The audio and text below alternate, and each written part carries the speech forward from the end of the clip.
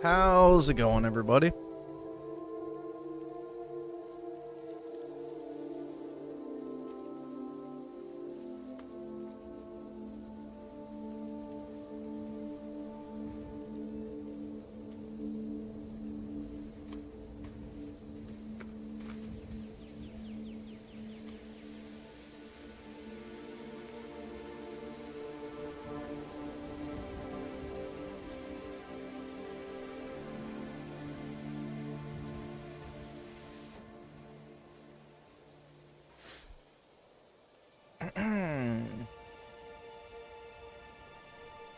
Let's see. There we go. Let's see. Oski Woski with the 2. Sorry to hear it still doesn't work. Yep, it's back in. So they said they're expediting it. So we shall see. And they're gonna have their chief, whatever tech, I guess, work on it. So their most experienced person. So.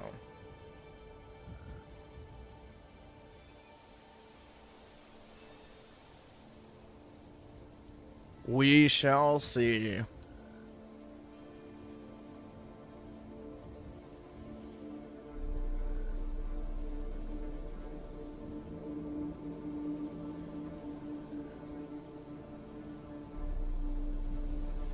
Their top Brahmin, something like that. Let's see. Jay just enjoyed the 2. I turned 38 today. I am an old man. Well, you didn't. Well, happy birthday to you, man.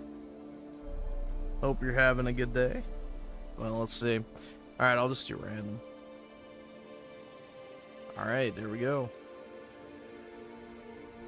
I didn't even look who... Oh, into the 9s. There you go, bro. Brutal. Noski Woski with the 2. Mute anyone. That's the age of 38. Alright. And let's see, Flubble Nugget with the 2, just buy another budget build budget build PC. Where's my button? I can't afford this shit!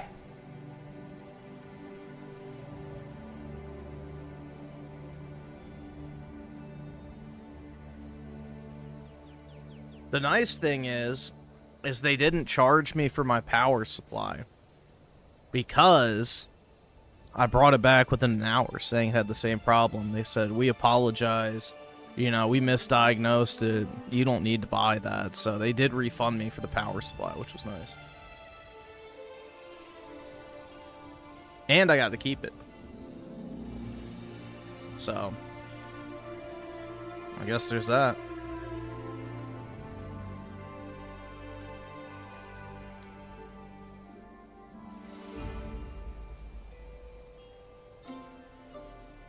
Over a month now. It's been over a month.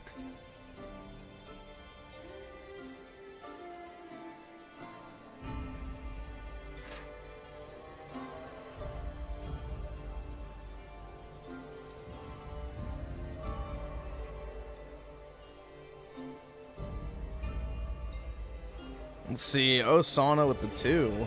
Grape, anyone, 38 years old. Ew, that's old, dude. No, thank you. Shaka Shaka Gaming with the 8. Angry Jose is Griffin in the future, 40 years old, buying Funko Pops. Yeah, because I have such a robust collection of Funko Pops right now.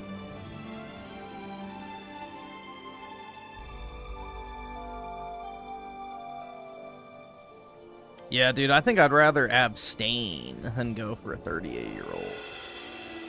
And Oski Woski with the 5. Imagine if he comes back to you the next day. Sorry, I didn't see an issue. Absolute brutal coming from their head tech guy. Well, it's easily replicatable because, you know, the previous person who worked on the computer was able to replicate it. So that's already documented. So I don't fucking know. I told him just to wipe it and reinstall everything or whatever, but I don't know how much time they're willing to do. But I talked with the head guy at the store, and I was like, hey, this is the 3rd time I'm bringing this shit in for the same problem. You know, I'm easily able to replicate the problem at home within 5 minutes of plugging it in. You know, this needs to be fixed. So he was like, yeah, we apologize, and then offered me the refund on the power supply, and then also said that they would put it on their head tech's desk for tomorrow morning. So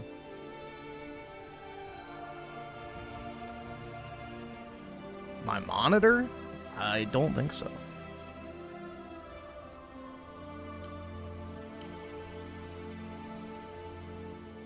So I don't know what the fuck's wrong with it, but I guess we'll find out.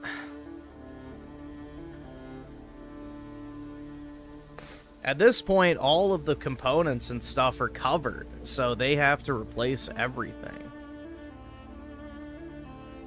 Because they signed off on it when I bought the warranty that, you know, everything was kosher, basically. You know, nothing wrong with it, all the components were in good working order, and I'm covered for 2 years. And so now they have to replace everything. So if the CPU's fucked up, they'll have to change that out. If it's the RAM. But yeah, I think it's the RAM personally, because I had that one problem with the RAM when I first got the computer, which is what I told them. But, you know, I don't know, dude. We'll see.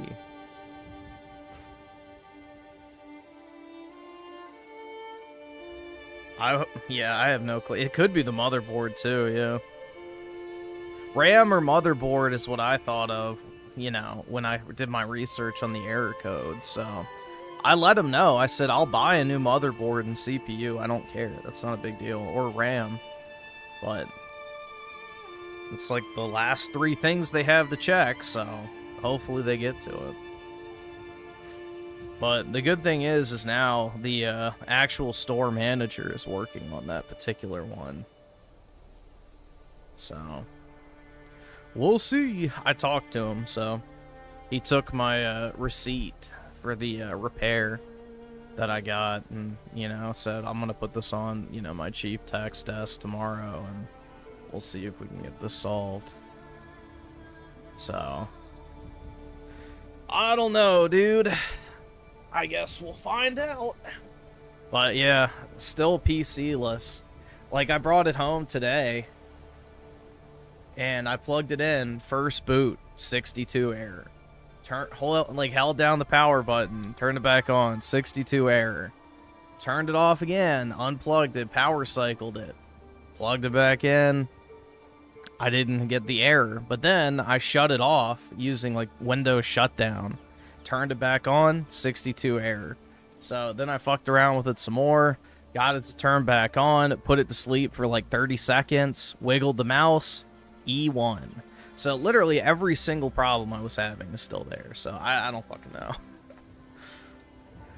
You know, they're going to have to keep going through the parts, because like the guy told me, it's like everything is covered in the computer from now on. So if they have to swap the RAM, then they have to pay for it, basically.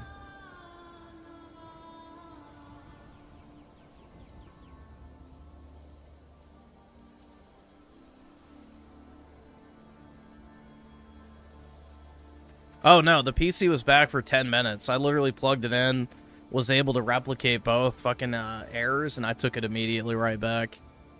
So I just skipped the line. There was like 40 people in there waiting. I just walked right up to the counter and was like, yup, I was here an hour ago. It's not working.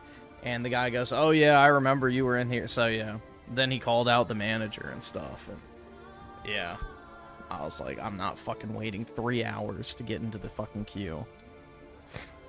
Fuck that. Well, the thing is I told them from the beginning, I think it's the motherboard or the RAM. And if they would want to test that, I would buy a new one. They didn't want to test it, so I don't know. I don't know. But it is what it is at this point, so... You know, I've already gotten a free power supply out of it that I guess I didn't really need. So we'll see what happens. But yeah, I think I should hear back from them tomorrow if they're gonna, you know, work on it tomorrow.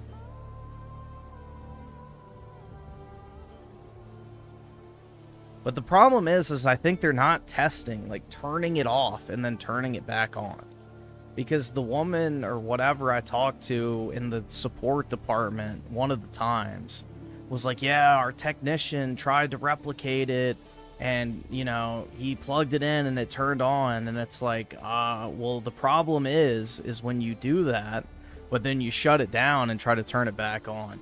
Or, you know, sometimes when you plug it in, it doesn't turn on properly. And they're like, oh, we were able to replicate it. Now, once I explain that, so what I think happened is the person installed the new power supply, turned it on once, was like, oh, yeah, dude, it works. But didn't actually test if, you know, shutting it down would replicate the problem or putting it into sleep would replicate the problem. Because, you know, they're just churning and burning it, is my guess. And there's probably not communication between the people who are, you know, doing the diagnosis and the people who are actually doing the repair. So I guarantee you that's what happened, because the way I can get it to work half the time is unplugging it, power cycling it, plugging it back in, and turning it on. And sometimes it'll boot.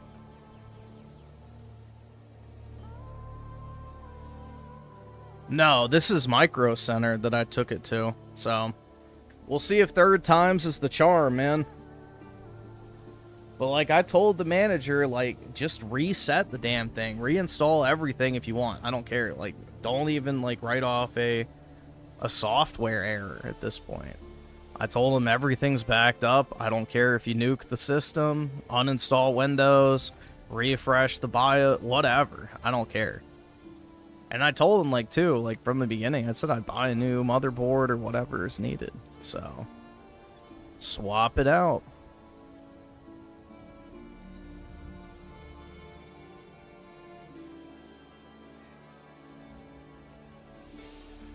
Well, we'll see.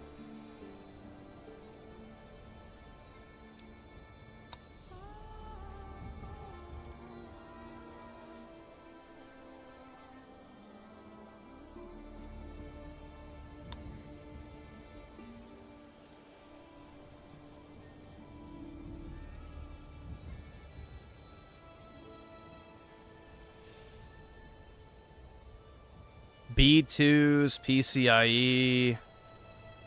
What is the ROM related? Or at this point, it's either a bad CPU's PCIe controller or a bad PCIe slot on the board. Yeah, I don't know.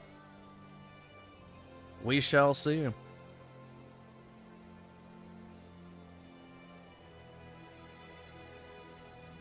I mean, the motherboard is personally what I would have checked first. Because, you know, it touches everything. But, you know, it is what it is. I'm not in control. Because that was the thing I told him I would buy a new motherboard. Or RAM or whatever. Because based on the research I did, that's what, yeah, I found out as well. Is, you know, it's most likely the CPU or the RAM. Or not CPU, the, motherboard or the RAM. Maybe the CPU. But I don't know. I guess they didn't want to take it apart. But again, I don't think they're testing it after just turning it on one time. So I made sure they put it in the notes. Like, it's not the initial boot that's the problem. It's, you know, turning it on and off constantly. That really triggers the problems.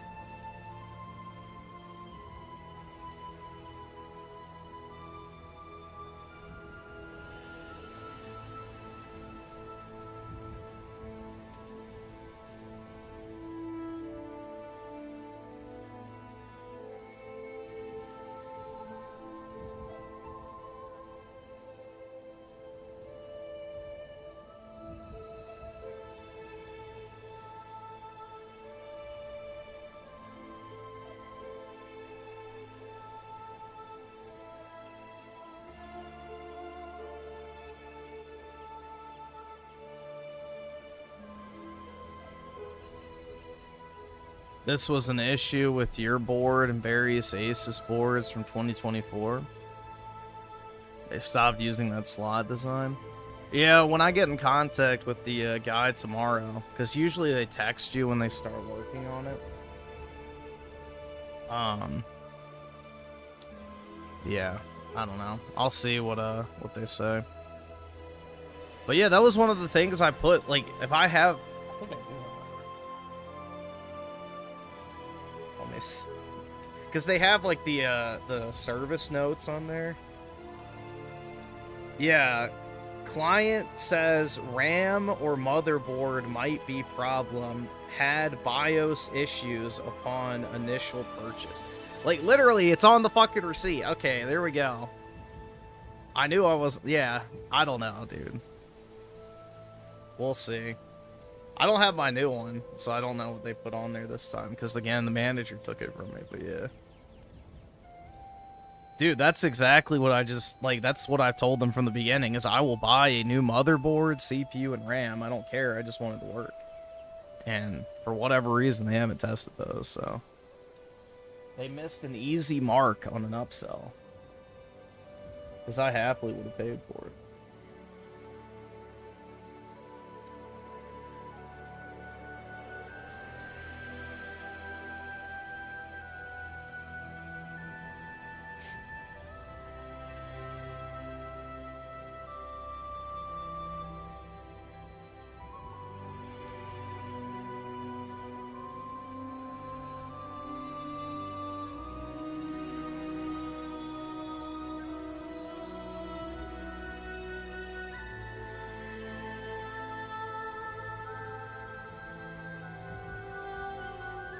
But yeah, I have a massive stack of receipts, but hey, I mean, I guess worst case scenario, if it comes down to it, I'll just say gut the system, take the GPU, take the power supply, and I will buy all new, like, you know, CPU, motherboard, RAM, and SSDs. I don't care.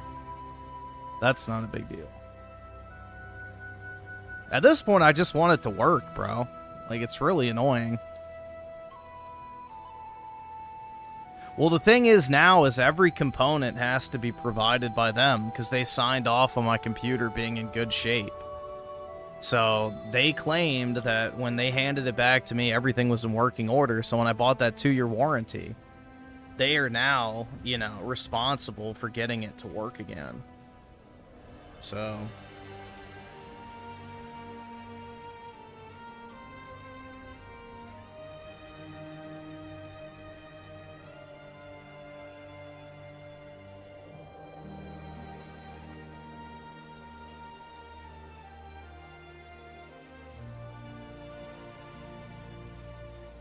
Well, technically, I had two 5090s, which I don't even think the GPU was the problem. But we'll see.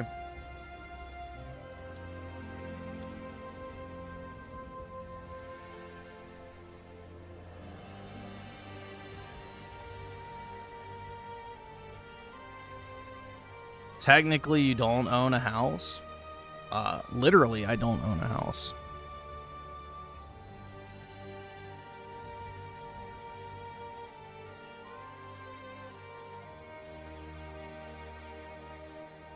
At your level, Griff, I wouldn't trust anyone with my computer. I deleted everything off of it. So, the only thing that's left is, like, Steam games and, like, screenshots. I took all the documents off, signed out of all my Google accounts, and, you know, cleared all my browsing data, all that type of shit. So, the only thing on there is,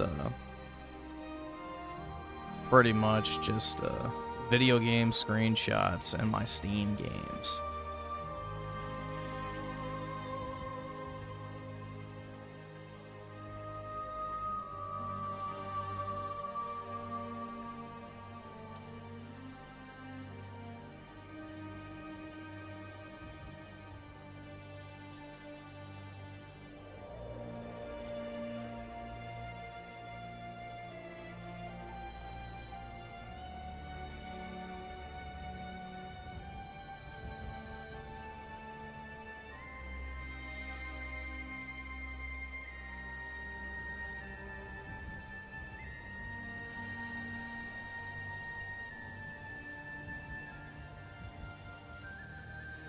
Let's see. Daryl Zone of the 5, welcome back. Griffin, how was your trip to New York?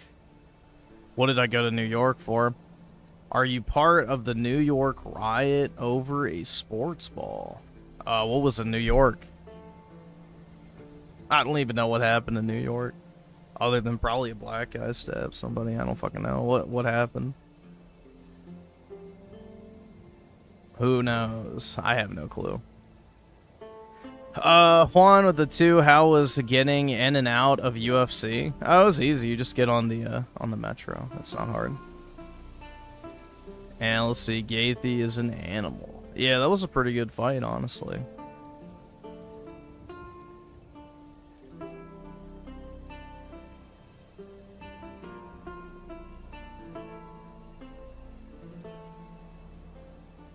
The quartering was repairing Griffin's speed. Yeah, he's probably frustrated. He can't find any CP on there, bro. Shit.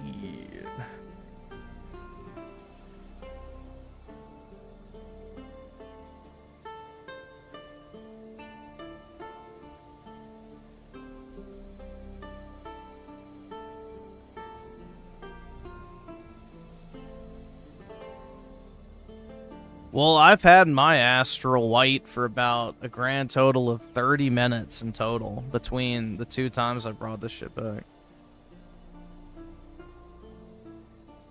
Griff, you can't even name... Wait, even name of single fight, or you were just standing outside the event like an NPC, not talking to anyone or saying anything. That's right.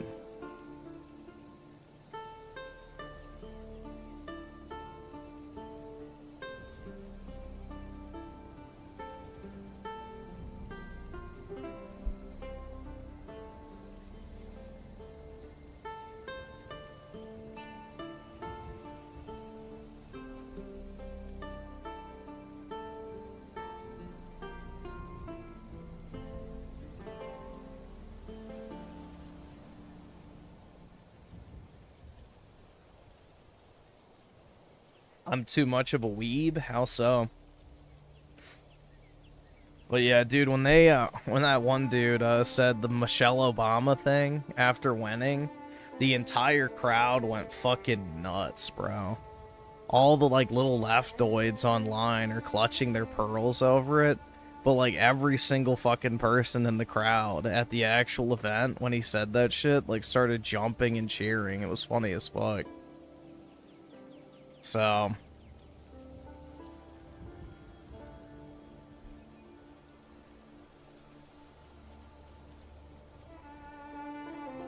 Angry Jose gets more bitches than you. Maybe so. Most people do. What was the quote? He said, basically, Michelle Obama is a man, or some shit like that, as like part of his victory speech at the very end. He like grabbed the mic from fucking Joe Rogan, dude.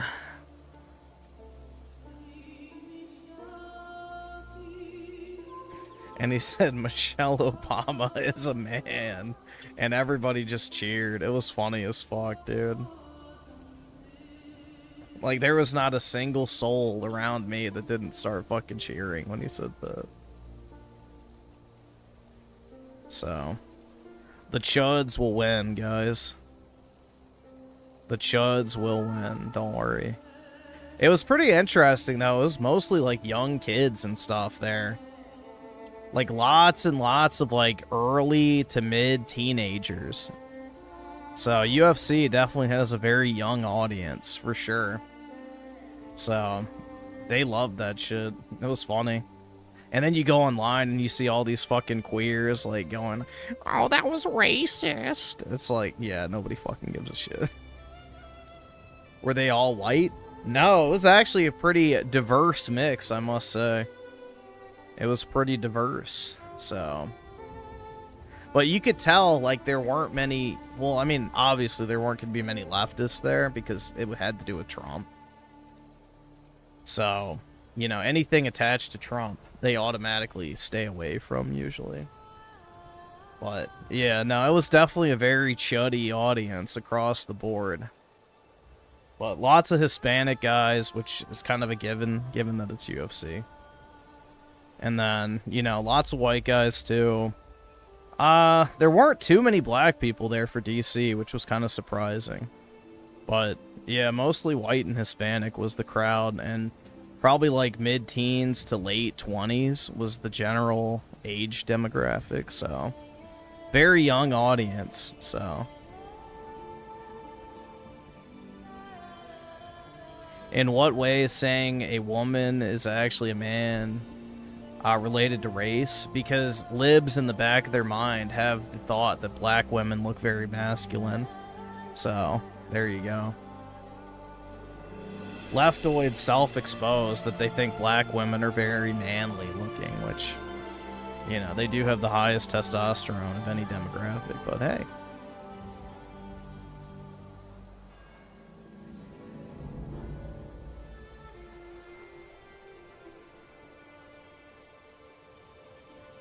YouTube added a feature recently that will start doxing you when you share links? Like what?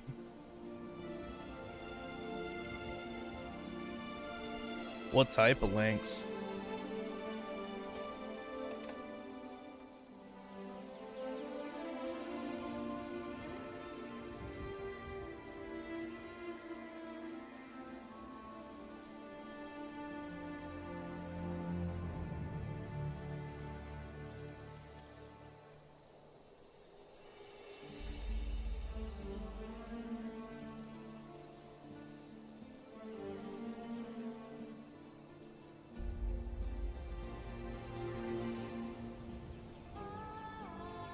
So,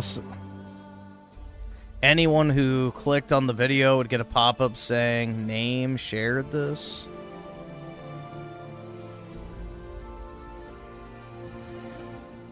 I mean, wouldn't it just be your channel name?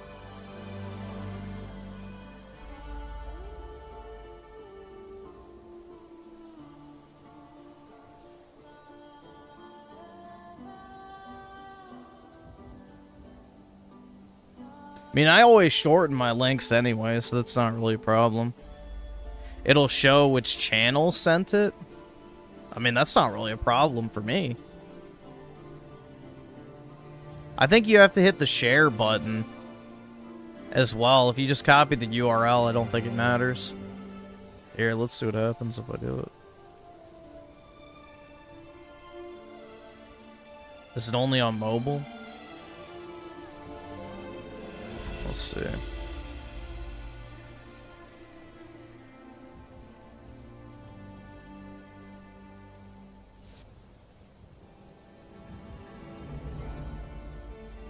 Nothing happened on that one.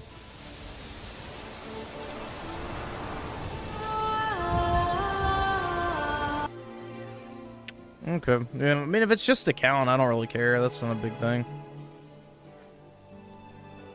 So. Yeah, I mean, all you have to do is just copy up until, like, the watch V equals, and then that's it. Yeah, Instagram has something similar to that, too. It shows you which account shared the link.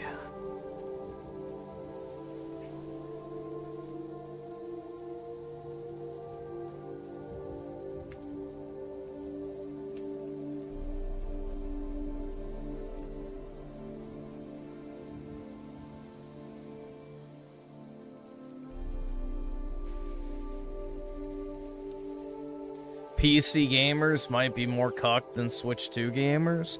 What if I have a PC and a Switch?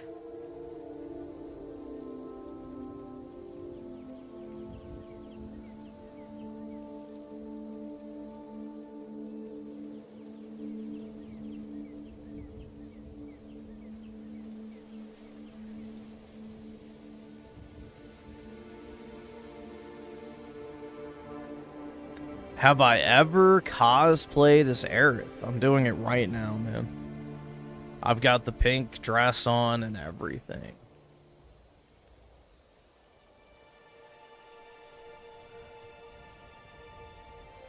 I even glued a, you know, a glass ball to the back of my head for authenticity's sake.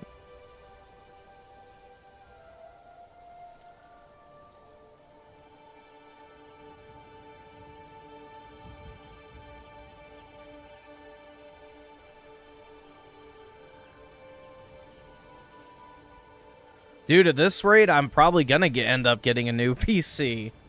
Like, they may say we can't find the problem, and I'm just gonna say rebuild it. We're gonna build this shit from the ground up. I mean, I really don't care at this point. I just want it back. Like, at this rate, it's like, you know, an L's an L at this point, so got it. We know the GPU and power supply are good. Most likely the CPU's fine as well. It's most likely the motherboard or RAM, which is what I told them originally, but whatever.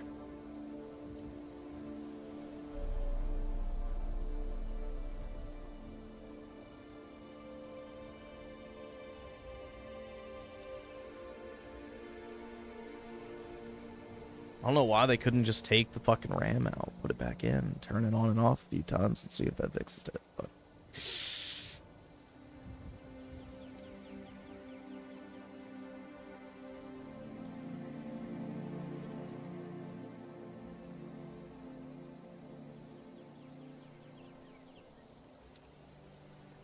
yeah, they didn't test it after turning it on once, is my estimation. So, they turned it on once, it worked, but didn't actually try and replicate the issue I specifically told them was, you know, the problem to begin with.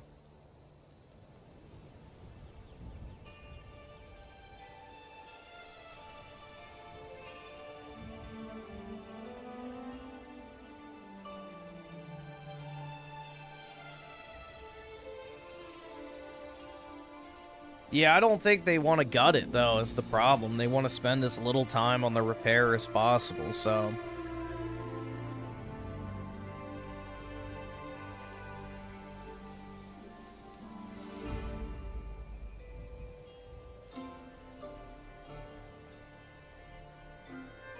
No, I'm still using my old PC.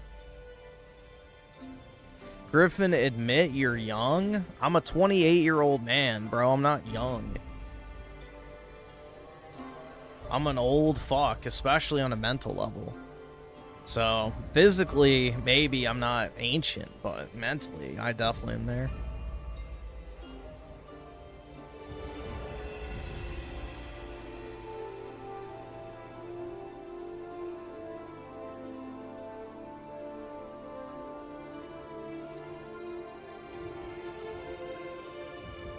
Let's see. J-Hook with the 5 months. I put money on Gaethje to win. American Excellence. Yeah, I was debating doing that before I went. They didn't have cell phone reception while I was there. Like, zero fucking signal at all. You couldn't send text or even get web pages to refresh or anything like that. I was debating on it. I was like, maybe I'll just bet on all the Americans and do like a progressive bet where it's like, you know, $100 on the first guy, 400 on the next, and like 1,000, but I don't know. I couldn't get my phone to work, so I was like, fuck it, I don't care. But yeah, that was my plan. I was gonna bet on all the American dudes, personally. But yeah, it didn't work out because no cell phone reception.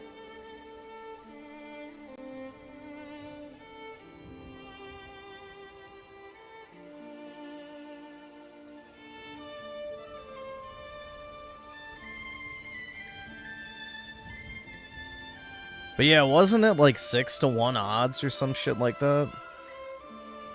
I don't remember exactly what it was. They had it flashed on the screen a couple times, but...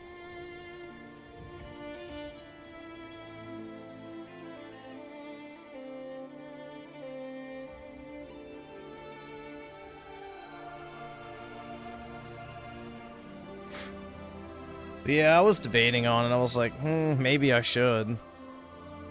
The one time I ever sports bet was I bet on the color of the Gatorade on the Super Bowl, and I won. So, I quit while I was ahead. I never have done it since, but I don't know, I was debating on it. But no reception, so unlucky. Tejas Ranger with the 2. How have they not fixed your computer yet? They can't find what's wrong with it. So, that or they just haven't looked hard enough. But I talked to the manager of the store, so we'll see. I got my power supply for free, so that's cool. which that was like a $500 power supply. So a nice come up, I guess. But I would just like to have my computer back and working, which I don't know why that's too much to ask, but shit, I just can't win, bro.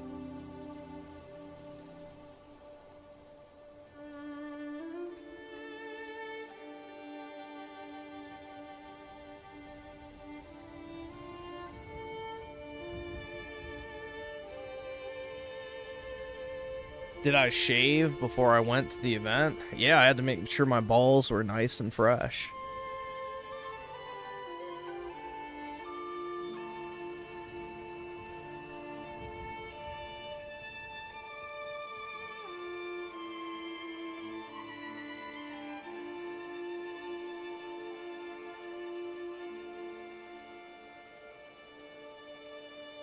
Did I see or talk to any women there? I mean, there were women there, but most of them were with their boyfriends or husbands. So no, I did not. Nor would I have anyway. So, I mean, I guess the only woman I talked to was the chick who was working at the Monster booth. So, I outdid myself the first time I was there. I got 10 this past time, so 10 free monsters.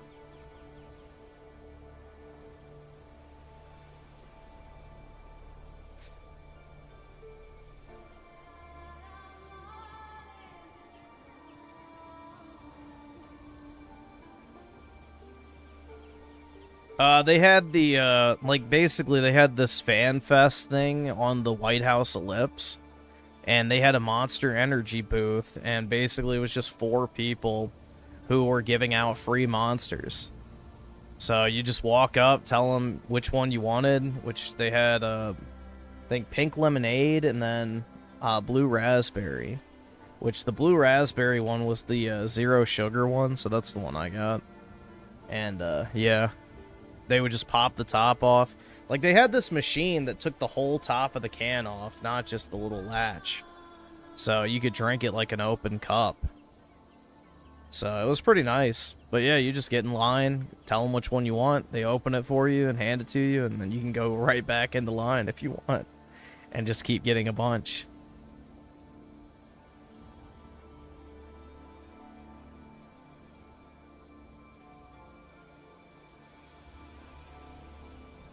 So yeah, they were handing out like a couple free things here and there, but you had to basically buy everything else, which, you know, I get. Because, you know, UFC was out, I think, 60 million for this event. So, because they couldn't sell tickets.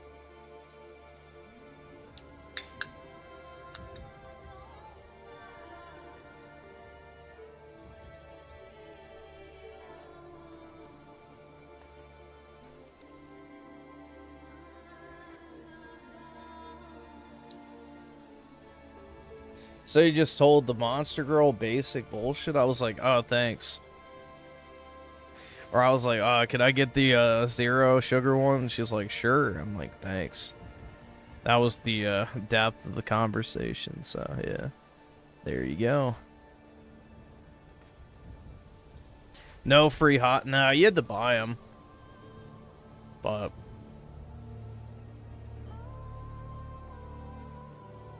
you had to buy food and alcohol, but they were giving out free water and free Monster Energy. So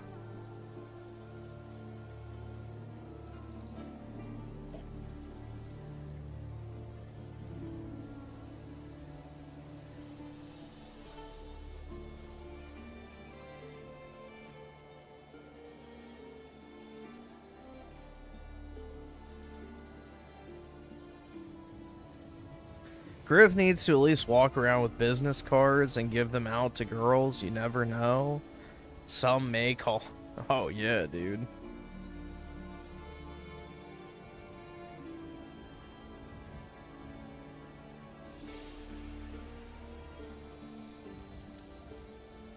It's a shame your micro center doesn't have this board. I'd pair... Wait, it'd pair real nice with your Astral. Oh, what is this? Oh, yeah, that is nice. Yeah, that's pretty cool. Yeah, I kind of have like a panda theme going on with my computer now.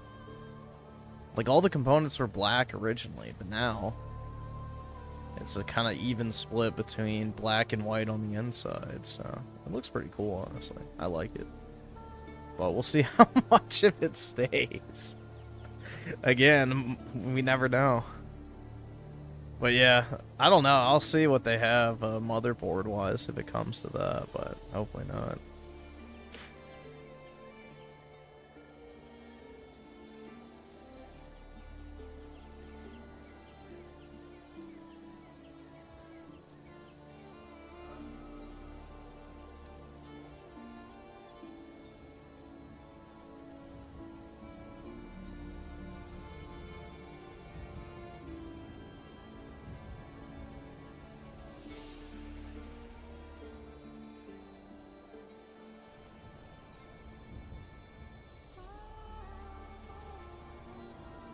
Business cards for women that seem somewhat interested.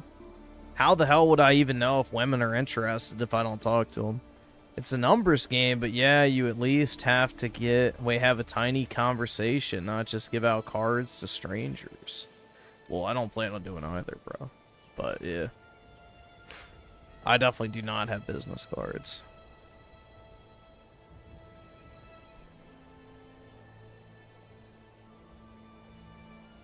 Did you watch any fight?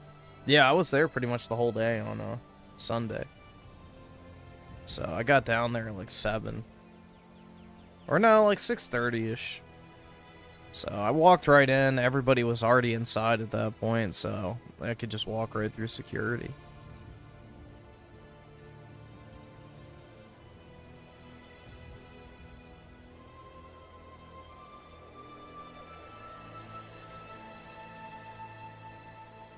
What did I think of the fights? I thought they were pretty entertaining, honestly. So, overall, I had a pretty good time. It was a cool event.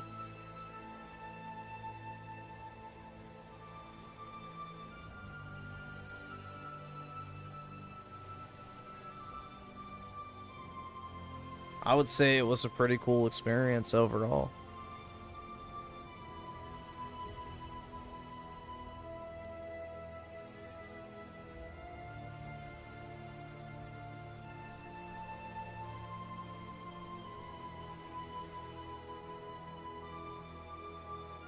What case do I'm not sure what it's called. It's a cyber power case, but it has like a hinged what is that shit called? Like tempered glass door on it, so you can swing it open versus having to take thumb screws off.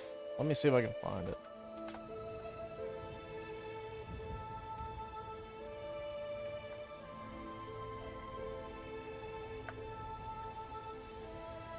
Let's see. Kind of similar to this one, but without the geometric pattern. So it doesn't have like this on the front. It's just plain white. But it looks like this, and you can take... Although it reaches out more, so like the black plexi, or what is this shit called? Like tempered glass?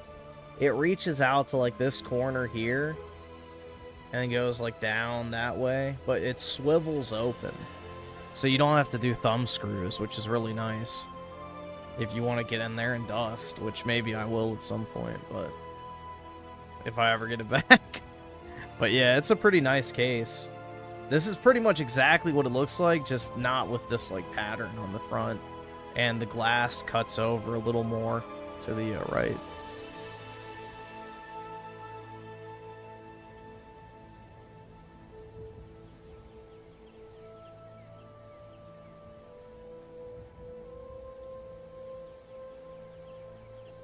Nah, I didn't get front row seats, but I was pretty close to the screen, which was nice. I was pretty close up front.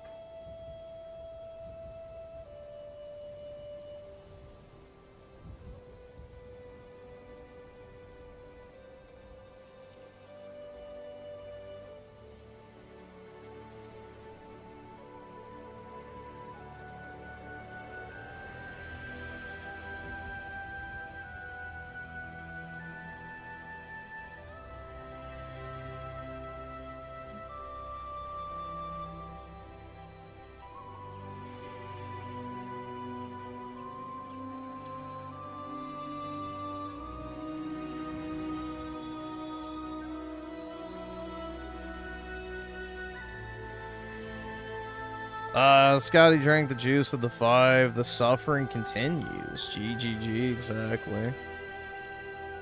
My worldview is shattered after enjoying a sports ball event. Where was the ball? Can I ask? Schizo, where was the ball?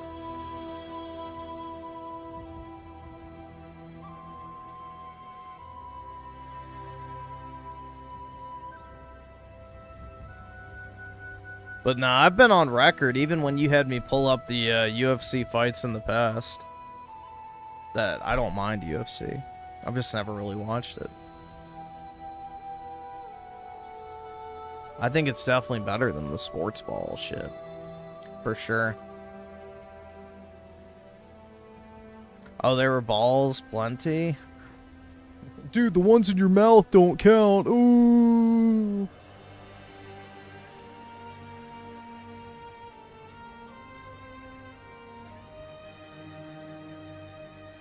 The most insane thing I heard today was that trash-ass South of Midnight game somehow apparently cost $100 million to make. Well, dude, it was mostly all just embezzled to DEI companies and shit like that. Would be my guess.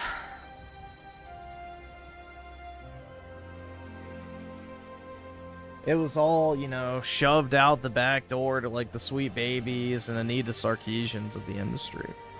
So it's probably legit money laundering. But good fucking riddance, man. Not a single thing of value was lost with that studio shutting down.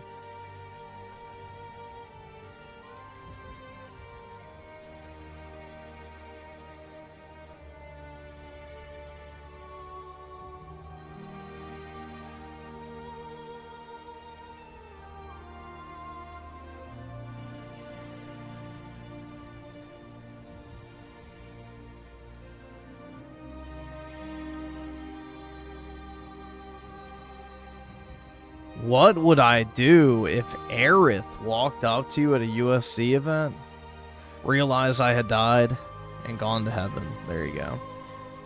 I need somebody to touch my damn PP with 5. Anyone that using the term dapped up should get clapped up. Prove me wrong. Yeah, I've never used that term in my life personally, so I'm safe. Damn Yoshi, man. Yeah, nah. Cringe.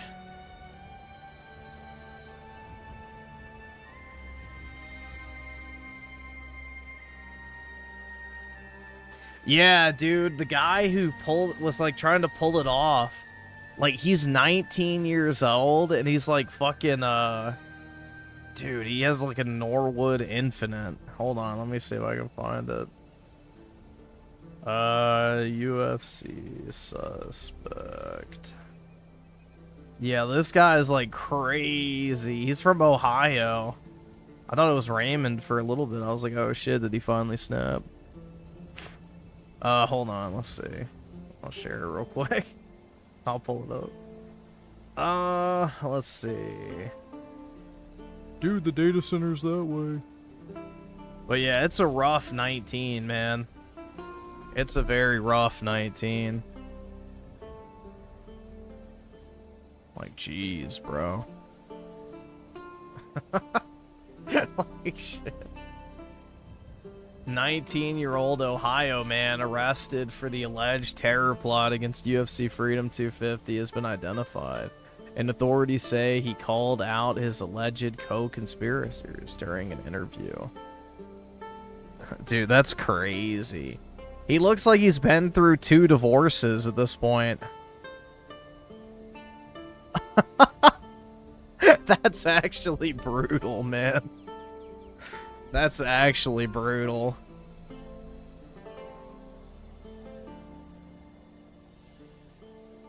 Oh my god. I want to know how tall he is, bro. Watch him be like 5'4" and he looks like that, and it's like, okay, yeah. It was over. Dude. Yeah, I don't know. That's a rough 19, man. That is a very rough 19.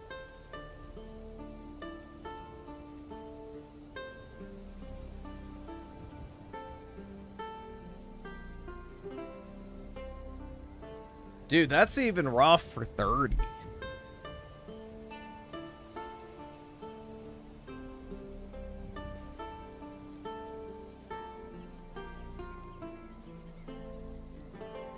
Yeah, I saw the backflip thing. I saw the back. He recovered, though. He recovered. But, yeah. That would have been crazy, man. Wins in a fucking massive upset. Has to go to the hospital with a broken neck. Brutal, dude.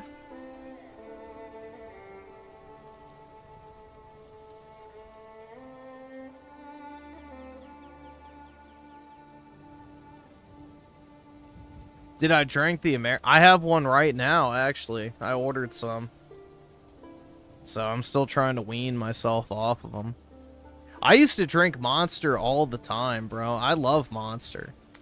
But it gets expensive after a while.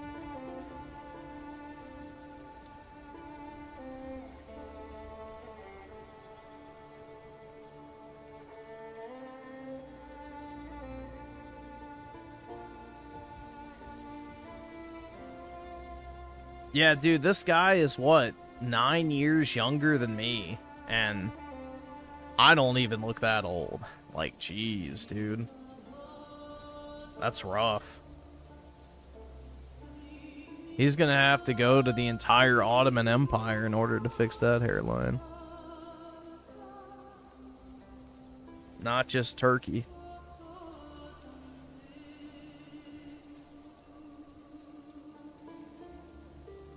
Monsters owned by the Jews. Everything is, dude.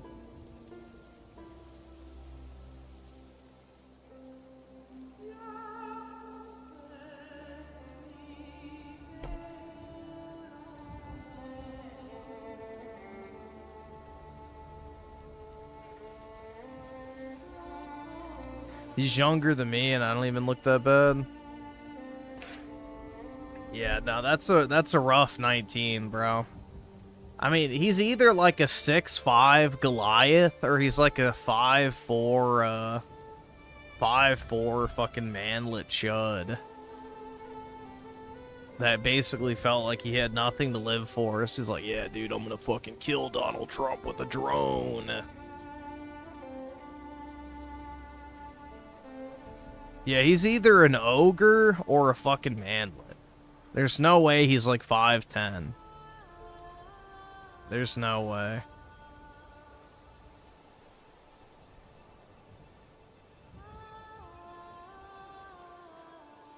He's on either end of the extremes. I'd put money on it. Griffin has fully accepted being a Zionist. That's right, man. Israel has a right to defend itself.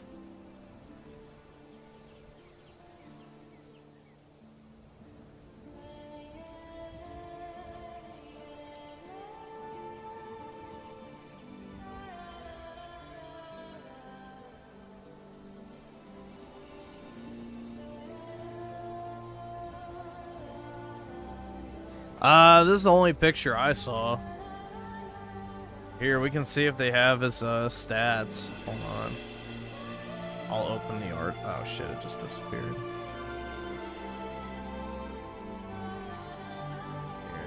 let's see.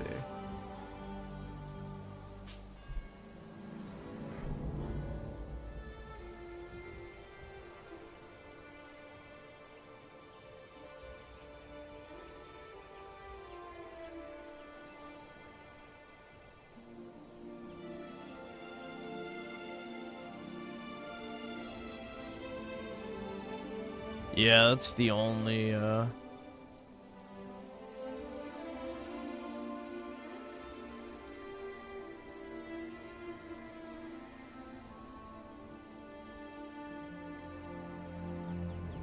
Name is Tyson Proper.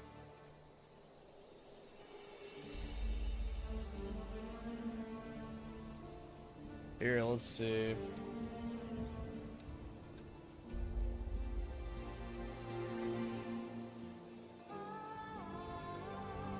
See if I can find him. Proper balding. Something like that, man.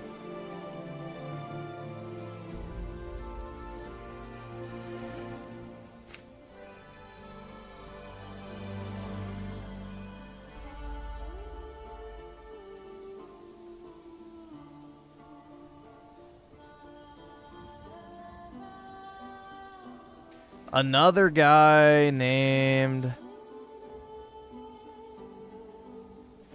Abraham Hermelicio Alvarez, 31 of Omaha. So there's another one. There was like a whole group of them, apparently.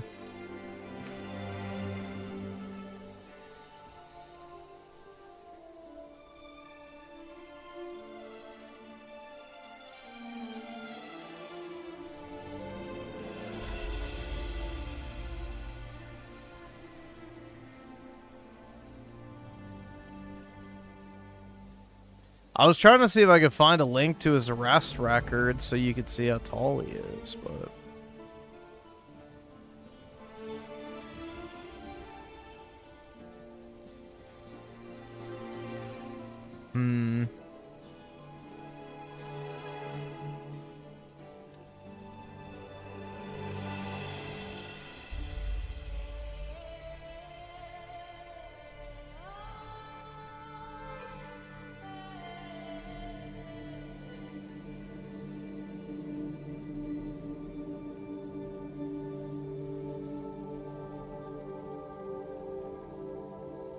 Yeah, I don't know. I can't find any actual page on the arrest. Oh well.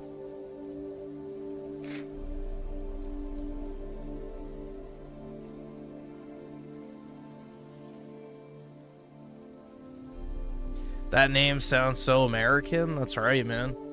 They're not sending their best. Ugh.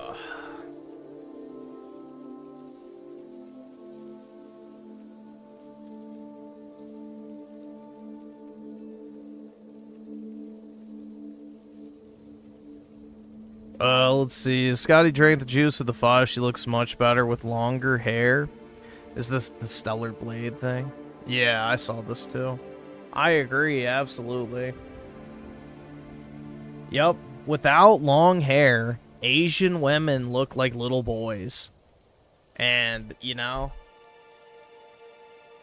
I will die on that hill.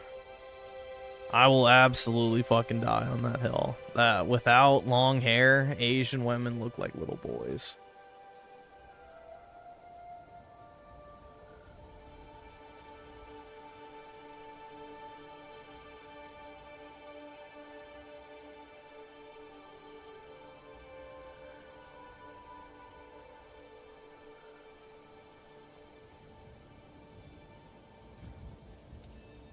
Well, dude, the better you look physically, the more opportunities you have in life. Like, it's just a known quantity.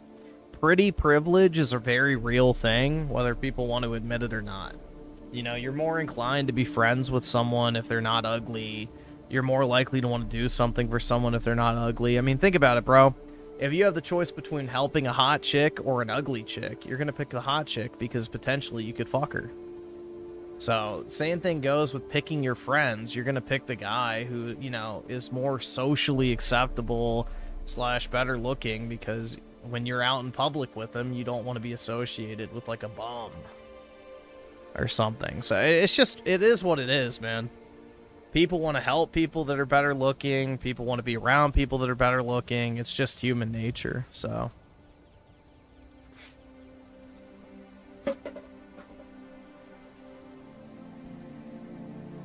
It's just the way we is.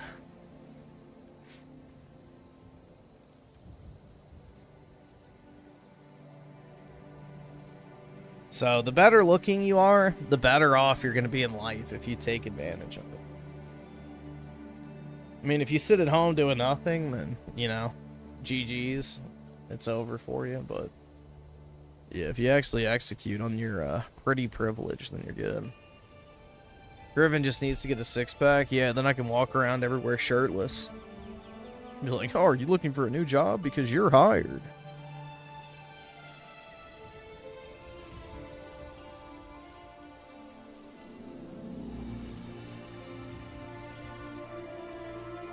Well, dude, subconsciously you're thinking about their looks, whether you think you are or not. So, that's the thing, man. It's like a subconscious thing.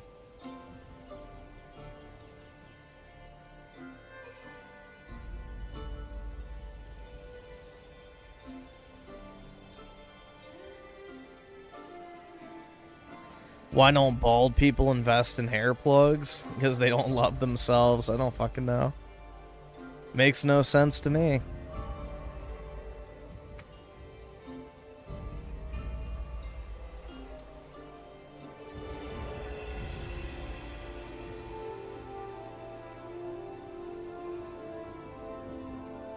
Because is all poor have? Oh wait, beauty is all the poor have. Okay. Shit, I was reading two things at once.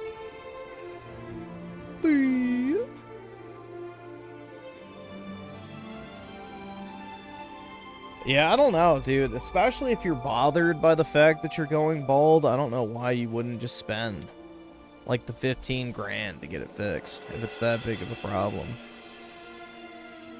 Virgin genetic mutant versus Chad Bum, who chooses filth.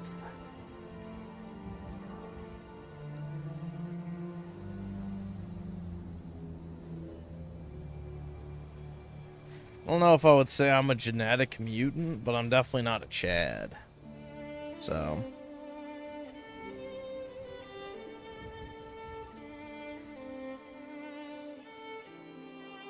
Griffin Aerith won't date you, bro? Yeah, she's not real.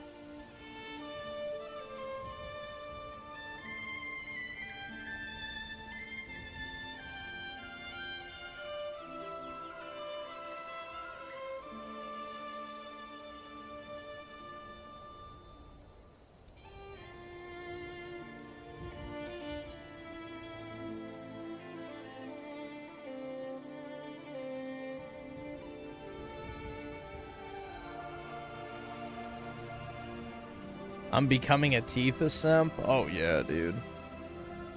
Just put her in latex and I'm good to go.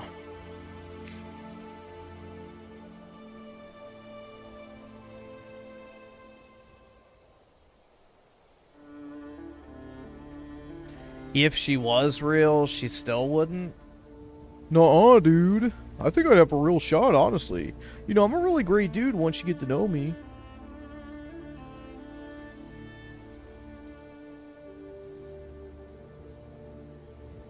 Yeah, my family doesn't have a history of baldness either, so I think it should be good.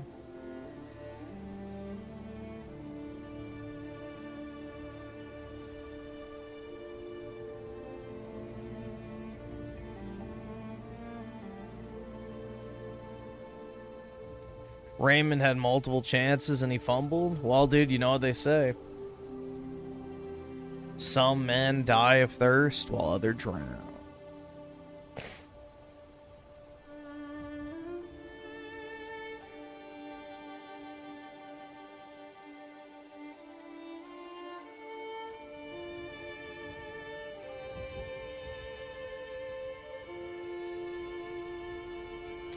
I don't have the AI video of the weebs still.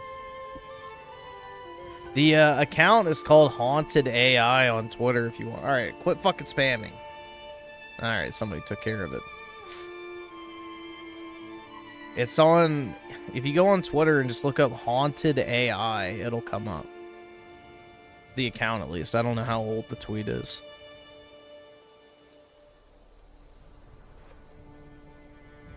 Yeah, I don't think any of the men on my mom's side of the family were bald, but maybe I'll be the first, dude.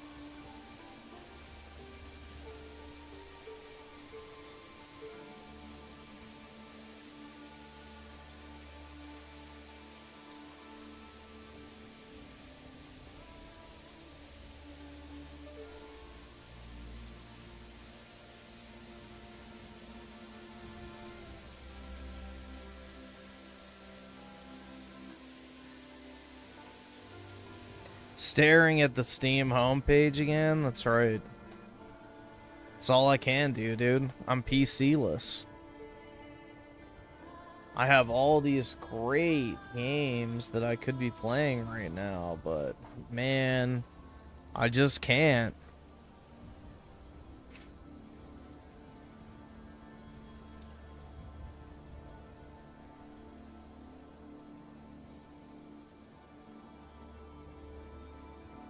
If only I got his height, at least I won't be bald.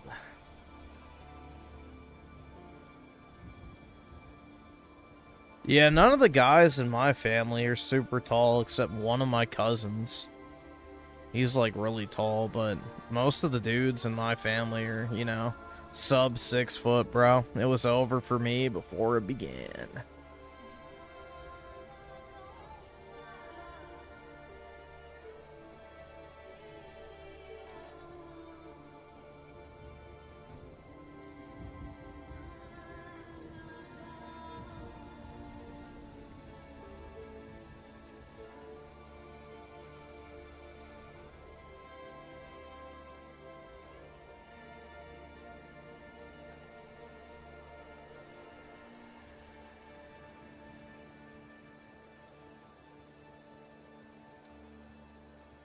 Yeah, bro, there's not even a point in downloading the dating apps because I'll just get filtered. You know? I'll get filtered.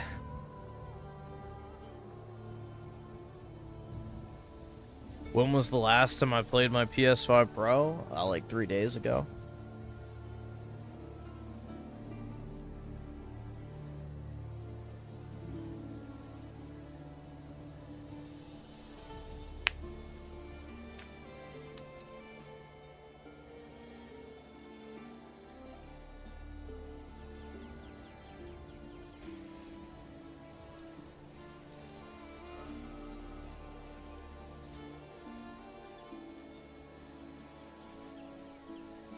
Griffin doesn't need a woman. He has us, dude. Yeah, y'all fuck me all the time.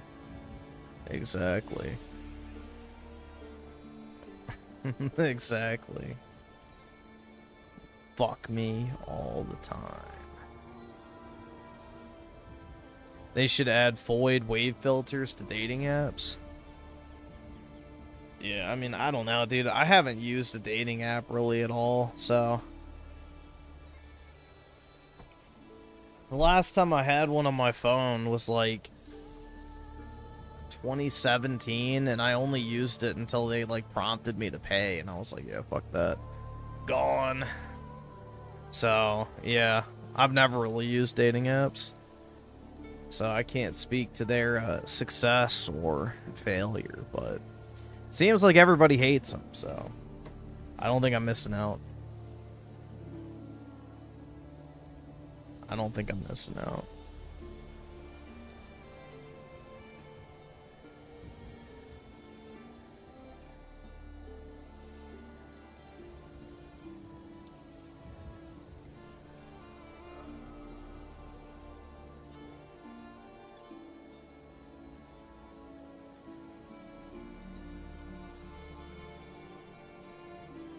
Has there ever been a woman you've at least come close to dating? Oh, no. Definitely not. Nope. What percent of Republicans do you think use Grindr? No fucking idea. I don't really think there's that many gay people out there, to be completely honest, bro. I think maybe like 2% of the population is gay. So, let's go with 2%. I have no fucking idea.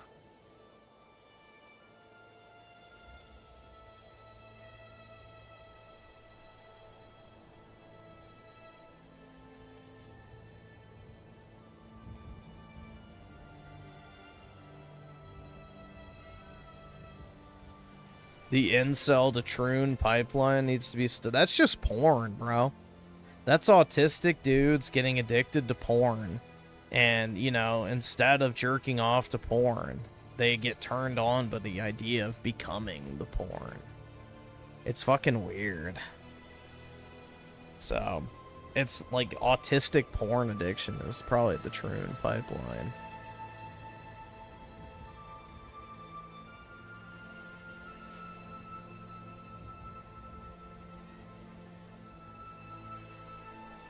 Then it's also if you're abused by women too. That's why the black community has so many trannies and gays. Is because you're more likely to become gay and trans if you have an abusive mother. So...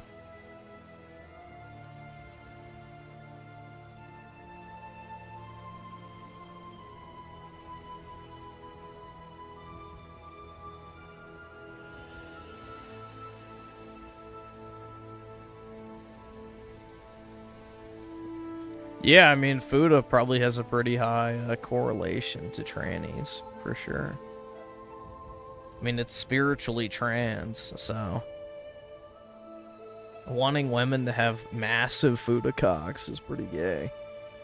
Inherently. So, yeah.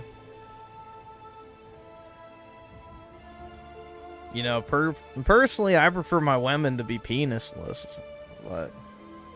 Hey...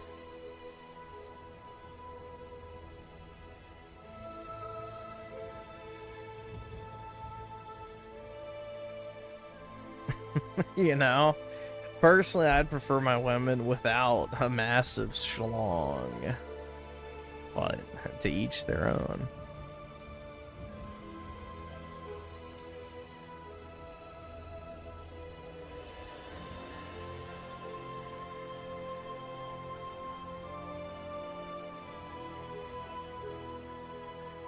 I once heard having a fetish for maternal MILFs is because men who grew up with single mothers. Well, if you're a subscriber to Sigmund Freud, men want to marry their, mother, basically. They're happiest with a woman that emulates their mother. So, yeah, if they were raised by a single mom, they want a single mom. Or at least a motherly type woman to raise them. / marry them.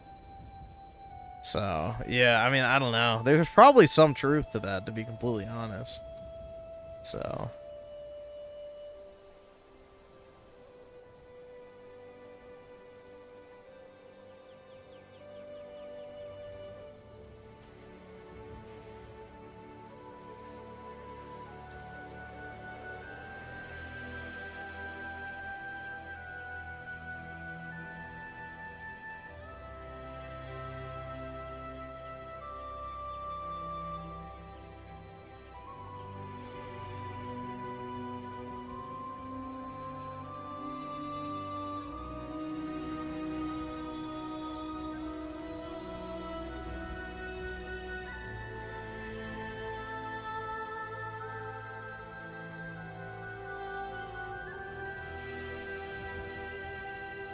Aerith's peak femininity?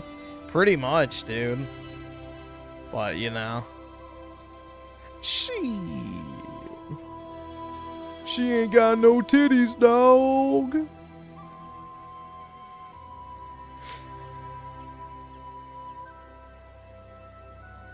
Let's see. Oski will ask you with a 5, please and thank you. What's this music? Okay, yeah. Give me a second. There we go. And then also Oski will ask you with the 2. May you play my mixtape. Oh yeah, I got it. And Anabolic plays with the 10. UFC event was Masonic and Homo.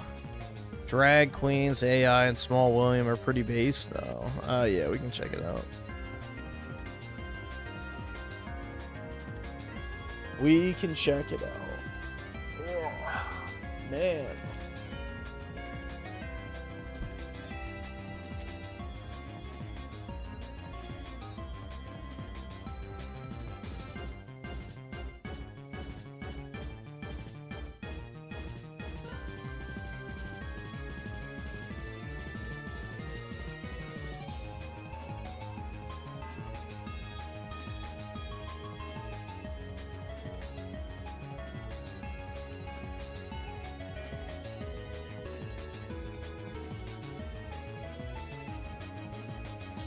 I'm too shook to do the Donkey Kong challenges on Switch. I just don't really have a like of Donkey Kong personally.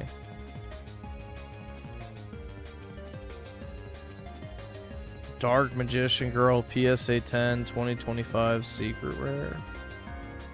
I could take a look at it. Let's see. I do like Dark Magician Girl. She's pretty hot.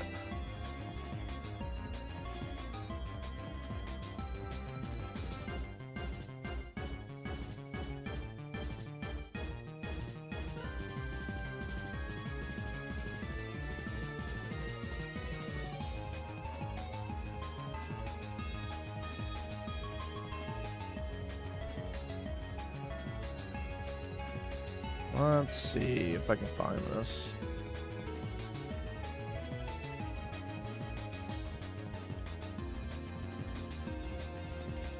I think this is it. Oh yeah, that's a nice one. You definitely want the Japanese one because the English doesn't show her tits. Yeah, that's a nice card. I have the ultimate rare version of this.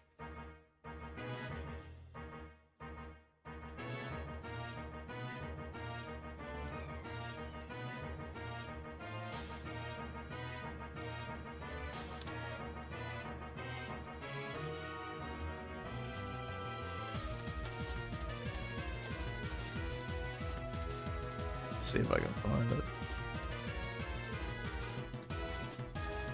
I paid $50 for mine. The nice thing with the ultimate rares that I like is they have like this texture to them. Personally, I prefer the ultimate rare over the secret rare. Just because it preserves the art more, but also gives you like this cool textured effect too. But yeah, I have this exact one.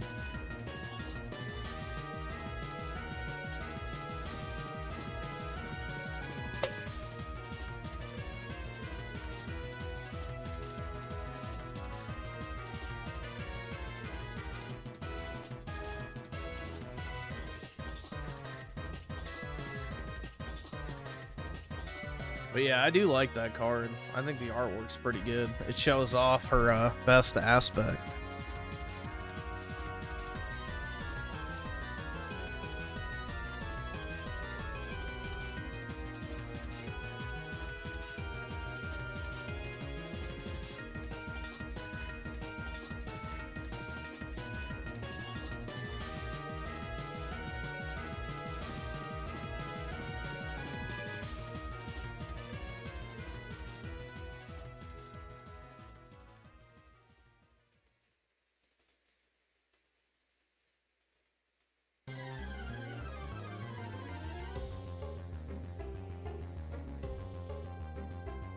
See, there we go.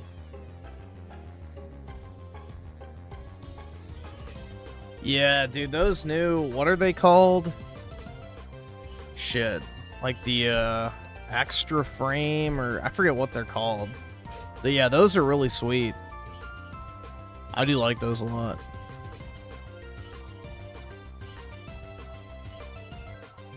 I don't really want to buy the, you know, 1 out of 100 copies.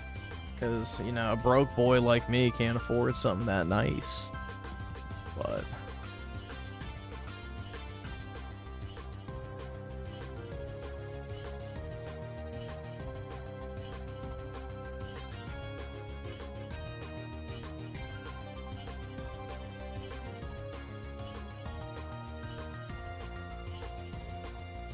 you'd summon her? Hell yeah, dude. I would too.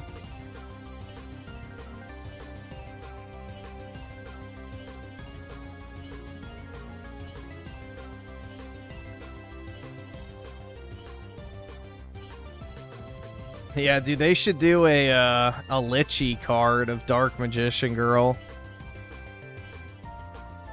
They should do a Litchi card of Dark Magician Girl.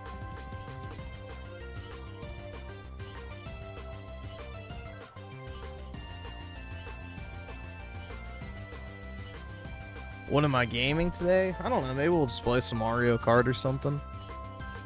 I just got on early because I got back from Micro Center. I was like, yeah. I don't really want to lay down because then I'll fall asleep and I won't stream again. I got back from the UFC thing at like 3 a.m. that night, and I was like, fuck, bro. I should probably try and sleep. So I laid down a little bit because I had been up for like 40 hours at that point. I didn't sleep the day before because I tried and couldn't fall asleep. And, yeah, I was like exhausted because I was standing for like 9 hours straight. So my legs were like fucking cooked, bro. And, you know, as a result, I just came back and I was like, oh, I should sleep. And I didn't. I ended up not even sleeping. So I laid there all fucking, I guess, morning until like 7:30. And I'm like, all right, fuck that. So I just started working, and then yesterday I just crashed like super fucking hard at like 6. And then I woke up at 9 the next morning. So, yeah. It was Jover at that point.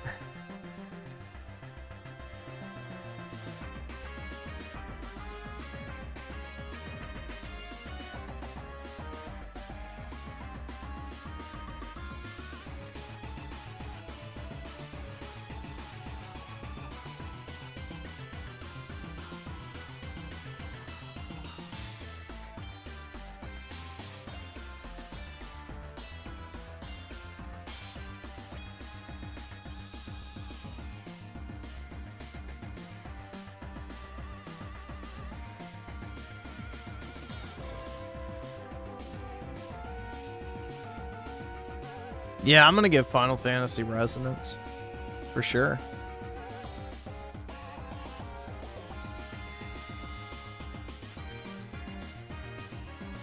For a 400-pound man, 8 hours of standing ain't a joke. Dude, standing still in one place sucks regardless. Like, if I was walking around, it wouldn't have been that bad. But from like 7 to about, what, 1:30? I was just standing in one spot, so my legs were shot. And not even so much my legs, it was just my knees.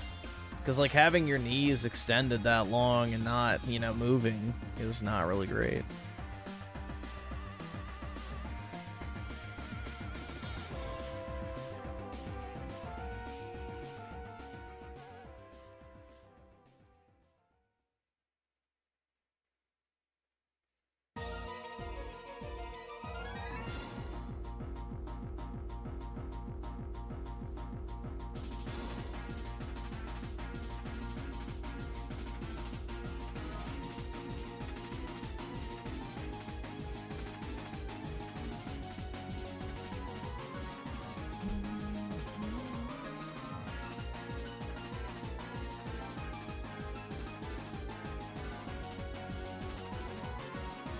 Like in the military, how soldiers have to stand in one spot during the parades. Well, they... Yes and no, because they walk in parades, but yeah, I guess.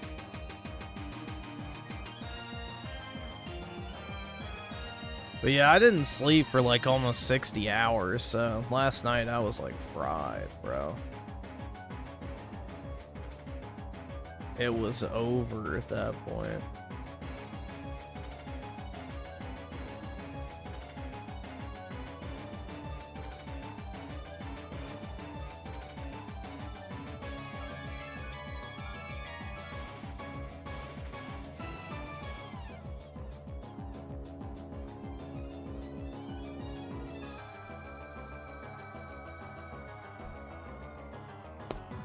Always drink water? Well, yeah, I was. Well, I was drinking Monster Energy, but same difference, right? It's got water in it.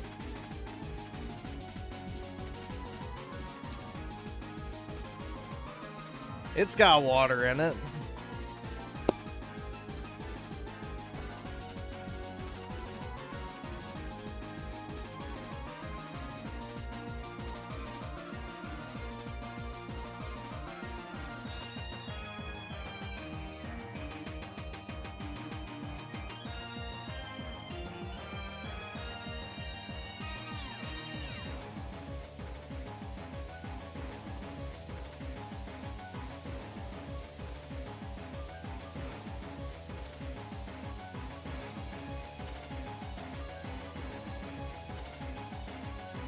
Permanently brain fried like Jer? I'm probably already almost there, man, at this point. I don't think I'm too far off at this rate. My brain is definitely, at least for a, I guess, immediate future sense, kind of fried constantly anyway. You know, I definitely feel like I stumble over my words more and fail to think of stuff as quickly as I used to, but yeah. That's just part of it, I guess.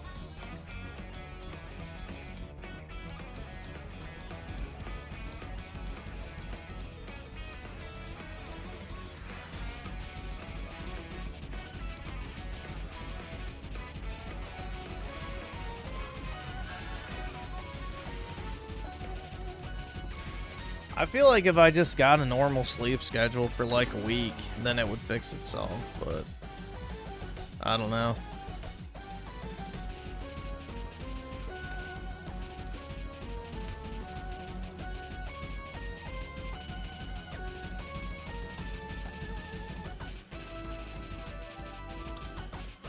Tifa Goon Hero? Is that a thing?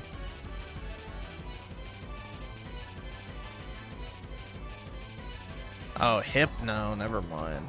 I thought you were talking about that fucking cock hero thing we were talking about the other night. That shit's funny as fuck, bro. Cock hero.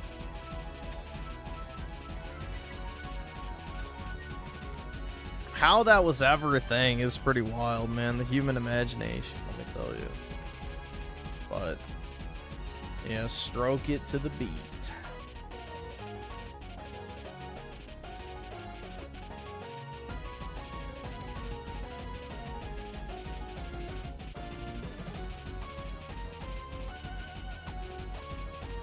After a week of standing, you get used to it so that you can just stand forever. Your body can take it. Yeah, I'm sure after a while you get used to it, but, you know, my hermit ass just stays inside most of the time, so.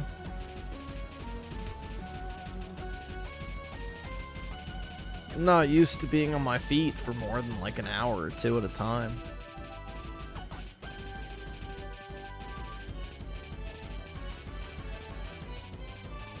Which, you know, probably isn't the healthiest, but it is what it is, man.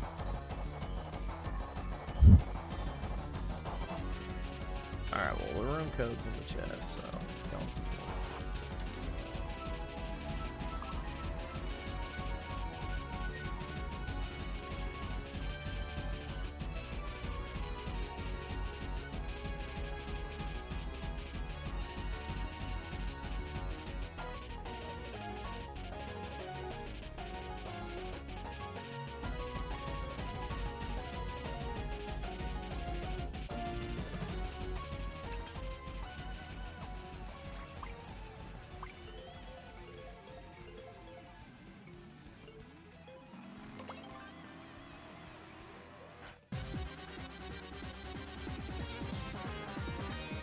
I wish I got paid what I get. Wait, I got paid what I get paid now, but instead of sitting at a desk all day, I could go back to my wagey manual labor job.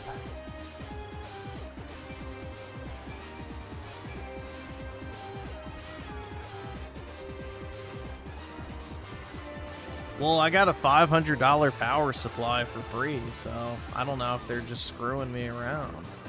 At this point, I've now cost them like $500 and however many hours of manpower they would have to pay somebody to fix it. So, however much time they've put into the PC now, plus the $500 power supply, is what they're in the hole for at this point. So,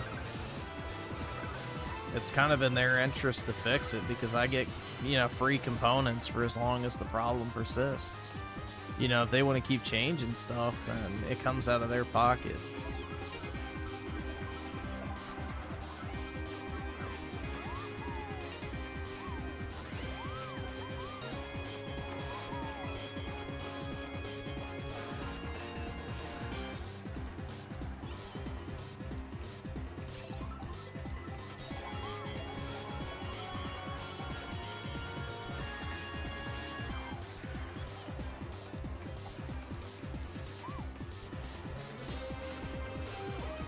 Yeah, it's the same problem. And it's not just sleep, it's also like when you shut it down and turn it back on. But it's two separate error codes, so yeah, there's just some fuck with it.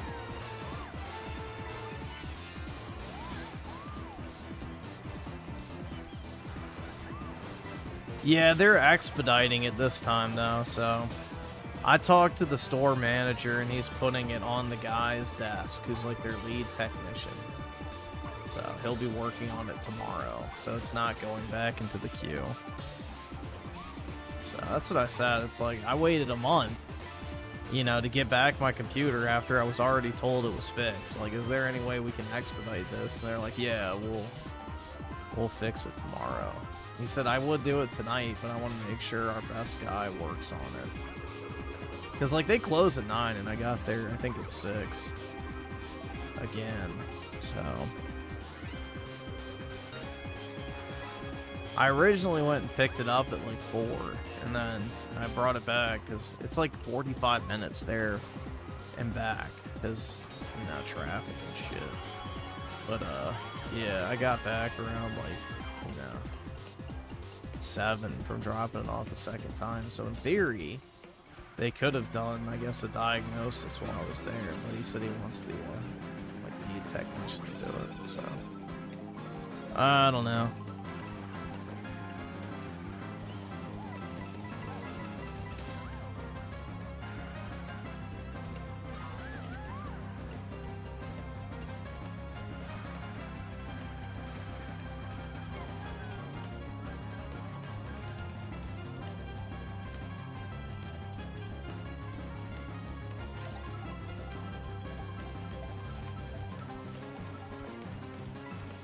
They want the actual person who works. I think he's just been there the longest.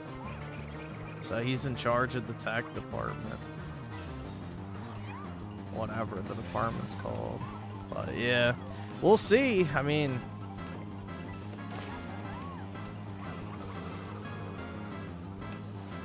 The thing is I have the error on camera of me, like, pushing the power button... And then I immediately point the camera at the motherboard and it displays the same issue. So, you know, I could very clearly show them. Hey, this is still going on. And the last time I took it in, they were able to replicate the problem finally, so... They know it exists. It's not just a phantom.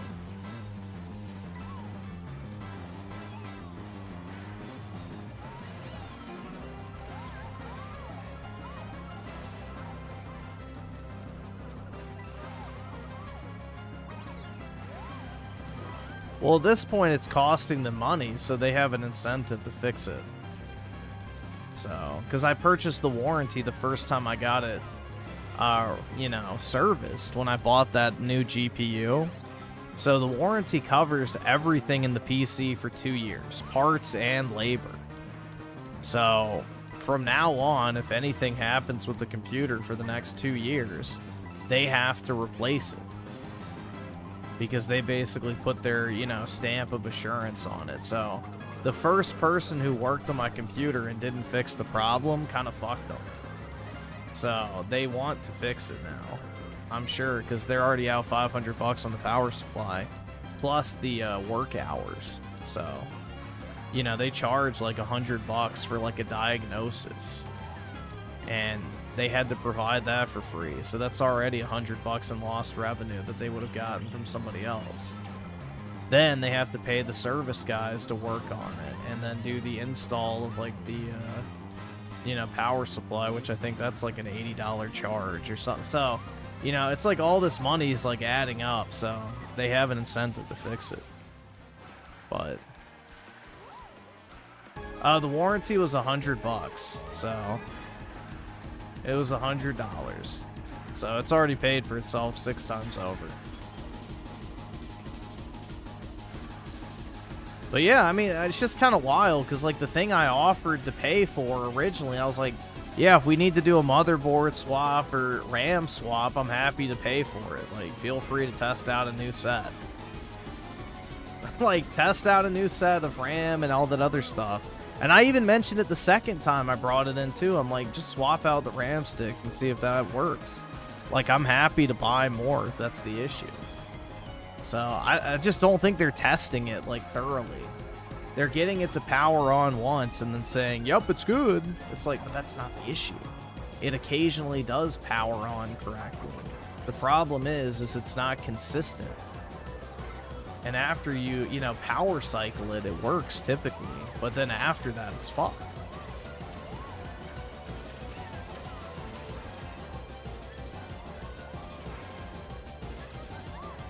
So, I mean, I've gotten a very nice power supply upgrade as a result of this, so.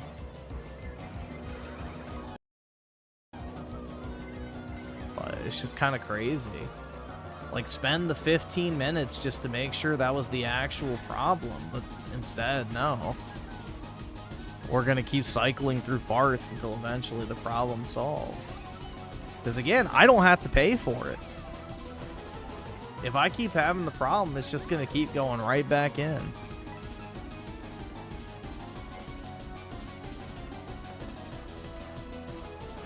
You noticed what I said regarding the power cable and connector to the wall? No, I did not. I don't have it plugged directly into the wall. I never have. But I did try it with it connected directly into the wall, and I still had a problem. Because that was one of the things they tried to get me to do on the phone one time. Before I brought it in the second time.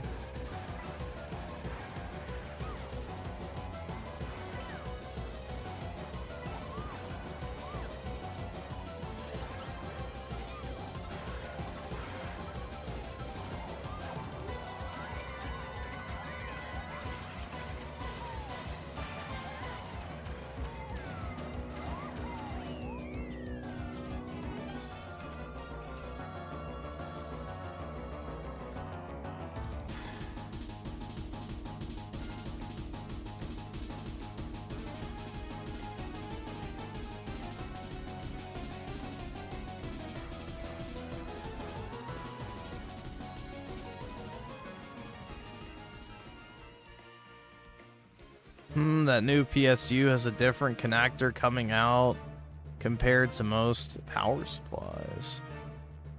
Yeah, it does have, it's like a square peg, yeah. It's a different shape. So, you're right. The other one is more like a trapezoid, typically.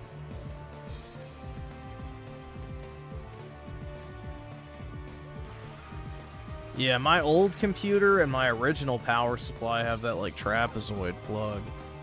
I've got a, just straight up brick now. It's just a rectangle.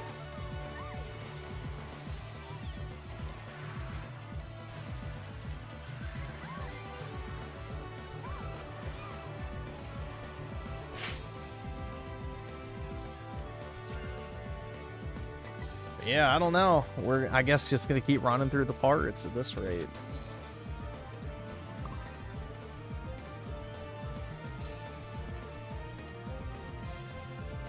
Let's see. Yours truly with the 2. Would you happen to have Skyrim on console?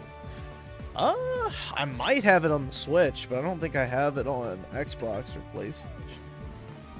I think I had it physical for both of those and no longer. I might have it on the Switch, though. I feel like at some point I did buy it, and I just never played it. Let's see. Yours truly with the 23 months. If you're up for it, start downloading Skyrim, and I'll donate in a bit. I want to finish up at the gym first. Create a new character. Yeah, I can do that. I'm pretty sure I have it on Switch. I'm almost, like, 100% certain. I feel like I bought it one time before I went on a cruise, and I never ended up playing it. But yeah, I'll check after this race.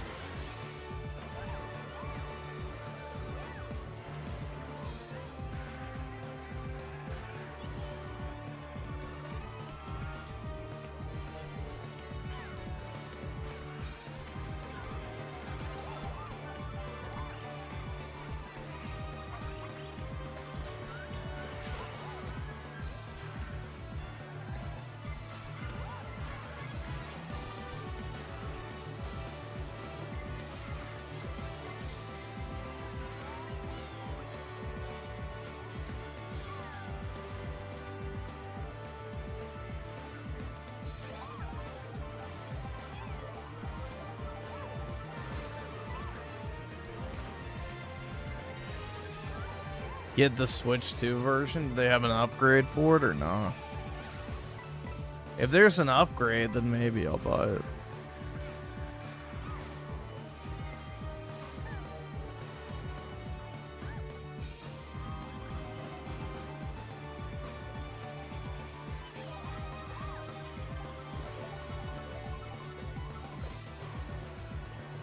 There is? Alright, yeah, I'll check.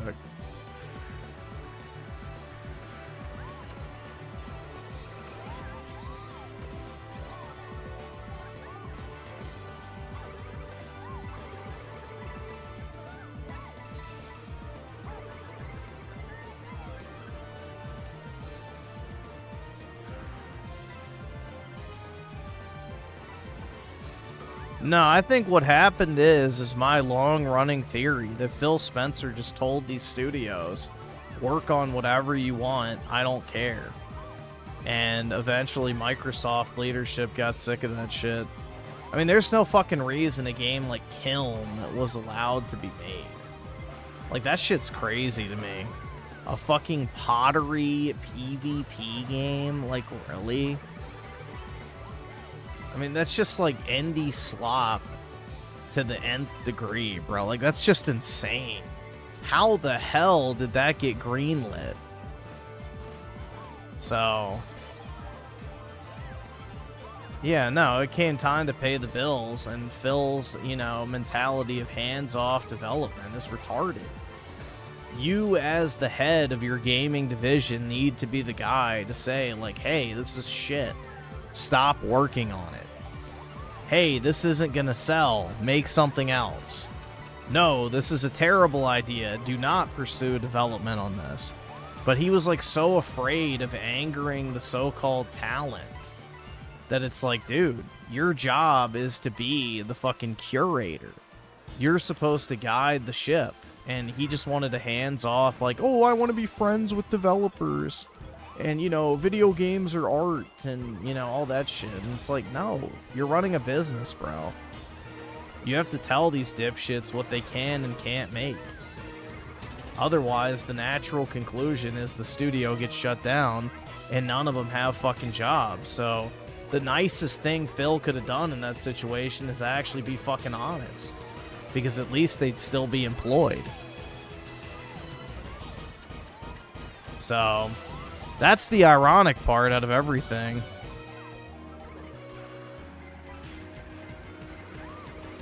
You know, if Phil had actually told them, no, that's a terrible idea, or no, you're not making that, a lot of them would still have jobs. So that's the brutal truth, is the hands-off development mentality actually hurts developers because it kills their job security when they put out shitter after shitter. You know, when your game peaks at 1,000 concurrent players on Steam and you spend $100 million to develop it, yeah, sorry, you deserve to be shut down at that point. Like, that's just crazy. You can't operate a business like that. You spend $100 million and a couple thousand people purchase the game at launch? Like, $100 million. That's probably higher than the budget for all of the Xbox 360 games that they put out. Guarantee you Gears didn't cost $100 million to make. Guarantee you Halo didn't cost $100 million to make. Fable definitely didn't back in the day, so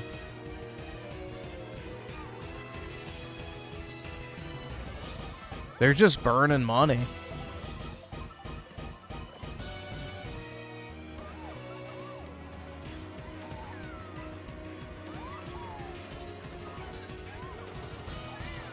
Did they say anything about Rare getting shut down? Because I'm surprised they're still around. If they did not. I know I saw Compulsion, Double Fine, Ninja Theory, and there was one other one too. I wish Obsidian would get shit canned, but I don't think that's happening, unfortunately.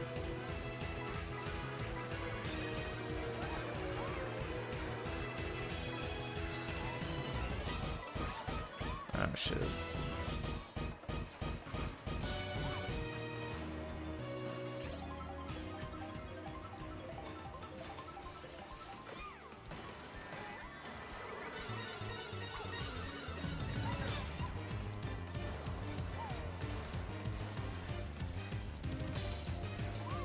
They'll probably just hand over development to an outsourced studio. Either that or the bulk of the game's done.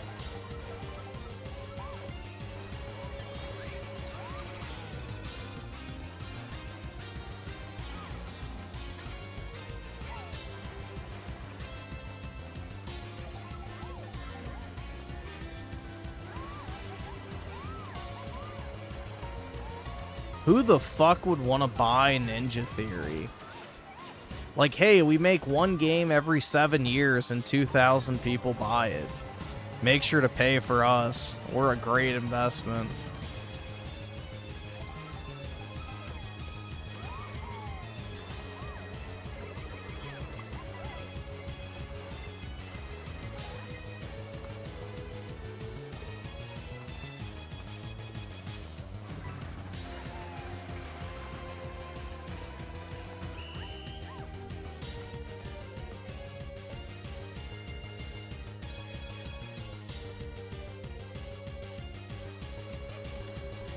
Did you see that the entire Luna Abyss dev... What is Luna Abyss?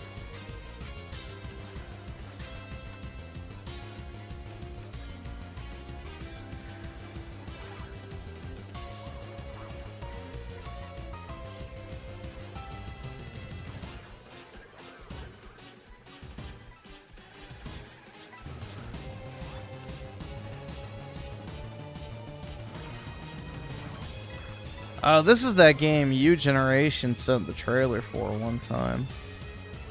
Did it just bomb really bad or something?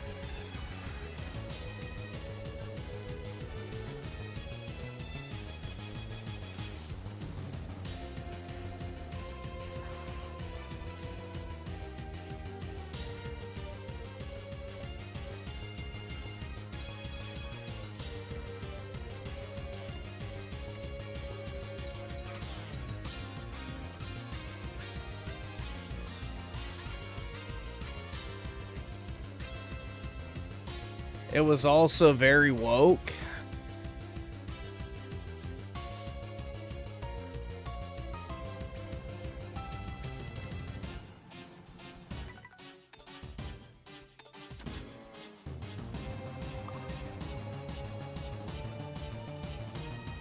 It's first-person Returnal. Interesting.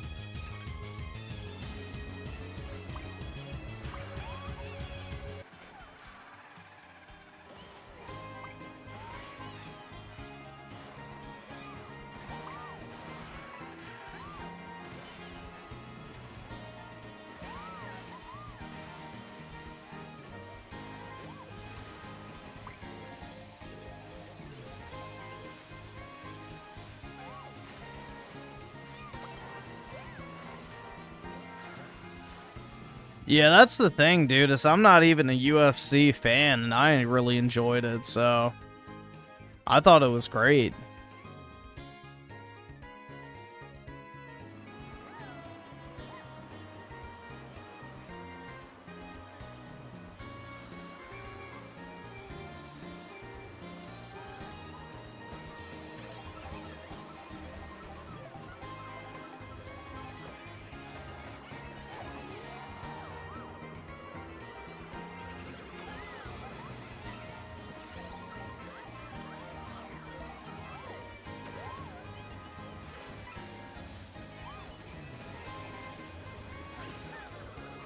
But yeah, it was really sick, man. I don't know if they showed it on TV, but there was like 2 flyovers. The first one was like the jets, which, you know, that was cool. But then there was a second one where like a bomber flew over, and like the whole fucking like area was like shaking because it had 2 jet engines on it that they were like blasting at full force. And it was pretty wild. Like, the entire ground was shaking and everything. And it came through at, like, I think midnight. So you already know it pissed off all the fucking shit libs in the DC area. Because the entire ground was shaking. So you already know all the fucking DC retards were in their apartments pissed off. Like, it woke me up! And it's like, yeah, good. Fuck you.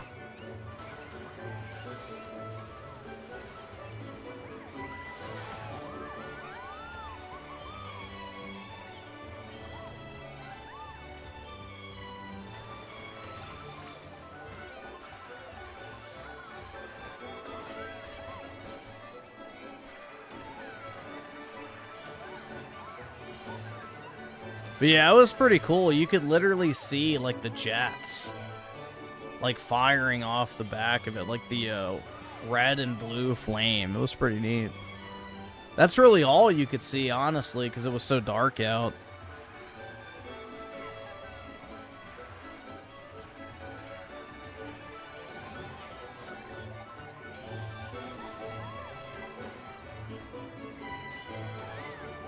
I should do jujitsu. That's right. Don't fucking tell me to do martial arts. But yeah, it was really awesome, man. It was a great event. So, I mean, I had a feeling it would be because, you know, Dana and Trump have been friends for so long. And, you know, if you know anything about their history, Trump is kind of the guy that, you know, helped push the UFC into the mainstream. So they've been really good buddies for like decades at this point. So I had a feeling he would go all out with it. And yeah, they did a really good job. It was a great event.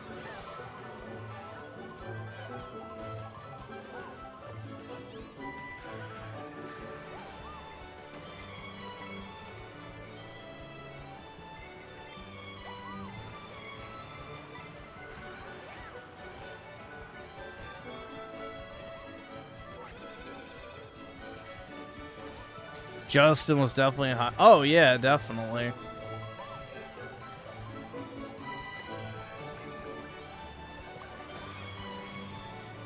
That was by far the most exciting fight. For sure. Yeah, I did see. I was over by the WWE kind of like little mock ring that he was in. Because I was in line at the Monster booth at the time. So I think I was like on number 4 or 5 at that point. I don't remember. But yeah, I was waiting in line for a Monster Energy at the Monster booth when everybody was storming that area. So yeah, I saw it.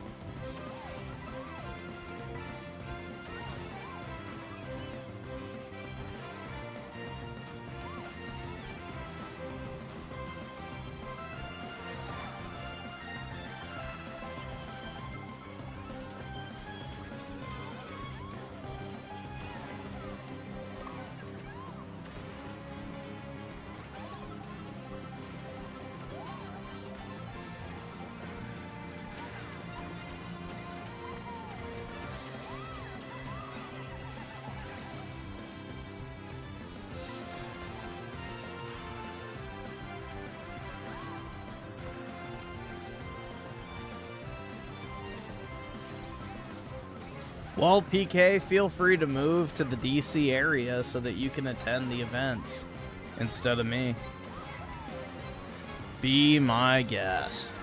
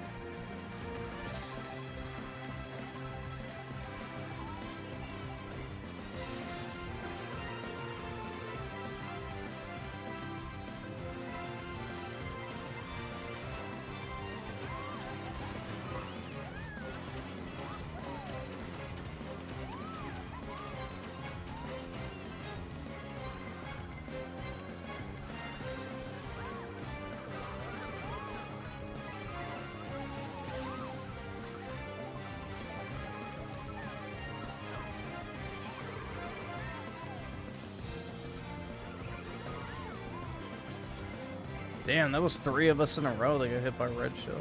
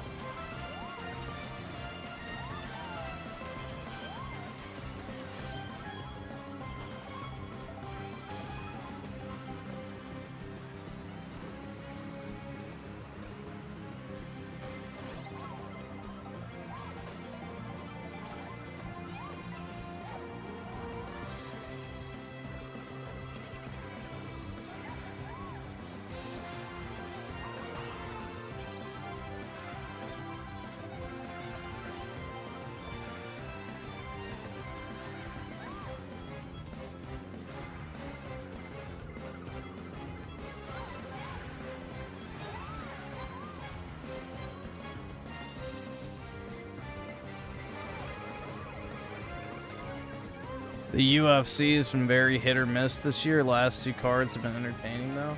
My guess is this year they've been saving it for the, you know, 250 thing. So that would be my guess, is they wanted to make sure they had the best matchups for that event. Because that's what Dana was saying, is he viewed it more as a marketing expense than anything else. Which I would say, mission accomplished.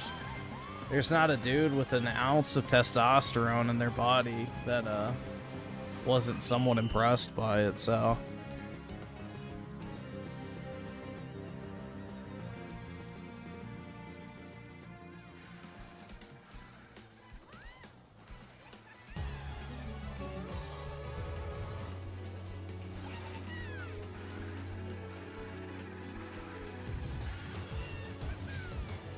Let's see. Hold on. I'll go ahead and download Skyrim, I guess. Let me put y'all on that for now. Because I don't know if it's going to make me... Oh, I got to buy that upgrade pack, too. Let me see if I have it on. I do. Load to this console.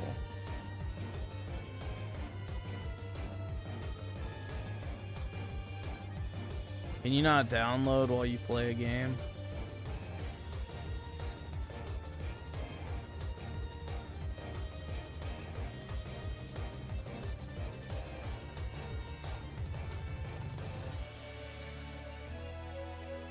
Yeah, I can't play a game and download, so...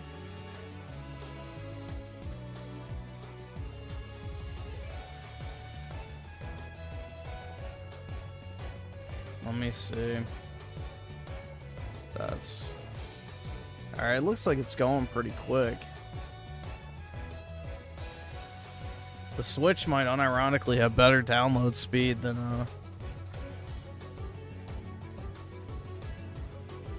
whatever the fuck it's called, Xbox and PlayStation.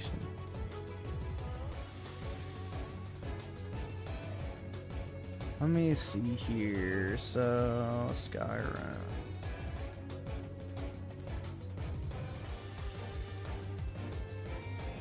Suit upgrade.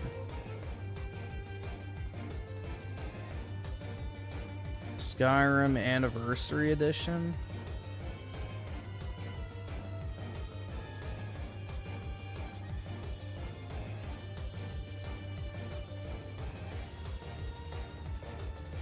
Okay, it's $20. That's not bad.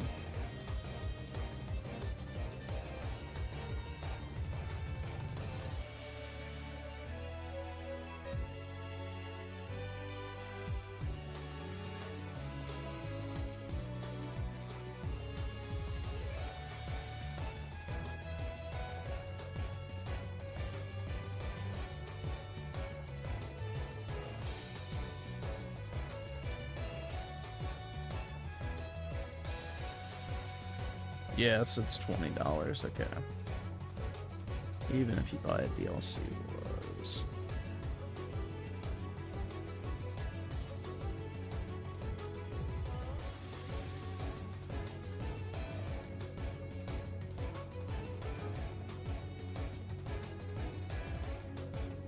The Switch is the new PS2? I think so as well.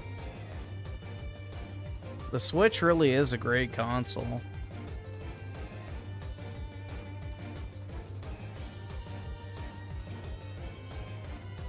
Oh, there's 2 versions of Skyrim on the Switch. So the Anniversary Edition is its own game. Ah.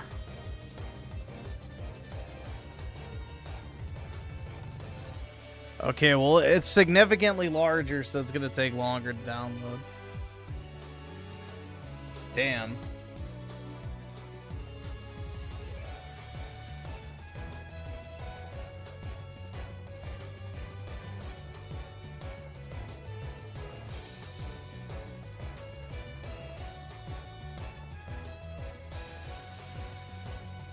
Yeah, it's saying 2 hours now. Brutal, man. This might have to be a tomorrow thing.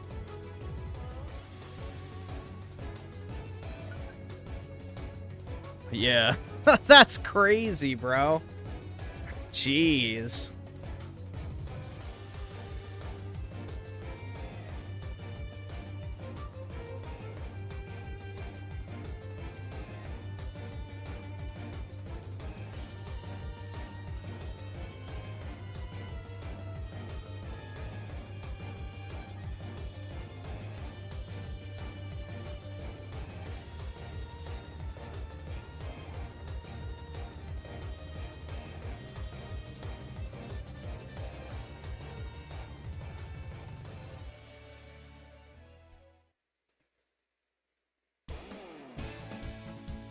Yeah, we may have to do this tomorrow. That's wild, man.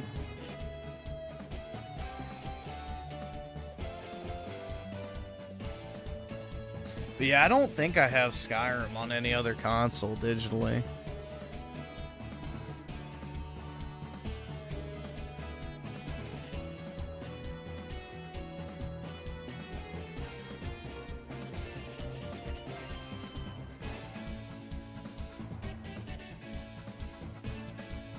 Did you do the Wi-Fi setting trick? What the fuck is that?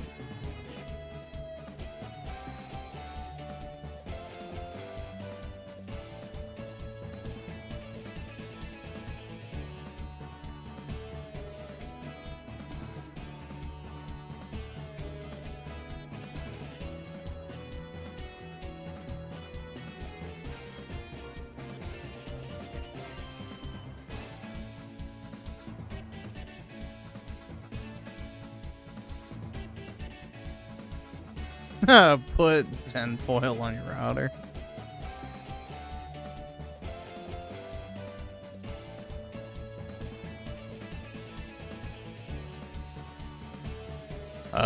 So turn off IPv, DNS settings, change it to manual. All right, I'll try it real quick. Let's see.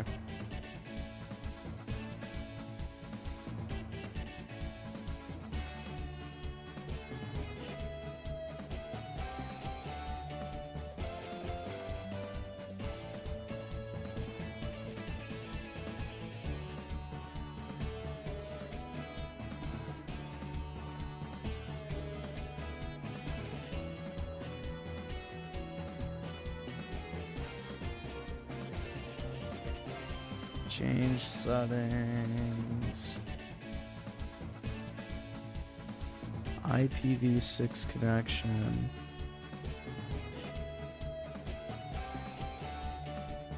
MTU to 1500.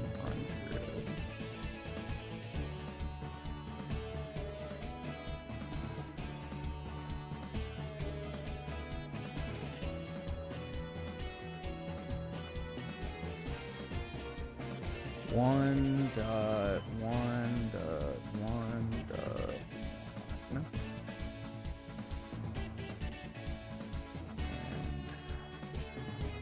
And 1.0.0.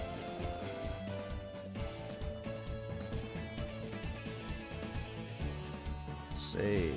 I'll see if that does anything.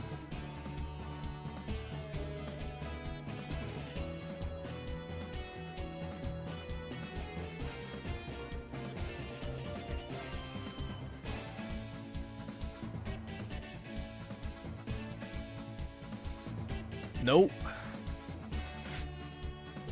In fact, it might have made it slower.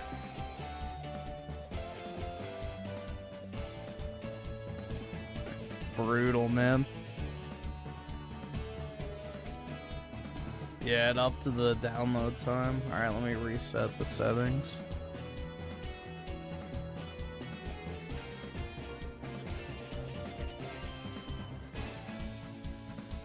Delete settings.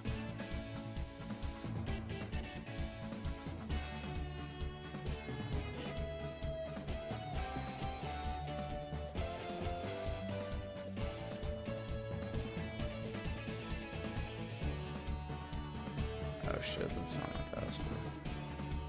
I haven't had to type in my Wi-Fi password in so long. I think that's it. Yeah. Alright. Okay. Well, oh well. Yeah, this will probably just have to be a tomorrow thing. I think you have to have an Ethernet adapter for Switch, don't you? But yeah, I don't think I have enough Ethernet ports on the back of my extender to have my Switch, PS5, and PC plugged in. I think I only have 2. So...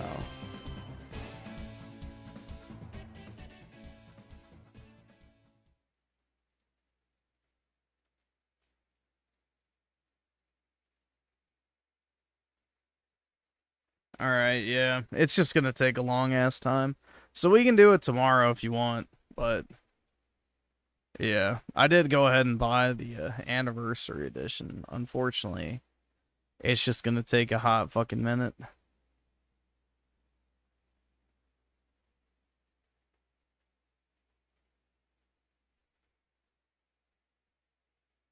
I've got 56K and what?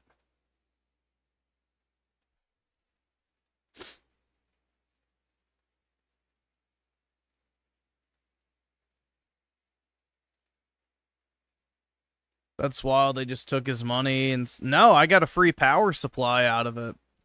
So they refunded me for the cost of the power supply and I get to keep it. So... They're actually out like 600 plus bucks from this entire thing.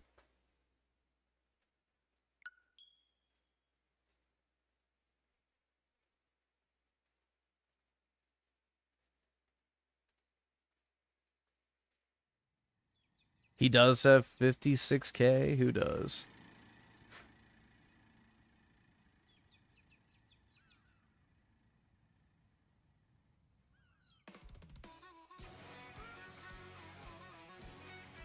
I guess we could watch Raymond while we wait, and then that'll be out of the way, and then maybe it might be done.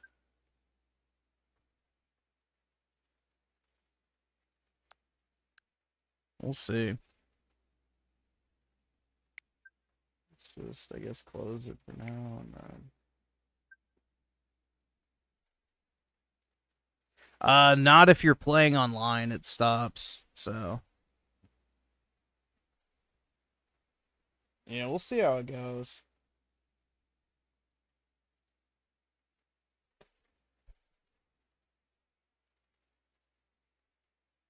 Let's see. Alright, let me read the rest of these. Because I got distracted. Mr. Kill Jr. with the 5. Dev studios are like sports teams. The name stays, but the talent does not. Very true. And most studios are just a husk at this point.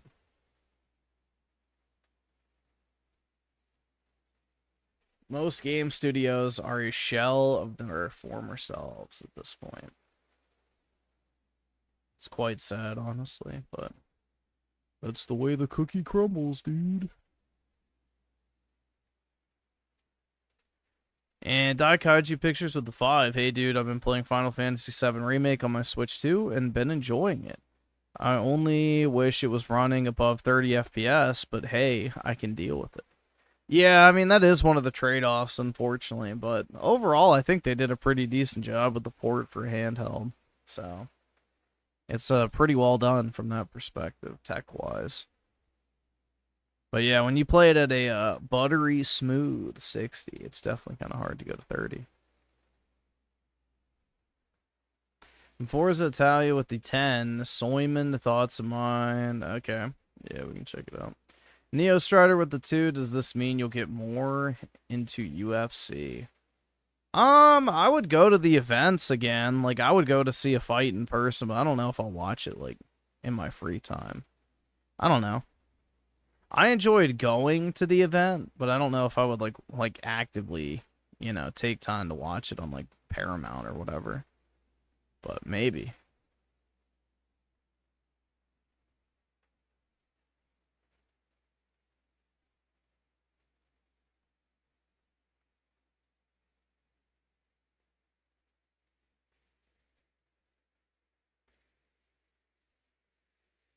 If not tonight, then maybe next week. It's my last day off. Yeah, we'll see how long it takes to download. But, you know, we'll watch some videos first, and if it's done in a reasonable time, then we can do it. That's fine. But, yeah, hold off on donoing until we know for certain it's good to go. Because I don't want to take your money like a week in advance.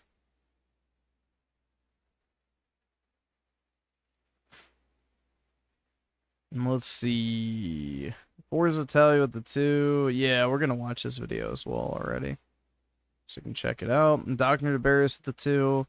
Glad the Jesuits finally gave your PC back. Well, I had it for a whopping 5 minutes, and then I got right back in my car and took it back. So, brutal, man. But it is what it is, right?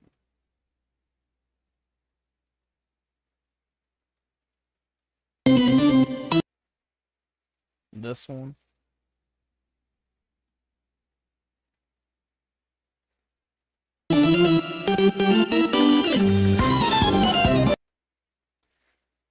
So back in the day, you would have been part of the Goy Kettle, going to the Roman Colosseum and watching gladiators fight.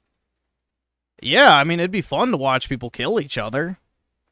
That's the ultimate sporting event. Yeah, that type of sport I'm fine with. You know, mass executing prisoners, people fighting to the death, and that's like, that's cool. Hell yeah, I would watch that. You know, I don't want to see a bunch of, you know, retards kick a ball. Like, who fucking cares? That's just literal cattle shit. But yeah, watching two people fight to the death is fire. Like, that's cool, man. That's some real shit. So, yeah, I would absolutely love to watch that.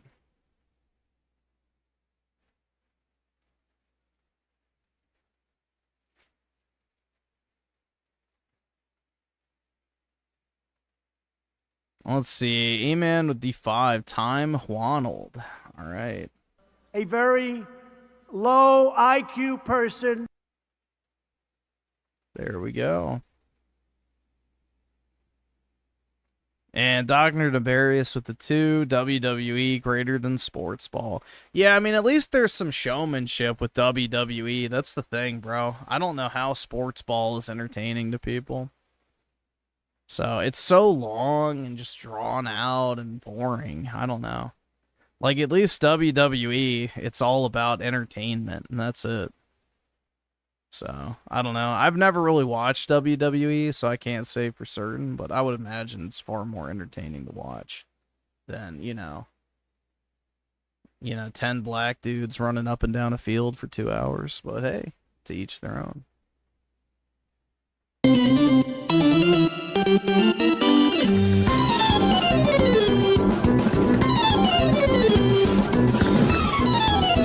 I love that. I love that. Suffer, Venstar, suffer.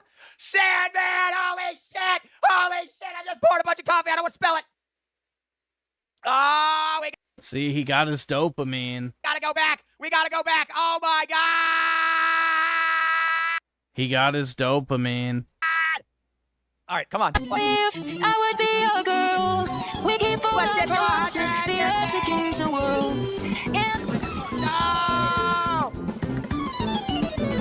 Do you see what I mean, though? It's like his dopamine is purely linked to getting money nowadays. Come on, headphone! Oh, come on! Oh, shit! What happened? What happened? There it is. Stop!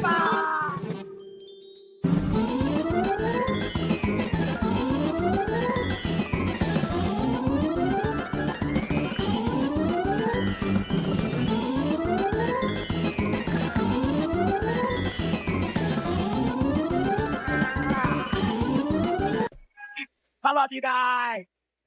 Oh my God! There's Brett Scooper Pooper. Holy shit! Fans of care.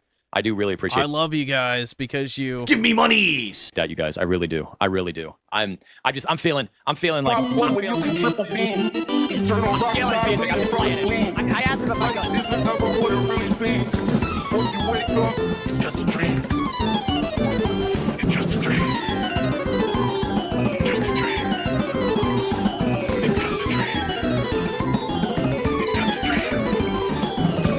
It's just a dream. It's just a dream. It's just a dream.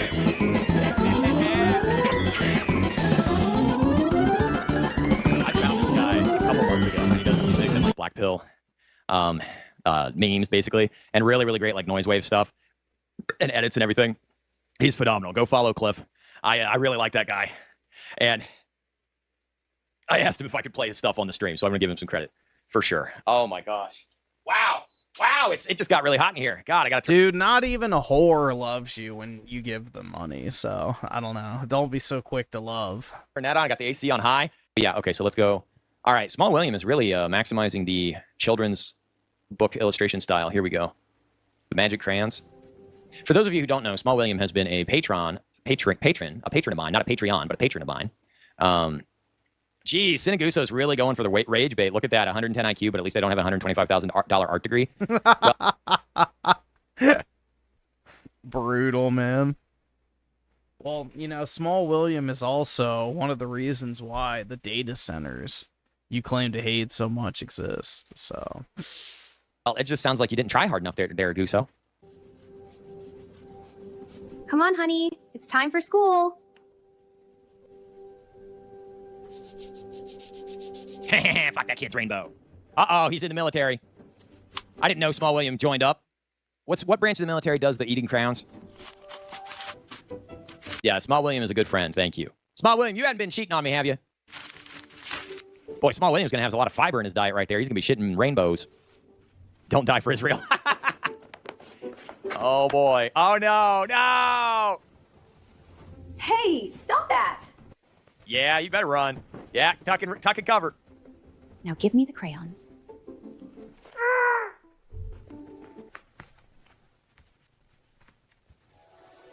Oh, nice. I always wanted... Yeah, that's pretty good.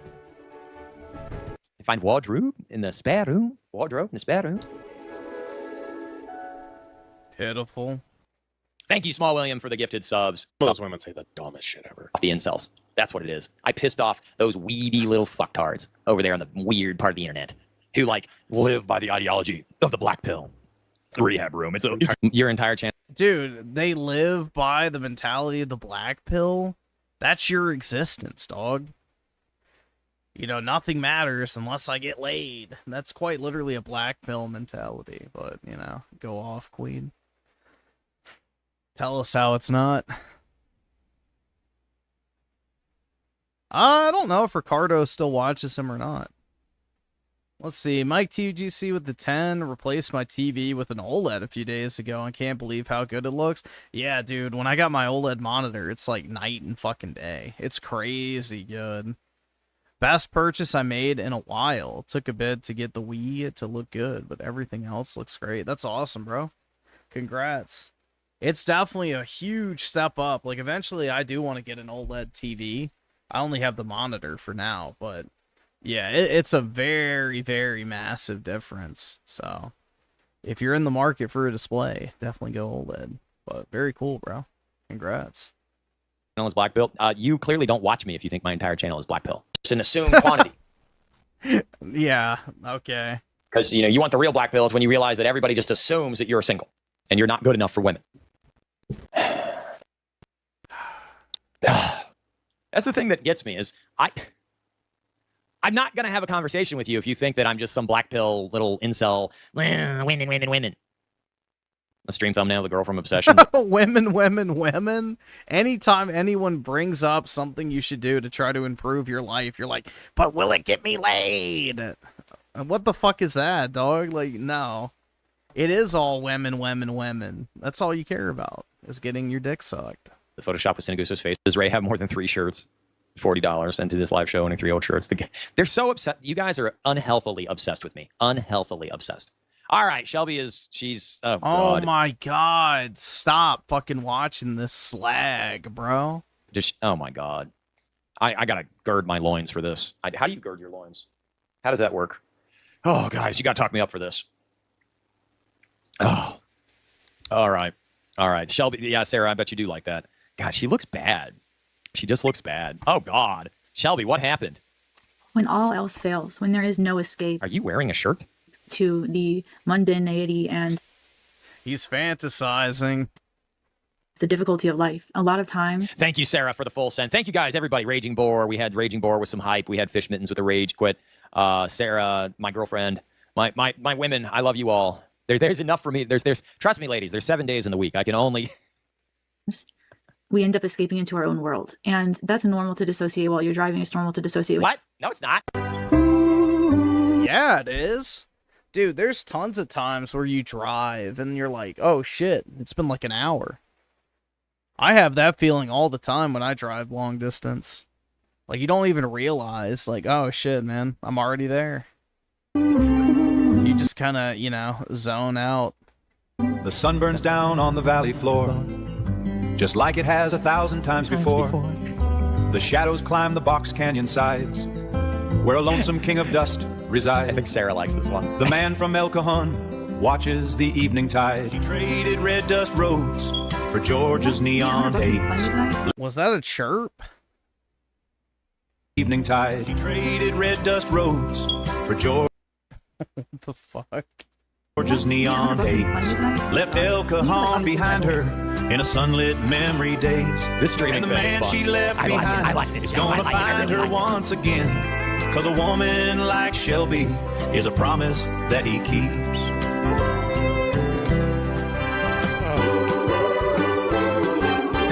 In that valley where the mountains hold the sun, a whispered story for the native son.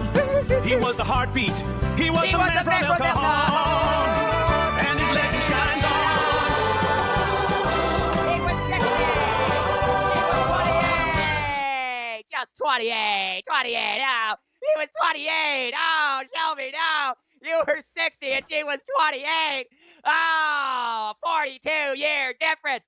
Oh my god. A 42-year difference? No. A 42-year difference. Why? Yeah, we can see why he got an art degree. Shelby, no!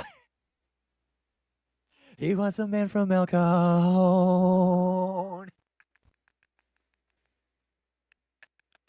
I'm not crazy, I'm just a little Raymond, and I will never crash out again. I'm just gonna be really boring until you get bored of me. I'm not crazy, I'm just a little Raymond. I wear red shirt that no one likes, and I sing into the microphone and barely rhyme a cappella style. I almost have 1,200 followers on Kick, and I got 128 live viewers, and we have a soundboard with tons of sounds on it. He was 60 years old.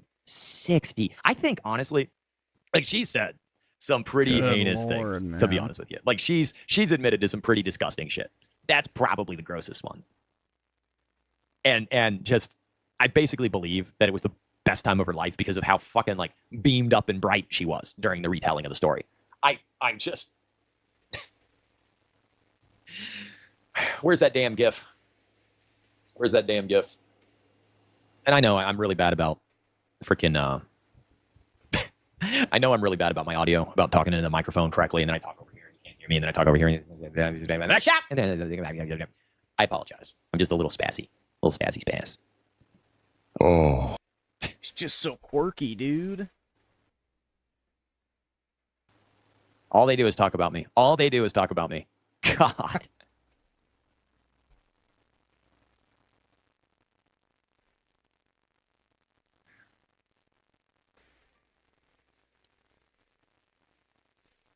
A lot of women leave their father for petty reasons. Well, my opinion on single mothers is you picked them. You picked them. There's 30, 40 some methods of birth control, including legal abortion. Cashier to go out with me. I was super smooth and confident, but she has a boyfriend. They always have boyfriends, even when they don't. I don't think Sarah actually has a boyfriend. I'm kidding, Sarah. I get her all riled up and she goes over to her boyfriend. Dude, what the fuck? Jesus. God, he's seething. Okay, so, all right, we're just, guys, okay, guys, you're making accounts with my last name. I'm just going to ban you. It's an instant ban. You're not getting under my skin. You've made it very clear that, yes, it's public knowledge what my full name is. And now you're constantly making accounts with my full name and following the channel. You're just going to get banned. You're not getting me riled up. Just go away. Like, what is so interesting about a bald, boring guy from Ohio that wants to get laid that you have to pick and poke and prod? Like, Kino Casino said they didn't want to do anything with me. Like, can I get at least some, like, famous A-loggers that aren't fat fucks like Griffin for once? Fucking sit. Man, that's not very nice. Bill Her with the 2. What's up, Mr. Raymond? It's Jover for Xbox. I hope so, dude. You know, although them shutting down studios is actually a good sign.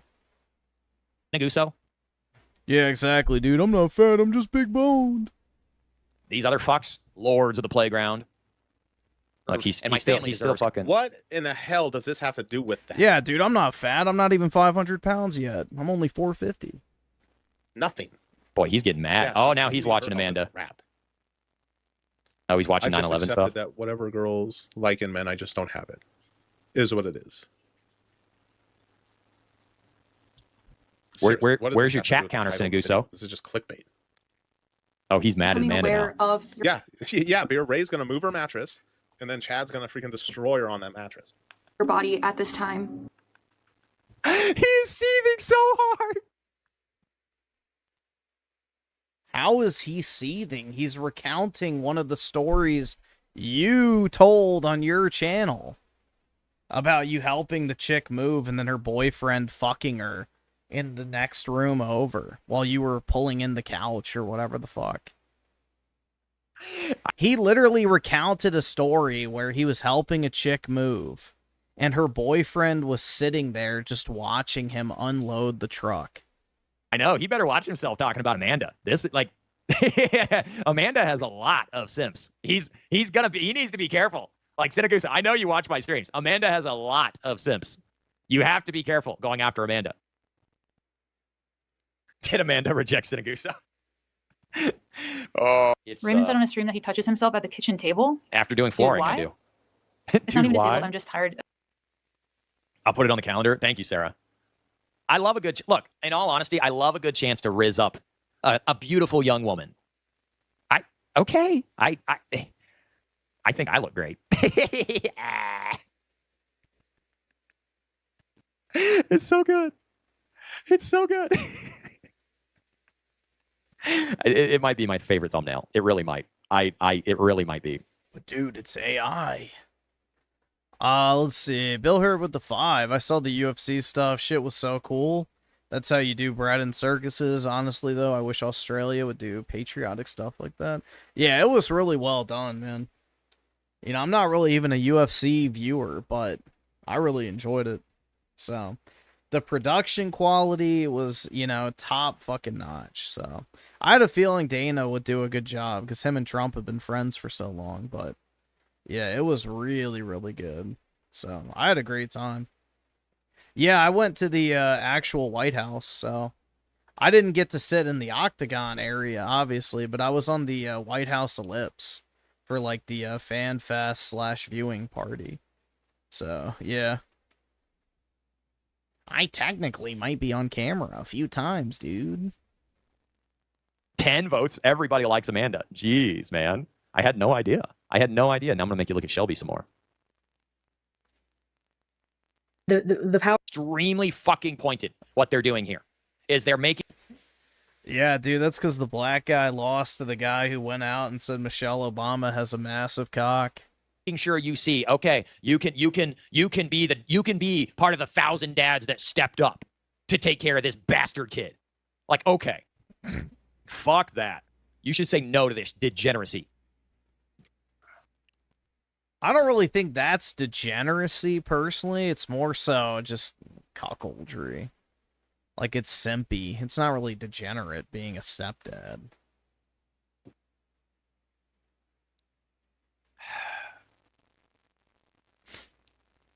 Yeah, it's the embodiment of the "it takes a village." Actually, I gotta find the hole. I gotta find the hole underneath all the hair. The oh my gosh. Ugh, brother. Ugh.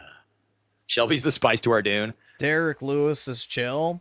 Yeah, I actually wanted him to win because I thought it was funny how he had the gorilla tattoo. I thought that was pretty based. But yeah, I don't know. I didn't really know any of the fighters, to be completely honest. I've heard of a few of them, but yeah. Just with zero, I guess, beforehand knowledge, I was basically thinking he was going to win, but I guess not. I have no clue. I've never really watched UFC, so I don't really have any background information on any of the fighters aside from a few. But I don't know. I still enjoyed it, so I would definitely go to another UFC event. I don't know if I would watch it like religiously, but yeah, it was pretty good. Shelby's just unlimited free content. That's all it is. Oh. $200. Thank you, guys. I have returned. It's, no, not Jesus. It's raises. Blessings of the Raymond. Oh. Oh, yeah. Here we go. Should we play the rock song? Actually, is Drew in the audience? Stop it. Drew's. Oh, the song is a bit much, but there's no chance I could get it up for Shelby. If I did, the regret would be. I don't think she thinks sexually. You know what I mean? Like, she seems pretty asexual to me, to be honest with you. And Amanda kind of comes off that way too, to be honest with you. Like, that's why I really wasn't. Like, the only reason I kind of halfway thought about Shelby that way is because Shelby, in the beginning, when she was about 20 pounds, gave me the slightest bit of attention, and I immediately dreamed of giving her children. Lighter, because when she started, she's gained a lot of weight in the last couple months, and she wanted to hit, bro. It was a woman who gave him a little bit of attention online, so he was like, "Yep, I can see us now." The white picket fence, the 3 kids running around the yard, us sitting on the porch drinking iced tea, the Ford pickup truck in the driveway. Kind of vaguely looked like my first ex, there for a little while, but now she doesn't because she kind of chunked out and she let her hair get a little nastier. Cold as an ice cream cone. I bought ice cream. I keep forgetting about that. The perfect prey. And as an unfortunately straight woman, if that... Where's the damn tard bell? God damn it. Skinwalking time.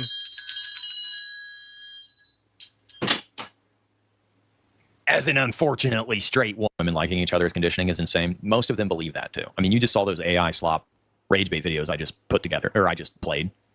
They legit hate us. Like, I don't know what else to tell you guys. I'm not trying to be edgy or something. It's like, they don't like us very much. With these people, look at this. I posted lawn mode feeling good, and then it said you killed Palestinian children. What the hell does that mean? Like, what? Why can't you fuckers be normal? Yo, that's like Ricardo sometimes. For God's sakes.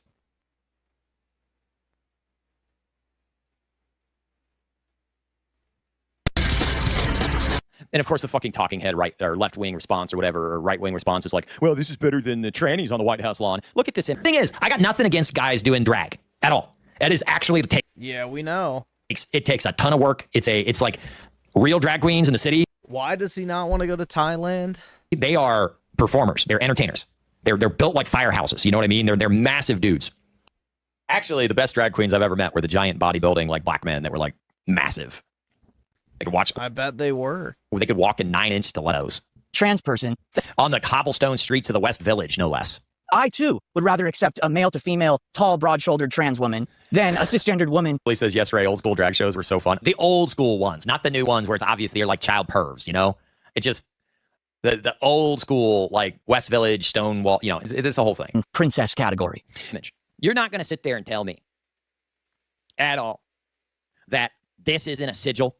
This is not an occultic, Freemasonic sigil. It's a sign from the gods. Hail, Zeus. That isn't some kind of harvesting event. Apparently they were spraying. Harvesting event? What the fuck are they harvesting? Aura? The atmosphere over DC. Hardcore over the last couple of weeks to make it supercharged for lightning to do this shit. And that's right, dude. It just, look at this. I'm sorry. I'm sorry. I voted for Trump, but Jesus fucking Christ. What the hell? Like, what the actual hell? What? So lightning is now the fault of Donald J. Trump? We're just gonna do WWE. Like the what is the bread and circus? It's the bread is stale and the circuses are fucking gay as shit. Let's be honest here. Like, this is not entertaining. Like, literally that scene, the plot device. It was actually very entertaining, and I don't even watch UFC. It was a great event. From Idiocracy was that Camacho guy was a WWE star, and he was the president, shooting an M16 off in Congress. Like, that was the plot line to Idiocracy. That was actually the plot line. I'm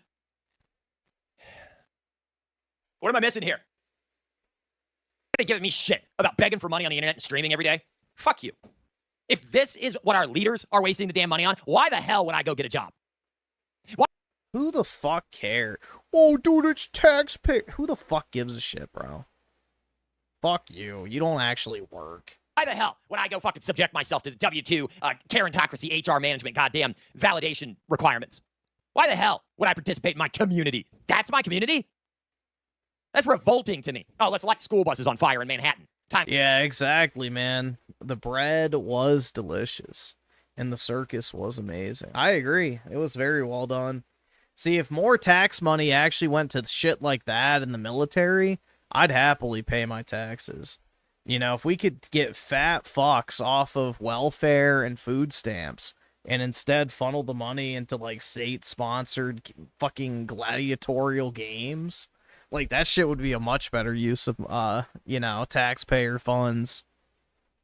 So I would much rather my tax money go to cool shit like that versus, you know, Sharquisha and her 7 EBT kids.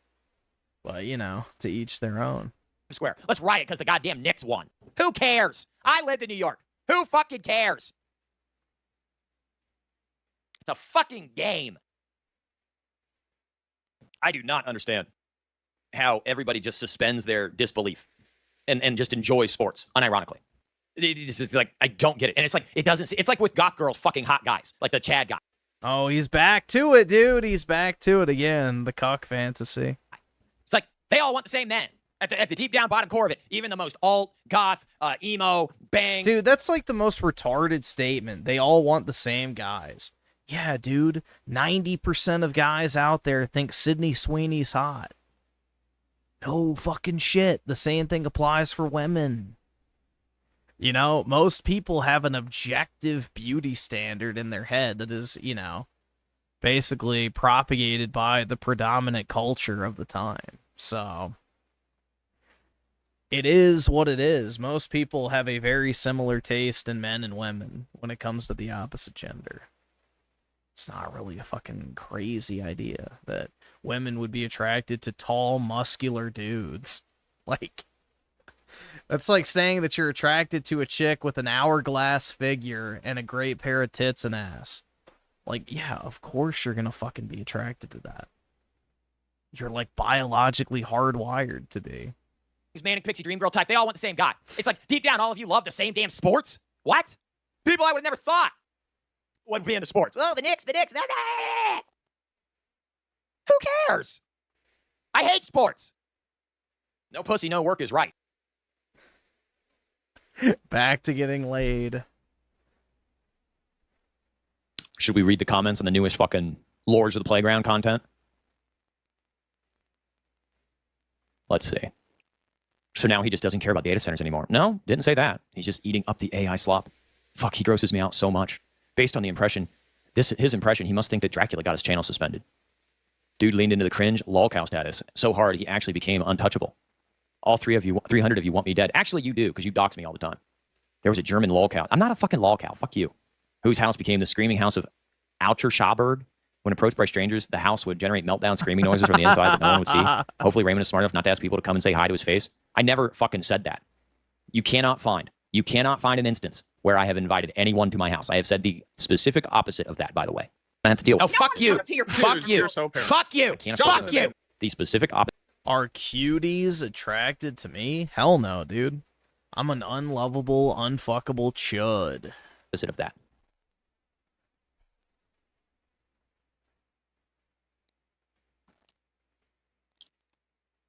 Some people are just fated to be perpetually miserable. I fear that might be Raymond's lot in life. Raymond, you still have your channel. You just decided to private everything. No, I don't have my channel. I cannot upload a video because the second I do, it gets mass hit with fake hate speech strikes to the point where I lose the ability to upload videos. Like, how do they not understand this? Oh, wait, they do. They're being disingenuous. That's all it amounts to. How am I doing, boss? I'm kind of pissed, to be honest with you. Because he's only at $12.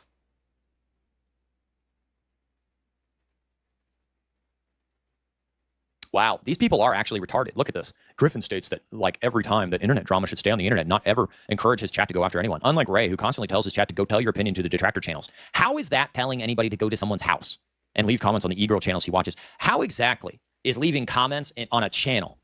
How is that inciting harassment? Because every day this happens. And complains about no more daily videos. Dude, telling people to go hate brigade a YouTube video is the definition of fucking internet harassment. Now, I don't really think there's a problem in doing that because, again, you're keeping it online. But if you want to really play the harassment card, that's like literally YouTube TOS harassment right there.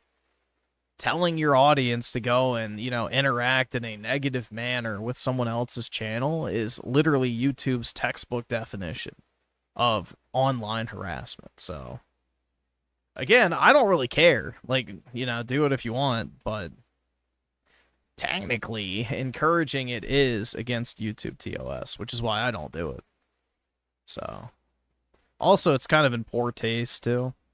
Or whatever, going back to the old way of things where you miss the old Raymond, go take it up with Anabolic Plays. Go take it up with Griffin. Go take it up with Revenge Star. Go take it up with Shelby. Go take it up with Watch Party. Go take it up with Cineguso. Go take it up with all those other fucking assholes. It's not my fault. I am a victim here, period, of a coordinated 37F, either coordinated 37F planned or inspired demoralization campaign designed to ultimately make me 37F. What is that? The U.S. Army's Psychological Operations Specialist. These soldiers are experts in communication and persuasion, responsible for analyzing target audiences and developing targeted media campaigns to influence foreign populations and support special operations. So what, has the U.S. Army deployed me as an agent against bald cells? Like, what the fuck would even be the... Oh my god, man. That's crazy.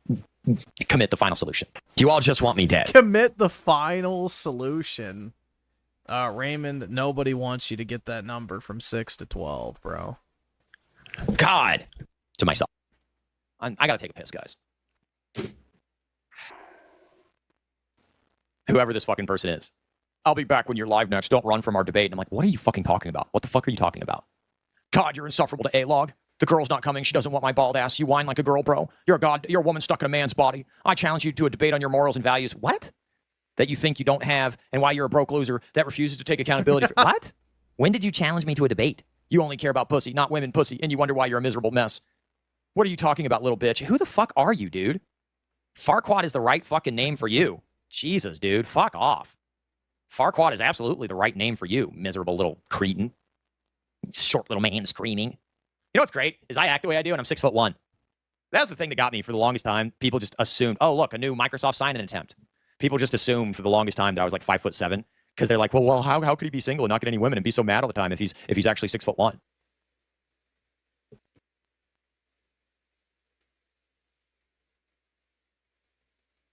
I know all the women are not like that. I'm saying what I'm saying is none of the women have actually delivered on, like, I've had maybe 5 women act like they're interested in sex.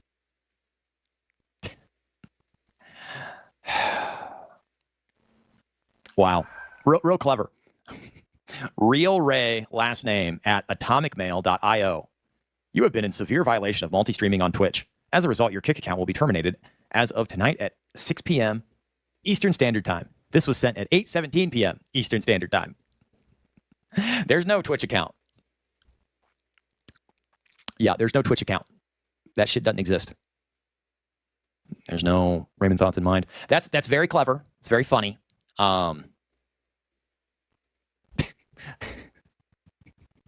They signed it Eddie. Let's get some damn support for that fucker. Jesus Christ. What the hell is that?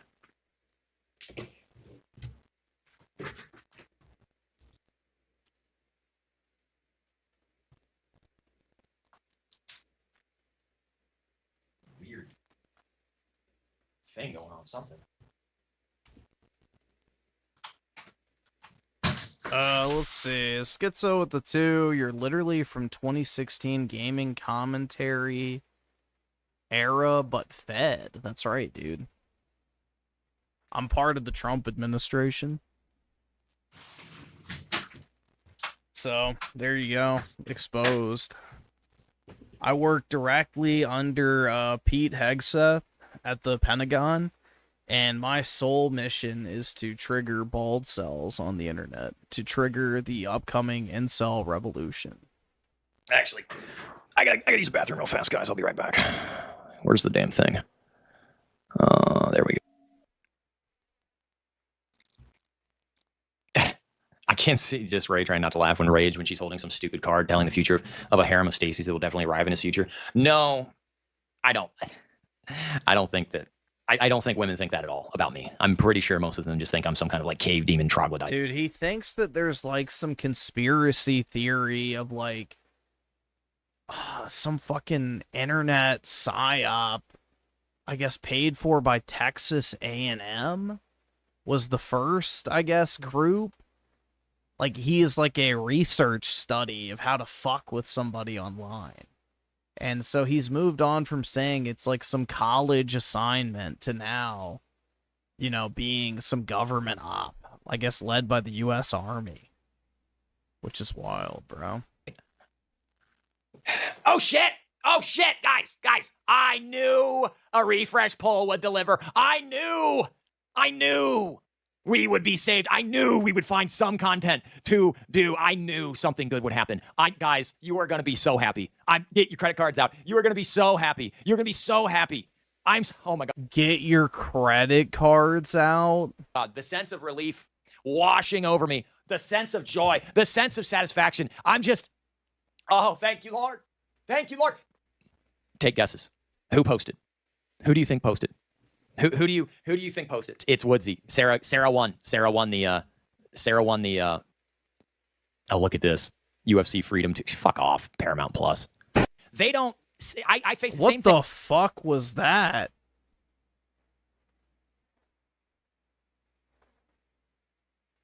Dude, what in the fuck is this thing? Jesus Christ, bro. They don't I face the same thing. 90% of what I say is lost on people. And then you get to a point where you just give up trying to talk because they only hear one thing. She's absolutely correct. She's onto it, guys. You go subscribe. This Moochie chick. She's great. She's great. Painting my face white. So they still make it racial.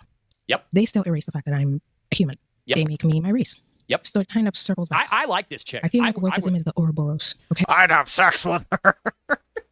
That's what he wants to say. I'd have sex with her with the clown makeup on too, so I can watch her tears run down her. Bro, Jesus Christ. The Ouroboros. Milady. I'm telling you, this. I like her. I like her. And for those who don't know, We know. Ouroboros is a snake eating its tail. There it is. On PC. Stock market soar. Of course, that's the first fucking Nah, dude, he wants to see her tears fuck up her makeup as she chokes on it. thing to give a shit about. Oh my god. I'm so sick of hearing about the stock market. Everybody. Oh, why aren't you invested in stocks, bro? Just invest in stocks, bro. Why aren't you invested in stocks? I don't have any money, but I make $10,000 a month on YouTube. Need to be invest. If you would invest, Raymond, if you Or would invest whatever, kick. the money in stocks that you spend on the house, you'd have $250,000. Raymond, you get it all wrong.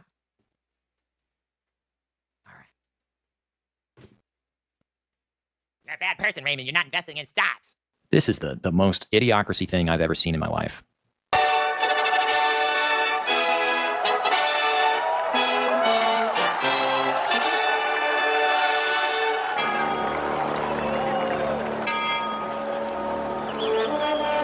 Oh, good lord. Jesus. Whatever, man. I'm over it. I'm over it. I'm super over it. I just don't give a shit. Oh, good lord. My feed, dude, my feed is like the White House celebration, big titty goth girl with little Pepe in between the boobs. I'm not even kidding. I'm not even kidding. the octagon in front of the White House, big titty goth girl with Pepe between the boobs. It's just like, Jesus Christ. That movie, that's redeeming. The rest of the movie is garbage. And then you realize it's directed by the same guy that made Nymphomaniac. And Nymphomaniac is objectively a bad movie. Yeah, dude, it's been a thing for a while that he thinks he's being gang stalked. That's like a year-old conspiracy from him. He thought his neighbor with the tractor was a paid federal agent who was there just to fuck with him. The only thing Nymphomaniac is good for is the Pornhub compilations where they clip out everything else and they just show the sex scenes. That's a good mix, but it's not the rest anything of it, new. Not so much. Play the Shelby song? No, I don't want to play the Shelby song. Right. All right, guys. Thank you again, but just remember, if it weren't for double standards, there'd be no standards at all. Peace. Whoa, mama. All right, so what was the other channel? There we go.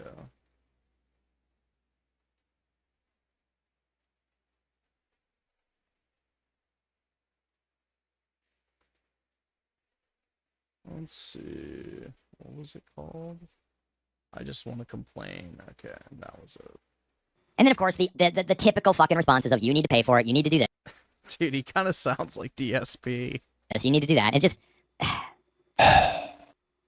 Could you please say the appropriate money for a really hot one? As I learned from one channel, it's insanely expensive in legal institutions. Never mind. Not really. Starting at $2,500 for 3 hours. No, that's an hour 3 years ago. Yeah, that's about right. It would not make you subhuman. Top tier wealthy and attractive men pay for it just as much, if not more. Problem is you want female validation. There we go again with the you want... What does that mean? What does that mean? Like, this means nothing to me. Personally, I don't need it. I just like banging hot women and having their company. Like, what is that? Brutal, man. Oh, DSP is way less pathetic. That mean? Like, because all of these incels and fucking assholes that got my channel mass flagged and ruined my ability to make YouTube videos. That's been doxed me endlessly. They're pissed because I don't want to go use a whore. That's ultimately what it boils down to. I don't want to... What? Play in their... Dude, I don't think anybody gives a shit about you paying for sex. You know, if anything, it would probably make you a lot more bearable to listen to because you'd finally have it out of your system. Because if what the issue is you're like just pent up, then, you know, go blow a load on some whore's face and get it over with. Fucking mental institutions of acceptable whatever. Raymond, you're bald, you got bad teeth, you're this, you're that, you won't da-da-da. So you just need to go pay for it. Why won't you go pay for it? We're going to dox you because you won't go use a whore. Like, that's how petty bullshit these incels have gotten. They've gotten to the point where they just harass and harangue, get you completely fucking banned on YouTube, and then fucking go after your family and dox all your shit. The Vietnam boom boom house. Yeah, hello. What was it? GI or whatever the fuck? Oh, what was the... oh, Mama-san. Mama-san from that fucking Vietnam game, bro. He needs to go hook up with Mama-san and her lovely ladies. They squeezes lime juice on pee-pee to see if you go ouch ouch. Well, don't want to yeah. fit in with the prescribed narrative. Brutal, Because I said, dude. no, it's not acceptable that the only option for female companionship in any capacity for someone like me, who literally has made six figures, who is Nobody knows what's wrong with the PC. So they supposedly fixed it, brought it back, same issue, took it back immediately. So we'll find out. 6'1", who has, I've gained a little bit of weight, but I got in shape. And yeah, okay, I don't have any hair, but I keep it shaved. That's the first fucking piece of advice people give you when you start losing your hair, is just shave it. Just own it. Just shave it. I did! What do you... Jesus Christ. Dude, the voice filter really just puts it into perspective of exactly what's happening. want from me? Like, holy fucking God. You know what I mean? Like, It's like those obnoxious squeakers on COD back in the day. good fucking God. I don't even fucking have a sound effect anymore. I don't even give a shit anymore. I can't even figure out what a good sound effect would be for this shit. But like, you get to a point where it's all just that. It's all just that. Bunch of fucking faggots. All you do is yap, yap, yap, yap, yap, yap, yap. And you do nothing. You don't acknowledge a damn thing that guys go through, the fucking bullshit that we have to put up with on a daily basis, getting taxed. And then I say things like you get taxed at 40%, which cumulatively is arguably true. You do, as a single guy. You don't get the same amount of tax write-offs. You pay double the taxes, literally. You actually do pay double the taxes. Not even to mention the fact that you have to do everything on your own. You are responsible for cooking, cleaning, every house fucking thing that you have to do yourself, maintenance, repairs, Oh my God, you poor thing. everything that has to happen in a household. You have to take care of it. I hate cooking now because I'm so sick of doing it. I made myself chicken breast and a potato, and I toasted some bread, and I put some cheese on the chicken. I made little grilled chicken sandwiches with onions. I started eating it, and I just got depressed, and I just quit halfway through, and I put the rest in the fridge. Plus, it's fucking hot. You don't want to eat when it's hot. That's just... Ugh. What? You don't want to eat your food when it's hot? Oh, man. And you know, I spent $130 yesterday on groceries for one person. Raymond is Griffin maxing. I cook all my food. I don't really give a shit about cooking. Cooking's not a big deal at all. And I indulged, and I started eating buying a bunch of dopamine comfort buys in a moment, like, ooh, chicken nuggets, ooh, this, that, ooh, hot dogs, ooh, whatever. You know, everything I fucking bought. And okay, $130 isn't terrible for arguably an amount of calories that I will do. And I got chicken, and I got beef, and I did get actual meat and food. And it's like, okay, that's not a terrible amount of money to do. But I still had to go into town and do it. And then go fucking... And it wears on you to keep living. And it just... What am I living for, you know? And it's just with this heat, and you just don't want to do anything. You don't want to do anything, and then you get nothing but lectured by everyone who simultaneously tells you that you have to man up to be good enough for these goddamn literal whores, and then, on the second fucking hand, they'll turn right around and tell you that you're just seeking female validation, which is that exact same goddamn thing that they spent years yelling at you about. And it's like, God, can I just be unhappy? Is that too much to ask? Can I just be bitchy and unhappy? Can I just bitch for a little bit? I feel better after I get done bitching. Let me fucking bitch for a little bit. Goyman, damn, sometimes I just feel bad for this dude. Must be hell inside his... That's the thing, bro. It's like, I think everyone at first feels bad for him. That was my initial reaction, too. It's like, you know, I don't envy his situation. But it's like, dude, at a certain point, it's like, everyone can see why he is the way that he is. So it's like, at first, you feel sympathy, and you're like, okay, yeah, I want to see him do better. You know, I empathize with this situation. But then the more and more you watch him, you're just like, okay, yeah, this is a hell of your own making. The problem that, you know, keeps popping up across all your various stories and experiences and all this other shit seems to be, first and foremost, you. So at a certain point, it's like you can lead the horse to water but can't make it drink. And Raymond refuses to fucking drink. So he's going to die of thirst. And anytime anyone tries to give him any actual advice that, you know, maybe isn't the best, but is good intentioned, he bites the hand that feeds. And it's just a vicious cycle. So... It's not fair! I'm allowed to say it's not fair! It's a bad deal! To grow up and be constantly told by everybody. Women are taller. They have their growth spurt first. They're smarter than you earlier. They get better grades than you earlier. They're going to excel in school than you better. They're going to make more money than you. They're going to this. They're going to that. You're too rowdy. You're too rambunctious. You talk too much. Then prove them wrong, Raymond. You don't play well with others, Raymond. You can't go a week in school without going to the principal's office again. You just never, ever, ever, ever, ever can be good enough, Raymond. He's still trauma dumping about fucking middle school. And then, all you get is yelled at for the entirety of your adult life if you go to college. You went to college for the wrong thing. You went into debt for college. That was a dumb move. Why did you go to art school? Nothing you do is ever good enough. And then they have the audacity, when you actually do try to please other people, to fucking sit there and shit in your hand and shove it in your face and go, well, you just did that for external validation. Why the fuck wouldn't I do it then? What's the fucking point? Make it make sense! God! You people sit here and you fucking you go, oh my god, I can't believe he's so unhappy, he's so angry, he just bitches all the fucking time, he's so goddamn mad. I can believe why you're so unhappy. I mean, this is just wild, bro. All the time. You're gesturing for $24.73. You're just a loser generation. You goddamn Soymonds. Don't be too nice. They like nice guys, but don't be too nice. Okay, well, you got me red pill, okay, but then you start working out, but that was too bad. Then you pull your goddamn card, and then you can't fucking ride your bike. And then you start gaining weight again, and you start feeling like shit all the time. And it's like...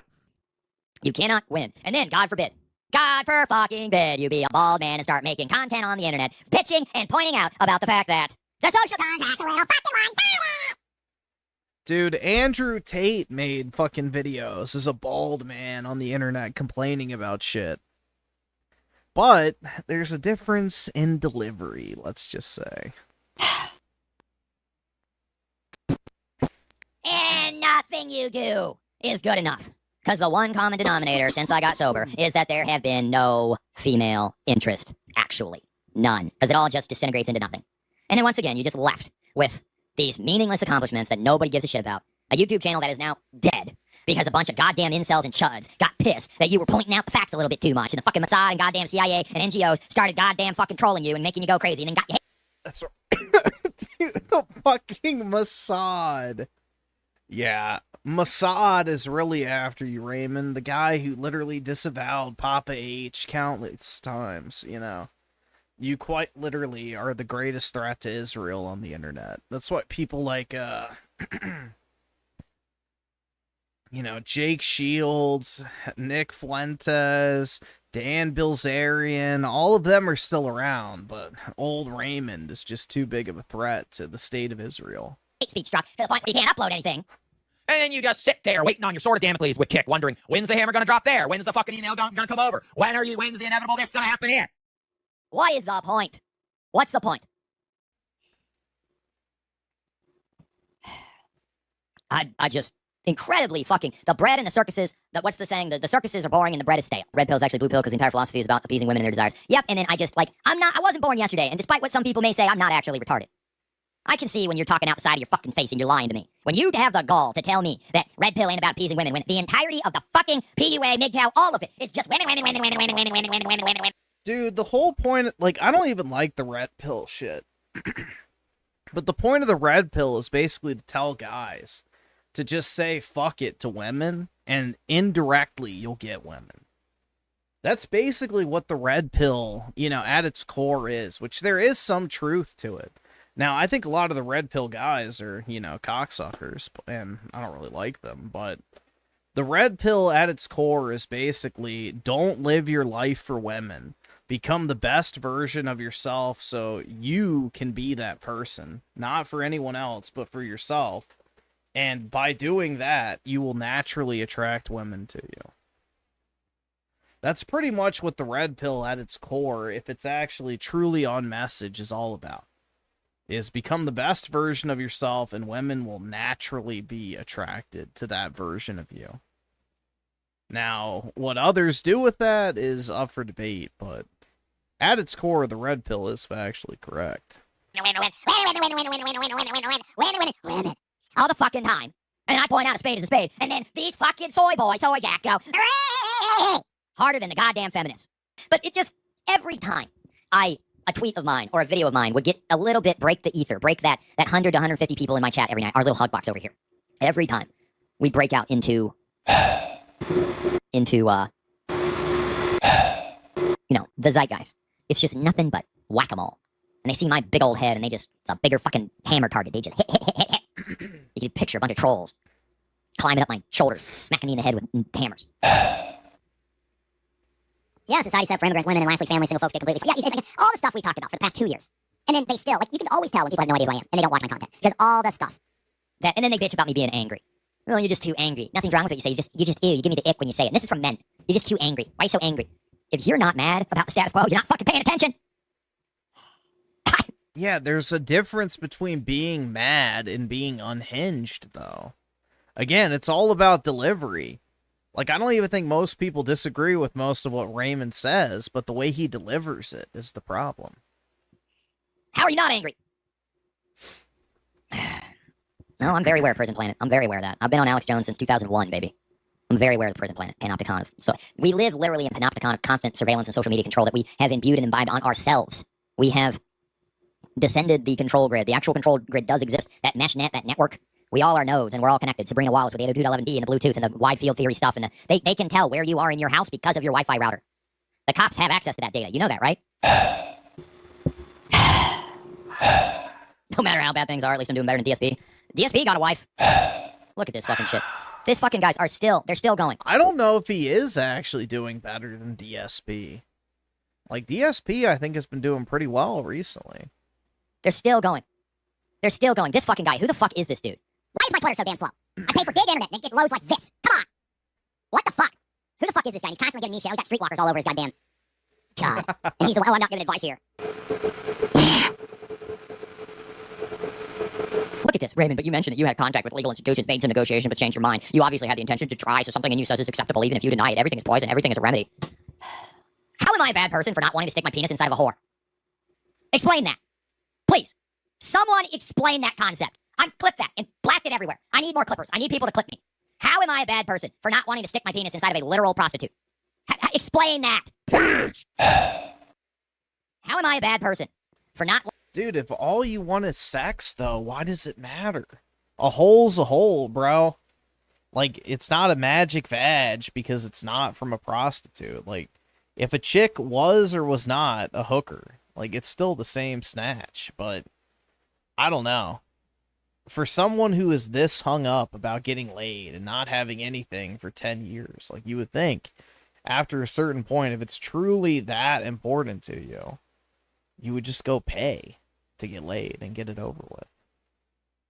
I mean, that's what a rational adult would do. I feel like there's something in your life that you desperately want. You have the means to attain it. Why wouldn't you take the necessary actions to do exactly that? Wanting to stick my penis inside of a literal prostitute. How am I the bad guy here? Like, how has our society descended to the point where that's the morality? It's somehow a bad thing that I don't want to do that, and I'd rather have a monogamous, sexually active relationship. How am I the bad guy? Like, this is the thing that drives me insane. Seriously, the fact that my fucking internet won't load is what's really driving me fucking nuts. Come on!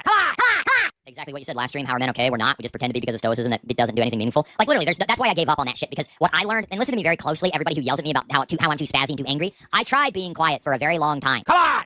No one cared. They just expected me to keep showing up for work. Like, men, they tell you to be stoic. Yeah, that's what your paycheck's for.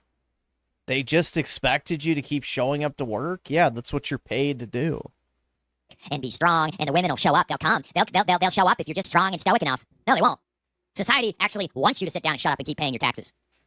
You're not allowed to say a word. Come on! Yes, I want more than sex. Absolutely true. Come on! But it's seen as weak when men say it. Every time I get just lambasted about how I'm seeking female validation when I say something like, oh, I don't know, I actually like women, and I would like to be in a relationship with one, like a normal functioning human being. I would like a monogamous nuclear situation where, I don't know, I'm not even asking for a wife. I'm really not. Like, at this point, I'd be happy with a chick that was my age or younger and enjoys sex physically. Like, look, I'm not asking for a supermodel. Like, the chick that I saw in Aldi yesterday was average. I just, like, don't be a ball. You know what I mean? Like, I think we can get on the same page there when you say it's like, don't be a literal ball. Like, how do women have these beer guts and they're not pregnant? How are you all so fat? God. And, like, I would like my life to be... I'm not asking for meaning. I'm not saying it makes your life meaningful. I'd like some goddamn human connection that isn't a male. Hey, puppy dog. A normal human being. I don't know. Maybe somebody that enjoys my company, that maybe I go over to her place once a week, or she come over to my place once a week and spend the night and have some fun. Could be fun. I don't know. Come on! Come on! Come on! Come on! Come on! Come on! Come on! Come on! Interesting historical chaos. Guys, I don't care. I don't care. I don't care. I don't think that, like, I don't want to go fuck a whore, all right? I just don't. I don't want to have to go drive to Las Vegas, Nevada, Pahrump, whatever. I watched that damn Ropa News thing, and it's just about that brothel out there, and that girl had dead eyes. Like, there was nothing in her eyes.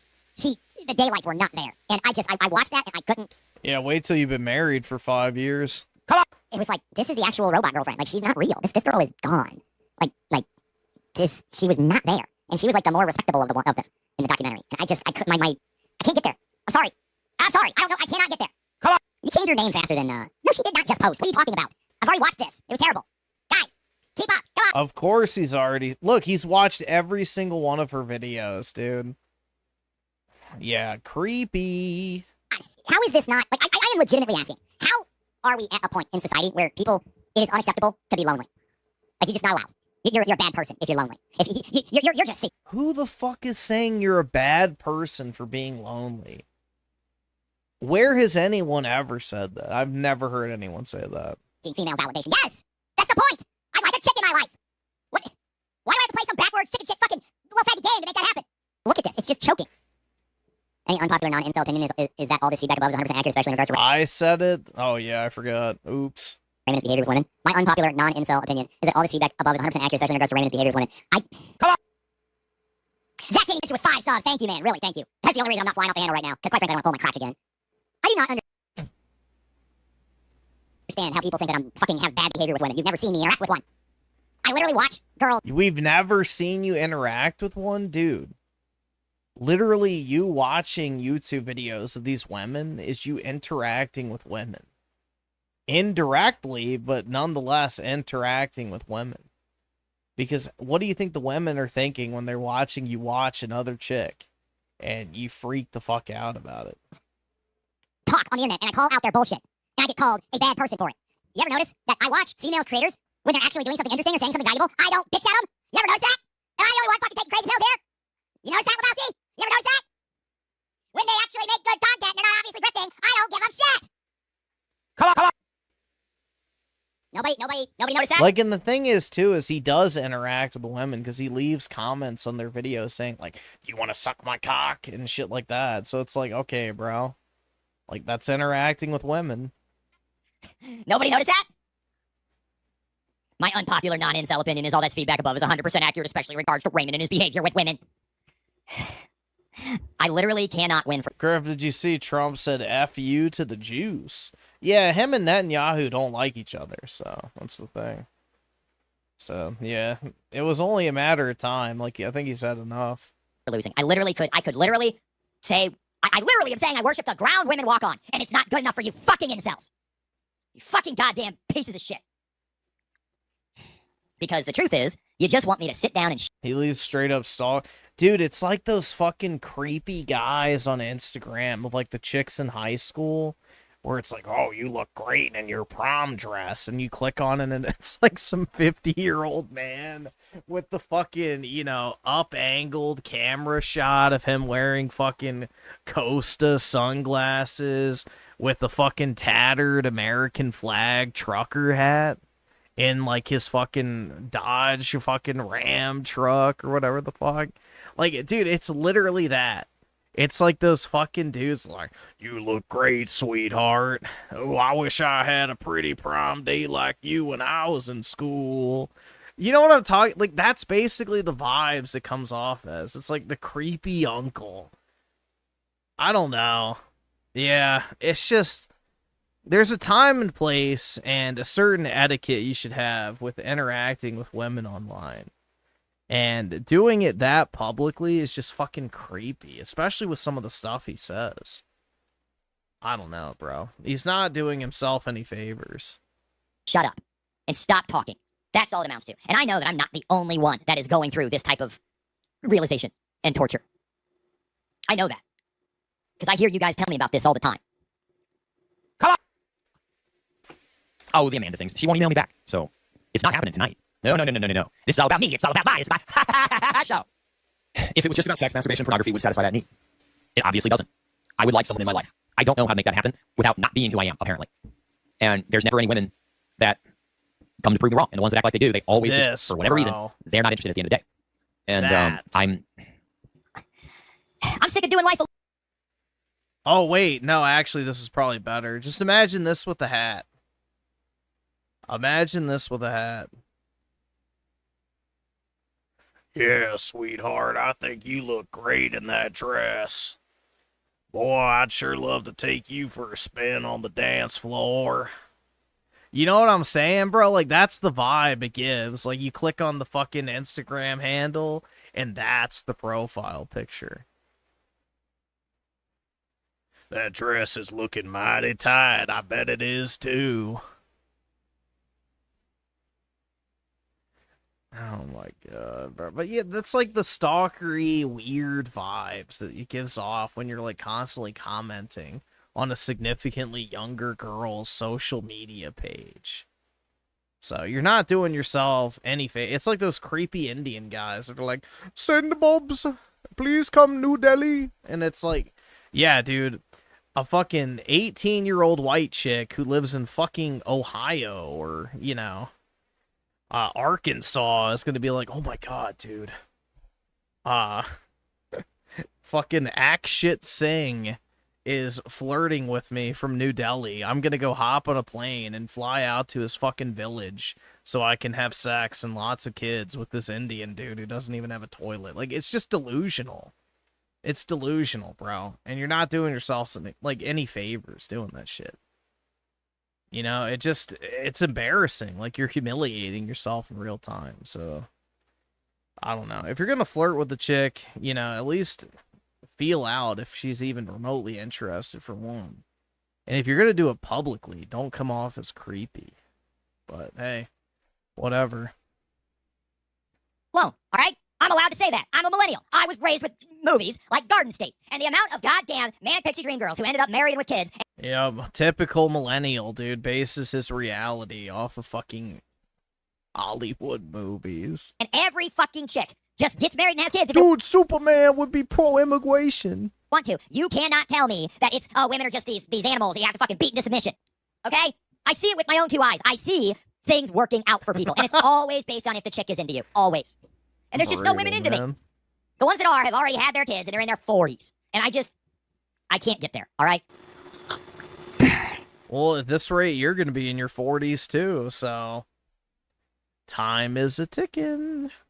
Tick-tock. Jesus. And then you just... Daily reminder that, yeah, it's just you, Raymond. They just hate you. Daily reminder. It's just you, Raymond. I just...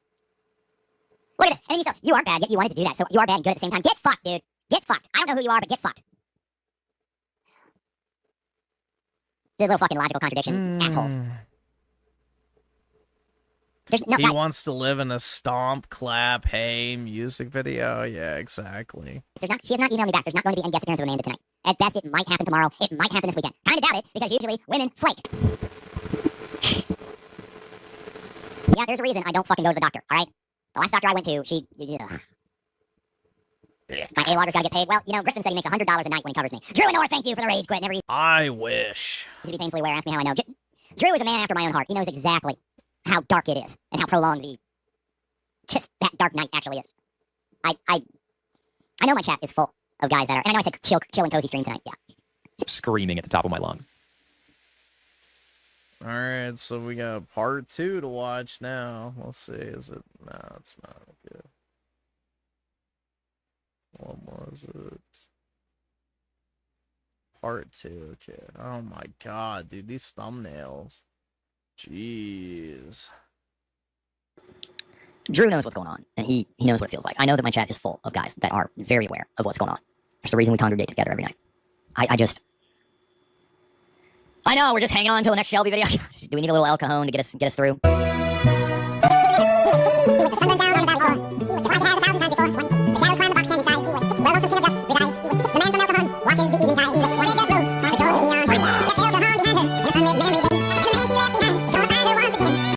Well, dude, the sad reality is today's 30-year-olds are tomorrow's 40-year-olds.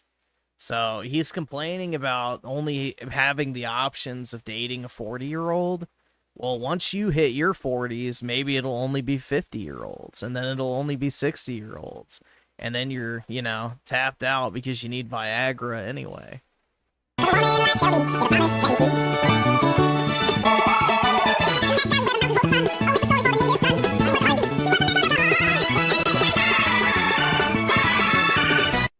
Thank you, Rad Mage. It's What's the man version of Shelby, Chad? The man version of Shelby is me. Like, let's be honest here. Except I actually support myself. I don't know, who's the man version of Shelby? See, you'd have to find a guy that actually has a shot with women, unlike me, because Shelby can get laid whenever she wants. Honestly, if she took a shower, like literally, she is the definition of, if you took a shower, she'd be fine. And based on her facial expression, when she's... Jesus Christ, bro. See, this is why I don't believe like he can't actually get laid. Like if his standards are that low, then he should have no problem. Said sexual mentor. I think that actually happened. Oh, it absolutely actually happened. Dude, I have the GIF. Don't make me pull it up. I have the GIF. I have the GIF. Tip bag. I have the GIF. It happened. Yeah, that's not fake. You don't fake that. Griffin Gaming. It feels like it some nights, bro. That's real. That shit's real. I hate motorcycles. I hate motorcycles. I hate motorcycles more. Like, I legitimately hate motorcycles. I think the only reason somebody gets a motorcycle is to be a loud, obnoxious piece of shit. Especially those fucking crotch rockets. Like, fuck you. Like, seriously. I fucking hate motorcycles. God. All day, all the time, up and down this road. Why does it bother you so much? Who fucking cares? It's ungodly. Thank you for the sub, formerly Chucks. Really appreciate that. But, like, what was I saying? Jesus, man. She was happy. And yeah, I mean, I don't know. You've seen me happy on here. I've had good moments. When you get $100 dono. Which, I mean, to be fair, is nice, but, you know. 100% I'd die if I got a motorcycle. Oh, there's that, too. You gotta get a different type of license. You gotta take I got a roommate after college, Bob, the one that fucked my boss. He got himself a little crotch rocket, and then he got his temporaries. And then you're not supposed to have passengers on your temporaries for 6 months when you first get your motorcycle. And he had this buxom redhead chick that he cheated on when he was dating. Oh, we were just dating. It wasn't serious. He married this girl. He fucked my boss, and I knew that he took home a bunch of other chicks from the bar. Wow. It should have been me. He was dating this girl, and she was like, he was her first and shit, and she was like really hot. And he just fucked a bunch of other women and still got to marry her, and I'm pretty sure she gave him like 5 kids. What a Chad. No, my boss, Jen, I can't remember what her name was. She was this tall, lanky thing. She was a single mom. It was a shocker, she was a single mom. And of course, she was a writer, so she was like doing this editor job for this website for like no money. And like Bob was one of the people that worked at the agency, and then like I was a web developer for the startup that was housed inside the agency, so we weren't technically coworkers. But like we hung out sometimes, and I ended up living with him for a little bit after I broke up with my ex-girlfriend. And he was just this party gym bro. He's like, yeah, and he had hair down to his ass crack. He's bald now, but he's still married to a hot buxom redhead. Mary. She tried to fucking add me on Instagram and Facebook. I'm like, fuck off.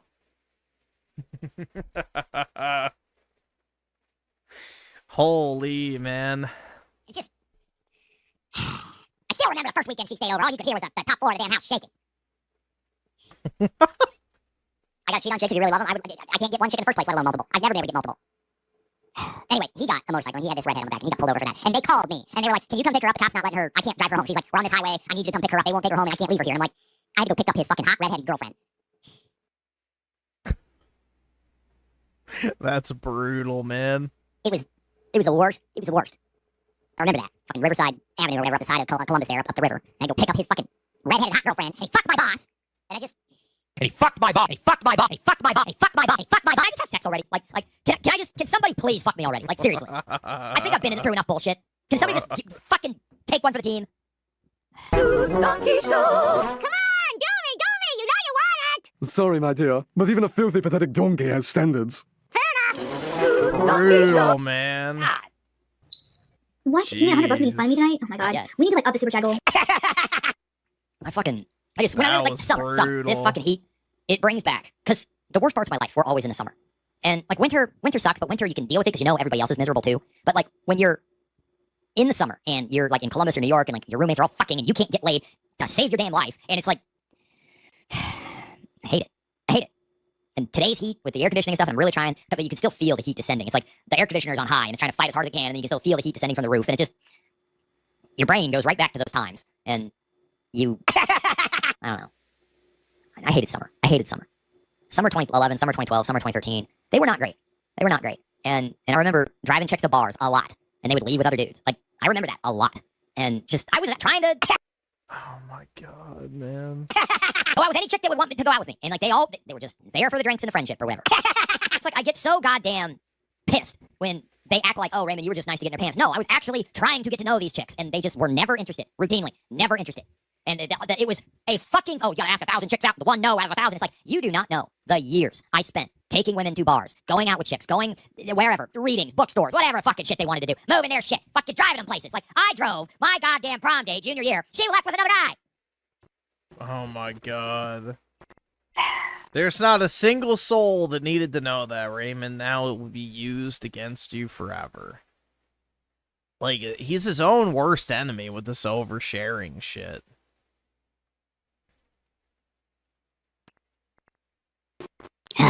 It gets exhausting, and then you get tired of constantly. It's like they constantly demand that you retell your whole damn life story. It's like, no, you should just know by this point. Like it should be assumed that if you're an average American dude and you're bitter and pissed off and you're in your late 30s and you're bitter and pissed off about women, there's a reason. It's not accidental.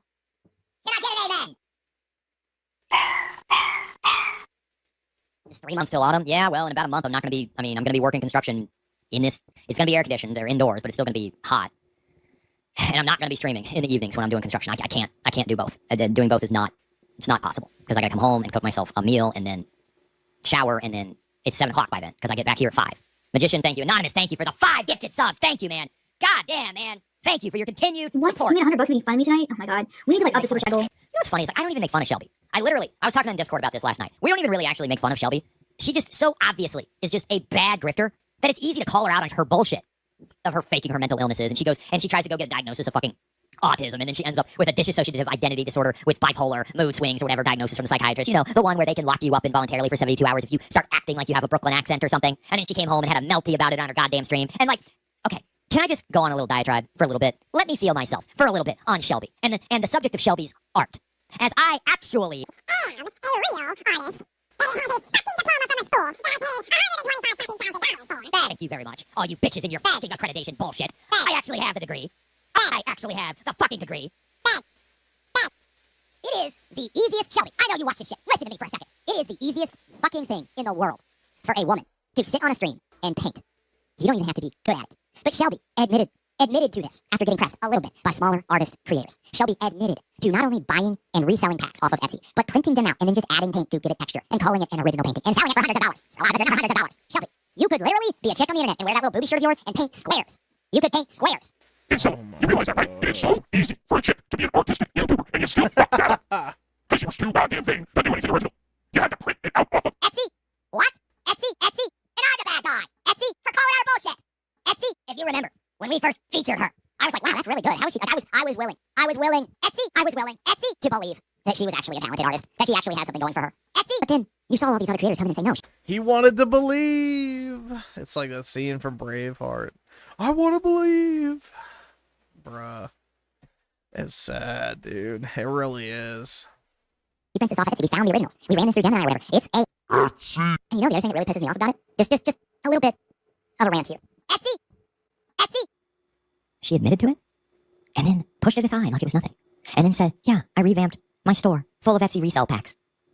Like it was nothing. And no mass hate mob against her. No mass hate speech strikes against her. No comment section full of calling her every name in the book. She gets no videos taken down. Nothing happens to her. She just still gets to exist in her gated community by her own admission. She said she lives in a gated, nice suburb of Atlanta. She literally couldn't stand a job at fucking Kroger. Etsy. And was confused as to why she got fired. 28 jobs she got fired from. She literally was she bitches about standing for 6 hours at a time. In America, you have to have a break every 2 hours. I guarantee you. They had to go find her and put her back on the register after her little smoke breaks. She is so full of shit. In every capacity, it's not even funny. But I'm the bad guy. For treating her with the same damn level of scrutiny that I get from the internet.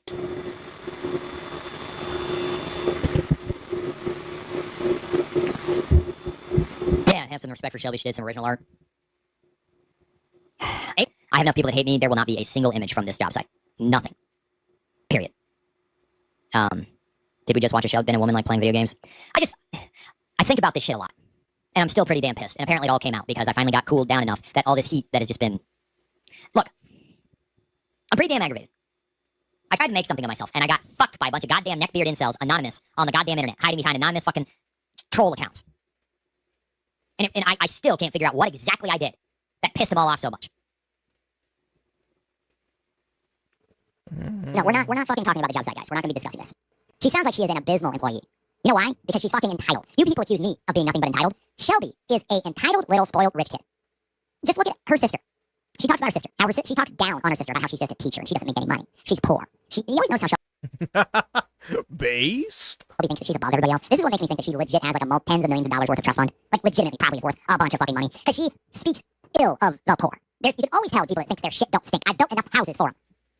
She speaks ill. Let's just say we're not going well for them. Yeah, the thing is, you know what a Ramstead is? That's all I'm going to say. You know, everyone has the courage to hate the rich.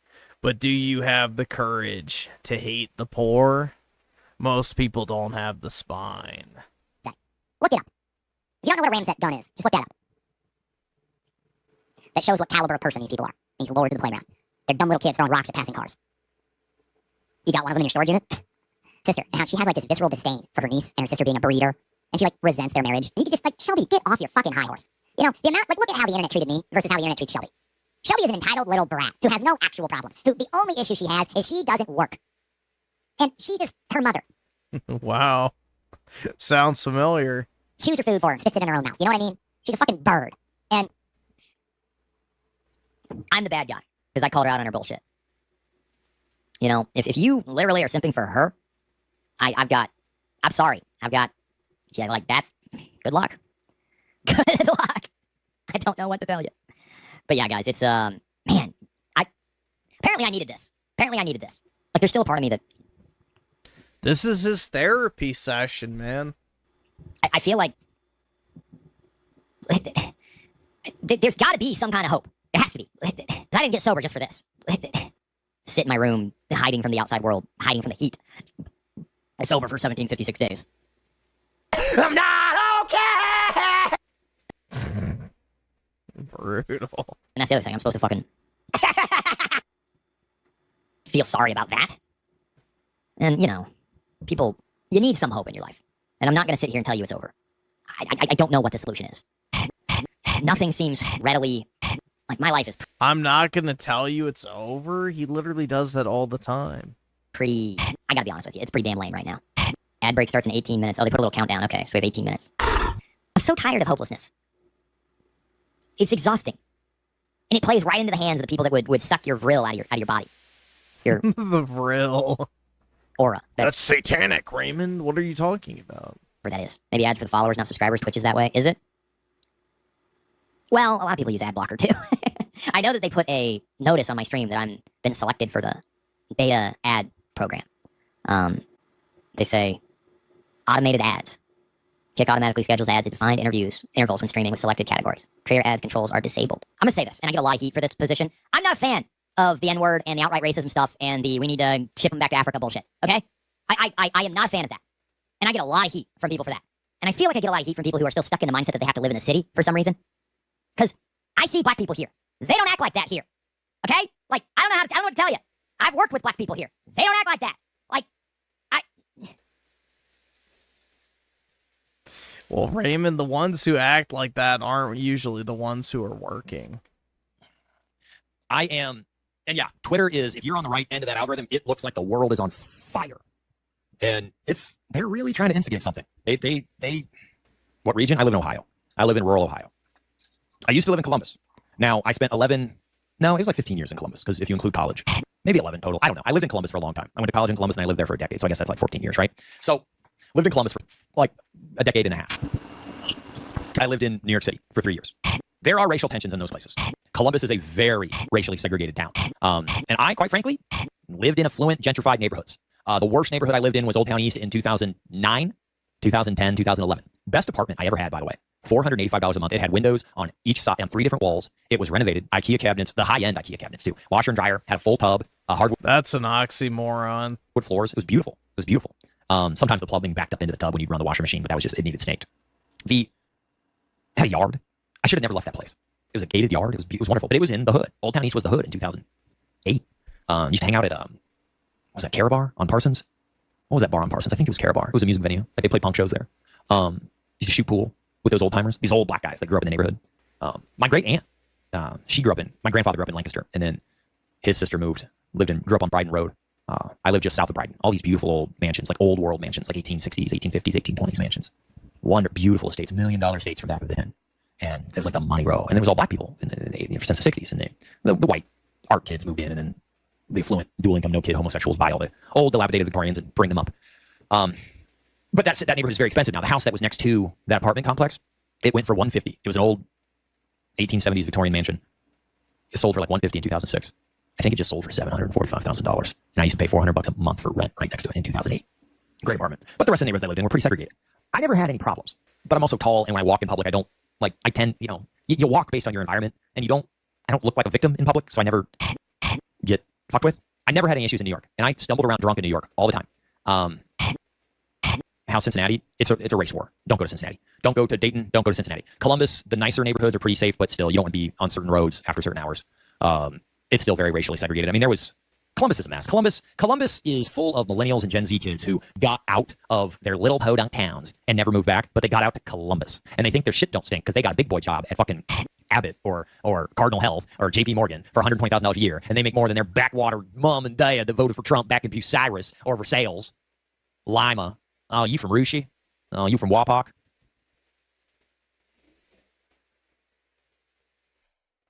Good Lord, man.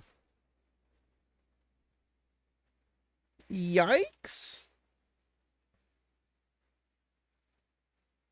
More code the 279. Why is his voice modified? Probably to avoid potential copyright claims.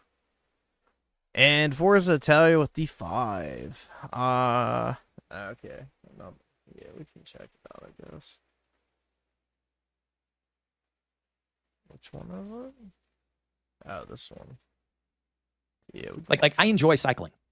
But as soon as you say that, you get barked at about how you have to have a $5,000 bike and you got to wear the Speedo outfit. There's not a single soul who says that. You got to join some fucking cycling team and you got to wear the things. It makes you just want to never fucking mention it. It makes you... Well, use that as a learning opportunity to not. Just want to never fucking mention it. Because I don't want to cycle with other people. I cycle to get the lead out and make myself not angry anymore. Sometimes it works. The other day it did not. Yesterday it did. I did not do it today. I should have. It is not enough that I do push-ups. No, I have to do fucking steroids and gym maxing and bench press 5,000 pounds. I'm not trying unless I am fucking bodybuilding hulking. Well, don't call it cycling. What do you want me to fucking call it, you goddamn fucking annoying piece of shit?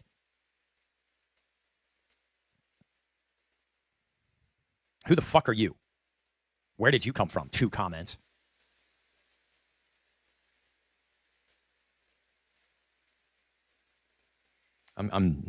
What do you want me to call it?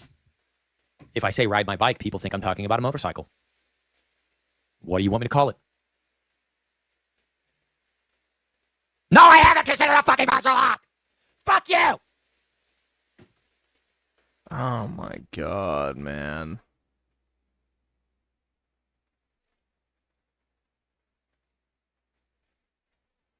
You're stable YouTube commentator, sire. Every woman's dream.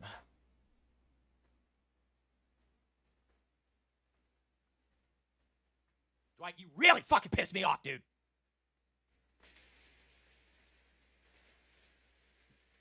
I don't want to do a fucking martial art because people that do martial arts they are cruel and vindictive and they do it so they can hurt you.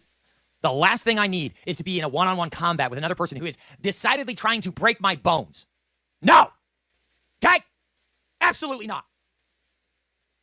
Besides, I have a fucking injury underneath my balls, okay? I'm pretty sure it's a hernia. I don't know what to fucking do about that.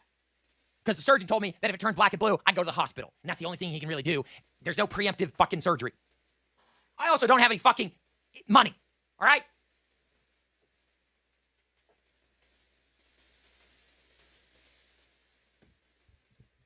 I'm fucking terrified of trying to work construction with this injury, to be honest with you. Yeah, the poor LARP, man. He doesn't have any money. It's all gone.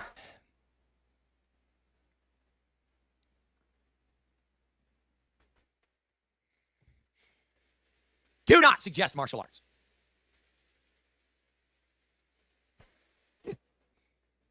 It might actually solve my problems. Don't fucking tell me to fix anything. Then I can't complain. All it amounts to is that sit down and shut up. You're not allowed to feel anything. You're not allowed to express anything. You're not allowed to say anything. I work out to my pain limit. Okay? I do the pull-ups until my crotch starts hurting. And then I stop. All right? I'm aware that it is an injury. Hernia, it's something is not right. When I sit too long, it hurts. It hurts right now. Usually I can stretch and I get moving and it's feeling a little better. Usually over the course of a couple hours of a workday, it works itself out.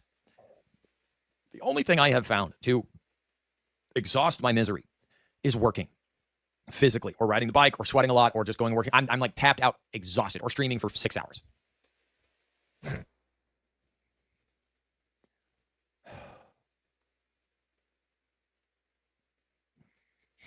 That's a real hard job. I'm so fucking tired. I'm exhausted because I don't fit in with anywhere. I don't fit in. I am not. I don't know. When I start paying, you know,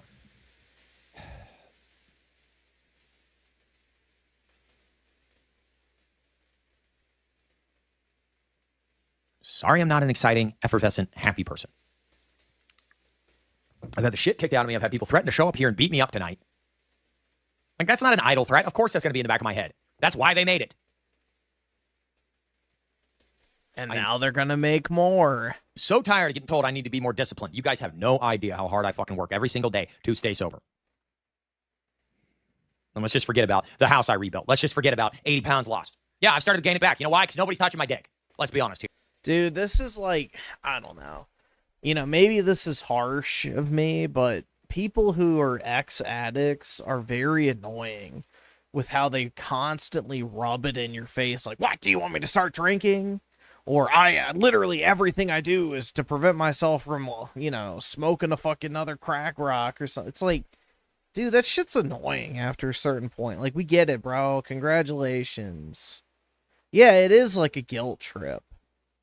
You know, it's just this constant chip on their shoulder they love to rub in your face. Like, oh, look, dude, look at me. Don't fucking talk shit about me. What, are you trying to get me to pick up the bottle again? Like, yeah, it is similar to suicide baiting.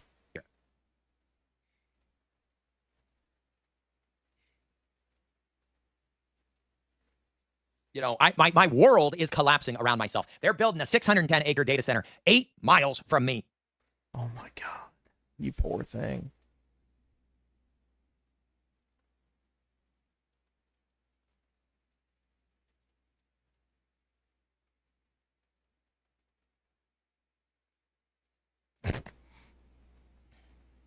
Like, he was trying to hear if he could hear it. Worried about not having water, if I'm honest with myself. Like, they're taking away my future. I just grasped life out of the clutches of literally dying. And all anybody can That's right, dude. do, with the exception of the 124 people, and half of them are trolls, with the exception of the people who are positive in my chat, all anybody can do is is mock me relentlessly and make my life a living hell. Threaten me with death, dismemberment.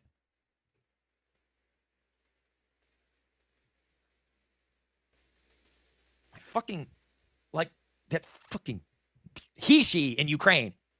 Oh, he's a dry junk. Don't you threaten us with it? You are not wrong. You are wrong to threaten me. I didn't threaten you, bitch.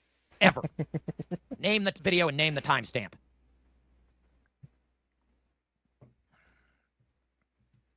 You're not allowed to threaten people with drinking again.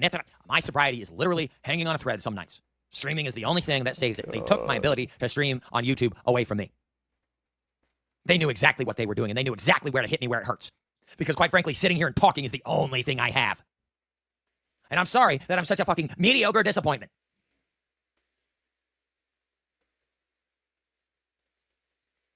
Yeah, I need to get a fucking...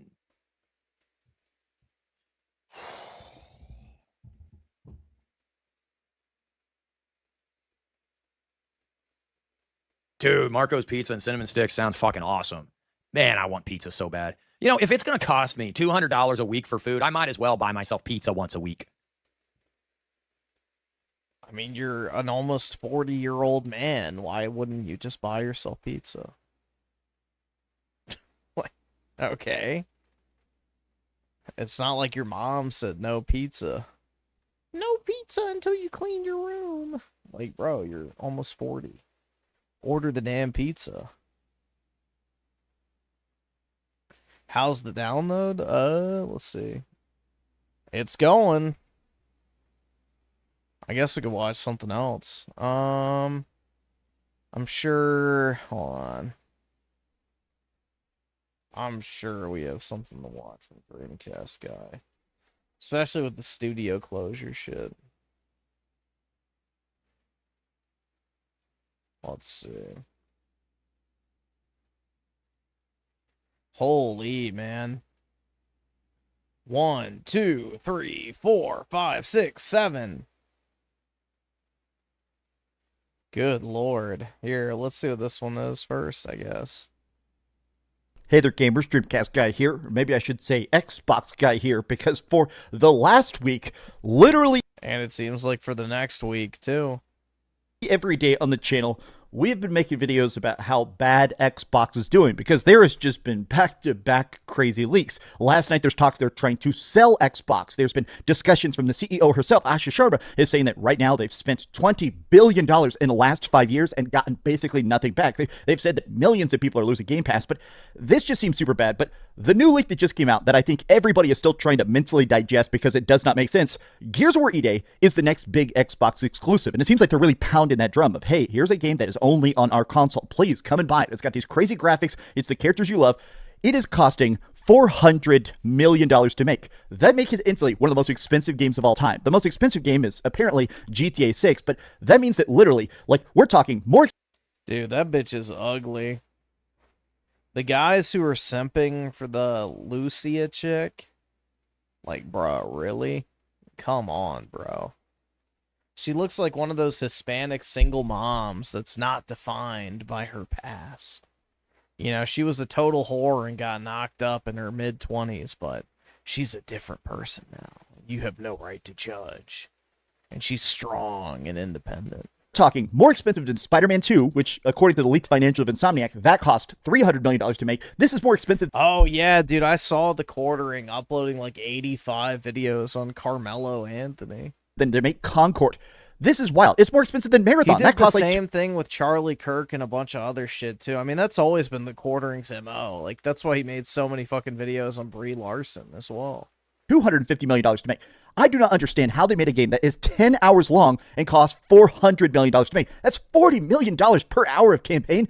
Let's get into this. I have a lot to say because I'll be honest, I don't understand the math. And a lot of people are saying that if companies keep trying to make these $400 million games, this industry cannot survive this budget bloat.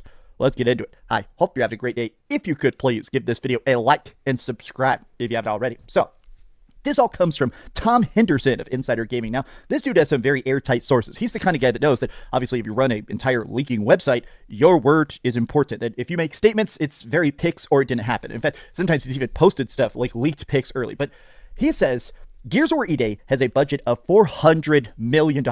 They should have... That's crazy, dude.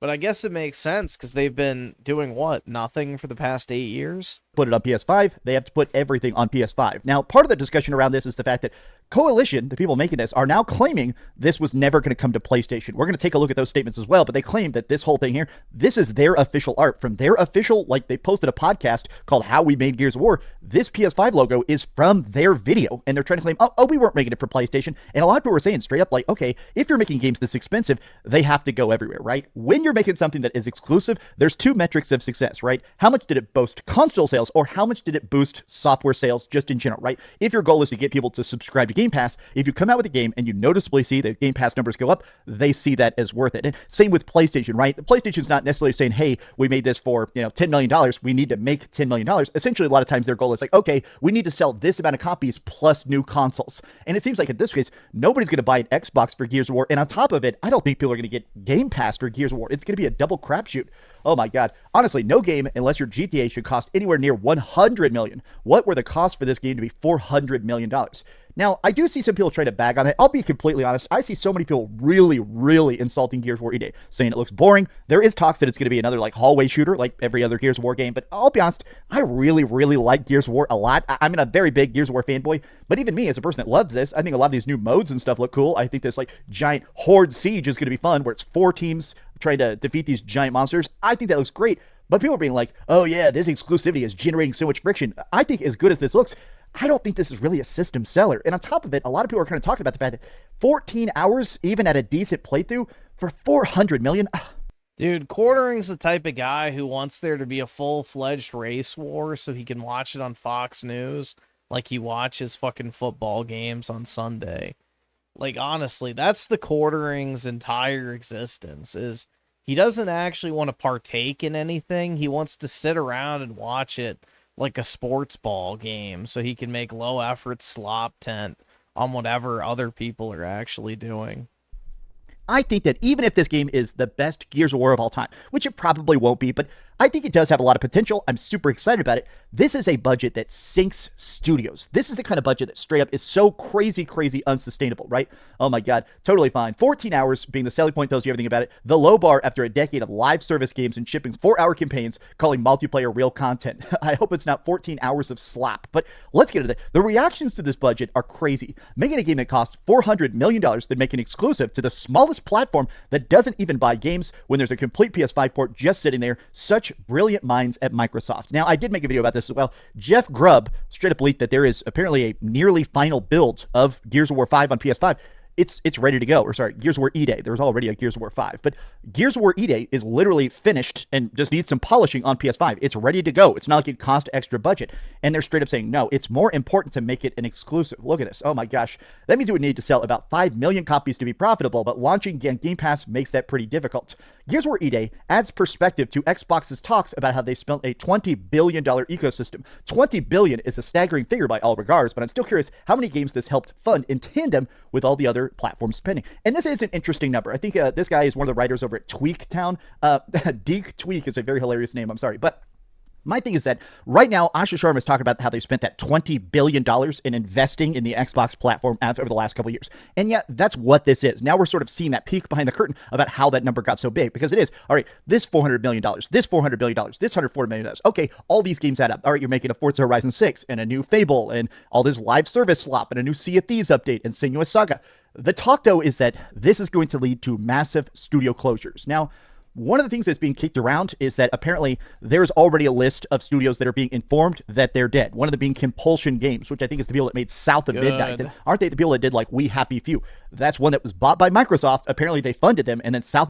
It absolutely sucked, so good riddance. The Midnight wasn't the biggest game ever, mostly because they didn't advertise it. Hey, marketing budgets help sell systems. Yeah, no. I don't think South of Mid would be improved by marketing it. If anything, the more people saw it, the less they wanted to play it. And it's just at a point now where they're like, okay, the game didn't sell, you got one strike, and now it's out. We have to really trim the fat. And a lot of people are saying this industry is so unsustainable. I mean, there's just no other way to free. They spent $100 million on a game that sold 20,000 copies. How the fuck do you not expect them to get shut down? Is it right? These costs are way, way, way too big. But also, I feel like companies are afraid to scale back, right? Every time a new game comes out now, everybody compares it to like Red Dead Redemption, right? Oh, here's this, but you know, in Red Dead Redemption, my horse's balls would get bigger in the summertime. Or, oh man, here's a game, now we're going to shoot all the fruits at the stand and see if it properly explodes. There's so much stuff now that I feel like companies are just so obsessed with this hyper-realism, and I do feel like that's the kind of stuff that's jacking up the budget. Oh, I've got a bathroom. Can I go into the bathroom and shower in the video game and sing in the shower? I'm at the point where I think there should just be... I hope that's in Final Fantasy Remake Part 3, personally. More locked doors, more stuff that just works. Recently, we got, obviously, Expedition 33, and it's now the most awarded Game of the Year awards ever. It's crazy. That's heckin' right, dude! Expedition 33, the greatest video game of all time. They said they spent $10 million on that, 1/40th the budget of this, and that game has won literally every award possible. Best soundtrack, best lead actor, best supporting actress, best everything, everything, everything. That game is an absolute masterpiece, made by 33 friends in France, and just cranked out a pure passion project. That's with right, leading dude. stars.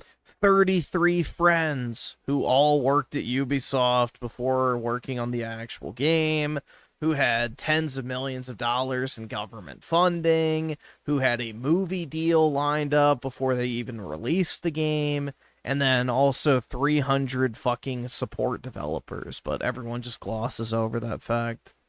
Because it's a heckin' Endorino, dude. And they already had a publisher lined up. Involved in that budget as well, right? Charlie Cox and stuff. I almost feel like my problem now is that it seems like certain companies are so obsessed with this giant spectacle, they're forgetting to kind of go in with the end in mind, right? Like when they made Expedition 33, they went, here's what it's going to be, here's every part of it, just crank it out. And I'm not going to claim that every project can be like that, the obvious best game of all time, but a lot of people are saying that they have to find a way to cut the obvious best game of all time. And I'm not going to claim that every project can be like that, the obvious best game of all time, but oh, so Dreamcast guy is now skinwalking the fact that Expedition 33 is the greatest game of all time. Oh my god, dude. This is just consumer maxing. If you honestly think Expedition 33 is the best game of all time, I actually feel bad for you. A lot of people are saying that they have to find a way to cut these budgets. Even Spider-Man 2. Spider-Man 2 cost $300 million, and it sold 16 million copies, and a lot of Xbox fanboys were trying to claim it's a flop, right? And that's the thing, right, is that Spider-Man 2 selling 16 million copies sounds impressive, but again, even with this amount of numbers, that is still... It sold 16 million copies, including like 10 million console bundles. It's too crazy. I think a lot of people are afraid in the gaming industry to be the first person that doesn't release the current standard of AAA. And I feel like I see this a lot, right? Which is that, hey, we want to cut this budget. Hey, we want to get this out faster. Hey, we want to make this thing. But everyone's like, okay, but if this doesn't have the perfect polish and perfect frame rate, everybody seems to be afraid. Okay, you can't put out a game now that isn't the most bombastic follow-up of all time. And I think that's part of what's crazy about that is that Gears of War E-Day, it doesn't look big. You know, this isn't some open world, 50-hour game. It's a 14-hour corridor shooter. How in the world is this costing that much? It's got to be some weird like restart. We spent, $80 million developing this lighting engine, something crazy, right? $1,000 consoles, $400 million to make Gears of War. Gaming is broken. If this is true, it's insane that they canceled the finished PS5 version. With that budget, I don't know how it could even come close in either case. Paul, a Destiny 3 would cost $500 million to start. These are the normal AAA gaming budget. The last Gears was in 2019. This is not a dig at Xbox. It's much more of an industry thing. Oh my God. It is wild that we're really just at that. I just don't know how any of this stuff is salvageable, right? Coalition claims we never talked about it going to PS5. It was never changed. I would say that Gears as an exclusive makes a ton of sense. It's our great honor to be bringing one of Xbox flagship titles. A lot of this feels like backtracking. A lot of this feels like panic. I bet that these developers are terrified right now because this headline looks bad. Just on its face, it looks bad. But also, I think a lot of people now are kind of wondering which Xbox studio dies first. Which Xbox studio is about to get the axe? Because a lot are. We have seen studios in the past that got shut down the day their game came. Ares closed down Obsidian and my life is yours. I can dream, right? It's happened in the past. I want to say Sony did that. Didn't they? Sony did that with like one of the PlayStation studios. My thing here is that I'm almost in a spot where I think we need to start making like budget caps. How much of the game can you make for $50 million or $80 million? How much of this game, how much can you be ingenious and minimalistic with your graphics engines or your art style, your story? How good can you make a game that doesn't cost as much as, this costs more than Avengers Endgame. How much can you make on a shoestring budget? I don't know, man. This feels bad for all of gaming, not just Xbox, but boy howdy, especially Xbox. Tell me your thoughts in the comments down below. If you could, please give this video a like, subscribe if you haven't already, and please keep dreaming. I think I'll do. Thanks so much for watching just that video. Dream If you want to see Casca. something else, you can always click this. I think I will personally keep dreaming.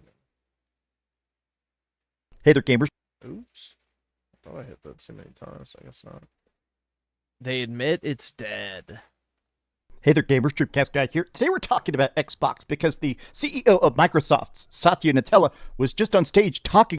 I love how that's like basically a borderline racial slur, calling him Satya Nutella because he's brown.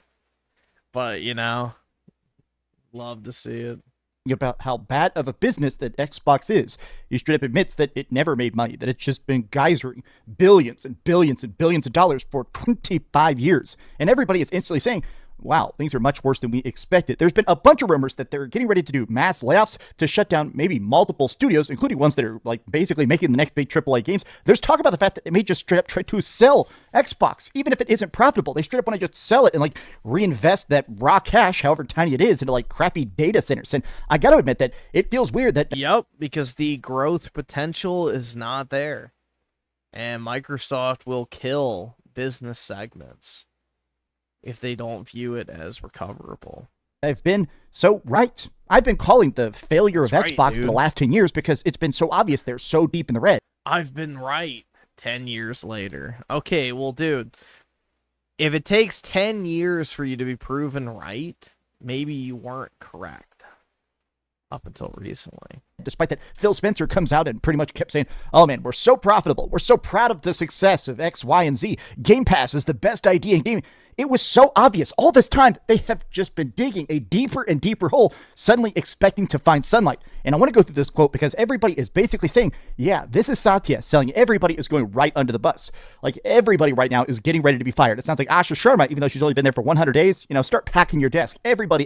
Matt Booty, Matt Balls, everybody. Balls out. It is time.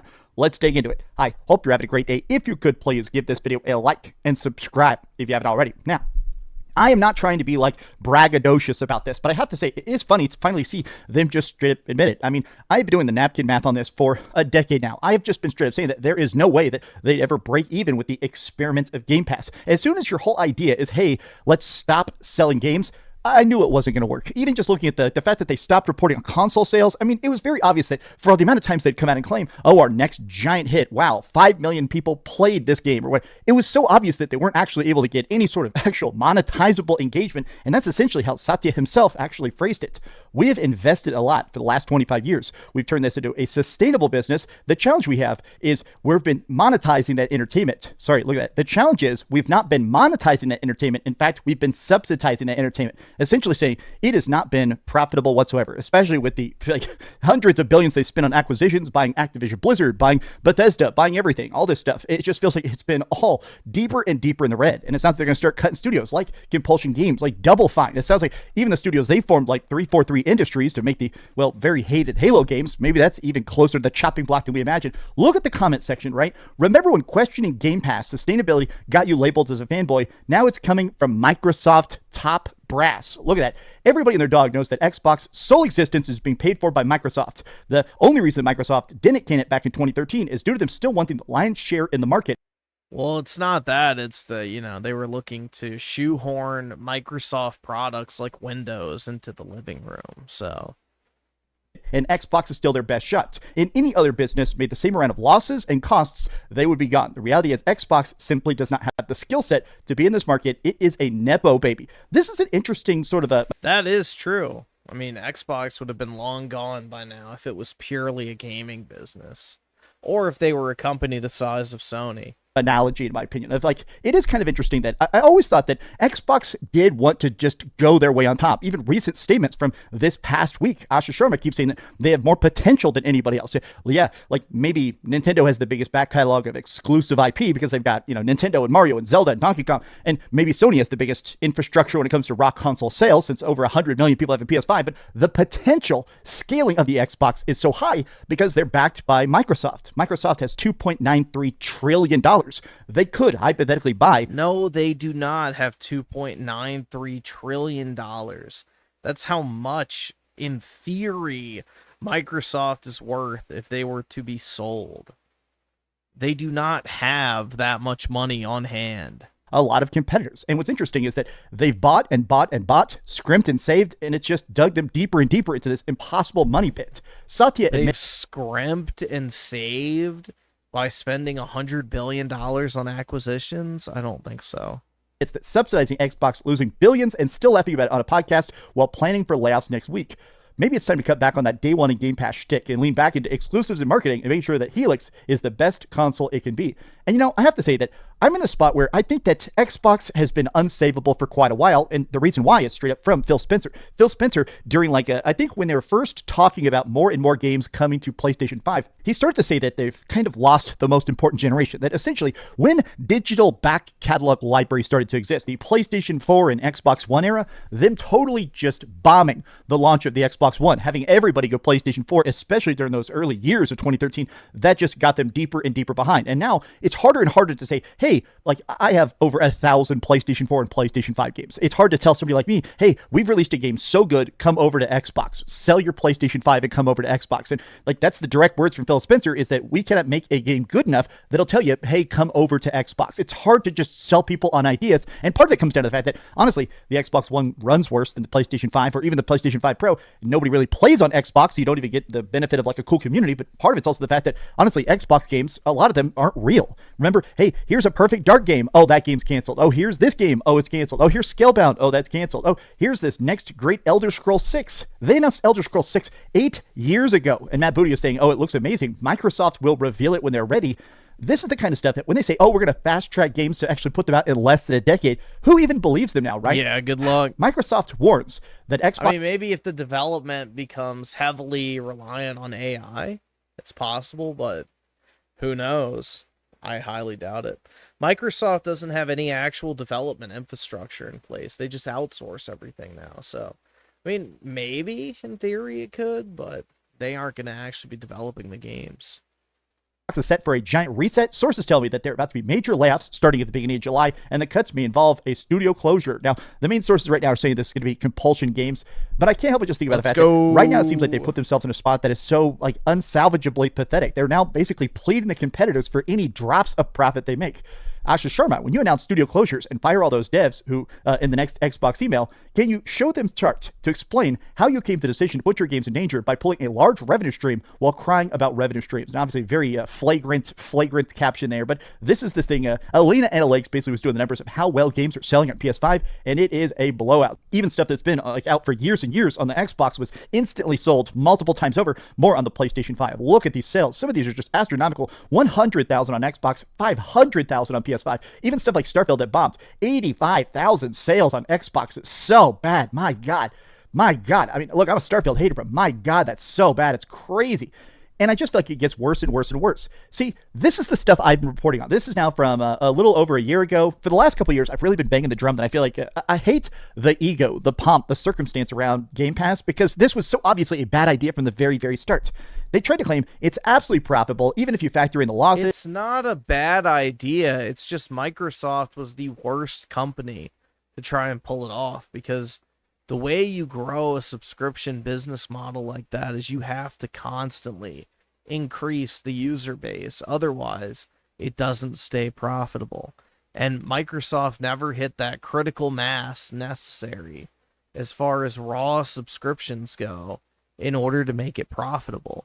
So it's not a bad idea in theory. It's just Microsoft with the smallest install base and some of the worst first-party games in the industry did not really make a compelling case for why anyone should actually care about it to the point where they could actually maintain it. Is first-party studios, everything, right? This is worth the lower sales. And everybody, myself included, were mocking the hell out of us. Yeah, man, it only costs $400 a month to own and operate my car as long as I don't have to pay insurance, gas, tolls, oil changes.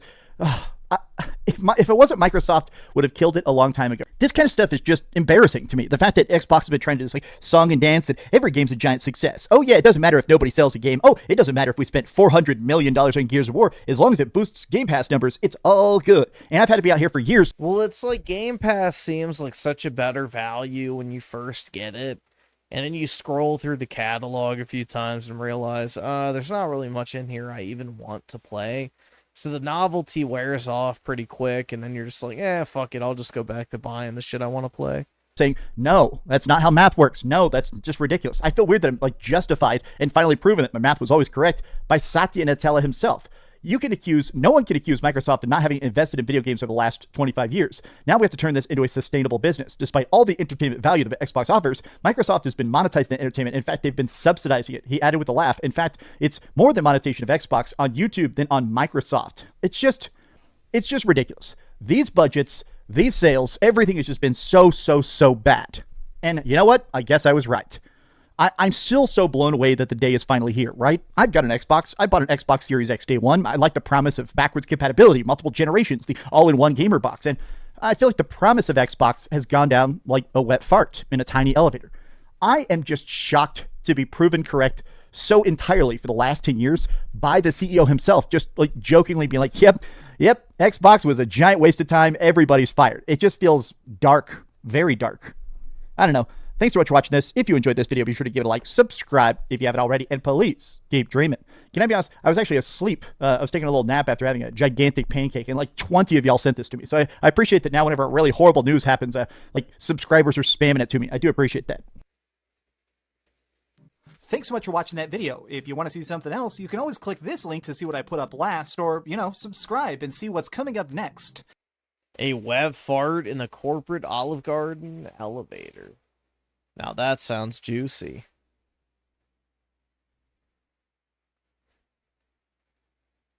Let me get a whiff of that shit. Alright, give me like 1 or 2 minutes. I'm gonna go take a piss real quick.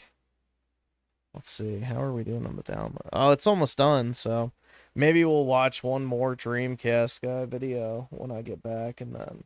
Hey there, gamers. I think it should be good. I don't know, yours truly, if we're good on time on your end, but... If you want to do it tonight, we can. If not, just send the shekels the next time you want me to do it. But anyway, I'm going to go take a piss real quick. I'll be back.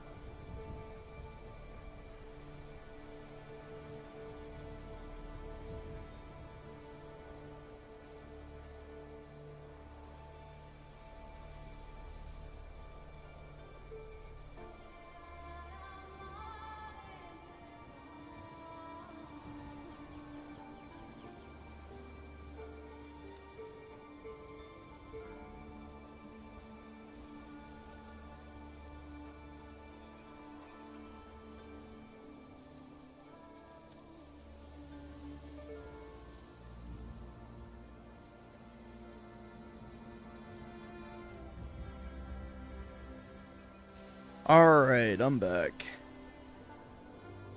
I had to get my dog settled and stuff. He, like, kind of, I guess, pulled a muscle or something in his leg.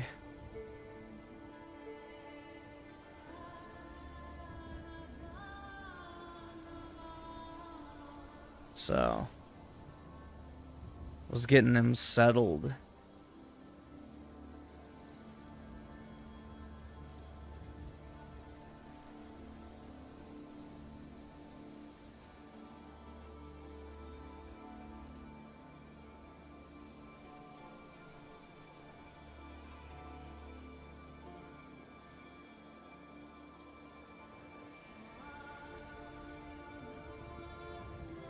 Nah, he was zooming around and stuff on like a hill. And, you know, he does it every once in a while where he like pulls something in his leg. It's not really a big deal, but I don't know. But yeah, he needed to go take a dump. So I got up to go pee, and then he was looking at me as I was peeing with like the eyes of like, I need to go. So I took him out and, you know, meandering around for a while. Then he started doing the sniff. Acts like he's going to squat. I don't know. It is what it is.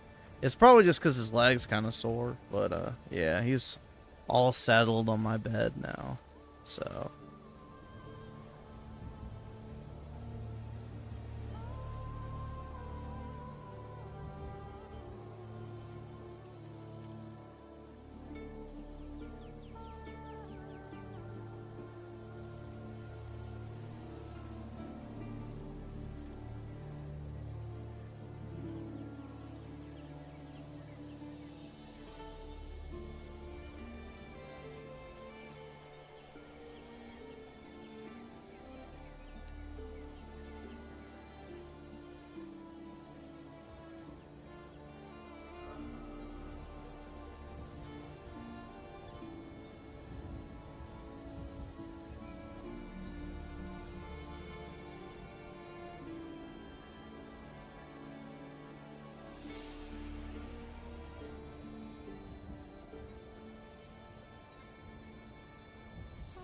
You sent the Goy Bucks on Kick?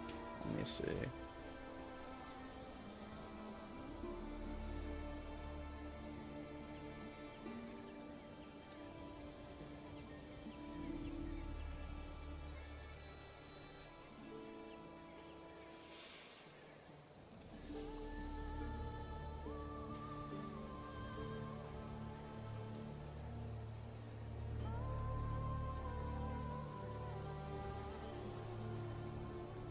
Okay, well, I don't know. I can't find my channel, so I will take your word for it.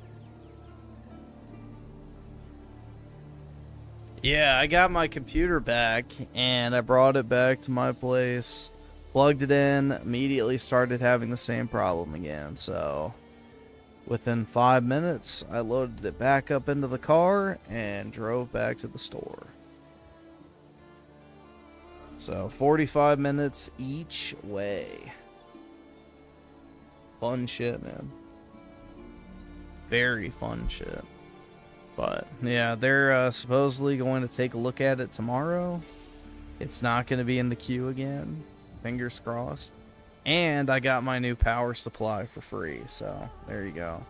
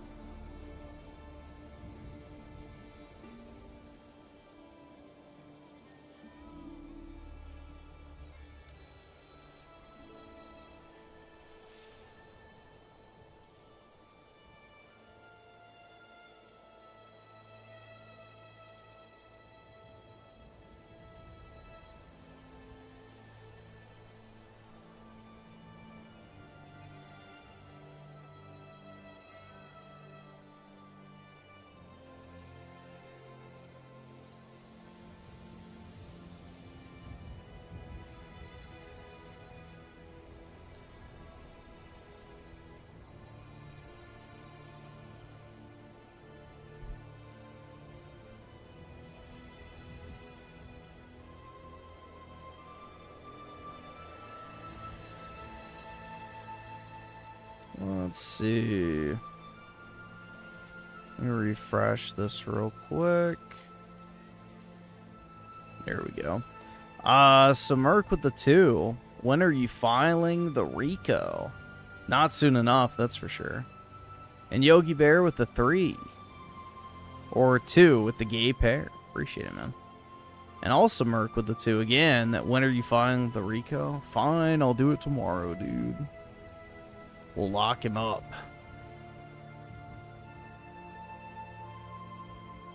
That's right, it's over $1,000. Technically, it hasn't crossed state lines, so it's the unfortunate part. But you're right. It's cost me thousands of dollars in lost revenue.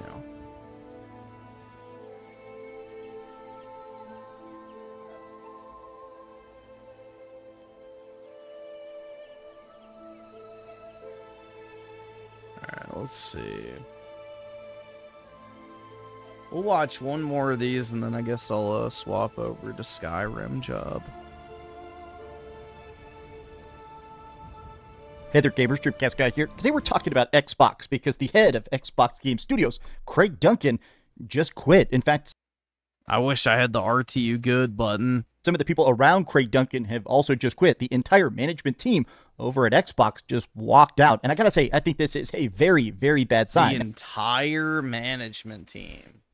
I find that entirely unlikely. Oski Woski with the 2, mute Juan. Alright. There we go. Now, Asha Sharma herself, the CEO, the replacement to Phil Spencer, has been very clear that here in 2 weeks, the first week of July, they're about to start doing mass firings. Some of the leaks are, in fact, about that apparently they're about to start to shut down multiple studios.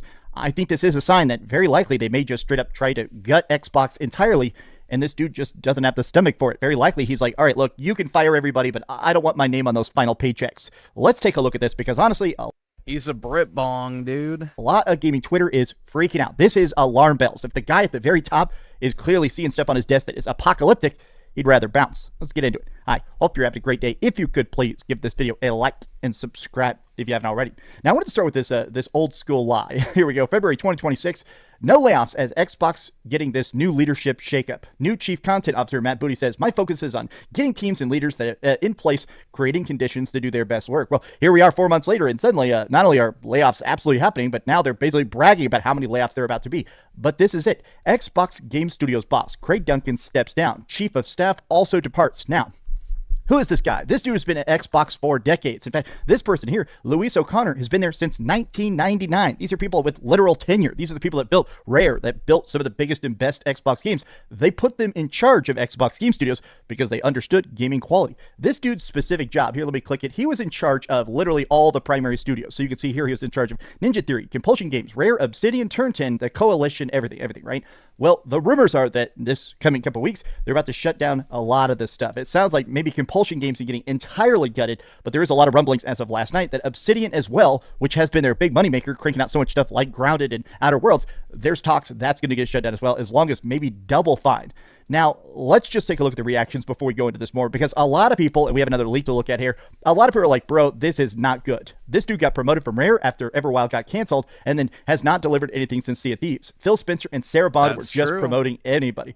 Wow, look at this. Everybody like, man, this is not good. Of course, the classic. I think what Phil tried to do towards the end was just ingrain a bunch of his loyalists in a bunch of high-ranking positions in Xbox before he left.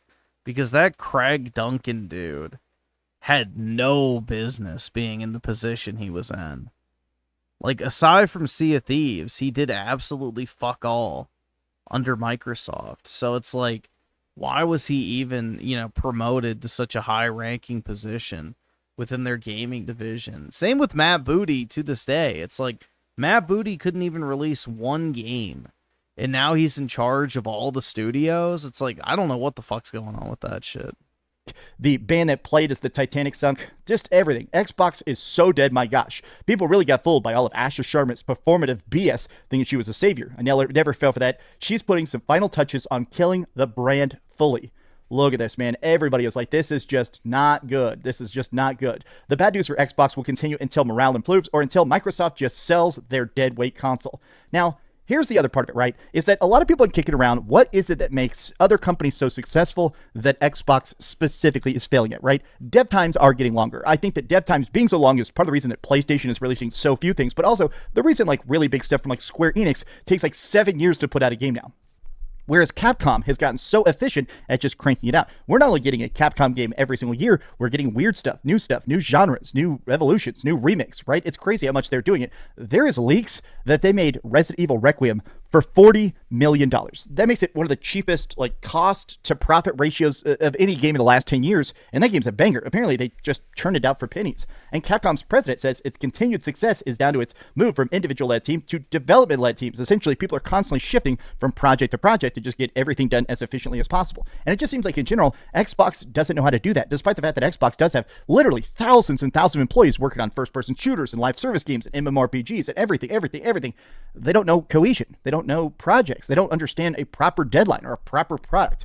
Oh my God, look at these replies. Tough not seeing this as abandoning a single ship. It's tough not to see this as abandoning a sinking ship following the latest Xbox news. I really do hope they make it. Oh, people doing the classic dancing with a coffin. Look at that. I love the new season of the downfall of Xbox. Man, it's just wild. They're literally shutting down everything. Now, here's the other leak I wanted to talk about. This guy, Chris Avallone, is the writer of Fallout New Vegas, Fallout 2, Planescape Torment, a bunch of stuff, right? This dude is very much an Obsidian classic dude. This dude has been very, very at the core of Obsidian. He is no longer with Xbox, and a lot of people think that he's very mad at Xbox for no longer being part of the team. And he said this: apparently, Microsoft Studios, who had been told in the past that layoffs would not affect them, are now getting a different message. Formerly, Safe Studios are now telling employees they aren't sure that management changes will impact the studio. Lots of uncertainty, even with studios who have already been under those releases of Microsoft. Not sure if and when layoffs are coming, but if you think you might be affected, let me know here or on DMs, and I'll signal blast any resume job offers I can. Now, the talk is the fact. Oh, man. You know, I don't really have, I guess, a real negative feeling towards these people losing their jobs, to be completely honest, because it's like Microsoft Studios have been so shit. I don't really get, like, why you would even want the people who work at those places. That it sounds like pretty much everybody other than Turn 10 is at risk. Turn 10 are the people that are obviously making, or Playground Games. Sorry, Playground Games are the people that are obviously making the new Fable game, and they just made Forza Horizon 6. It sounds like all of them are safe, but pretty much everybody else is kind of in the hot seat. Everybody's kind of in the spot now where it just seems like they don't know how to be profitable. Now, I have been really just saying that I feel like Xbox has put... Yeah, it pretty much was a corporate daycare center. ...themselves into a very unfortunate death spiral. I mean, undoubtedly, right? They train their audience not to buy games. Straight up, they said, buying games is antiquated. Just subscribe to Game Pass. Buy a console and you get a year of Game Pass. You've got this back catalog. You've got instant first-party stuff day and date. And I think it trained people that whether the game is good, whether the game is bad, it's not worth the price. I think about the thousands and thousands of tweets I've seen over the last couple of years where an incredibly cool indie... Dude, this guy has like a haircut that screams, I don't want to change my haircut because I've been getting the same one since I was 20. And if I did change it, it would remind me of how old I am. Game is shown like Death's Door or anything, right? And people say, wow, if it's not coming to Game Pass, I'm not buying it. And I feel like that's even more so. If that's like little $5, $10 games that are fantastic, if Xbox people won't buy a $10 game because it may eventually come to Game Pass, I think it shows that, well, Game Pass becomes vampiric, parasitic to the product it's trying to do. Instead of introducing new people to the greatness of Xbox, instead it's training Xbox to not have a community whatsoever. Craig is in a very odd spot. And I'll be honest, not to be too bleak, this feels like when a soldier is told to march into a battle where every soldier is going to die. You read this in history, there's times where a general is told, the king says, march into battle, it's time to all die for glory. And the general's like, I'm not going to do it. This kind of feels like that. I think that he has the raw numbers right now about the fact that everything is about to be absolutely slaughtered, and he just doesn't want to be here for the bloodbath.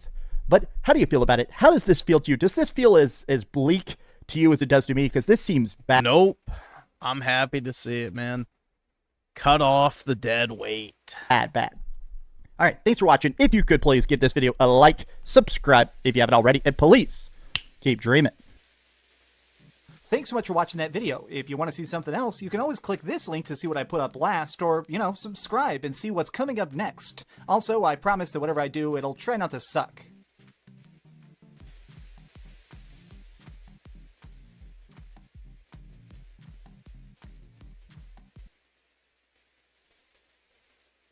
But will it, though? will it suck? Chris left Obsidian in 2015, so he was never part of them when Xbox bought him. Interesting. Yeah, I don't know. I mean, Obsidian should be gutted, I feel like. Apparently, The Outer Worlds 2 was a complete and total failure. Shocking no one, but...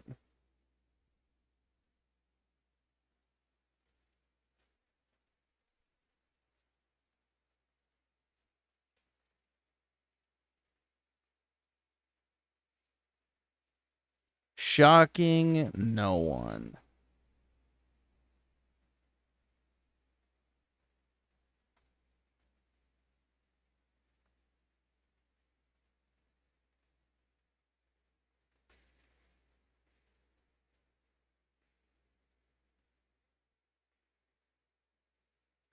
Let's see. Give me a second here.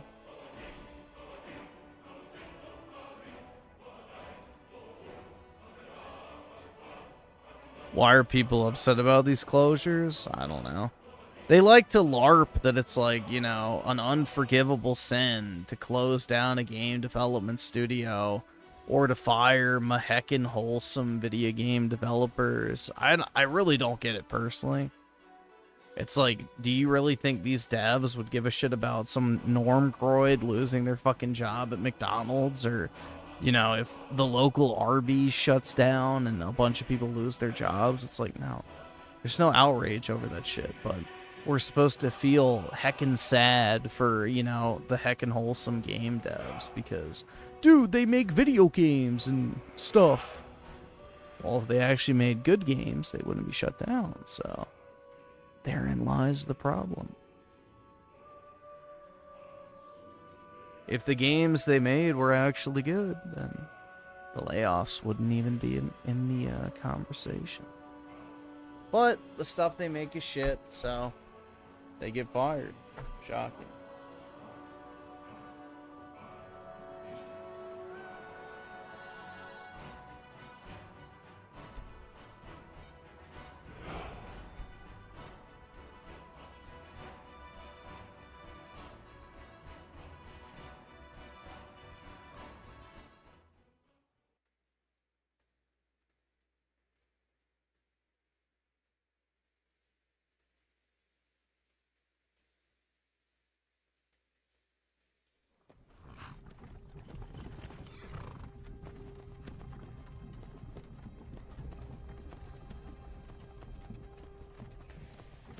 This'll make me sad.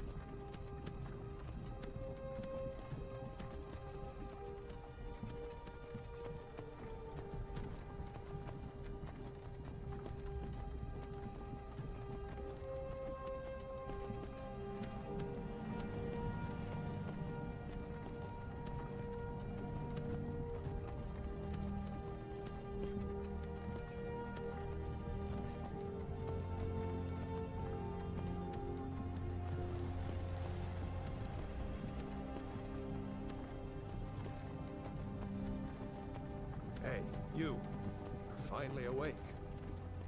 You were trying to cross the border, right? Walked right into that Imperial ambush, same as us. And that thief over there. Damn you Stormcloaks. Skyrim was fine until you came along. Empire was nice and lazy. If they hadn't been looking for you, could have stolen that horse and been halfway to Hammerfell. You there, you and me, we shouldn't be here. It's these Stormcloaks the Empire wants. We're all brothers and sisters in binds now, thief. Shut up back there. What's wrong with him, huh? Watch your tongue. You're speaking to Ulfric Stormcloak, the true High King. Ulfric? The Jarl of Windhelm?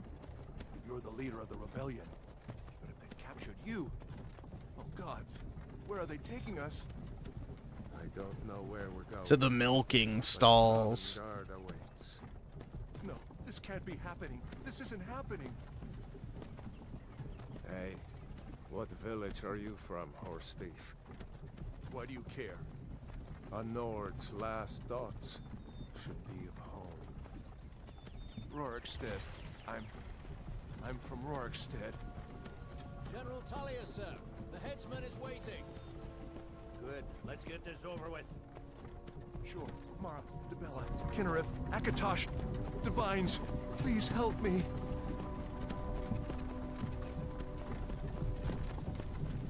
Look at him. General Tullius, the military governor. And it looks like the Dalmor are with him. Damn elves. I bet they had something to do with this.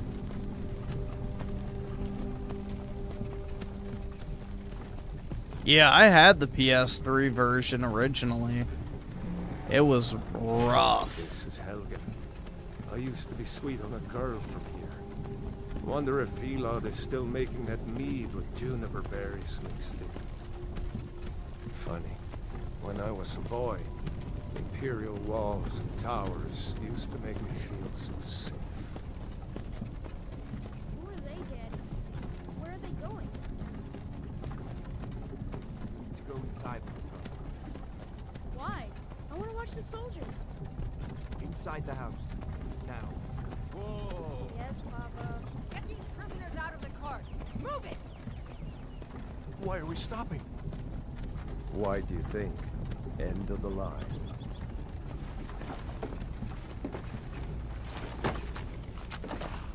Let's go. Shouldn't keep the gods waiting for us. No, wait! We're not rebels! Face your death with some courage, thief. You've got to tell them! We weren't with you! This is a mistake! Step towards the block when we call your name. One at a time. Empire loves their damn lists. Ulfric Stormcloak, Jarl of Windhelm. It has been an honor, Jarl Ulfric. Ralof of Riverwood.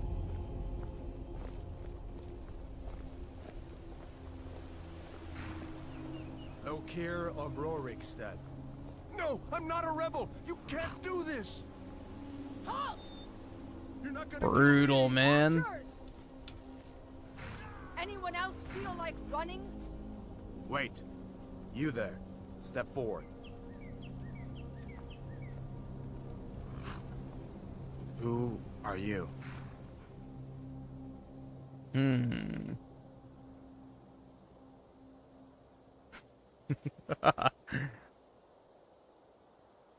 What country do I hail from? Shit.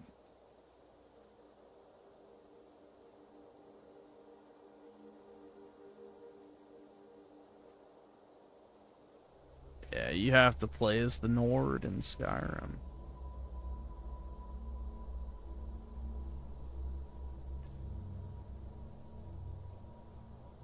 Whoa.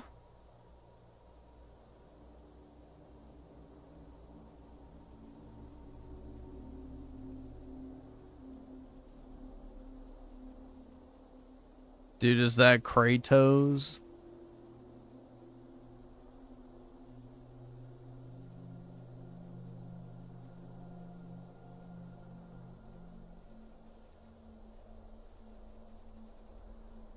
Hell yeah, let's get jacked.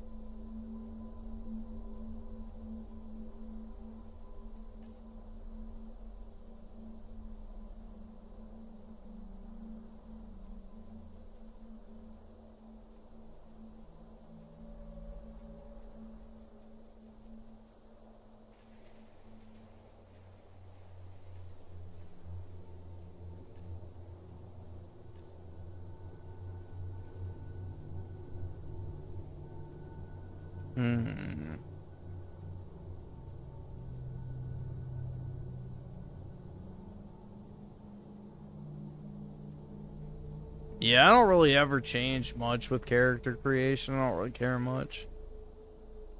I don't really get autistic about character creation personally. We'll go with the shortcut. It's good enough. Now, let me just do this real quick. Just in case it autofills. Alright, it's not going to, but...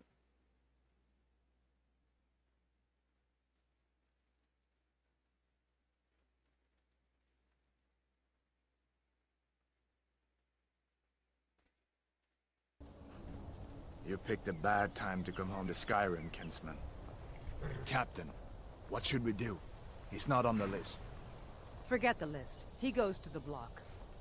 By What a your orders, bitch. Captain. I'm sorry. At least you'll die here, in your homeland. Follow the captain, prisoner.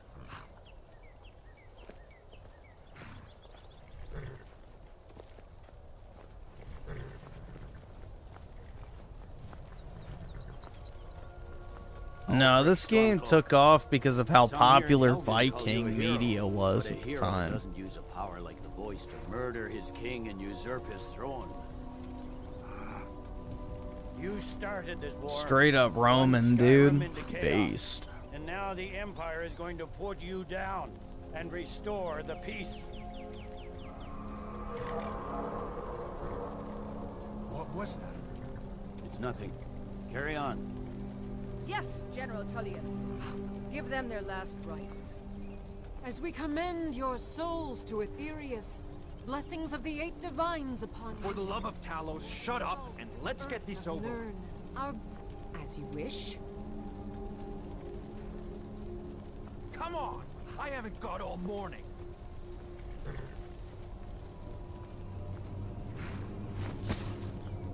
My ancestors are smiling at me, Imperials. You say the same.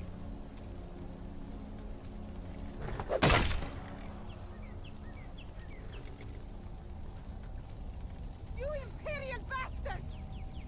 Justice! Death to the Stormcloaks! Dude, during the early 2010s, like Viking shit was super popular. Next, the Nord and the Rags. Here it is again. Did you hear that? I said next.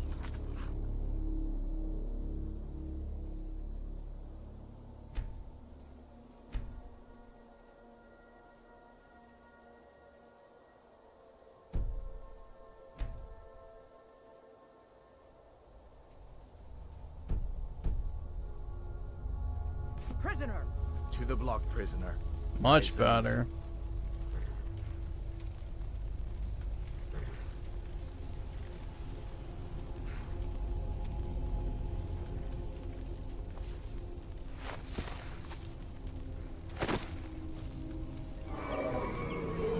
What in oblivion is that? Sentries. What do you see? It's in the clouds.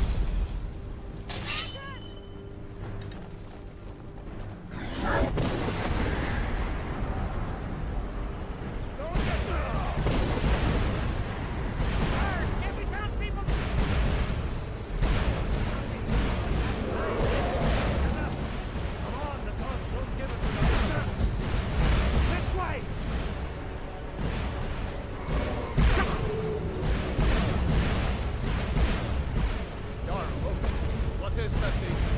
Would the legends be true? Legends don't burn out. Some of these...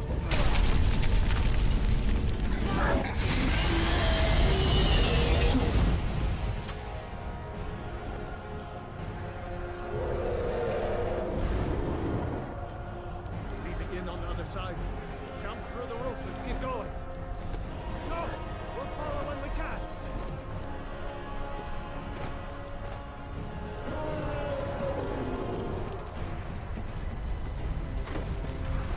You need to get over here. Now! That boy, you're doing great. Toro! God! Everyone get down! Still alive, prisoner? Keep close to me if you want to stay that way. Gunnar, take care of the boy. I have to find General Tullius and join the defense. Gods guide you, Hadmar.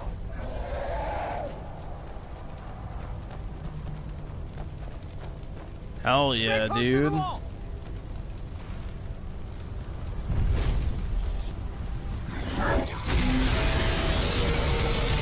Quickly, follow me!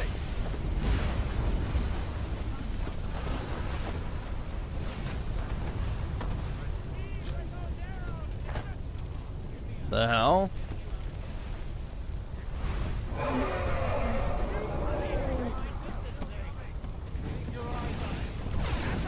Into the heat, soldiers!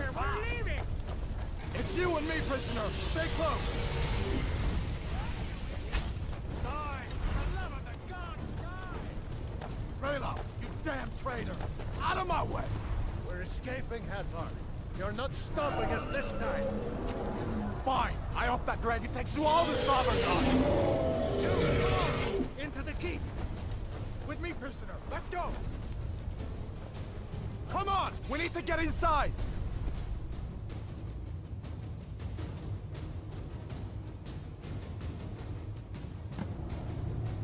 Looks like we're the only ones who made it. Was that really a dragon?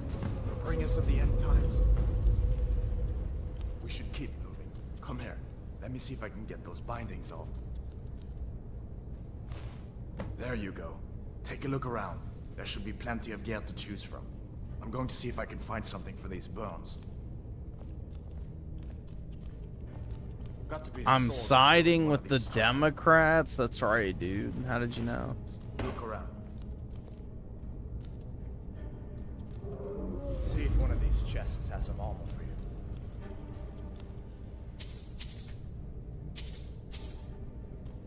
See if one of these chests has some armor for you. Evil villain run? You literally get locked out of content if you don't do the Imperials. See if one of these chests has some armor for you.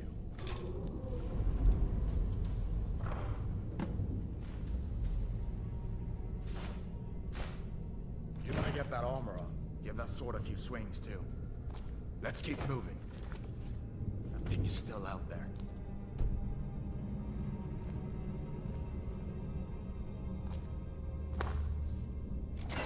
Trying to remember what the controls are.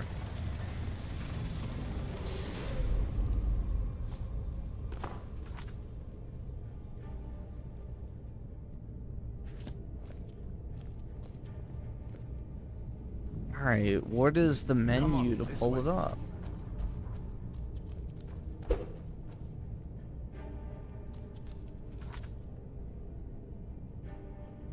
I'm guessing it just hasn't activated yet? We need to get moving. I did grab 2 swords. Give me a minute. I'm out of breath. There we go. I don't know why that wasn't coming up.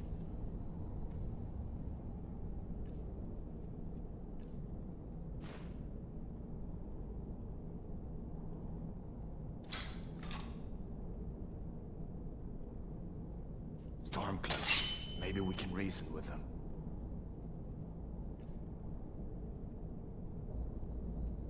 Let's see.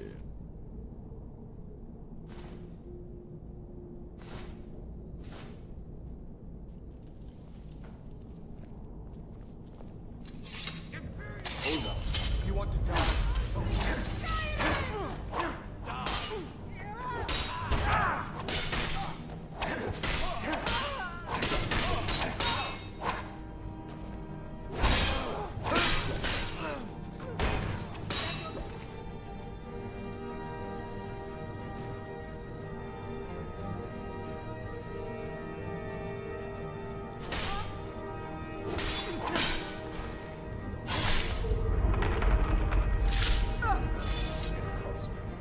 let me see if I can get that door open.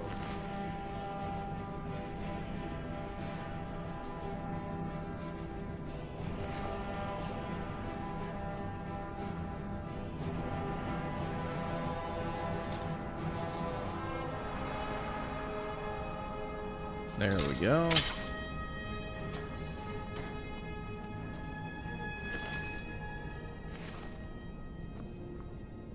Let's go.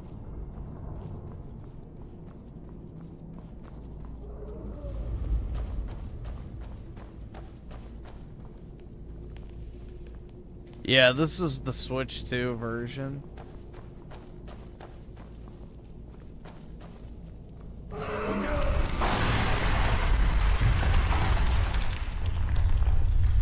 Damn, that dragon doesn't give up easy. Huh?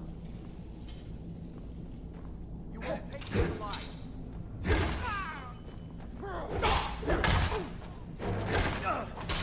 That's it?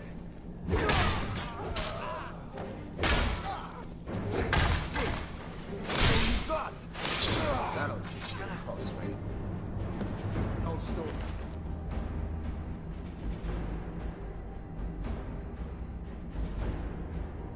See if you can find some potions. Might come in handy.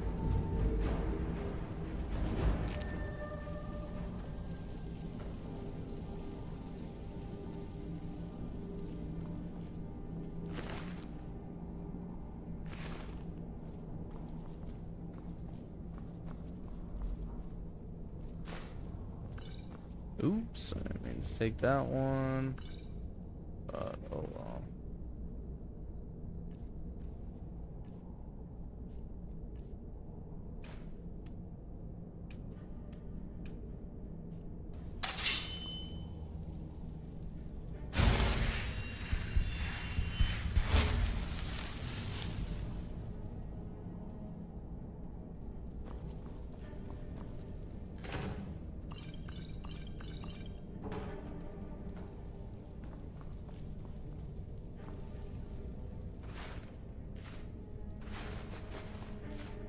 Oops.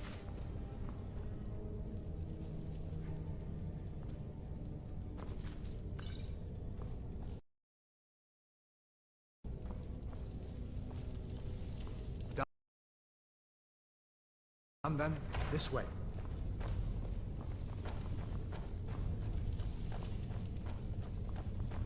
The torture room. Gods, I wish we didn't need these. Hear that? Come on. There's no escape. What a waste. Defile her corpse. That's the end of that.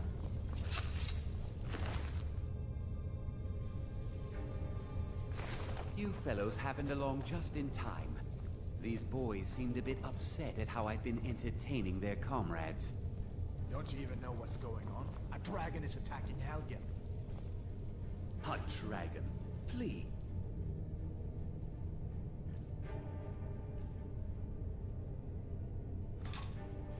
Don't make up nonsense. Although, come to think of it, I did hear some odd noises coming from over there. Come with...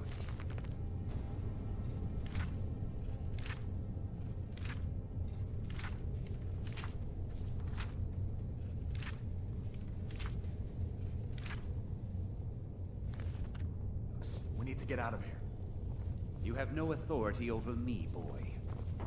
Leave me to my work, unless you plan to stay and help. Forget the old man. I'll come with you. Wait a second. Looks like there's something in this cage. Don't bother with that. Lost the key ages ago. Poor fellow screamed for weeks. See if you can get it open with some picks. We'll need it. Uh-oh.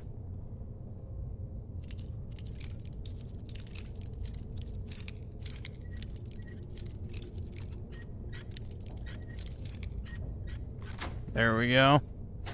I still have it, dude. Take all my things, please. Grab what you can and let's go.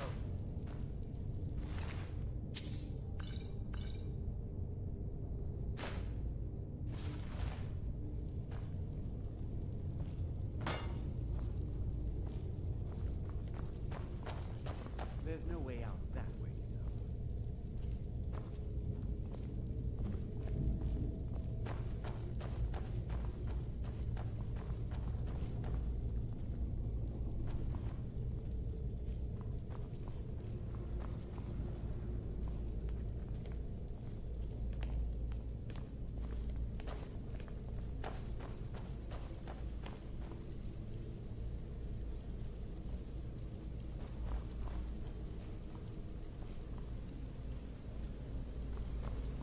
Better to stick together down here.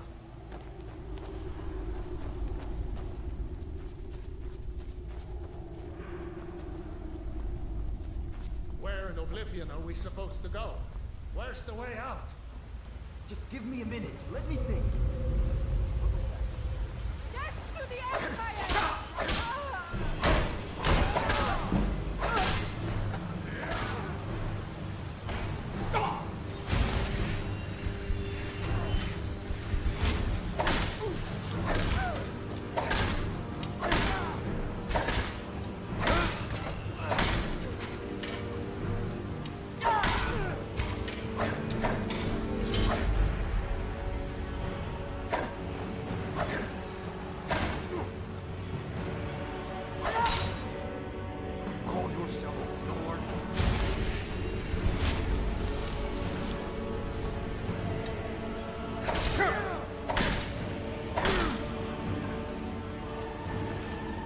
There we go.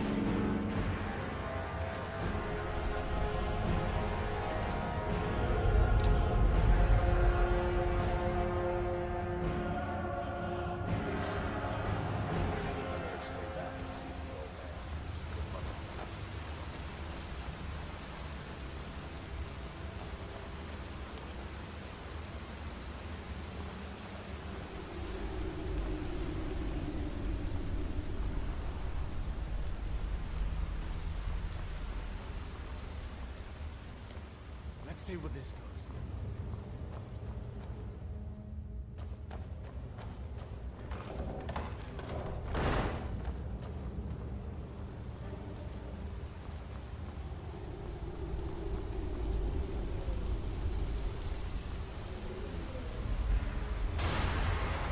Whoa, dude. The rumble in my controller makes it feel so real.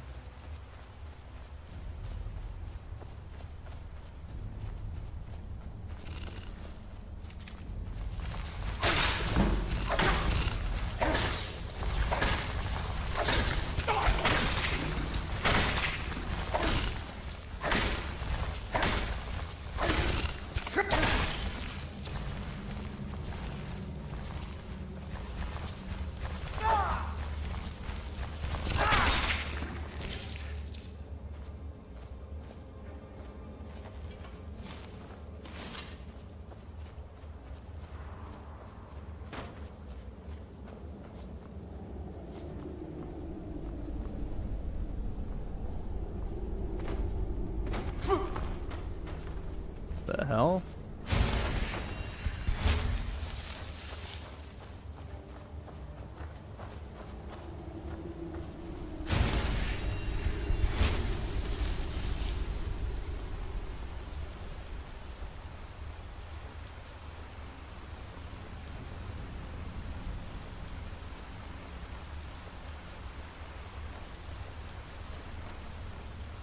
Hold up.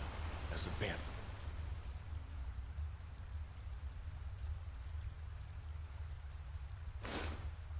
I got the Dovahkiin helmet already, dude. Hell yeah. You might be able to sneak by. Just take it nice and slow and watch where you step. Or if you're feeling lucky, you can take this bow. Might take you by surprise. Go ahead. I'll follow your lead and watch your back.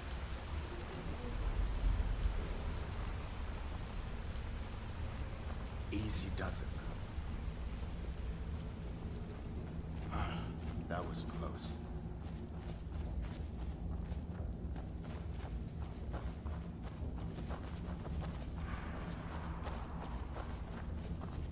This looks like the way out. I was starting to wonder if we'd ever make it. Woohoo!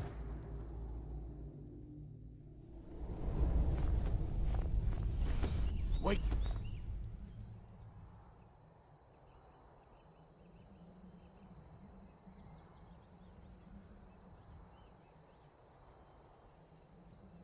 Fuck no.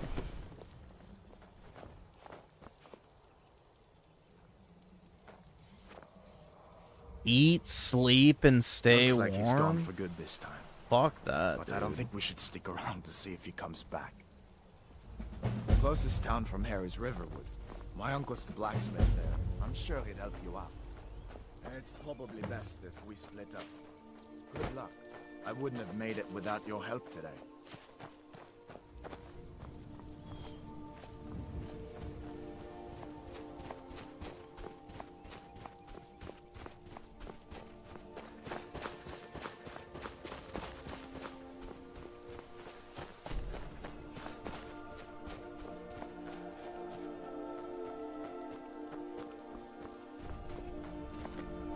Just want the map point to activate, but I guess it won't. Not close enough still.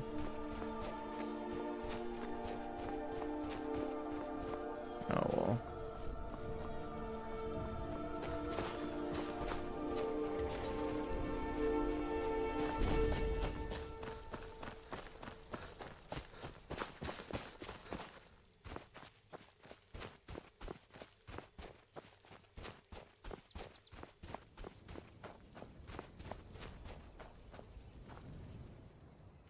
Let's see.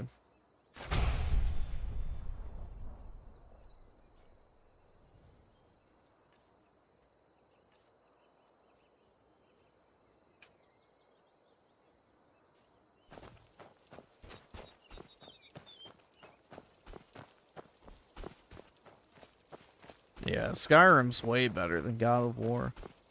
At least modern God of War, but...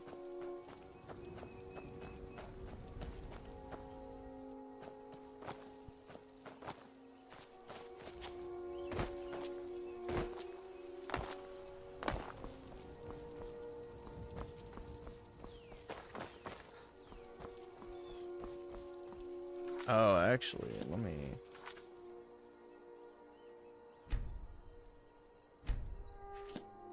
Just in case.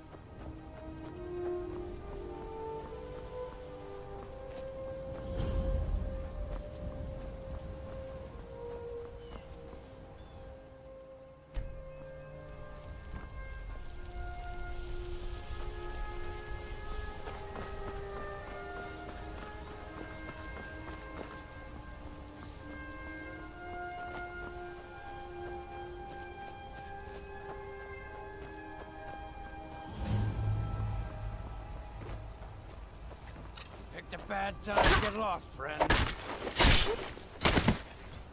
The voice lines, bro.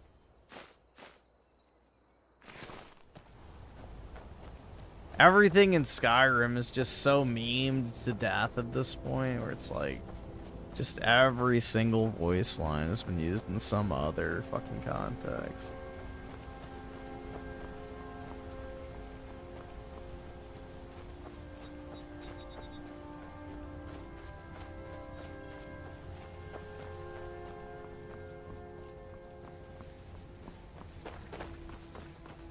Well, isn't it only the dark elves that they hate?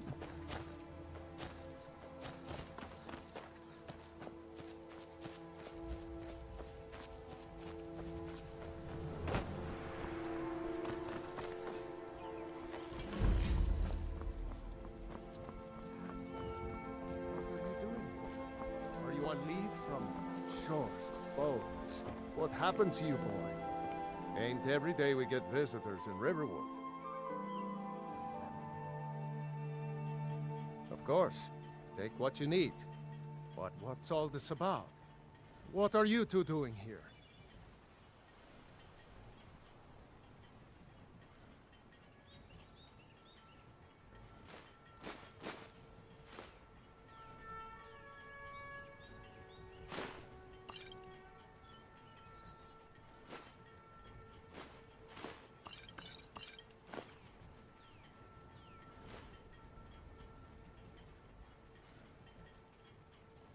What?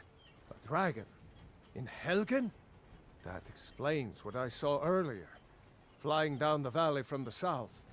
I was hoping I was wrong about what I thought it was.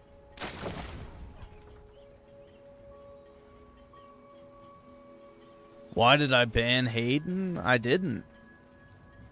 Otherwise, she wouldn't be typing in the chat now. Hayden.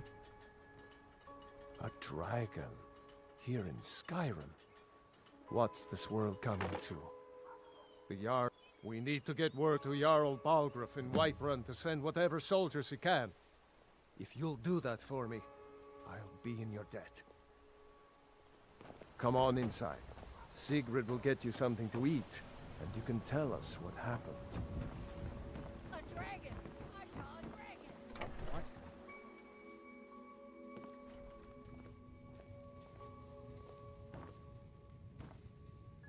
It's nice to be back in a friendly spot, huh? Listen, I'm going to lay up here for a while. You can make your own way to Solitude from here. Did you really see a dragon? Damn stormcloaks could be anywhere.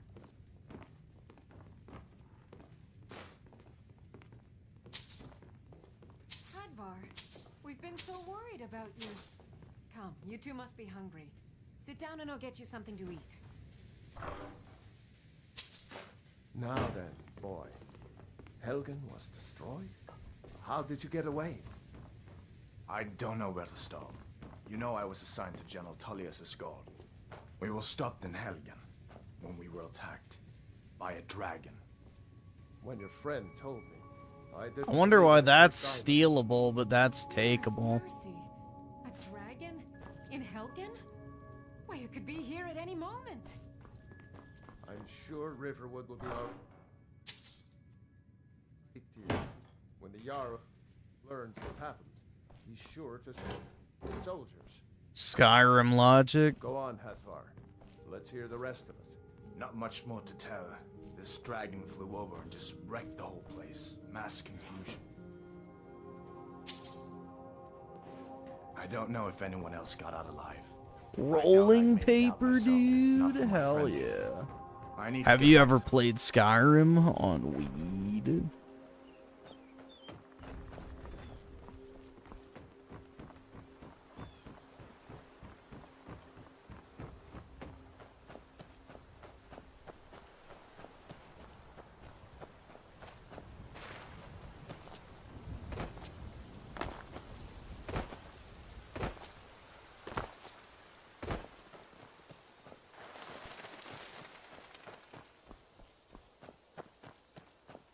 The vampire baddie, you can't wife her up, bro.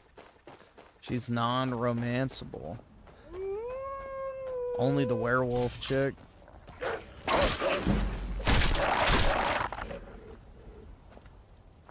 Which Areola's the huntress is, you know, pretty good.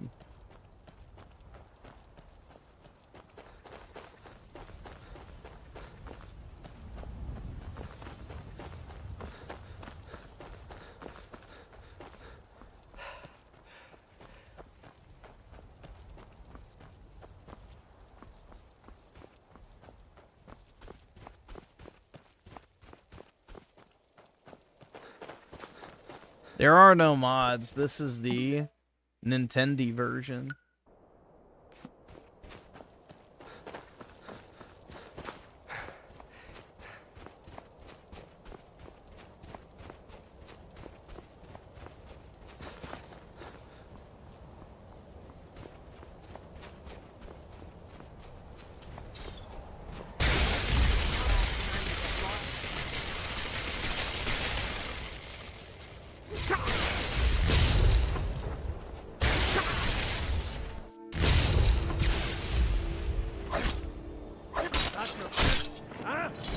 Fuck you.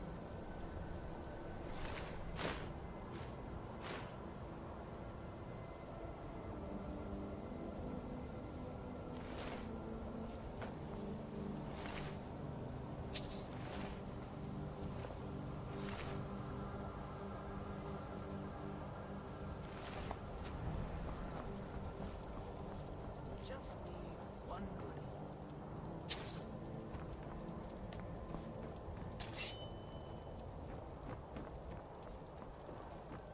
That's close enough.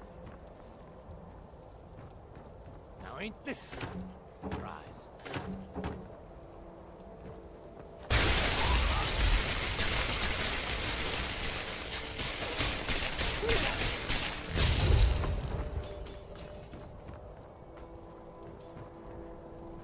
Ah, shit. Unfortunate.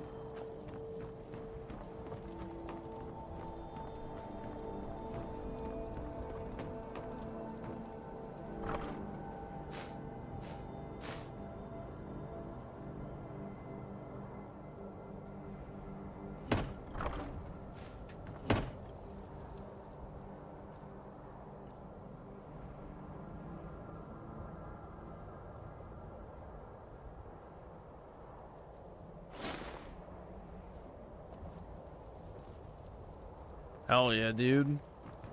Just like the trailers.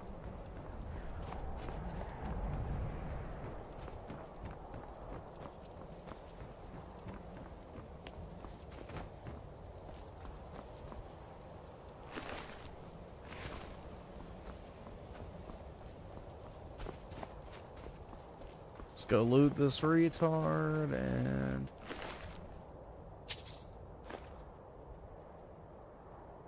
Oh, it's all better.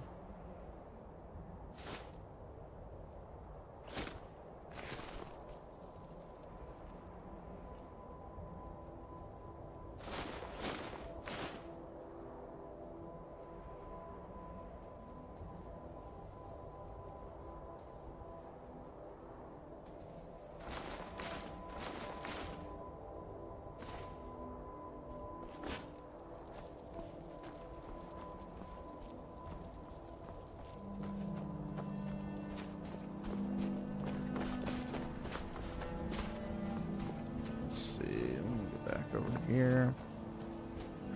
So, Senso Kid with the 2. Nice to see you play Skyrim. Yeah, I haven't played Skyrim in like close to a decade at this point.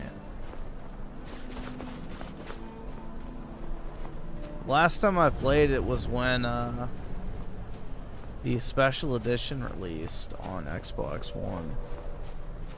So that was the last time I played Skyrim.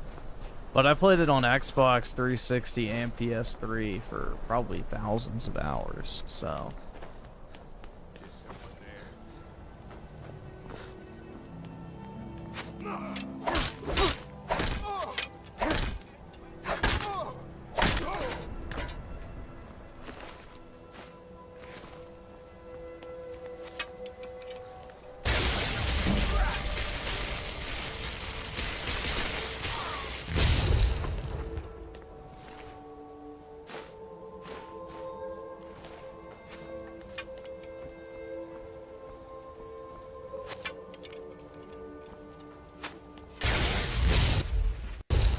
Uh-oh. The game almost froze. It's what you want, huh? Fuck you.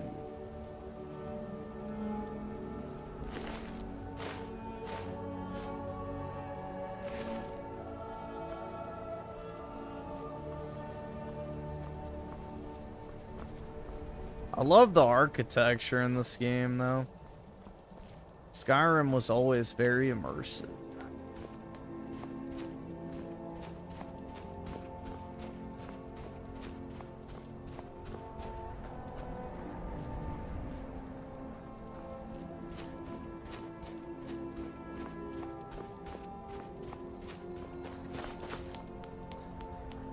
Let's see, Alex with the 20. Yo, what do you mean still, bro? Oh, I got it back today, and then within 5 minutes, it was still having the same problem, so I took it back again, so we shall see. They're actually supposed to expedite it this time, which, you know, I'll believe it when I see it, but that's, in theory, what should happen.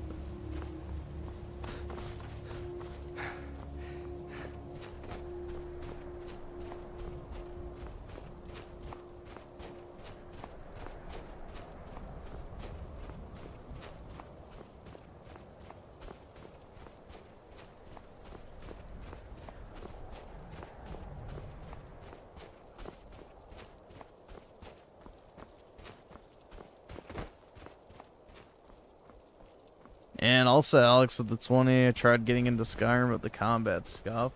Yeah, I mean, Skyrim's just kind of one of those games you want to put on easy and just, you know, get immersed in the power fantasy. But yeah, the combat's nothing to write home about. That's for sure.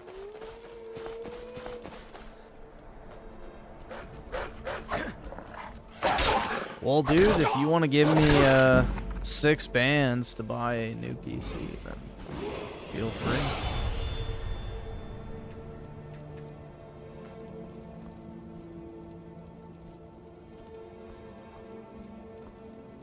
The giant camp.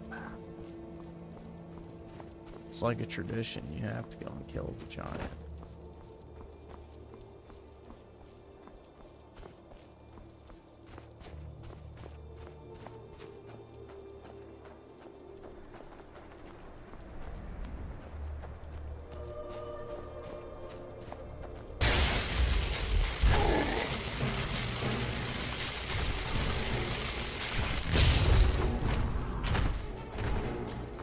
shit, that did nothing.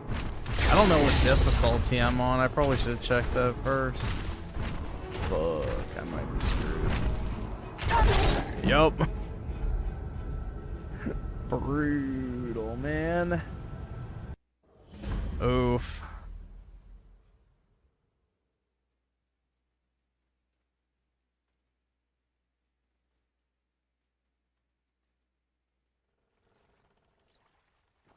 Oh, what you need, my fuck. friend. Within reason, of course.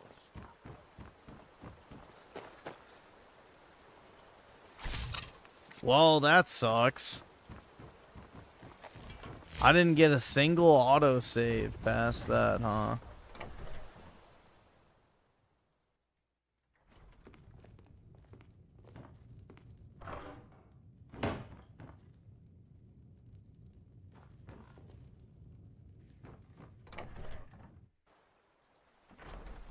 Brutal, man.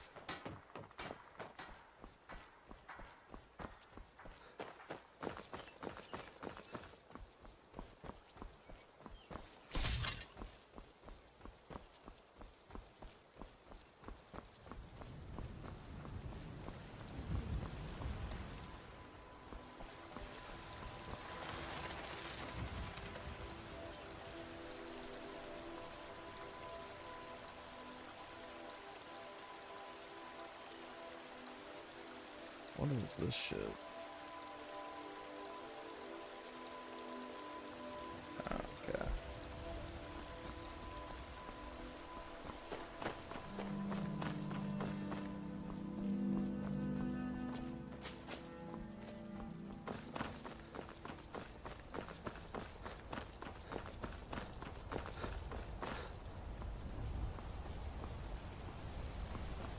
And let's see, Osky the 5, apparently the Switch 2 version has very bad latency compared to Switch 1. So let me know how it is since you're playing it right now. Yeah.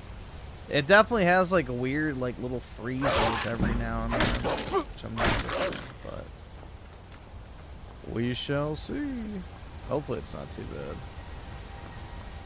It's a Bethesda game though, so sometimes it do just be like that.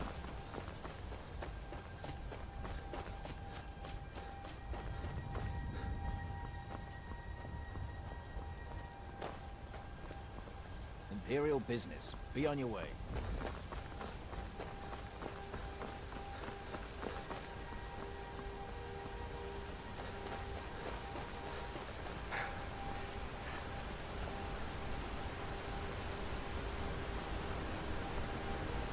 Let's see. Schizo with the 5. Oski traces his ancestors back to Egypt. He doesn't even know his own father. Rest in power, Kang. That big good. There you go. I'm not gonna say it like that fucking retarded kid. Yeah, but you know, he don't know his true heritage and shit.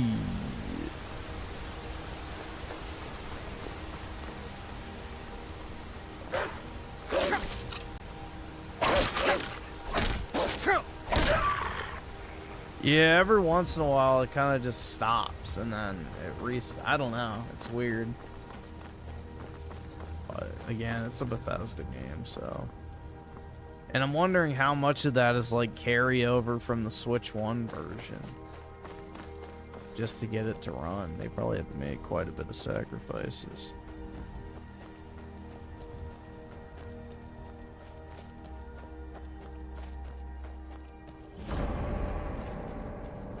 You picked a bad time to get lost, friend.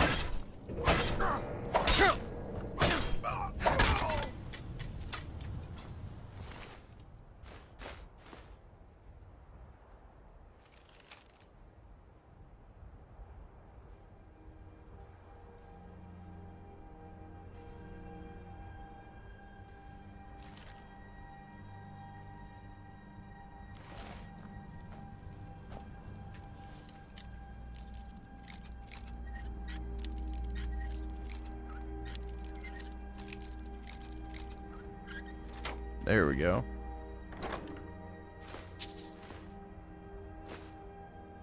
That was a pretty good chest. Wowza.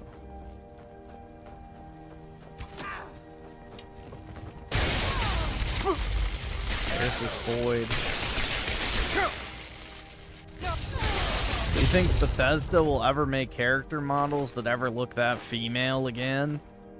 I don't think so.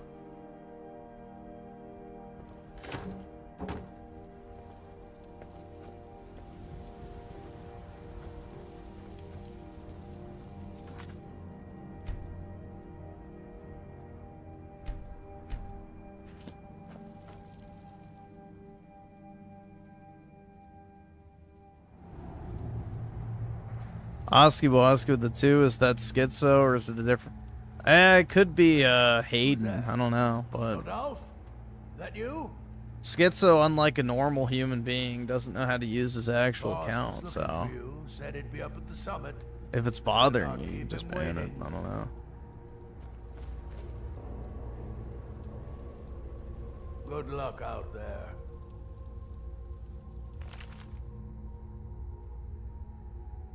What a great book.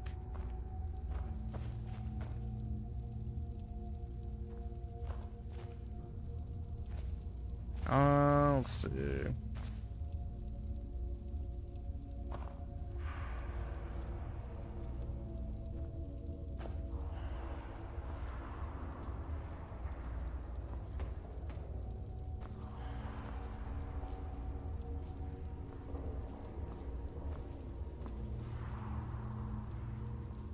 No, I don't want that.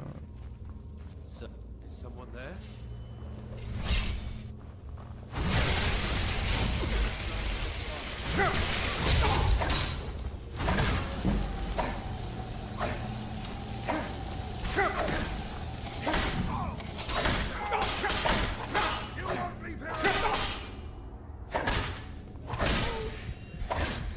You won't leave, Scott!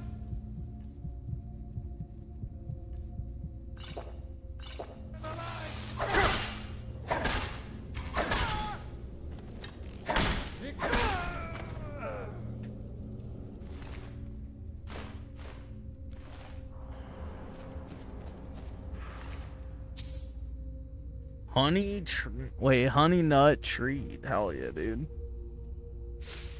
My favorite type of nut.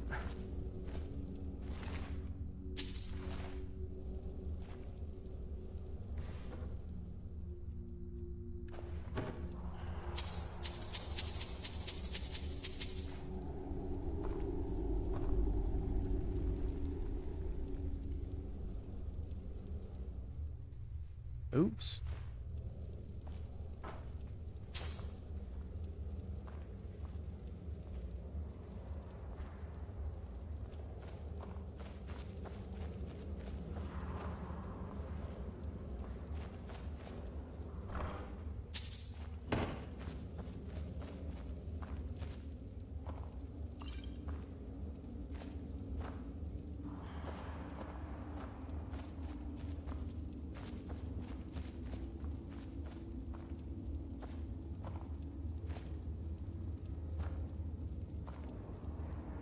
I think I still have the iron helmet, right?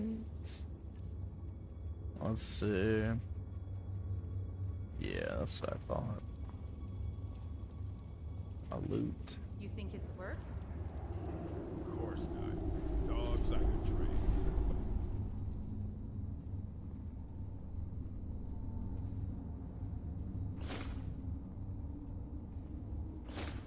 Half-star wolf. Someone there. Not a chance. Is someone there? So I can take your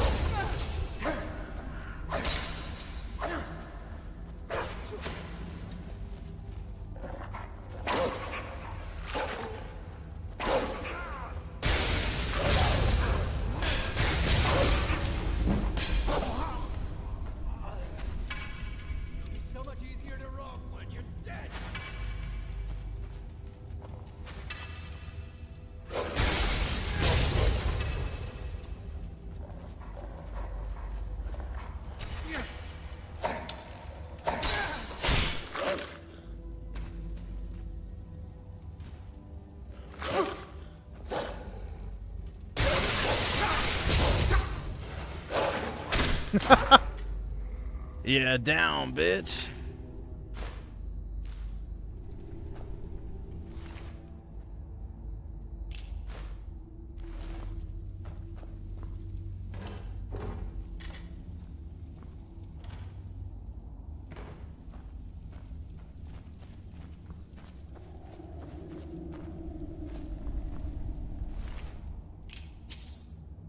Silver ring.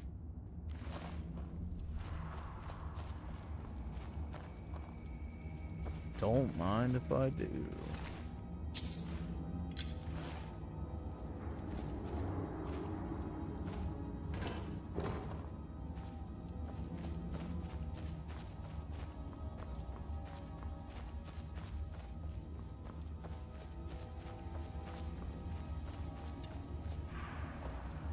Why do you, I think you have 20 alts? Because you use like alts all the fucking time, so.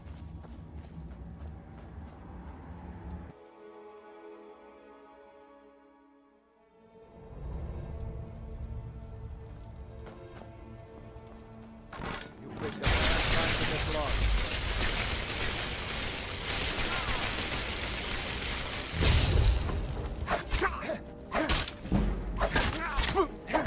Victory or Soymond! Oh shit! No sign.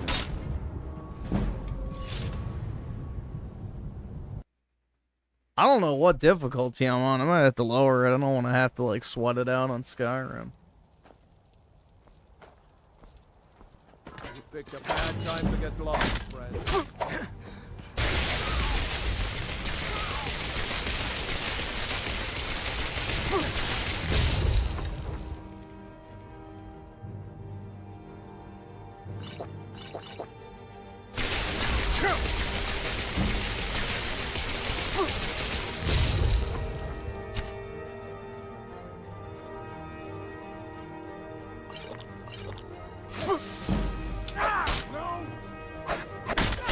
There we go.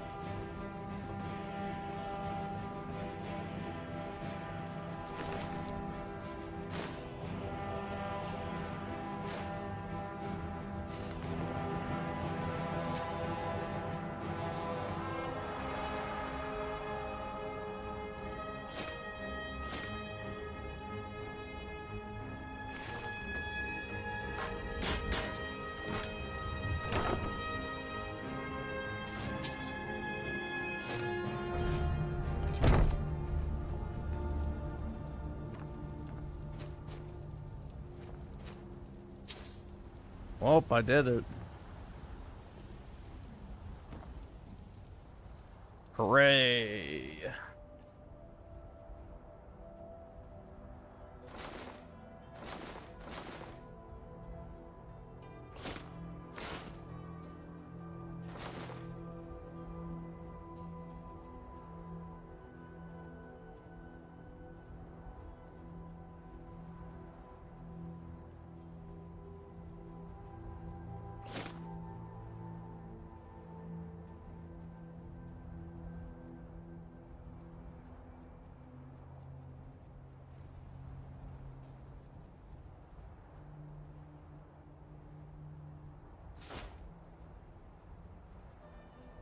Is this a new thing for Anniversary? I don't remember seeing this at all in the original game.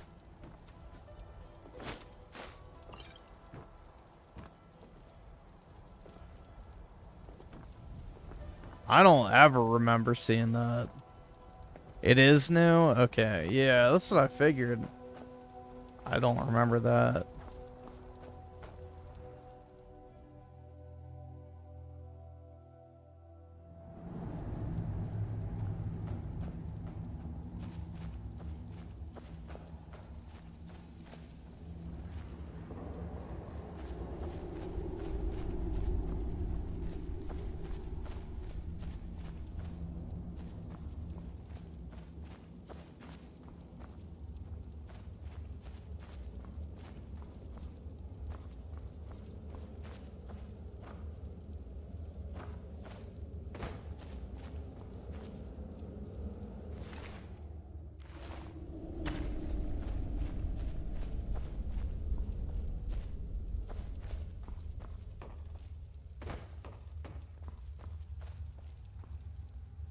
Good luck out there.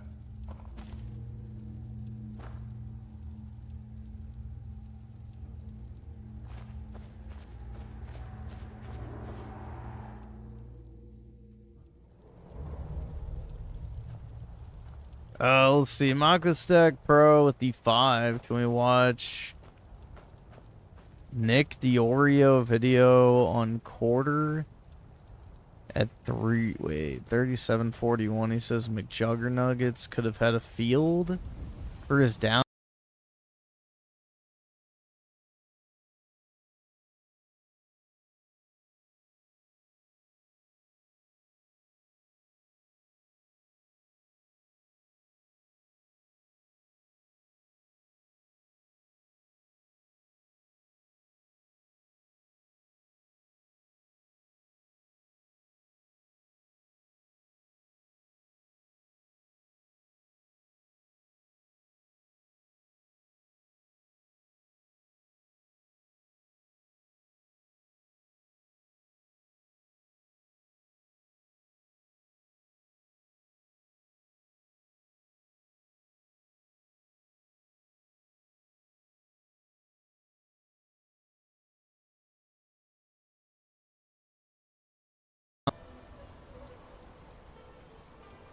Yeah, I don't know. My internet flashed off for a second.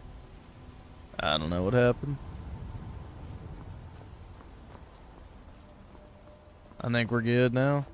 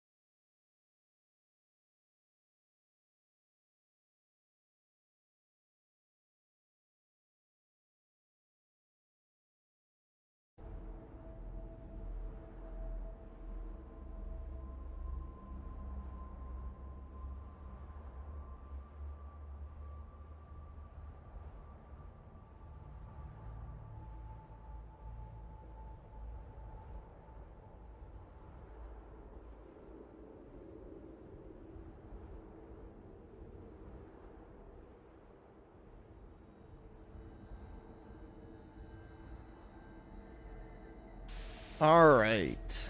There we go. Sweet. We should be good now. I don't know. I'm guessing I had a temporary internet outage or something.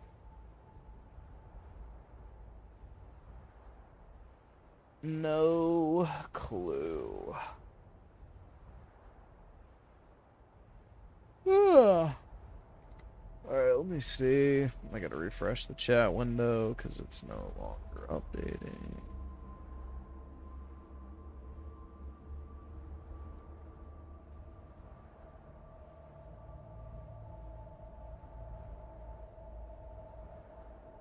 There we go.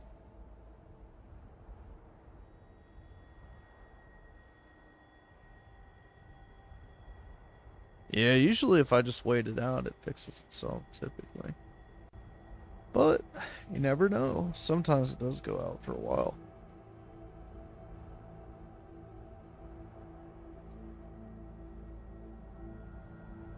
Let's see. Yogi Bear with the 20. Brutal. Son. And even with the 5-time PK. And it looks like Jethro took care of that. So we are good.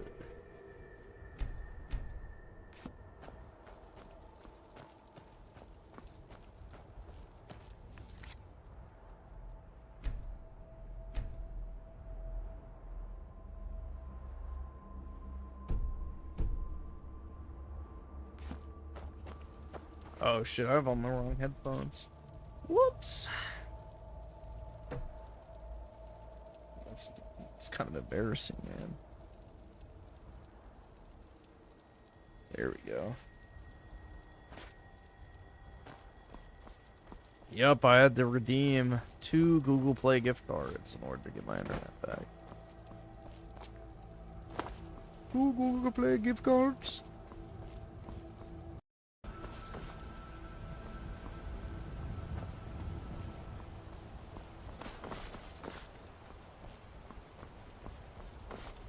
Yo, this is on Switch too.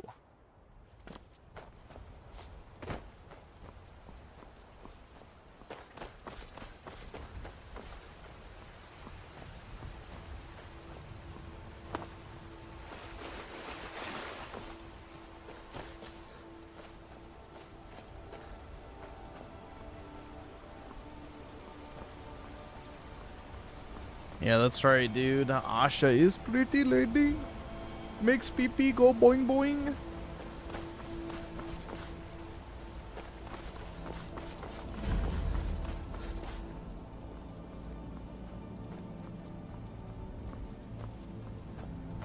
Well, I can officially say now that I have had mead, so I guess I fulfilled a lifelong dream of a young Skyrim player.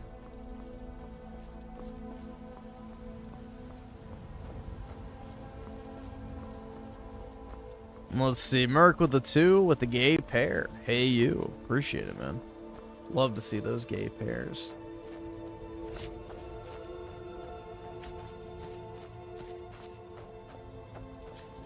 Well, that's taken care of. No thanks to you. Certainly not. But a true warrior would have. Yeah, bring your fine ass over to my place, bitch. That's why I'm here with my shield brothers. An outsider, eh? Never heard of the Companions? An order of warriors. We are brothers and sisters in honor. And we show up to solve problems if the coin is good enough. Not for me to say. You'll have to talk to Kodlak Whitemane up in Jorvaskar. The old man's got a good sense for people. He can look in your eyes and tell your worth. You can definitely tell she's the type of chick that likes to get choked.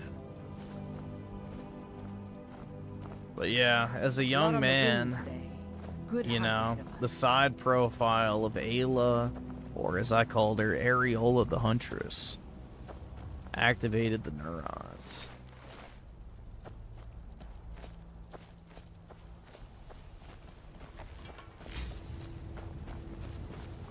If you wish to hunt with me, your feet need to be quick and your eyes quicker.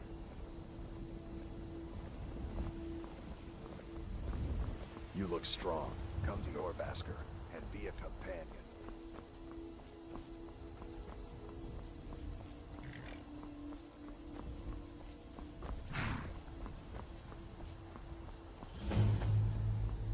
Nah, the anniversary edition was only $20, so it was actually pretty cheap. All things considered. Dude, is that Shadow Man?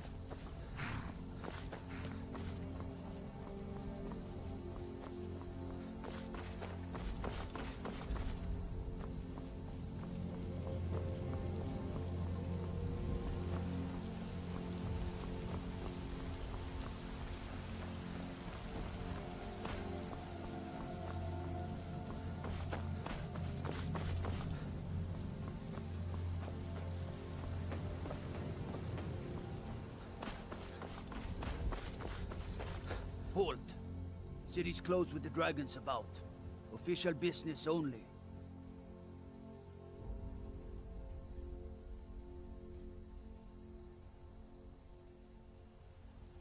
Fine. But we'll be keeping an eye on you. Say hello. Ayla, the pagan werewolf waifu. How could you simp for Serena, the Jew vampire, instead? How? That's right. We'll pay whatever it takes, but we must have more swords for the Imperial soldiers. Imagine the hours of wild werewolf sex you could have with Ayla, the huntress, dude. Pagans I can handle. This talk of dragons, one gone mad, I say.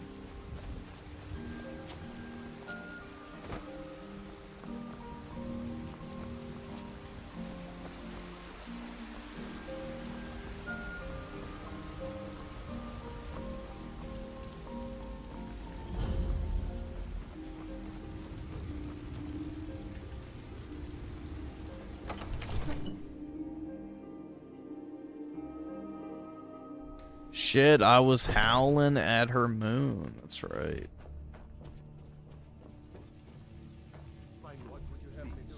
You have to listen. What's the meaning of this interruption? Jarl Balgrup is not receiving visitors. Well, that explains why the guards let you in.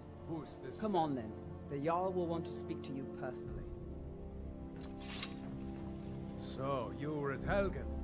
You saw this dragon with your own eyes?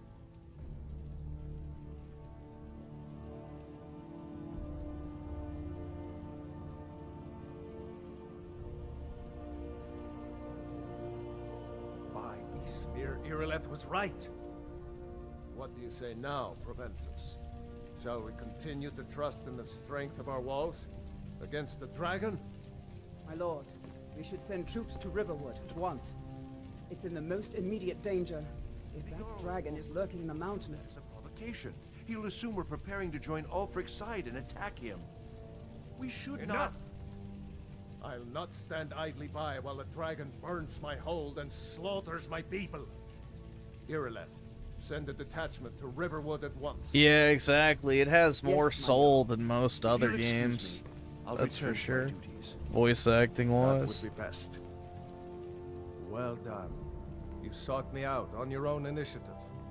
You've done Whiterun a service, and I won't forget it. Here, take this as a small token of my esteem. There is another thing you could do for me. Suitable for someone of your particular talents, perhaps. Come, let's go find Farengar, my court wizard. He's been looking into a matter related to these dragons and rumors of dragons.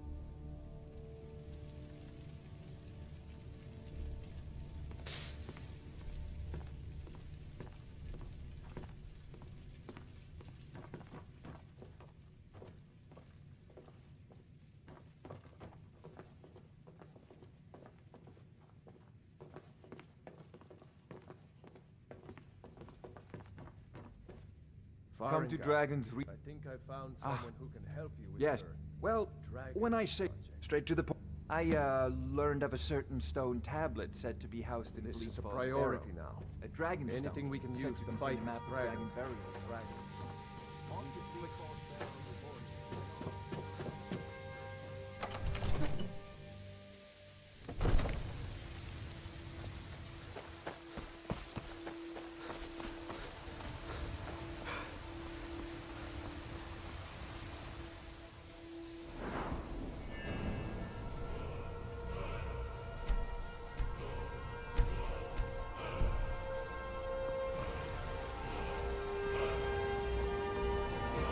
I've never played Skyrim. I haven't played it in like a decade. Cloaks, Imperials, dragons. Ain't no matter to me what I Which is kind of crazy because that was 5 years after it came out. So. Yeah, I played it 5 years after it came out last. And we still don't have a new one a decade after that.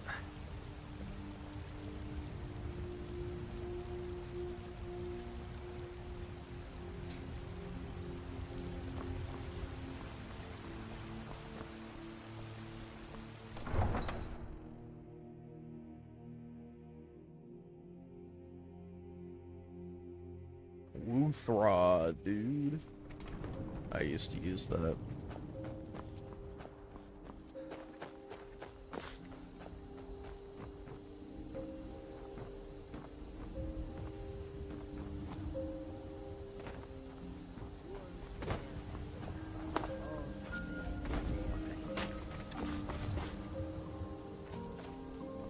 It is a strange sight. The white flakes that sometimes fall from the sky.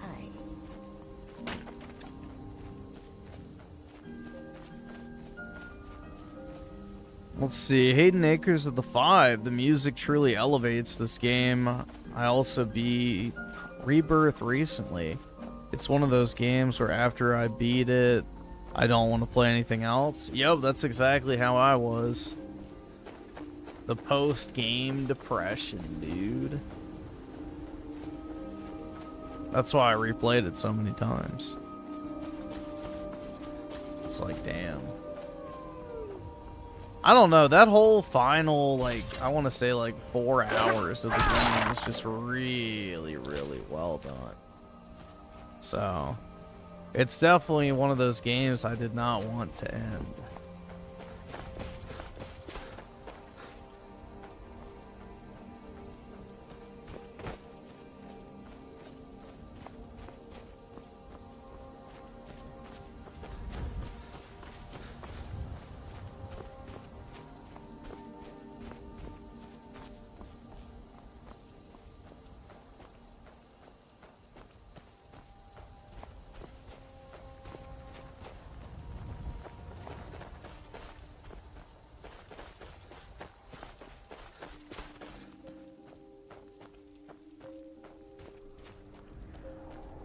Yeah, once you get the hang of Queen's Blood, it's pretty easy.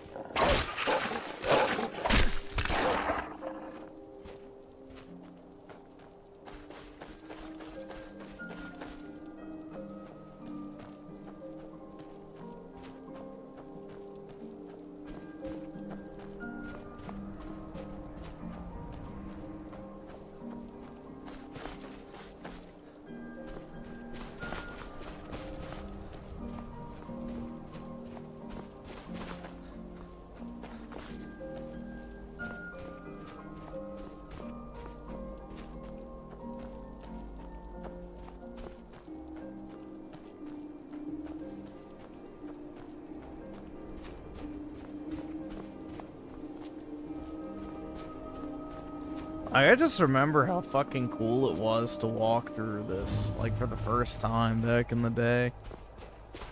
I don't know, dude. Like, Skyrim and Oblivion were something very special. And Bethesda has never made anything that even comes close to either of them since.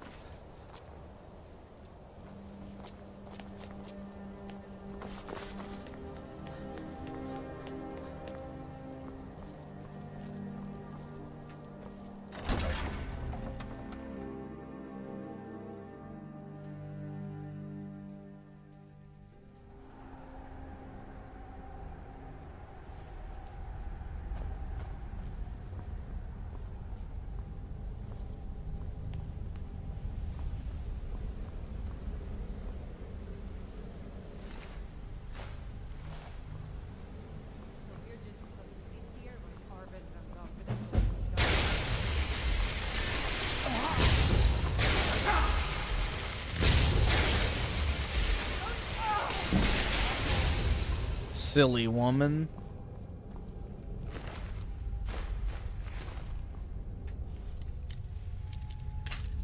Oops.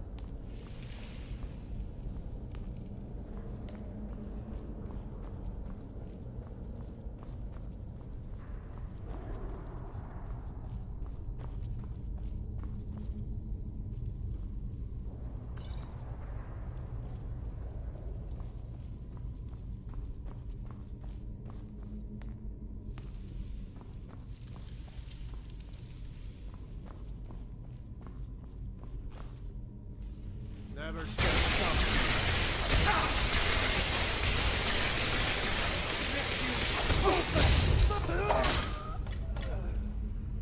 Oh, that works.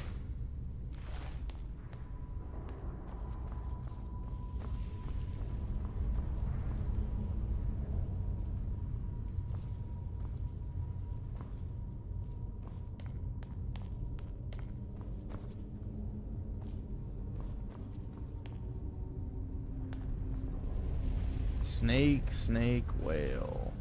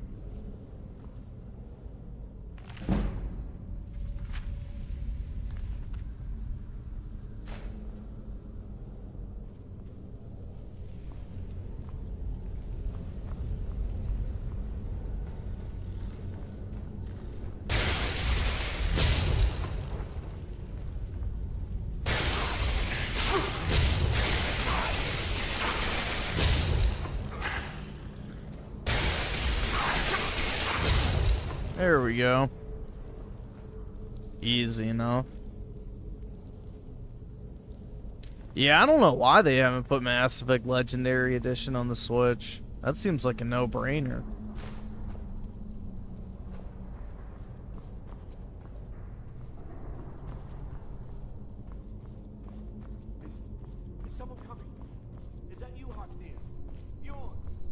That seems just like easy money. That's one of those games that'll just sell forever.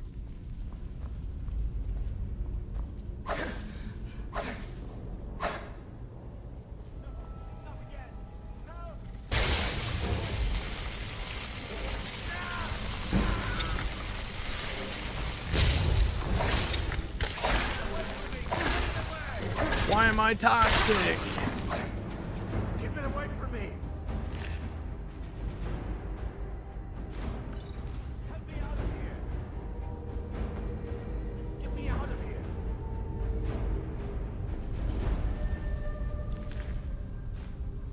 Get me down. Get me down. Help me. Help. Over here. You did it. You killed it. Now cut me down with... Yes, the club. Help me down and I'll show you. You won't believe the... Does it look like I can move? You have to cut me down first.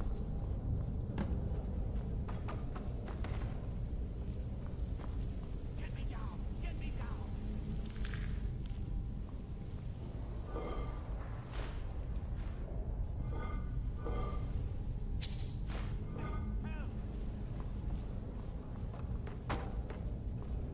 Help me! Help!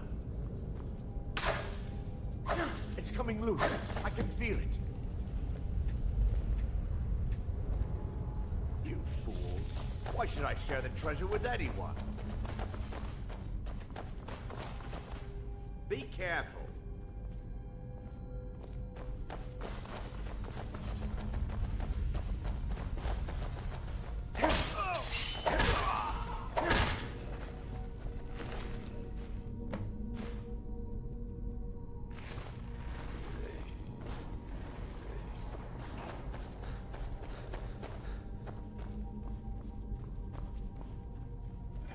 I don't even think BioWare would be the ones who are porting it, though. Like, it's already done.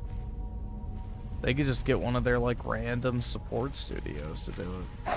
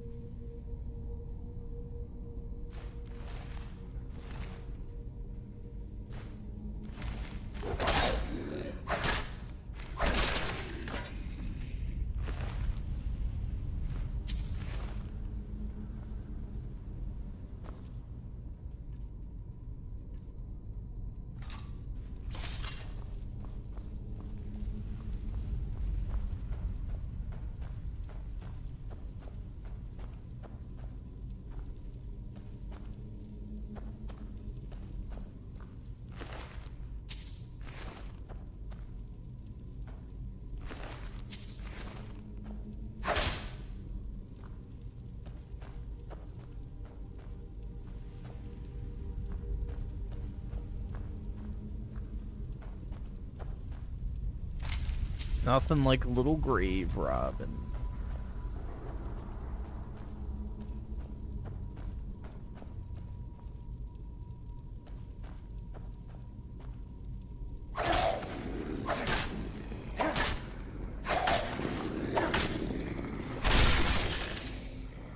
Yeah, bitch.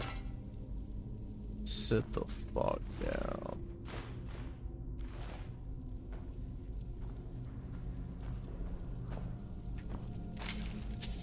What's up, Apollo? Why are you in here? Should be laying on the bed, dude. That's where I wish I was.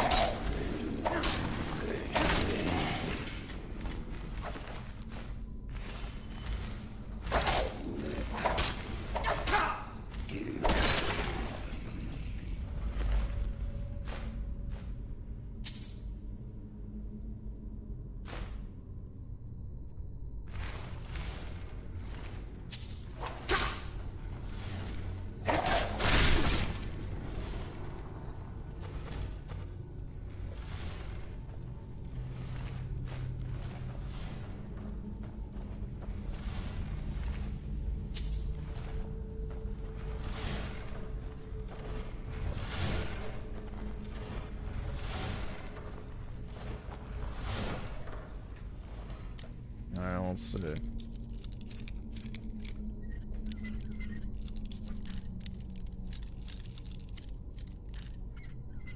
There we go.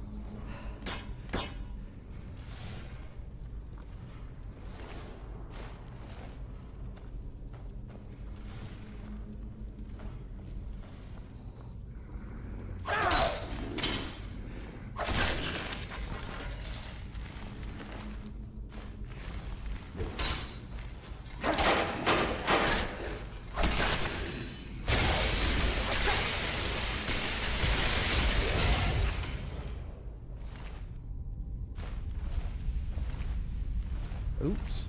There we go.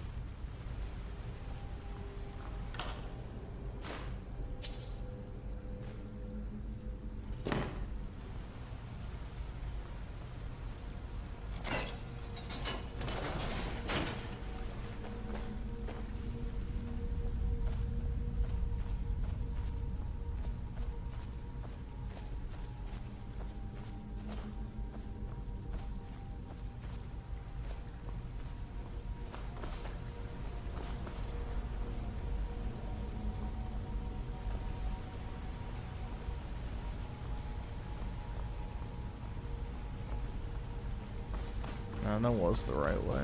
Whoops.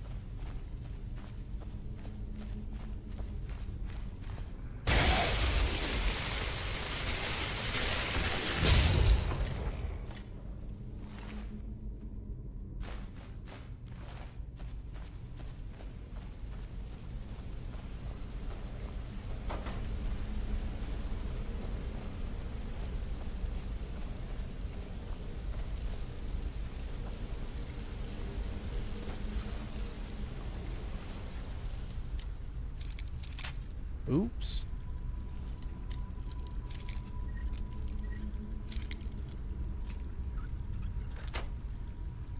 There we go. Oh, is that better? No.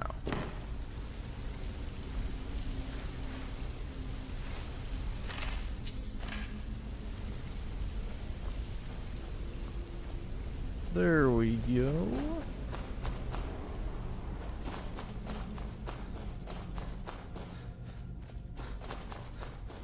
Should be getting close now.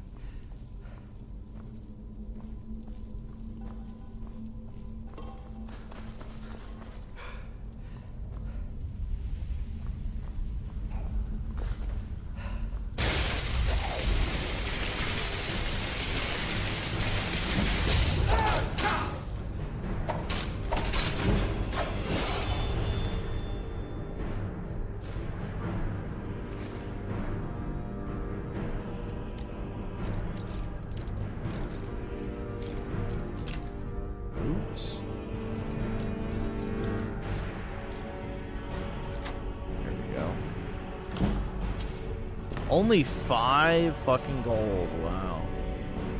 They dug deep for that one.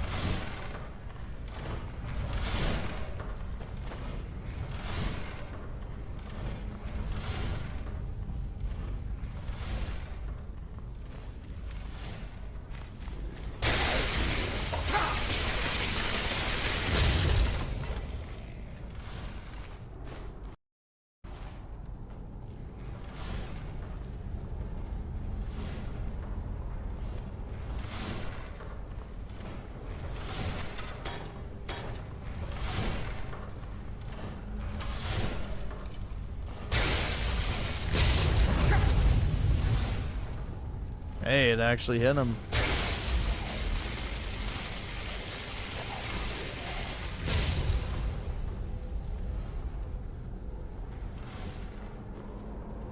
Well, that works.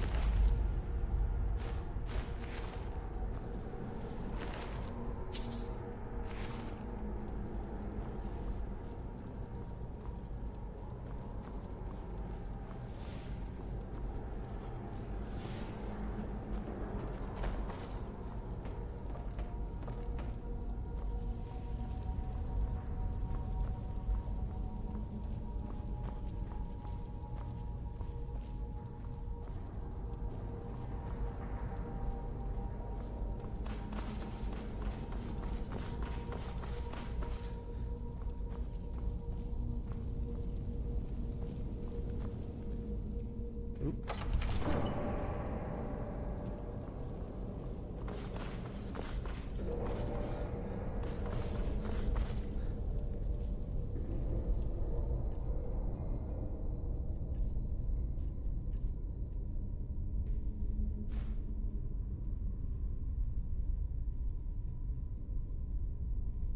So, whatever that is, moth and then bear.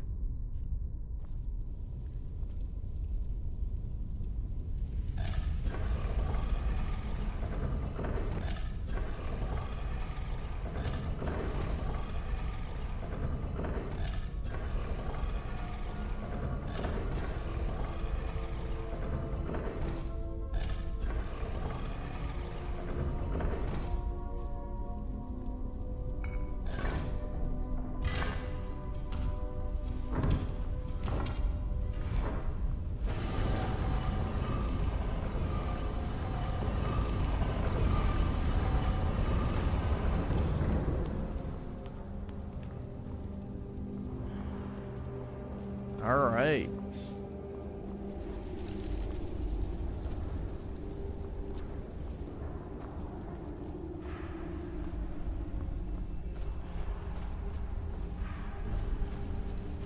Whoa, dude. I do really like the way they designed the stones where you get the shouts. They are cool.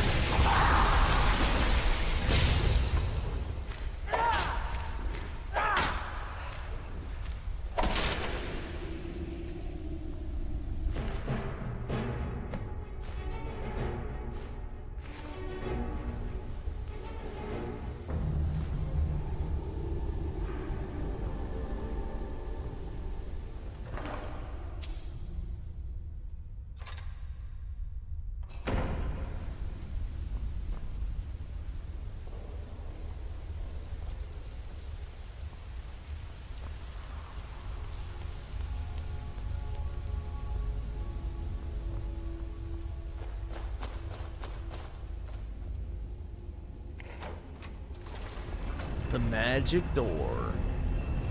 Hell yeah, dude.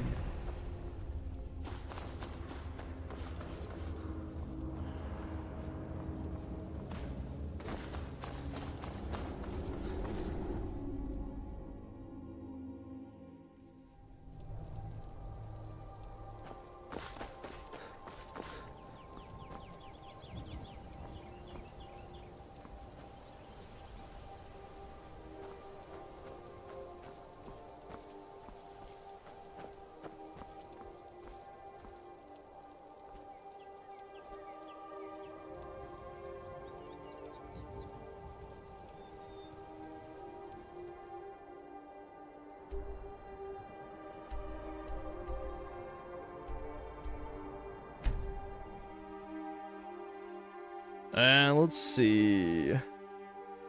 Azerg with the 56 months. Appreciate it, man. I modded mine and it mostly feels like a new game. Yeah, you can do some pretty crazy stuff with the Skyrim modding, so. Like you, and I took an arrow in the knee.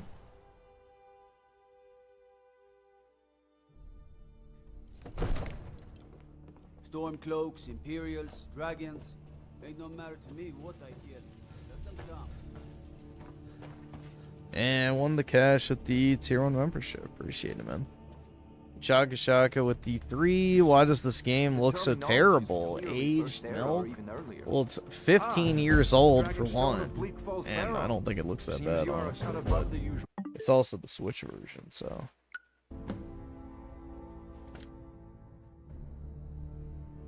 That is where your job ends and mine begins. The work of the mind, sadly undervalued in Skyrim. My associate here will be pleased to see your handiwork. She discovered its location by means she has so far declined to share with me. So your information was correct after all. And we have our friend here to thank for recovering it for us. You went into Bleak Falls Barrow and got that? Nice work. Just send me a copy when you've deciphered it. No, it doesn't look bad at all, dude. This is fine for the time period in which it came out. A dragon. How exciting. Where was it seen? What was it doing? I'd take this a bit more seriously if I were you. If a dragon decides to attack Whiterun. I don't know if we can stop it. Let's go.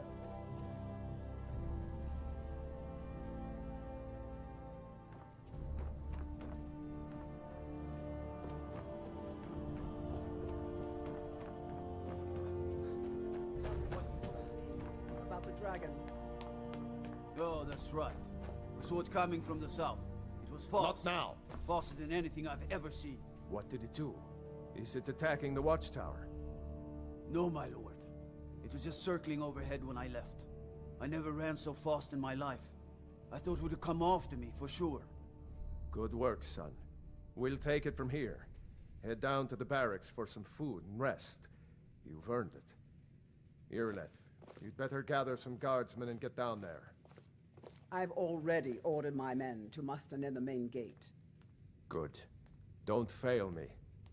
There's no time to stand on ceremony, my friend. I need your help again. I want you to go with Irileth and help her fight this dragon. You survived Helgen, so you have more experience with dragons than anyone else here. But I haven't forgotten the service you did for me in retrieving the Dragon Stone for Farengar. As a token of my esteem, I have instructed Avenici that you are now permitted to purchase property in the city. And please, accept this gift from my personal armory. I should come along. I would very much like to see this dragon. No, I can't afford to risk both of you. I need you here working on ways to defend the city against these dragons. As you command. One last thing, Irileth. This isn't a death or glory mission. I'll see you at the watchtower as soon as the rest of them...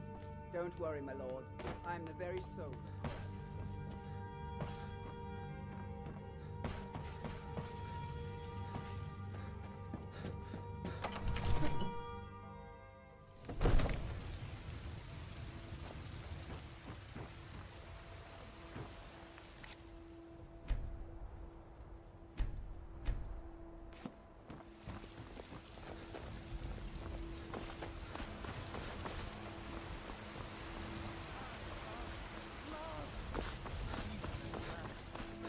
The worst thing about the PS3 version was all the bugs.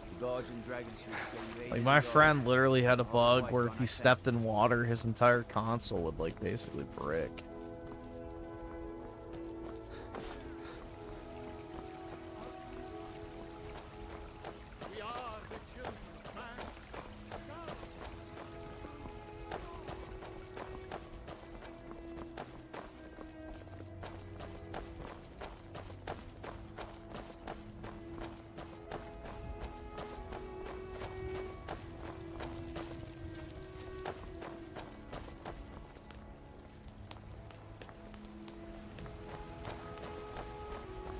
Yeah, you definitely did not want to have a PS3.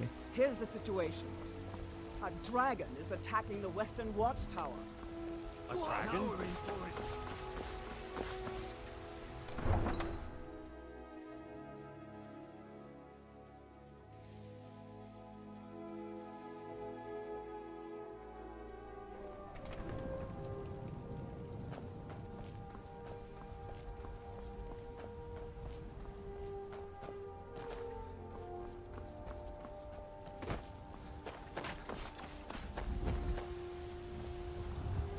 Tools, wares, and weapons. All for sale.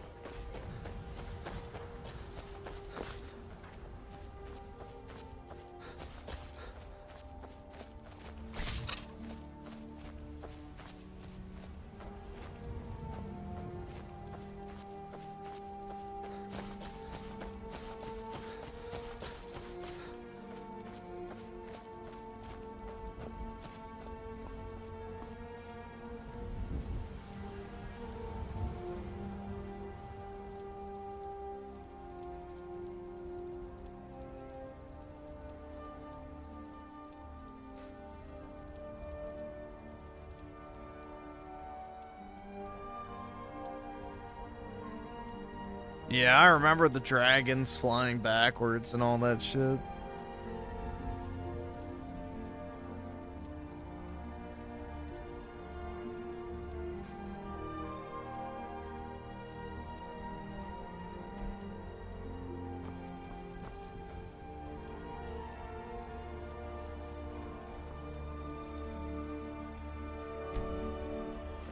No signs of any dragon right now, but it sure looks like he's been here.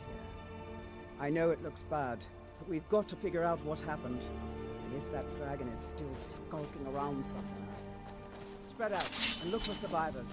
We need to know what we're doing.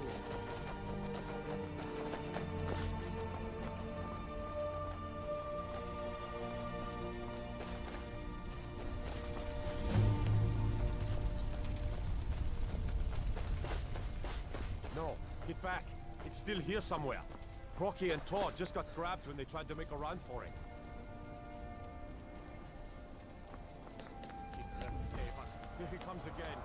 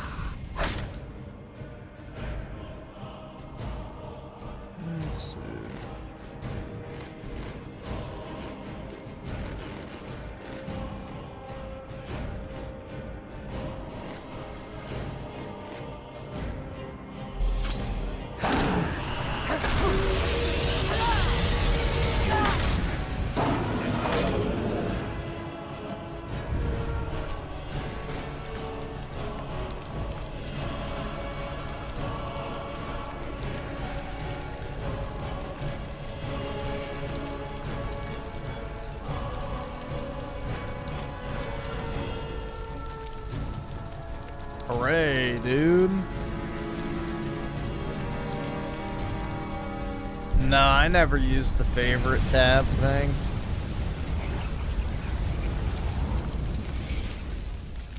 I know it dramatically speeds up how you can access items and stuff.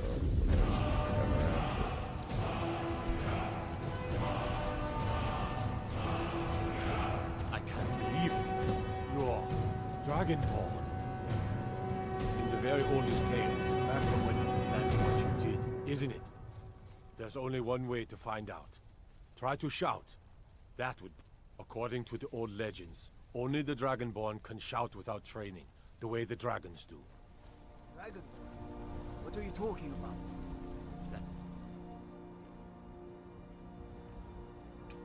Right. My grandfather used to tell stories about... All I hold sacred. That's a shout. Like the Greybeards on their mountain.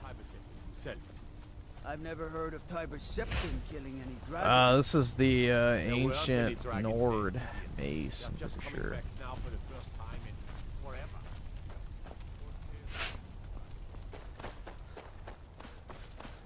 Boost. Boost.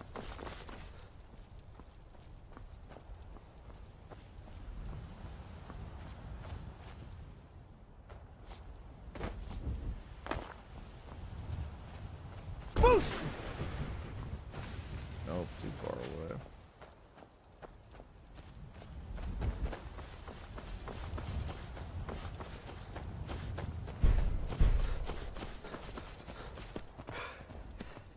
Boost.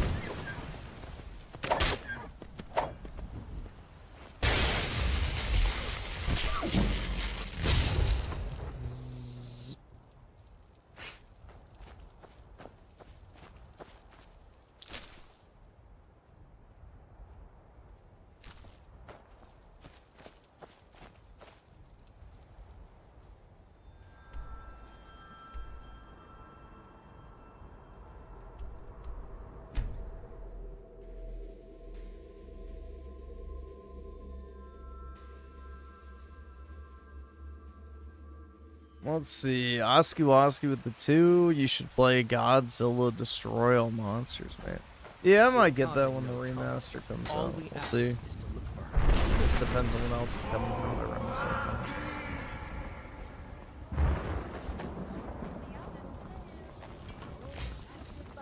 Why, easy. You did it. You killed the dragon. You tried mercenary work? And let's see, Psychologist of the 2, bro. What is with this PC? What's still broke? I have no idea. So it's back in. They're gonna have their chief technician look at it tomorrow. So I guess we'll find out.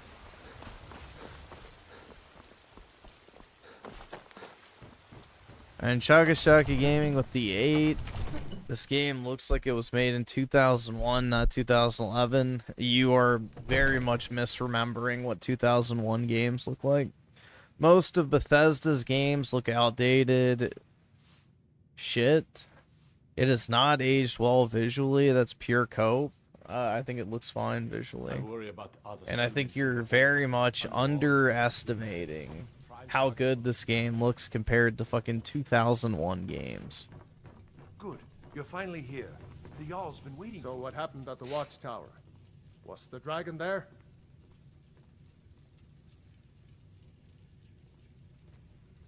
I knew I could count on Irileth, but there must be more to it than that. Dragonborn. What do you know about the Dragonborn? So it's true. The Greybeards really were summoning you.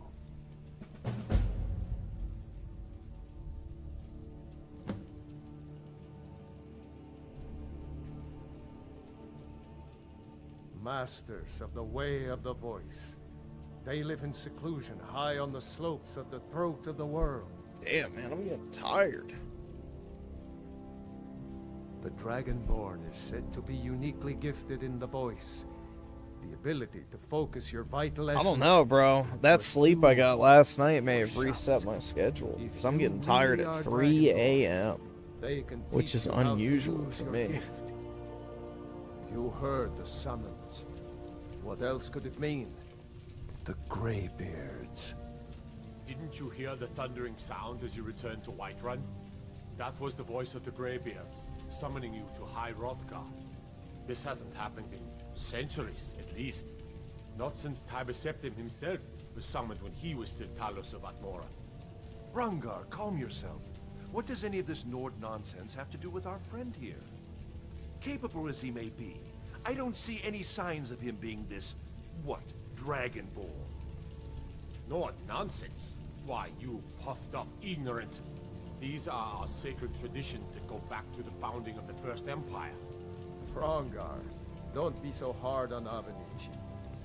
I meant no disrespect, of course. It's just that, what do these Greybeards want with him? That's the Greybeards' business, not ours.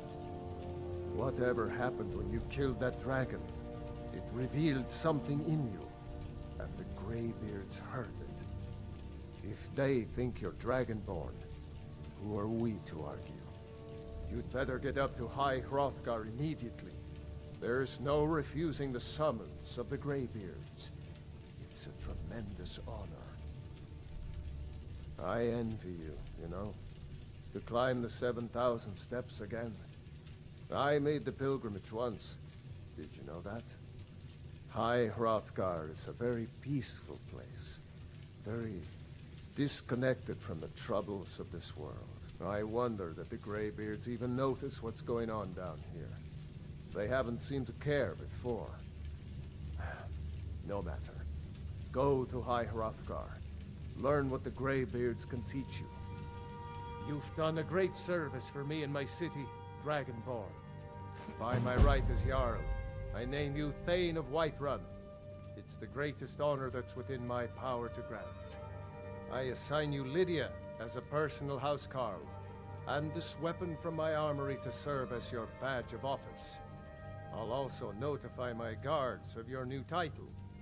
Wouldn't want them to think you're part of the common rabble, now would we? That's right. We are honored to have you as Thane of our city, Dragonborn. I ain't Business broke. prevent us. We still have a city to defend. Yes, my lord.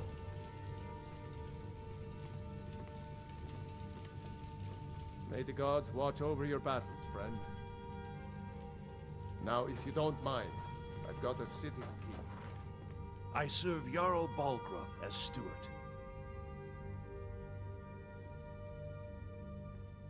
Splendid. There's a house available right now. Very well. Just let me know when you're ready to purchase the house. Yeah, I don't think I have anywhere near enough money. Yeah, not even close.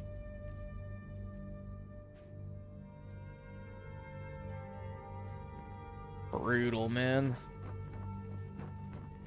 Come to Dragon's Reach to discuss the ongoing hostilities, like the rest of the great warriors?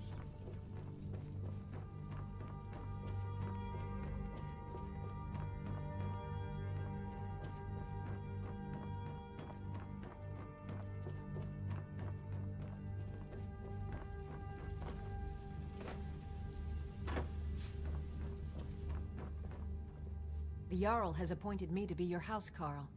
It's an honor to serve you. The Jarl has recognized you as a person of great importance in the Hold. A hero. She's pretty much just Ayla the Huntress, but without the A paint. gift for your service. Guards will know to look the other way if you tell them who you are. As my Thane, I'm sworn to your service. I'll guard you and all you own with my life. Long life to you, Thane.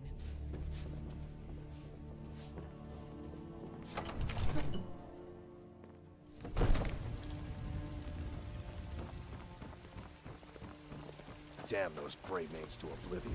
They want to back the Stormcloaks. They'll get this guy. So rise up, children of the Empire. Rise up, Stormcloaks.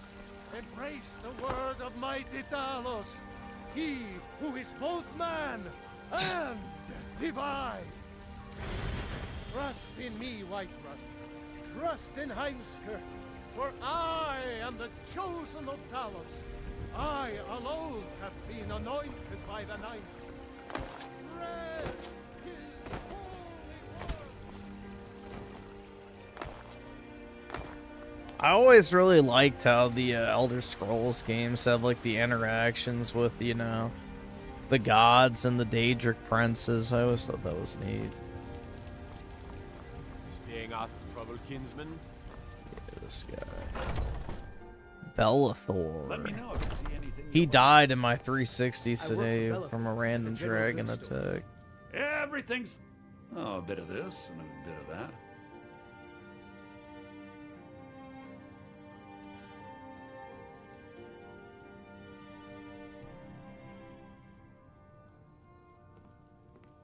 Some may call this junk. Me, I call them treasures. Bet you do.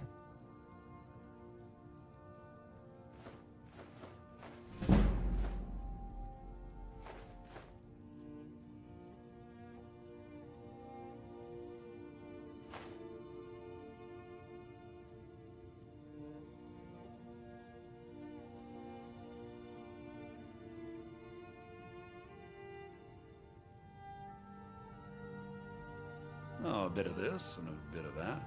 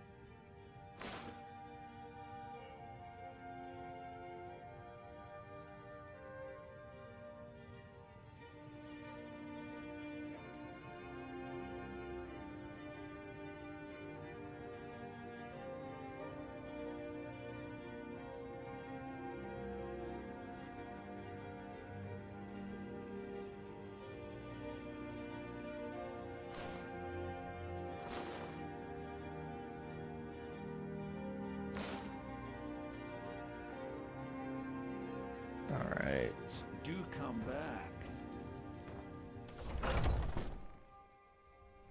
Foolish old man. You know nothing. Nothing of our struggles, our suffering. Nothing. And what of my son, hmm? What of Thorold? Is he nothing?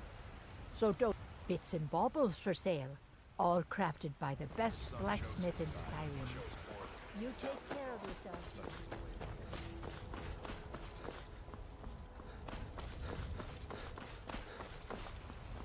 You there. We're looking for someone in Whiterun. We will pay good money for information. A woman, a foreigner in these lands. She is likely not using... We are not welcome here in Whiterun. And we will be in Rorikstead if you learn anything. We're looking for a fugitive who comes from Hammerfell. A Redguard woman. She may be somewhere in this city. Gross. Redguards.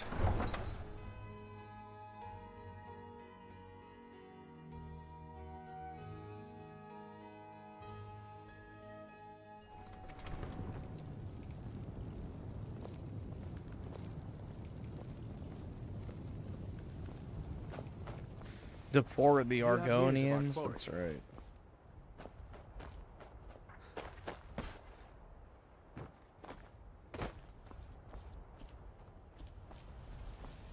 Yeah, I remember this one dude in my school. He was Armenian, and we used to call him an Argonian instead.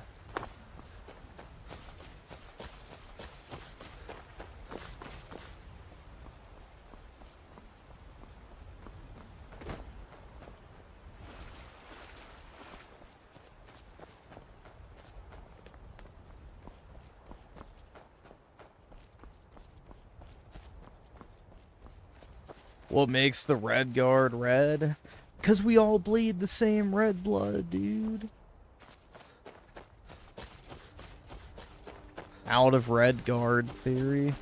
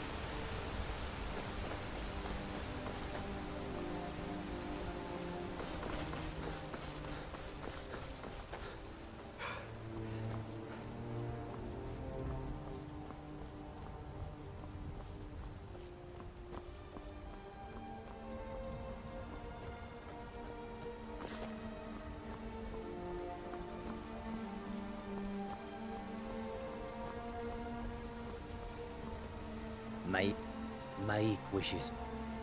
Mike knows much and tells some. Mike knows many things others do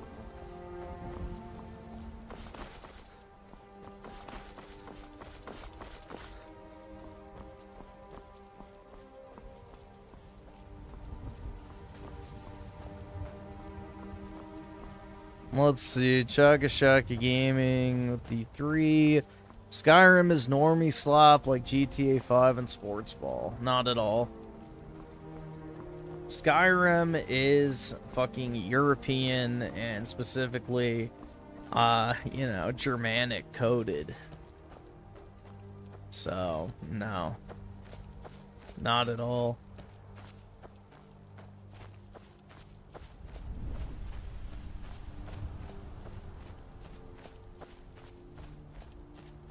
This game oozes ancient European culture.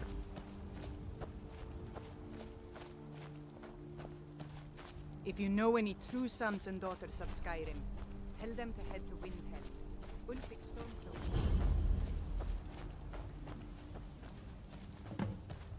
Talos guide you.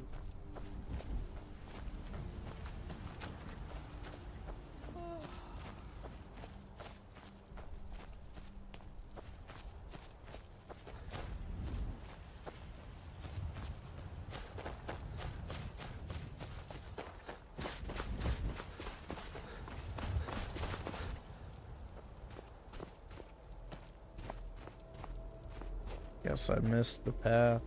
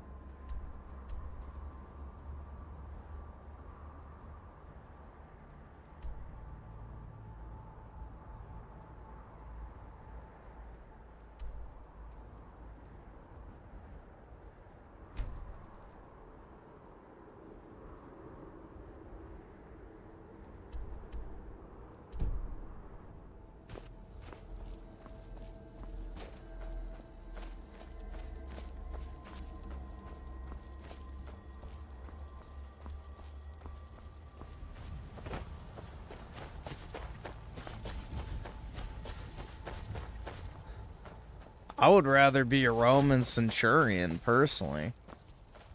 Because the thing is the Vikings all went and fought for the Romans. So...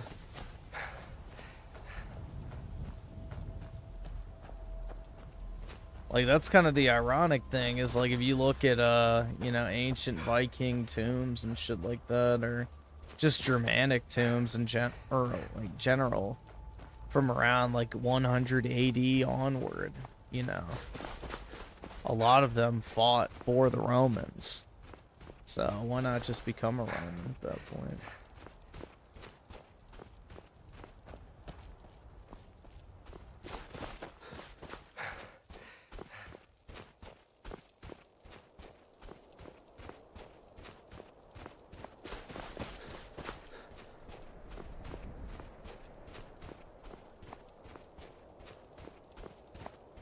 No, I got a free $500 power supply out of this entire thing, so... nope, they're not ripping me off. It's just they didn't check it properly, so...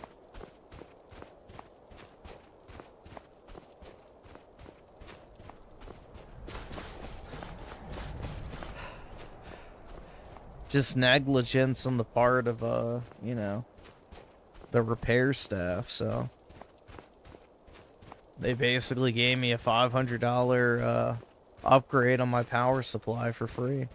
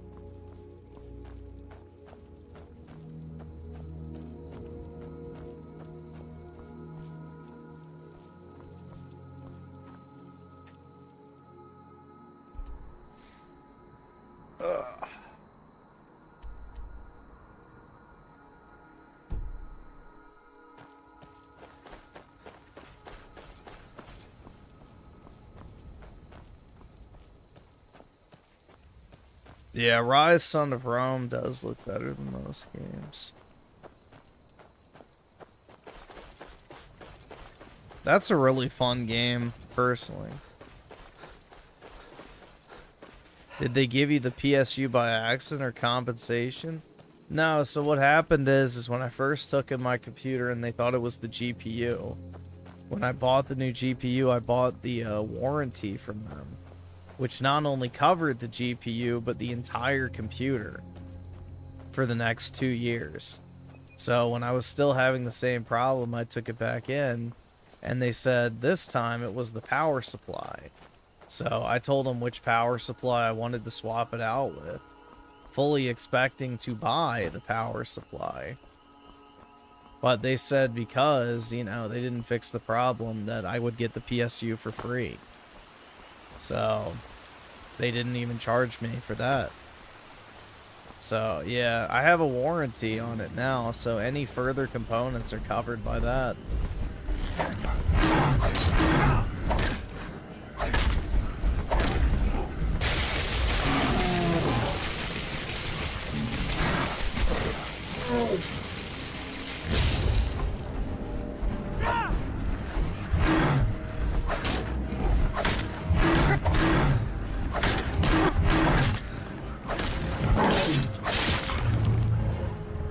Stupid trolls.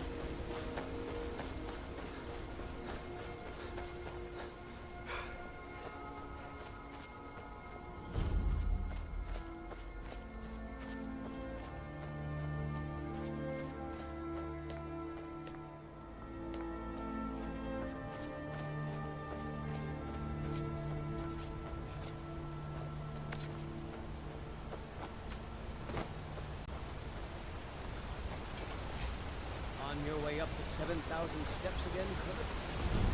Not today. He's not ready.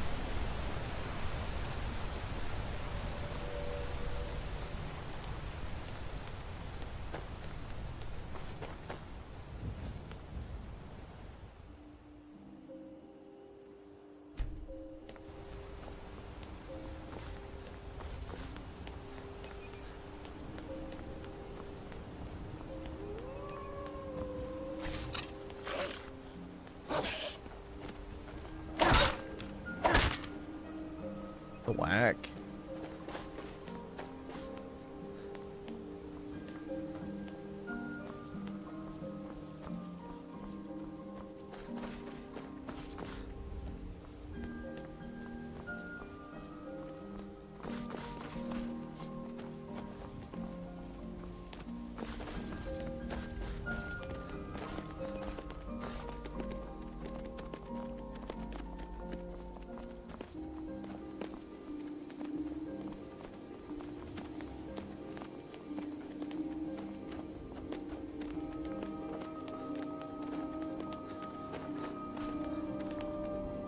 Keep an eye out for wolves if you're headed up the path.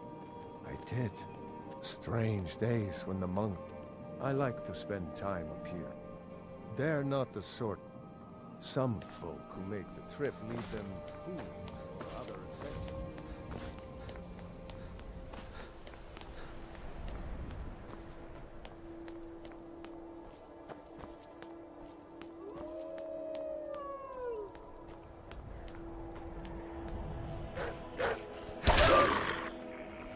Stupid wolf.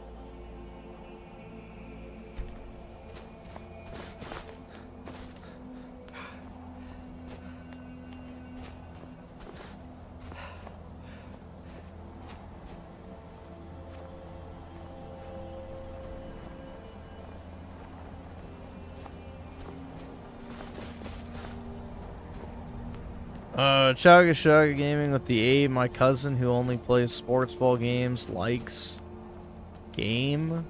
That's proof of it being normie slop. God, the dialogue is too much. Yeah, I'm sorry, it doesn't have musical numbers like Kingdom Hearts does. But it's probably because your cousin is white, bro. Skyrim speaks to white people.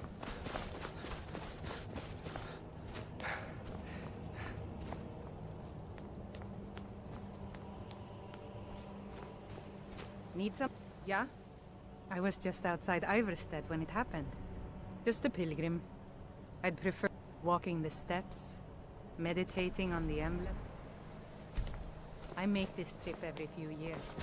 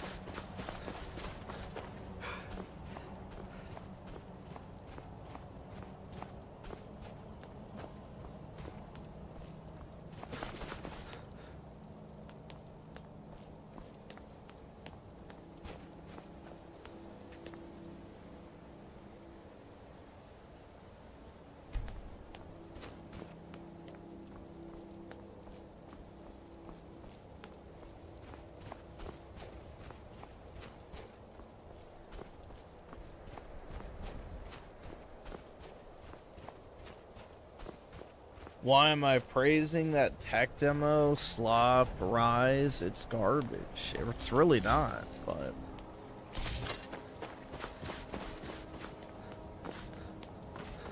I don't know, dude.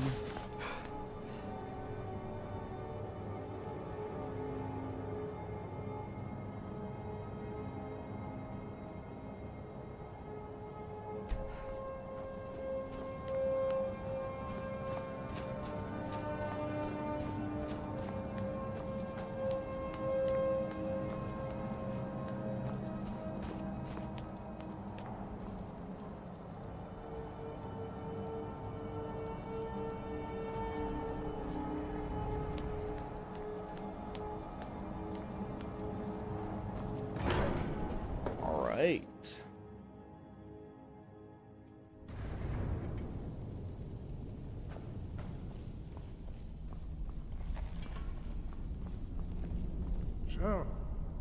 A Dragonborn appeared at this moment in the turning of the age.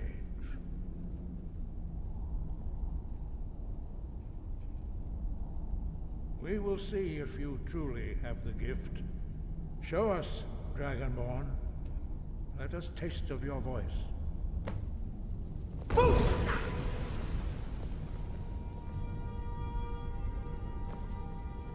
I am Master Angir. I speak for the Greybeards. Now, tell me, Dragonborn. Yeah, get right, old man.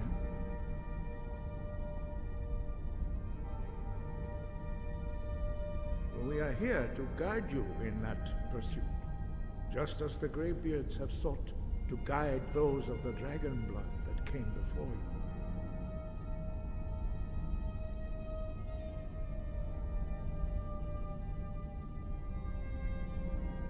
You are not the first. There have been many of the dragon blood since Akatosh first bestowed that gift upon mortal kind. Whether you are the only dragonborn of this age, that is not ours to know. You are the only one that has been revealed thus far. That is all I can say.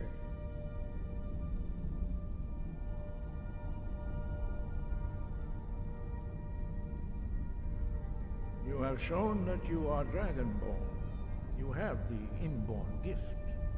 But do you have the discipline and temperament to follow the path laid out for you? That remains to be seen. Without training, you have already taken the first steps towards projecting your voice into a thum, a shout. Now let us see if you are willing and able to learn. When you shout, you speak in the language of dragons. Thus, your dragon blood gives you an inborn ability to learn words of power. All shouts are made up of 3 words of power. As you master each word, your shout will become progressively stronger. Master Einarth will now teach you Ro, the second word in Unrelenting Force. Ro means balance in the dragon tongue. Combine it with Fus, force, to focus your thumb. Fus Roda, dude.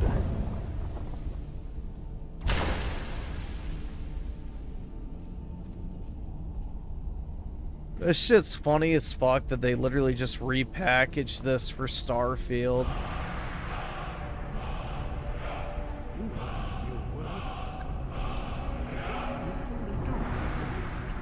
But learning a word of power is only the first step.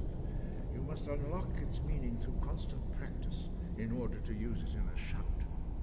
Well, that is how the rest of us learn shouts. As Dragonborn, you can observe. They're still trying to figure out what the problem is, so the technician's supposed to look at it today, so we'll find out. Hopefully. His understanding of Rome.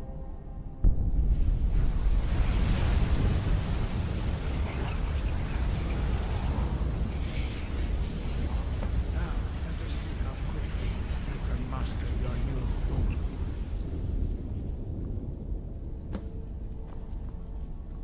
Use your unrelenting force shout to strike the targets as they appear.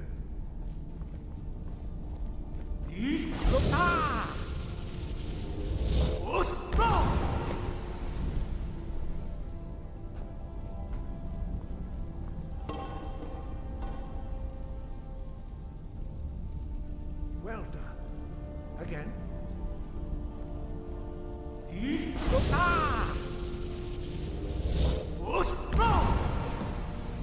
Yeah, anybody with the brain knows that Hellblade sucks. Should have never been a franchise in the first place. You learn quickly. Once more.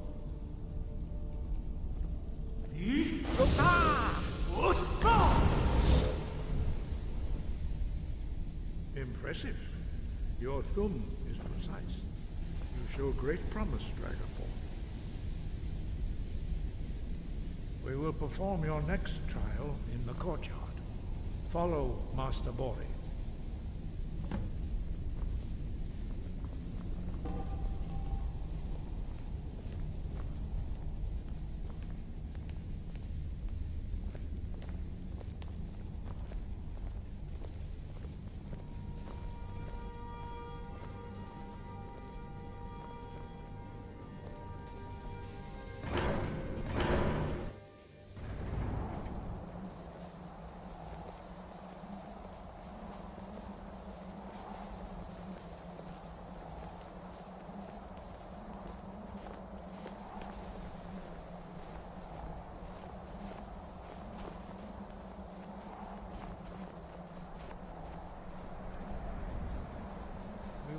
see how you learn a completely new shunt. Master Bori will teach you Wood, which means whirlwind. Wood.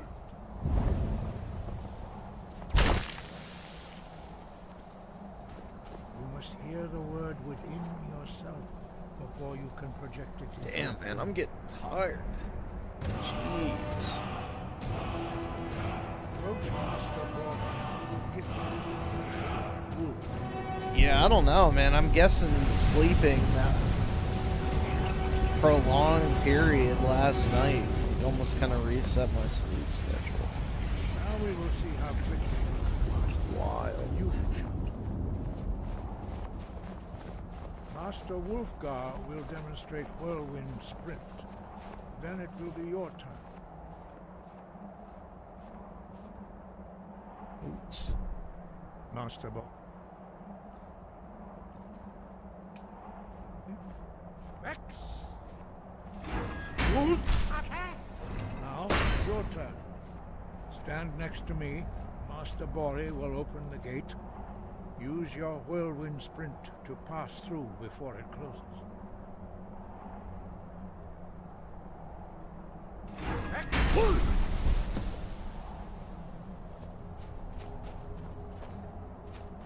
Your quick mastery of a new Thum is astonishing. I'd heard the stories of the abilities of Dragonborn, but to see it for myself...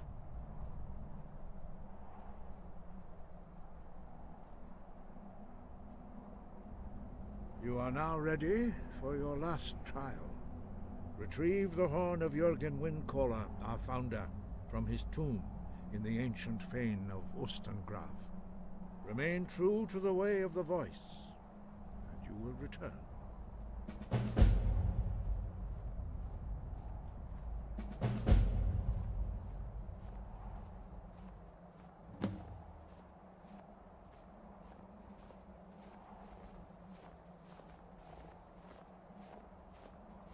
No doubt, the appearance of a Dragonborn at this time is not an accident.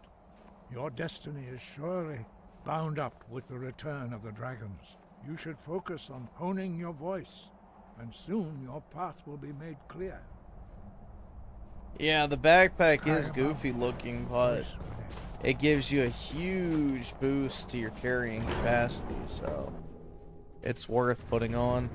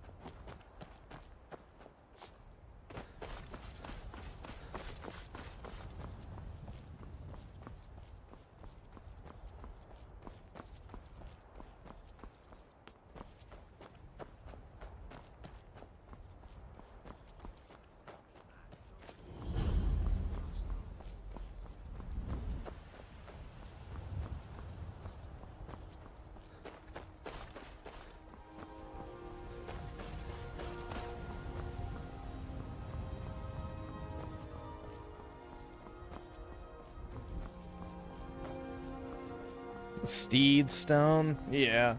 There's a lot of ways to get around carry capacity, but I didn't know the backpacks were a thing because I've never played the Anniversary Edition.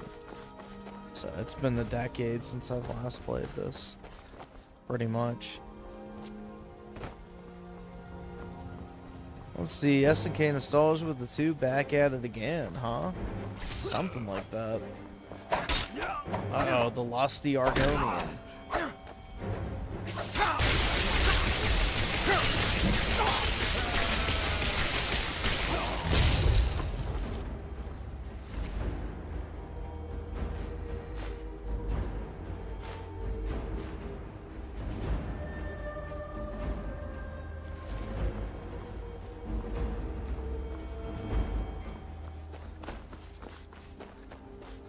Is PK here? I have no idea.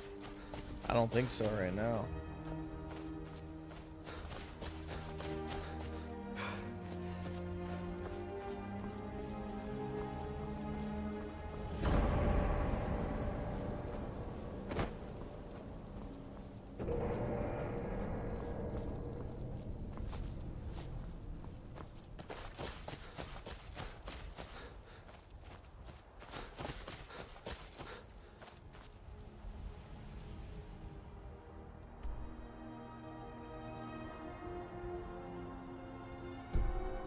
See, SNK Nostalgia with the 5 gifted members. Really appreciate it, man. Thank you so much, dude. It's very kind of you. Appreciate that positivity, bro. Shit.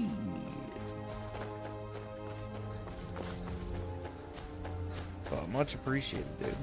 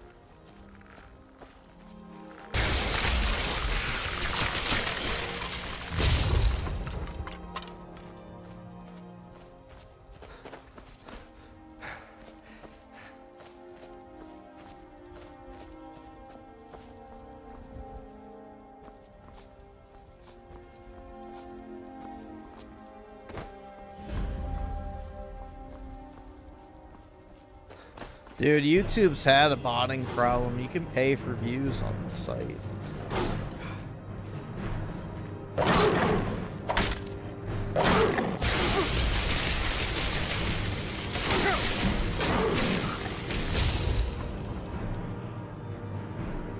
Let's see, SNK Nostalgia with the 2. I am godfather to Lily.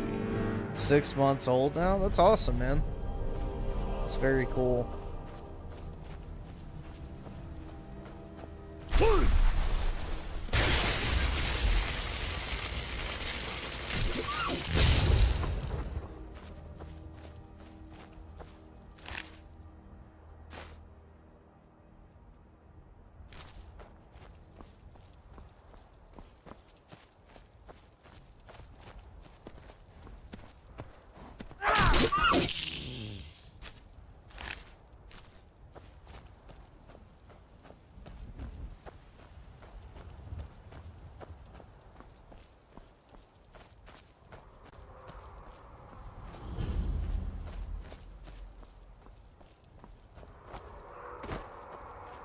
Uh-oh.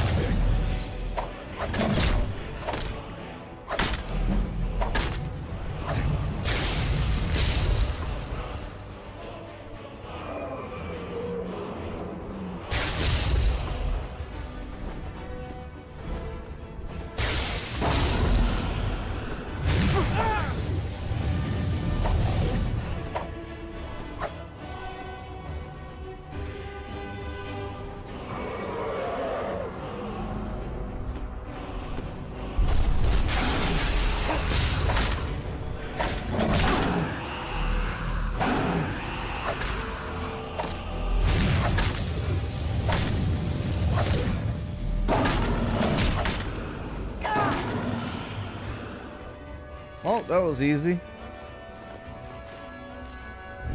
That was a resource-rich dragon, too.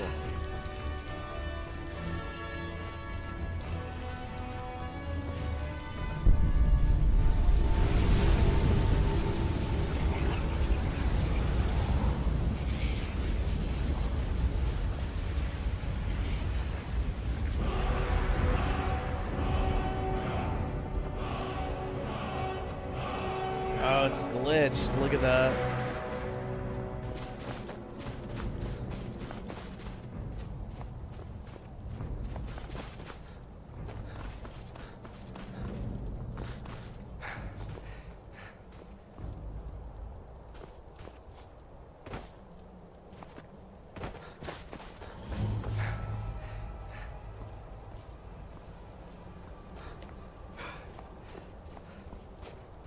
I gotta search the empty dragon, even though I'm like 100 feet away from it.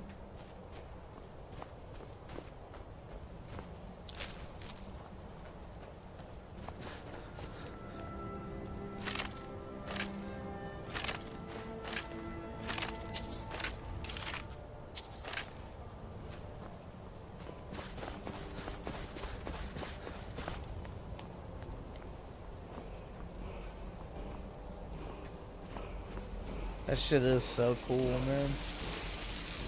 I've always loved the aesthetic of those.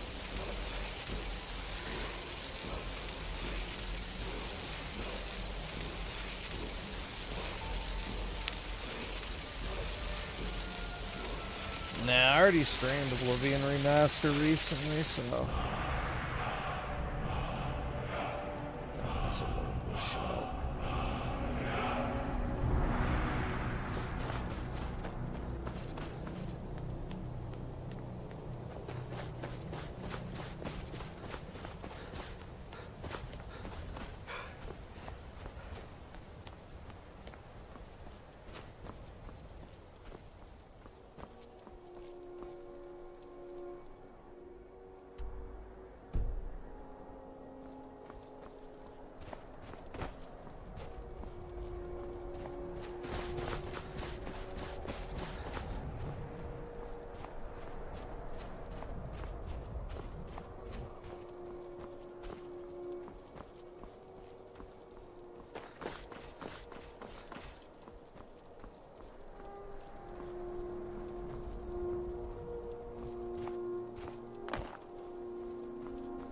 We didn't have diversity, and then I want to be able to have some yummy kebabs and curry.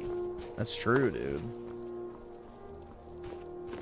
I've never had kebab, nor will I probably ever have it. But I don't really feel like I'm missing out, to be completely honest. I think I'll go without the diversity, please.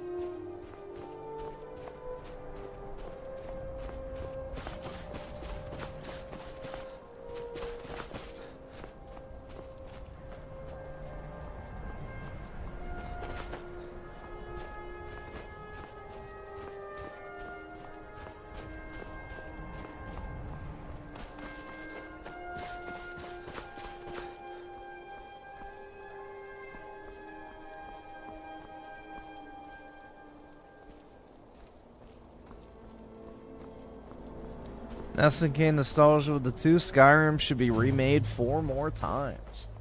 Well, as long as they make it good. That's something I'm supposed to deliver. I wouldn't necessarily be opposed to it. Got to go. You there. You're the one they call Dragonborn. Your lies fall on deaf ears. When Lord Mirak appears, all shall bear witness. None shall stand to oppose him. You there. You're the one they call Dragon.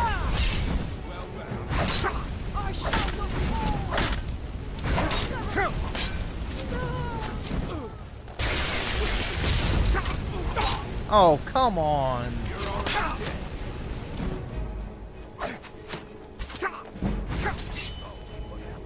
You have committed crimes against Skyrim and...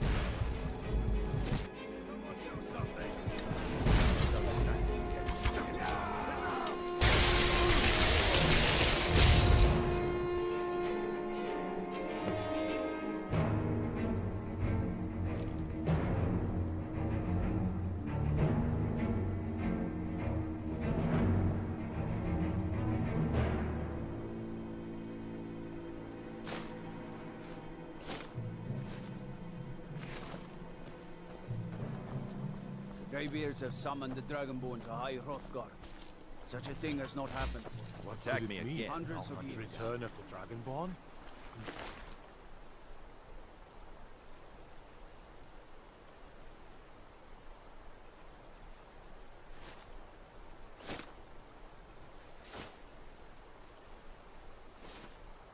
Among us could possibly hold that honor and such power.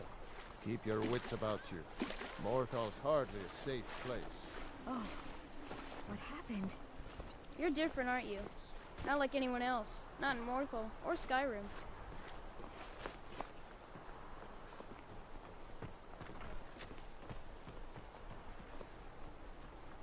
Careful with that.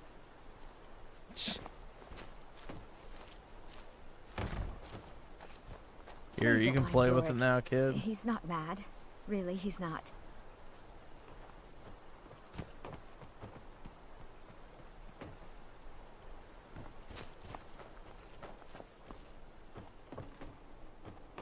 By the gods, it's true, isn't it? A dragon has attacked Whiterun. How could mere men bring down such a beast?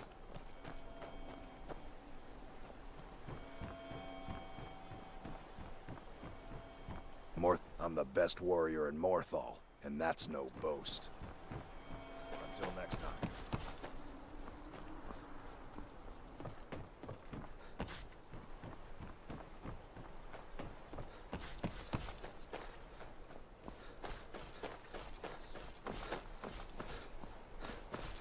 Doesn't look like there's a shop.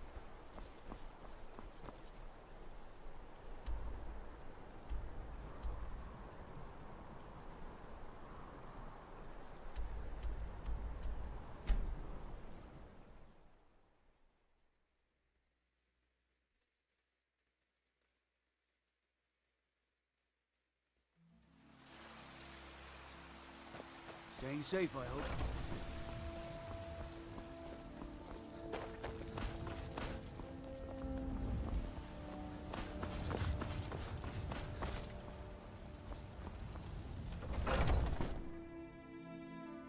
Got something for just about everybody in here. Give a holler. Everything's for... Some may call this junk. No, he still hasn't reset yet. Shit.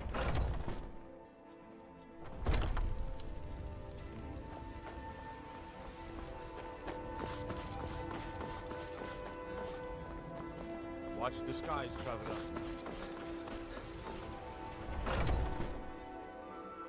Let me know if you see anything you like. Welcome to Warmate. Blades, helmets, pretty much anything to suit your needs.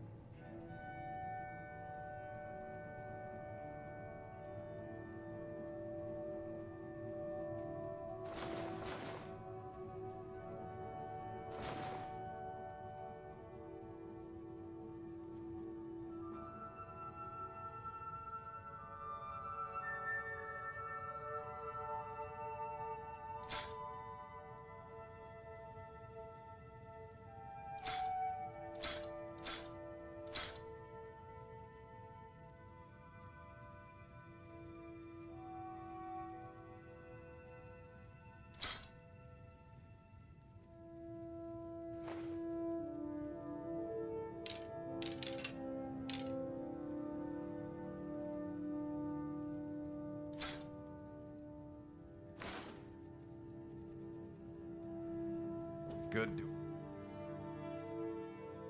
business with you.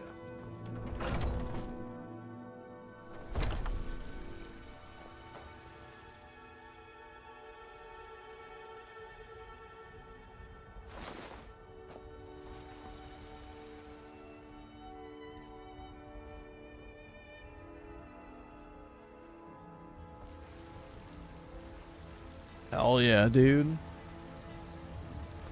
That totally doesn't look goofy as shit. You look like maybe you... The finest weapons and armor.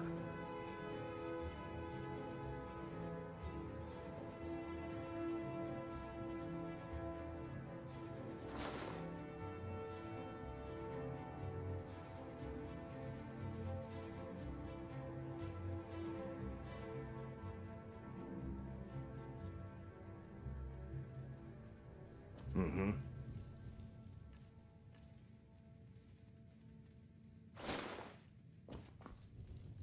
Most of our looking to protect yourself or deal some damage.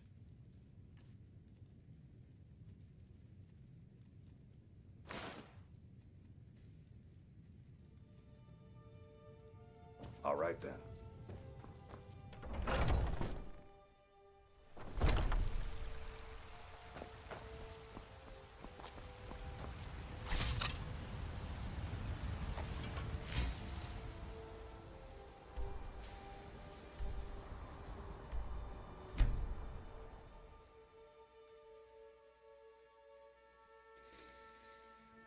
Guy's mom told the police that he just bought a firearm and was trying to go to the White House. Brutal, man.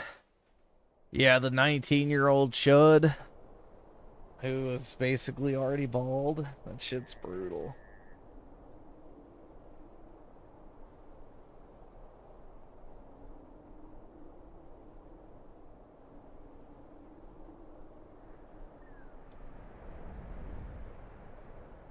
Raymond Jr.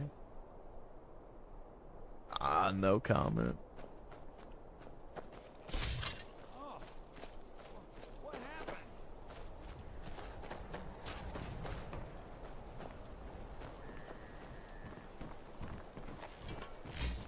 Well, aren't you the handsome one? You and I should spend some time. The people here work so hard, and they never allow themselves a moment of fun. It's such a pity. Do they? How delightful. I'm lucky to have a man that is so devoted to me.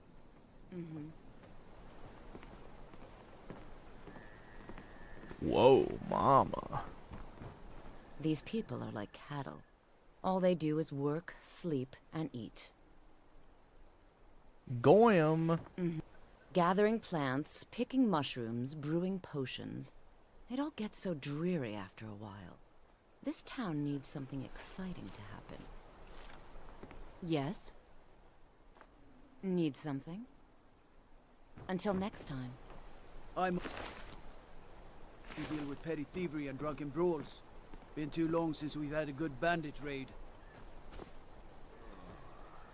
Is there something I can do for you? Careful with that.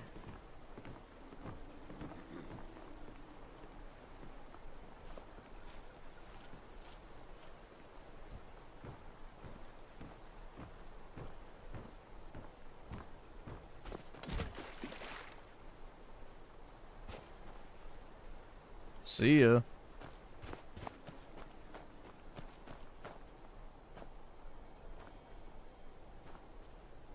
Citizen?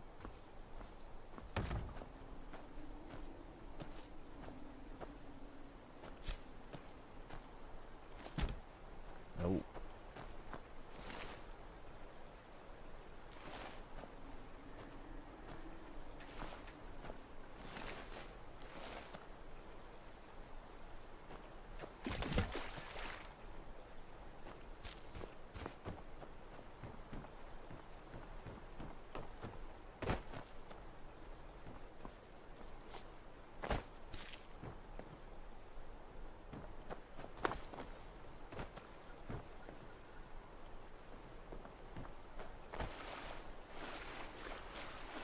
Well, out of sight, out of mind.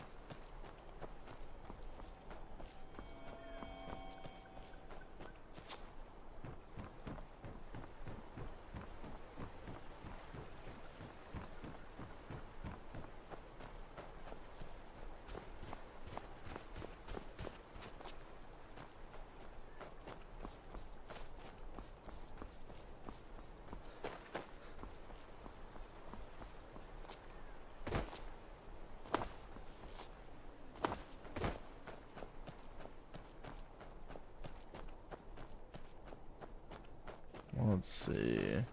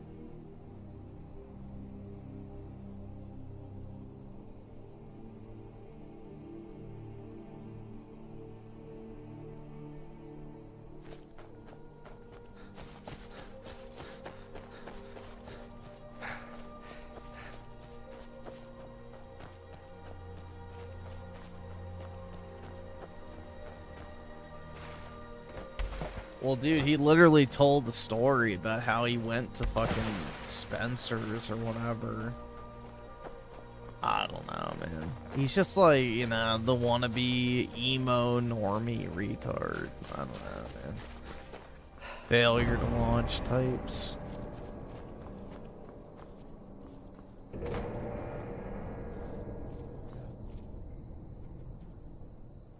Yeah, Dreamcast guy would tell him to work out. That's true.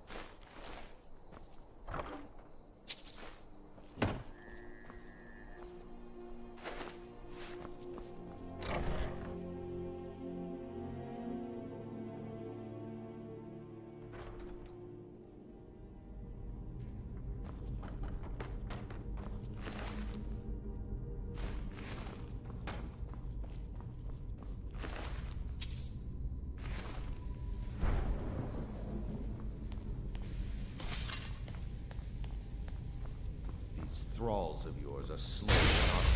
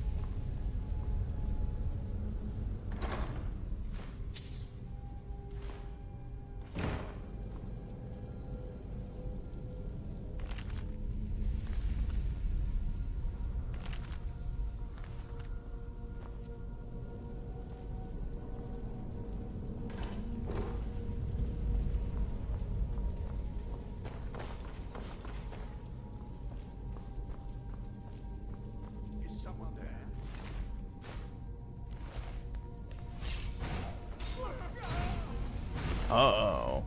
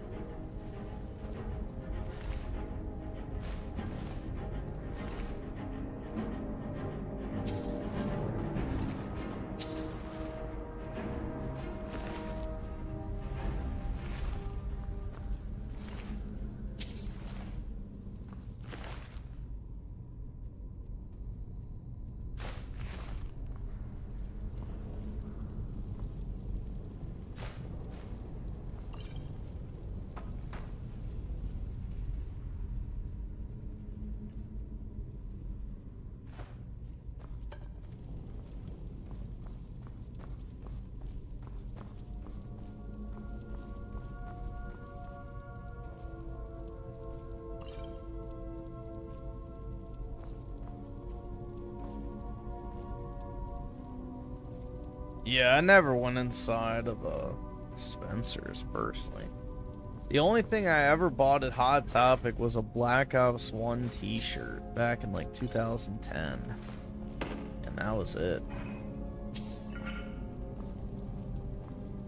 Other than that, I've never been inside one. And the only reason I went inside is because they used to have that t-shirt wall towards the front of the store. And I saw they had a Black Ops 1 shirt, so I was like, oh, I'm gonna buy that. And that was it.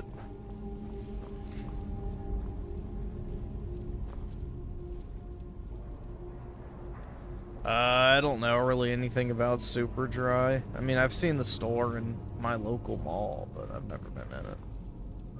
I think it's like a Chinese brand, right? Everything's a Chinese brand, pretty much.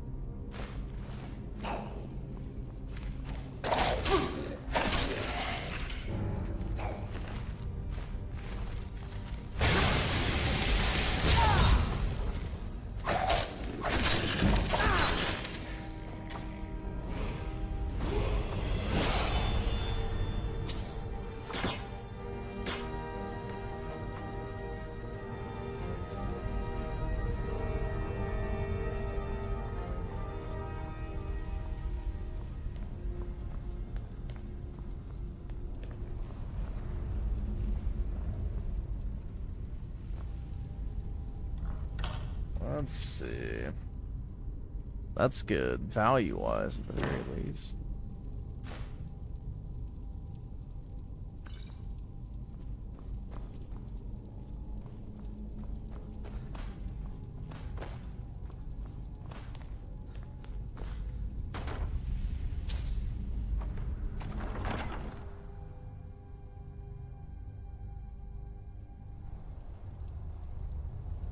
Kmart has an existence since 2001.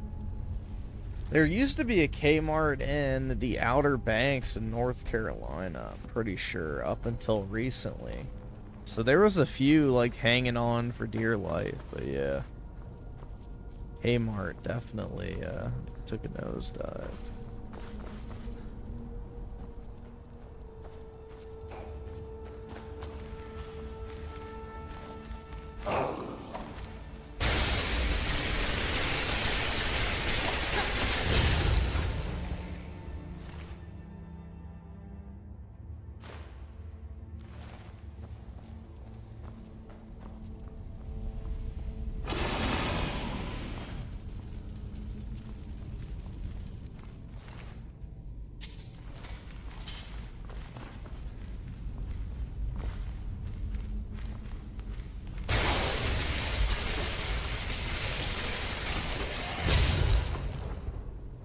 I need as much gold as possible so that I can buy a house to bang Ayla the Huntress on, dude.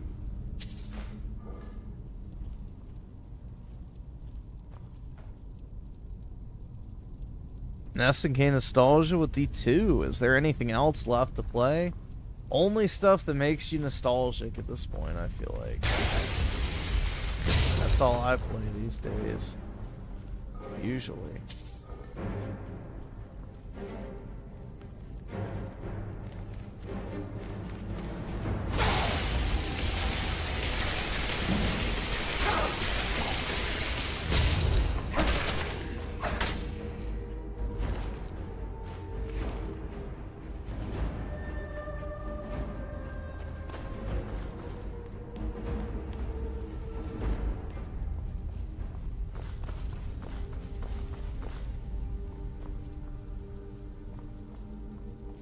Let's see, Doom Studios with the 3 months. Appreciate it, man.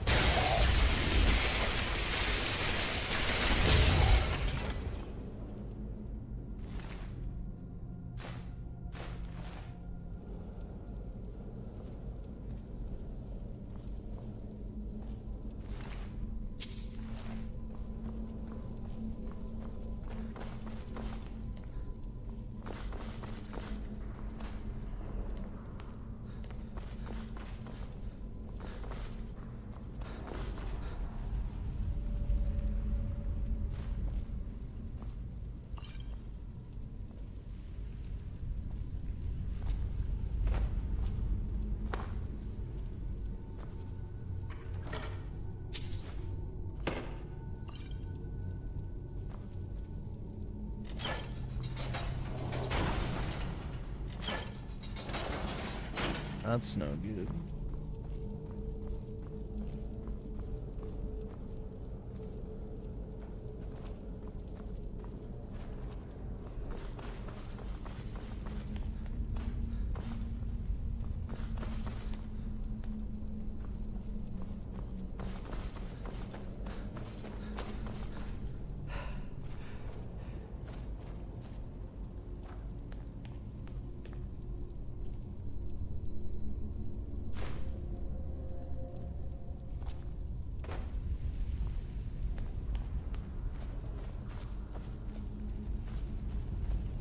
See, us again, the Soldier with the 2. Okay, King of Fighters 98. Go for it, man. I cannot say I've ever played that.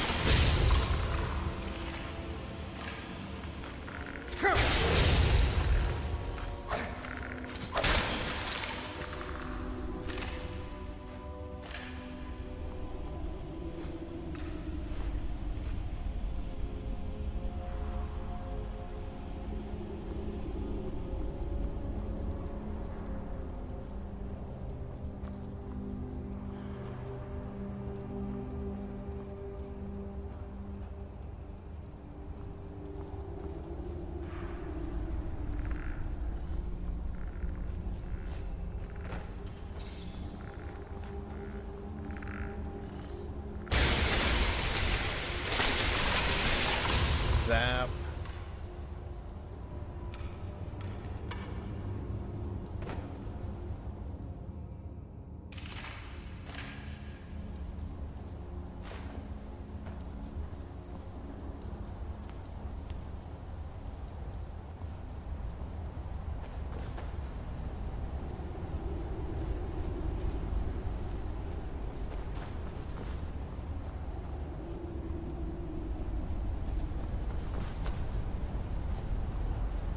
Let's see, E-Man with the 5 playing feels empty nowadays. The excitement isn't there anymore. Yeah, I agree. I mean, you know. I mean, like all things, gaming loses its novelty after a while, so. To a certain degree, that's just also the result of getting older. But also the fact that, you know, there's not as much exciting shit happening. Gaming either.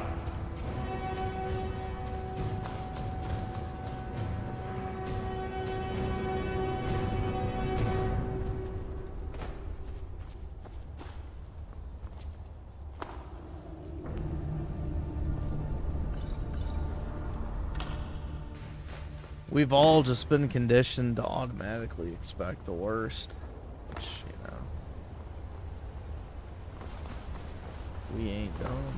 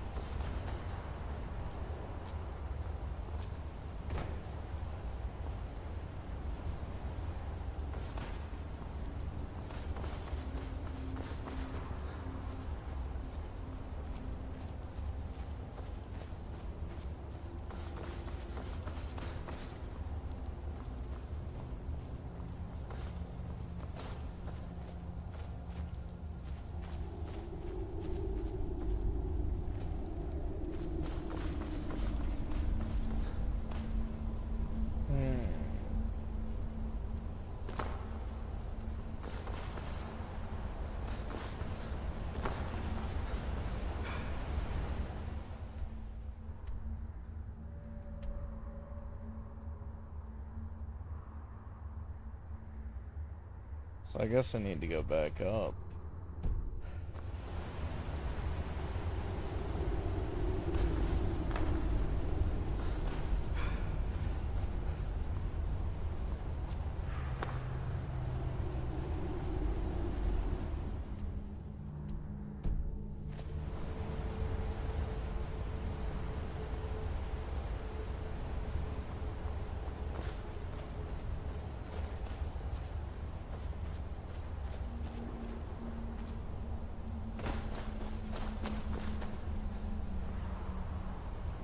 Nasake nostalgia with the 2 now, people understand why drugs exist.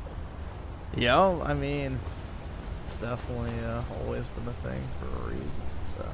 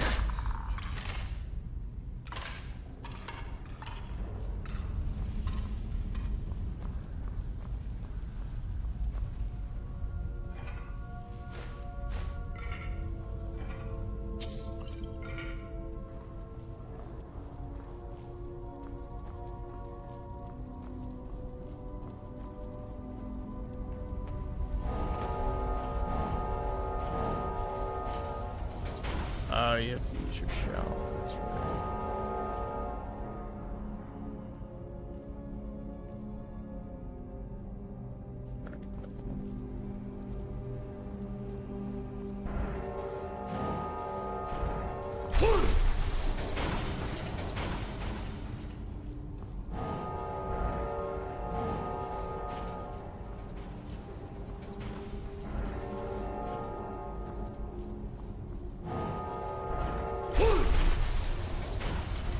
There we go.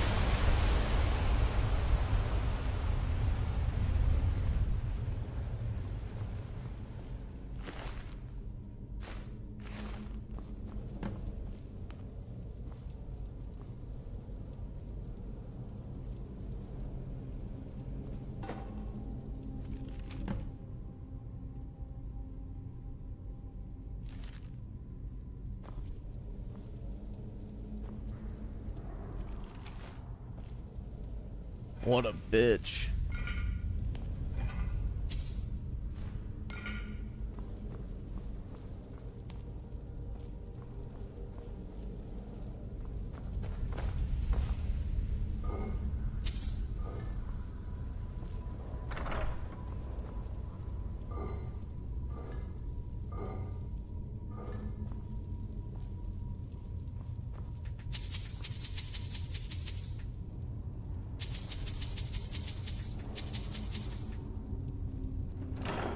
Such a lovely sound.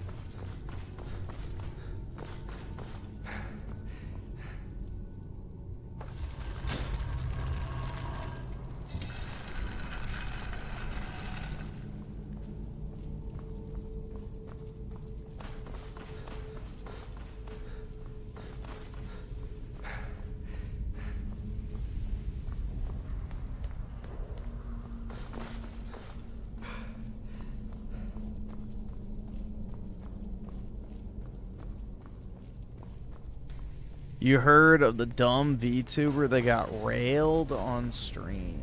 Nope, I did not.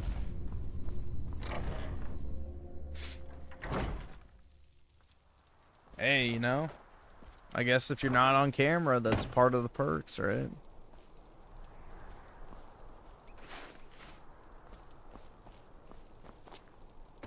You know, if I wasn't such a sexless incel loser chud, then maybe I too could rail some chick on stream, but nope. It's over for me.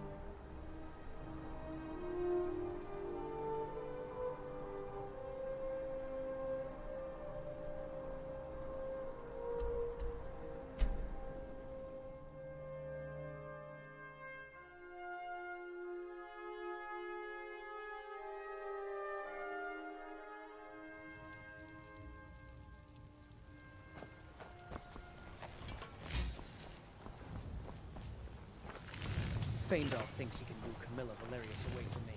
She's already mine, I can tell you. I'm spoken for, you know, so don't get any ideas.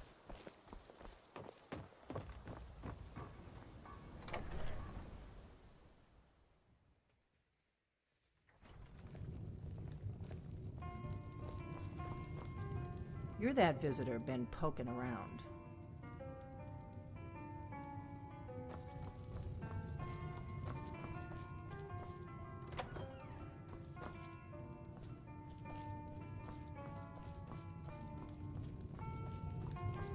We don't get a lot of travelers here in Riverwood.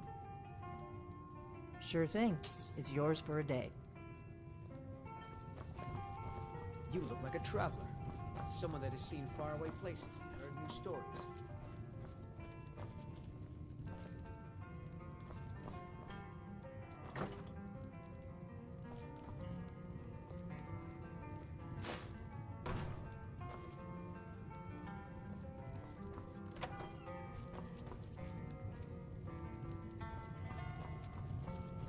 Most of my customers are locals, come here to relax after a hard day's toil. We got rooms and... Need a room? Talk to Delphine. Until next time.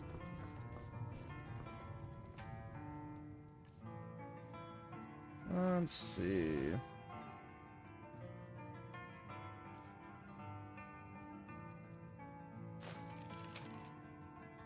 Oh, whoops. So, you look like you could use... Oh, you wanted the attic room. The thing is, we don't actually have an attic room. But I think I know what you mean. Go ahead and make yourself at home. I'm just a cook, lad.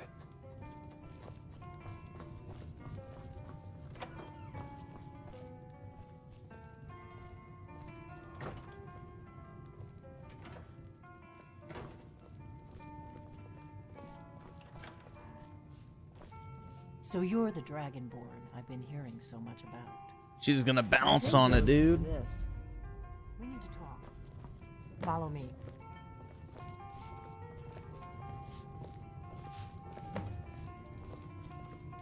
I ain't looking to make friends.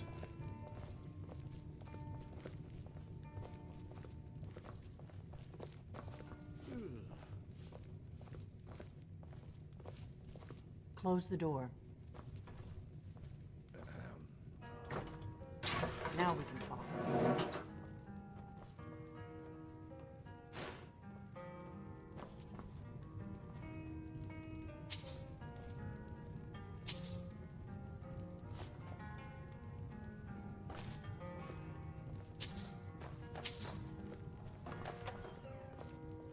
You just find that lying around? Must be your lucky day.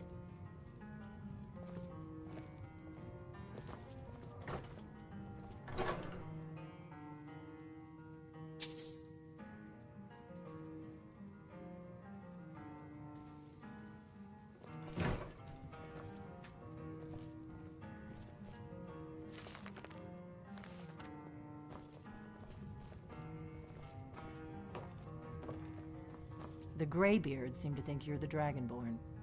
I hope they're right. Surprised? I guess I'm getting pretty good at my harmless innkeeper act. You can't be too careful. Thalmor spies are everywhere. The strongest weapon in the game, a wooden sword. Indeed, man. I didn't go to all this trouble. I am not your enemy. I already gave you the horn. I'm actually trying to help you. Belle, I just need Delphine, you or to hear me Delphine? out. I wish, man.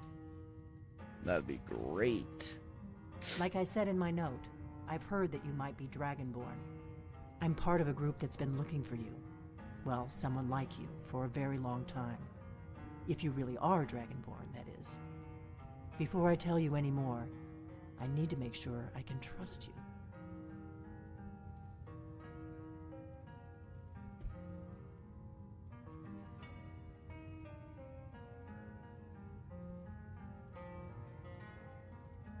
If you don't trust me, you were a fool to walk in here in the first place. I knew the Greybeards would send you there if they thought you were Dragonborn. They're nothing if not predictable. When you showed up here, I knew you were the one the Greybeards sent, and not some Thalmor plant. We remember what most don't, that the Dragonborn is the ultimate dragon slayer. You're the only one that can kill a dragon permanently by devouring its soul. Can you do it? Can you devour a dragon's soul? Good, and you'll have a chance to prove it to me soon enough.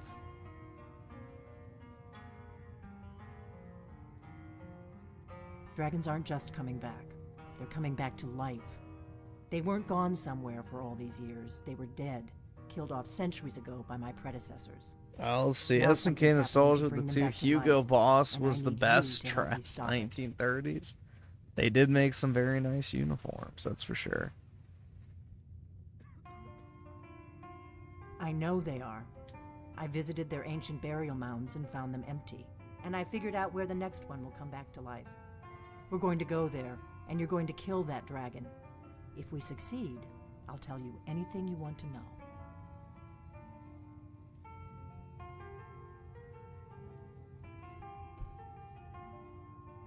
Kynes Grove. There's an ancient drag. I need to get into my traveling gear. Give me a minute and I'll be ready.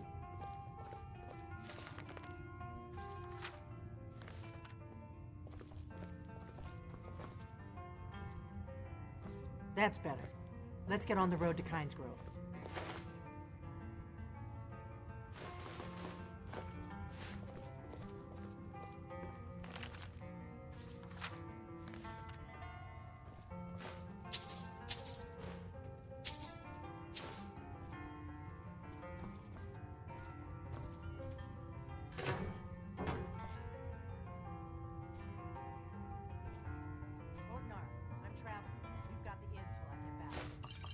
Right.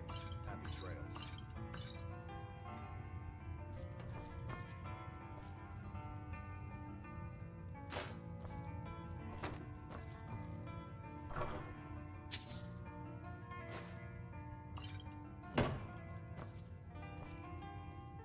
Nice.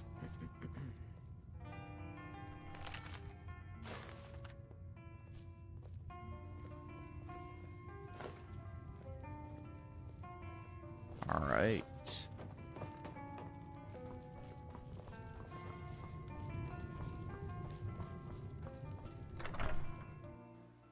Kynes Grove is this way. We can travel together or split up and meet there. Your choice.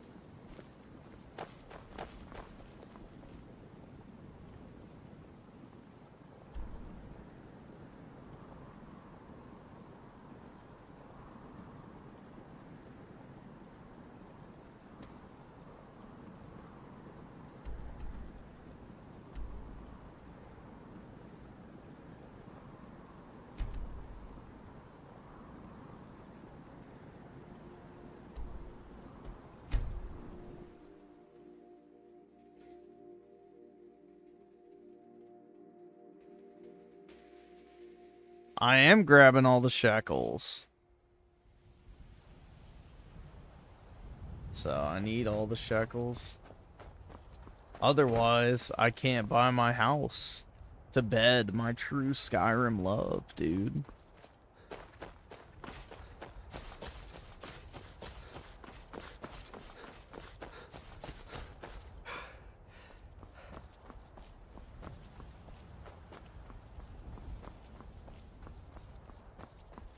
quantum physics CPU. At this rate, who knows when I'll actually get it back, so maybe that will be a thing.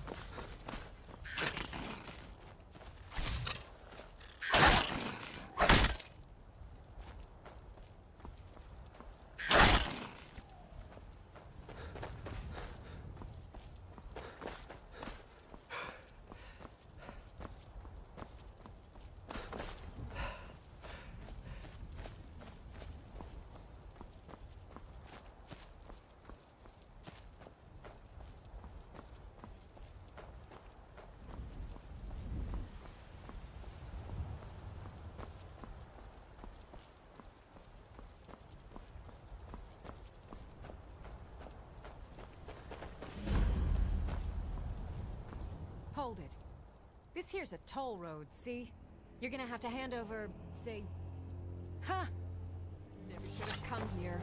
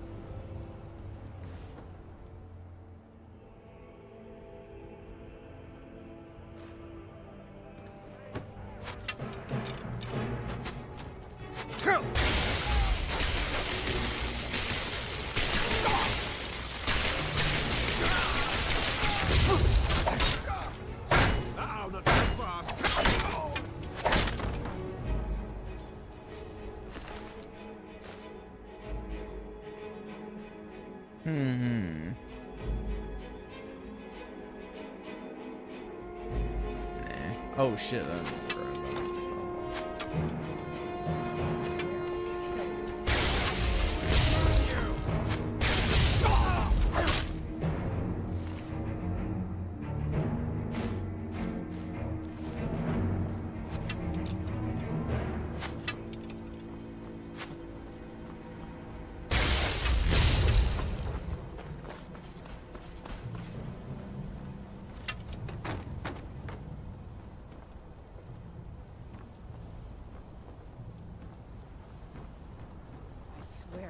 Kill you.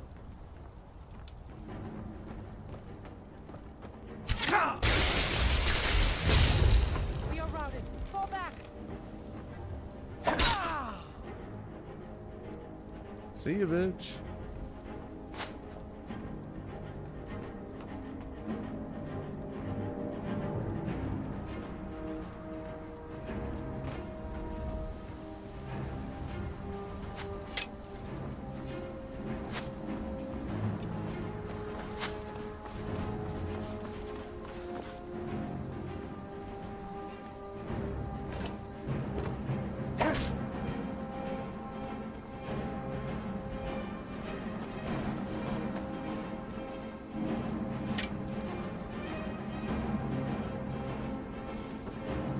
Alright, let's get some more gold.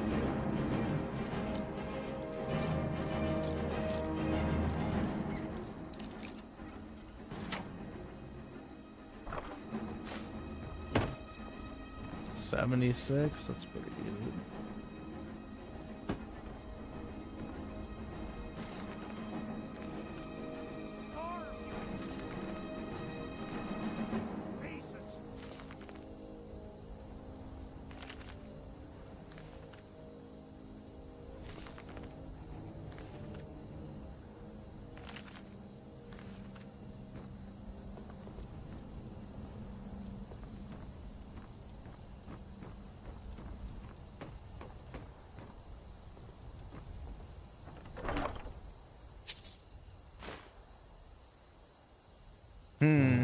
That's pretty good. It's probably worth selling.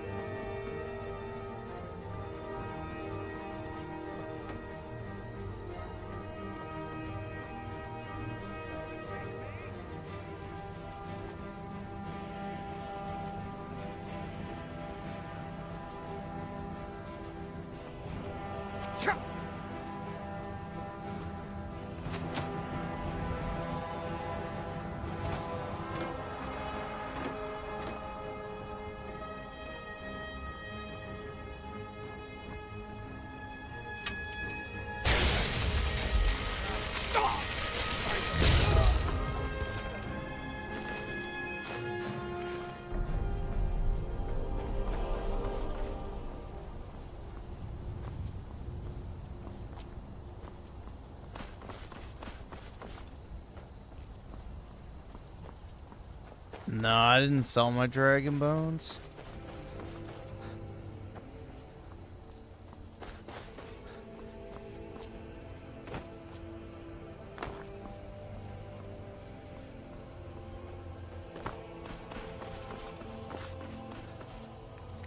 Save just in case here.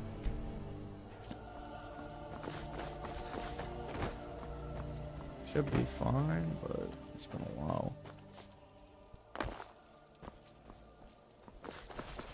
I picked Nord, so I am a Nord currently. Which, I mean, I don't know why I said currently.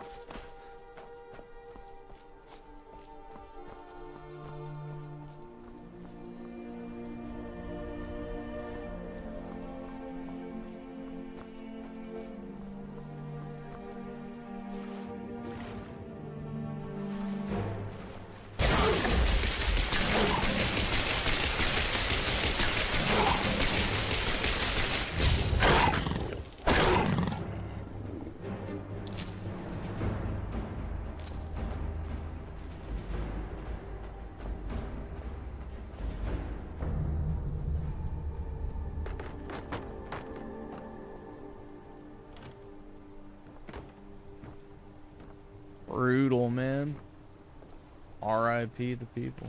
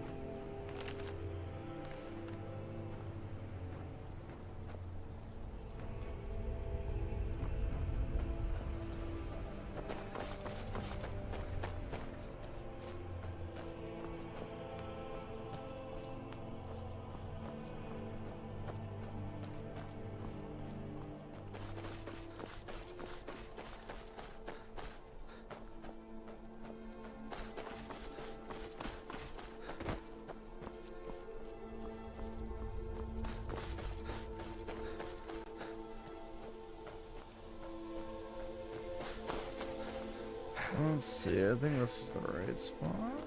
Maybe. Yes.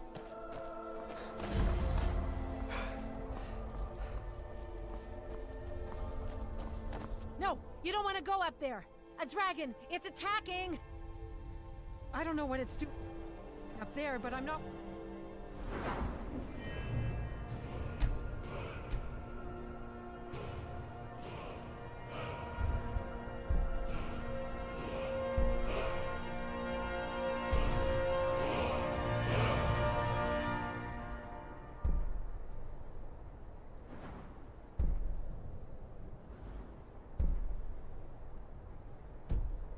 Around to find out.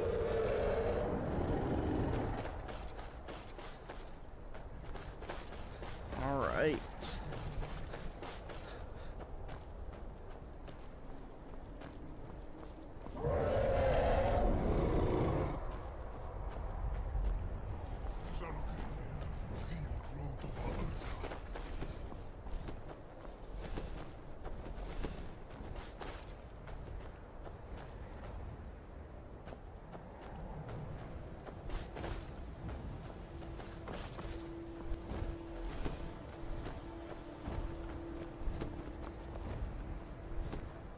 Stay undercover.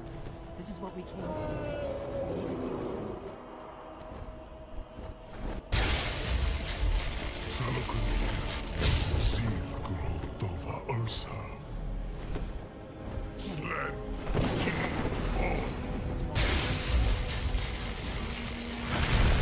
Zap.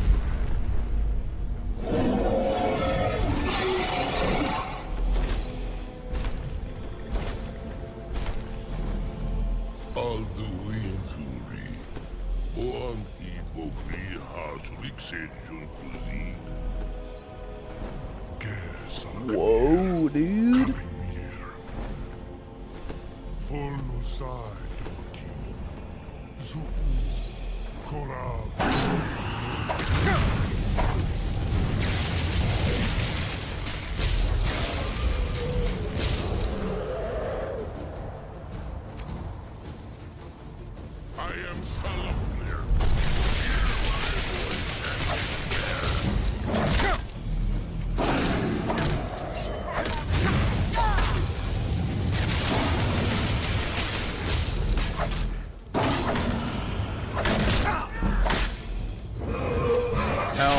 Dude.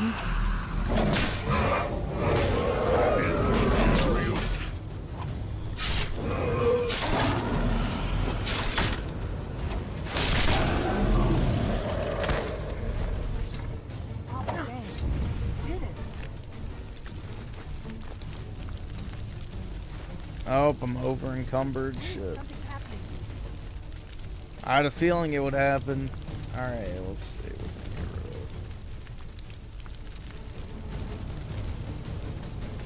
Boots? Yeah, that's right. Shit.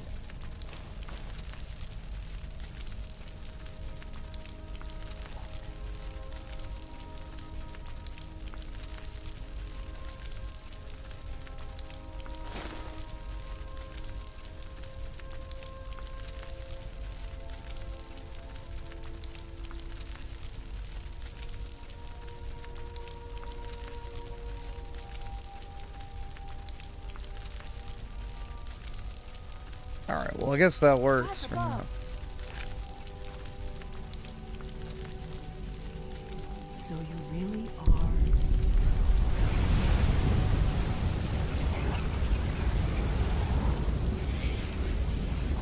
Gods above, look at that. Gods above, look at that. It's true, isn't it? You really are Dragonborn. I owe you some answers. Oh, there we go. Go ahead. That's the game nostalgia with the 5. Get the memberships. Nothing Really held appreciate it, dude. Thank you so much, man. It's very, very generous of you, bro. I greatly appreciate it, man. Thanks for all the positivity, dude. No gift for PK. I think he has them turned off, honestly. I think he does. I'm one of the last members of the Blades. A very long time ago, the Blades were dragon slayers, and we served the Dragonborn, the greatest dragon slayer. For the last 200 years since the last Dragonborn Emperor, the Blades have been searching for a purpose. Now that dragons are coming back, our purpose is clear again. We need to stop them.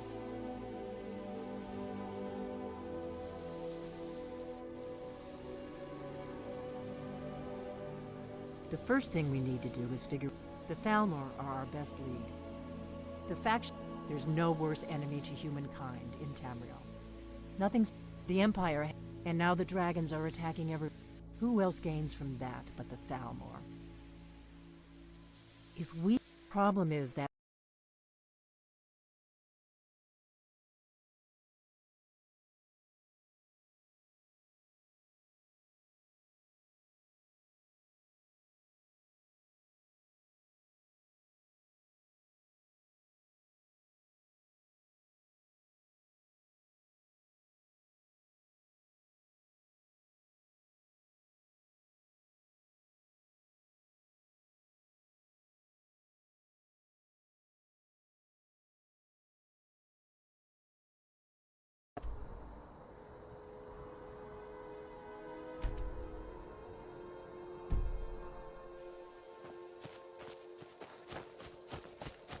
Go discover Windhelm.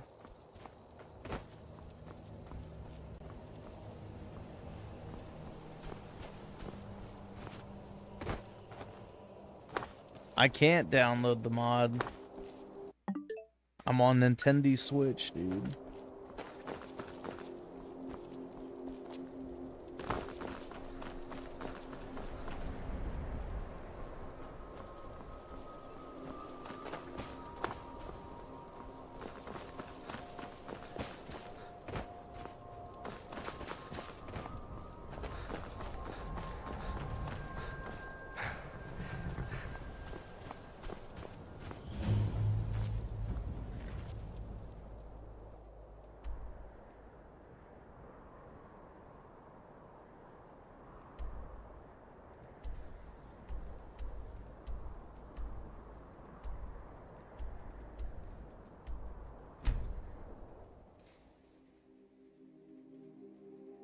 I like the setting of Oblivion better. I like the capital city, and I think the story's, you know, cooler, personally. I mean, the story of Skyrim's pretty cool too. Don't get me wrong, but you know, I just like, you know, the Emperor and all that other shit. I think that's neat. Let me know if you see anything you like. Everything. Take a look.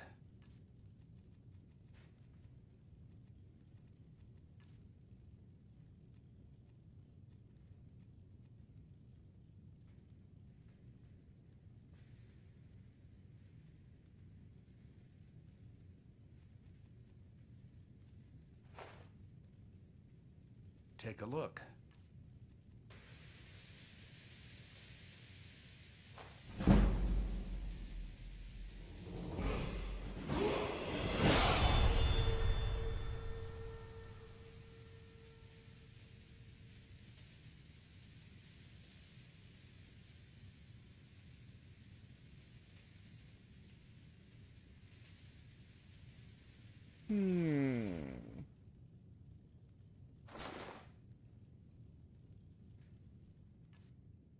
Do come back. I almost have enough to buy the house.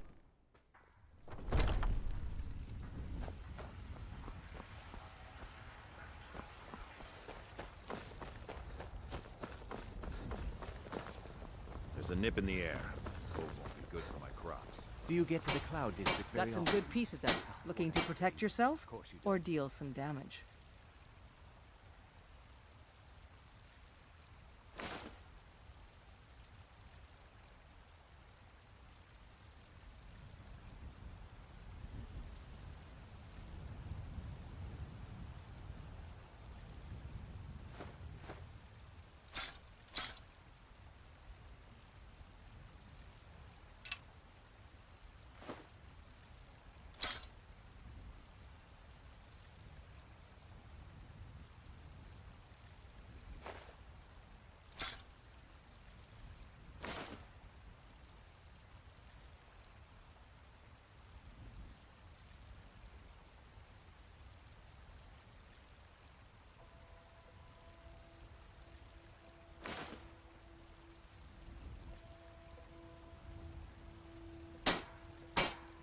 Don't forget to check inside the shop if you need anything. So I work close. for Bellator at the general goods store.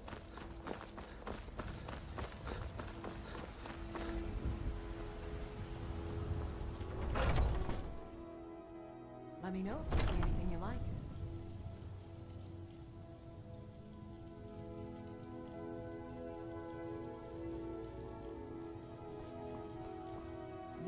Pardon me, but do I detect a case of... So you're interested in my potions and ingredients?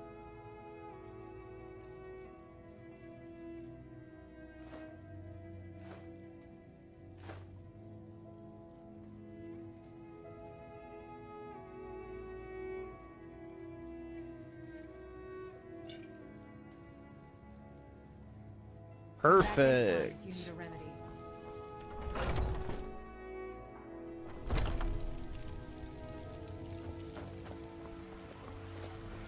I spend a lot of time at the market stall, so let me know when the merchants trade. So rise up! Rise up!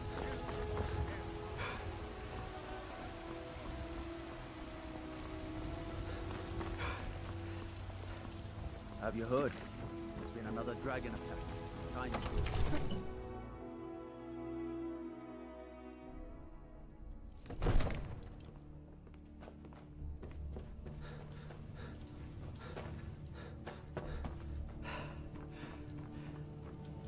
You are a welcome guest, but you must still respect the rules of the Jarl's household.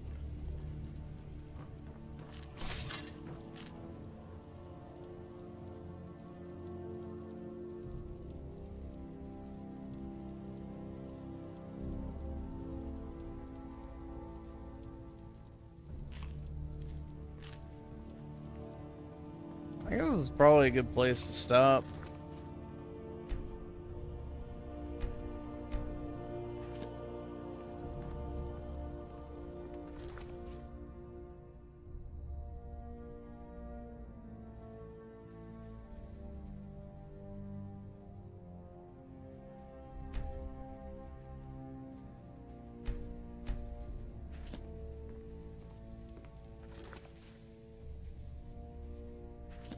Oops.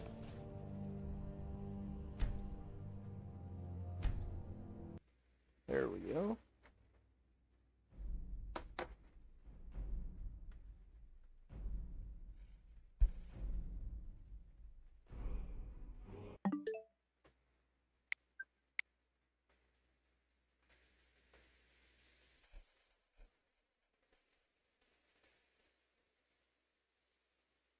Now you just need to renovate according to some people. Exactly, dude.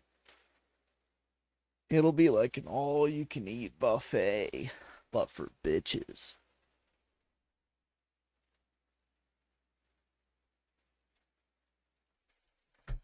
I guess we'll continue on with the Dreamcast guy videos surrounding the Xbox shit. And then I may go ahead and hop off a little bit early, depending on how long. I say that, but it might take the full normal time anyway, to like 7. We'll see.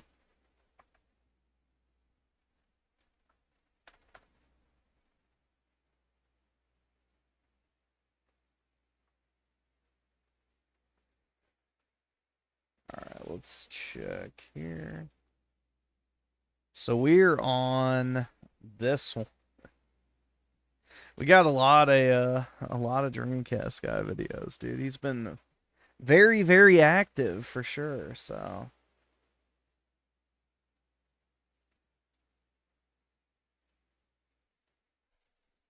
No scammer. I've been live for almost 9 hours, PK, so I don't know how that's scamming you.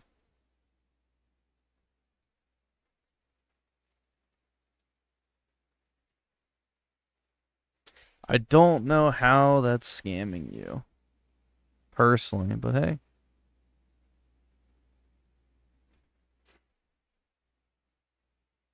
Hey there, gamers, Dreamcast Guy here. Today we have to talk about some breaking news, which is that it just came out that 2 giant studios of Xbox are about...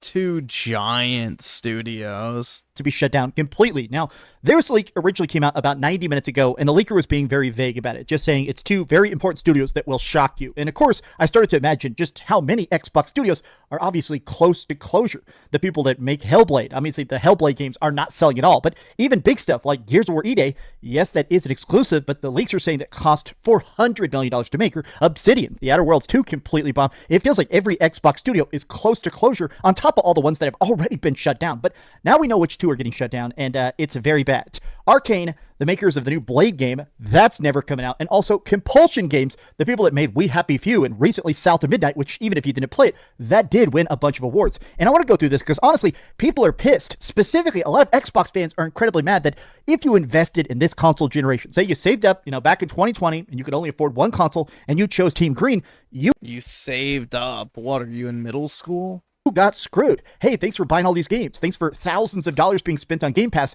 Now you own nothing. You have no memories. All the projects you were excited about, like Perfect Dark or whatever, they're all canceled. And also, the studios are shut down, so you can't even play these games on PlayStation. They're just dead, dead, dead. Now let's talk about...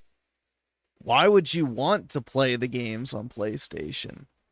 This, because honestly, all of it just seems so incredibly bleak. I mean, Xbox is... That's the rumor that apparently they're going to cancel the Blade game and shut down Arcane, but we'll see. It wouldn't surprise me, honestly, because how long has that game been in development?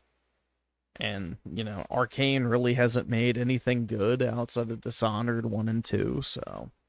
It wouldn't be the most surprising thing in the world. Dead. I called it years ago, but boy howdy was I right.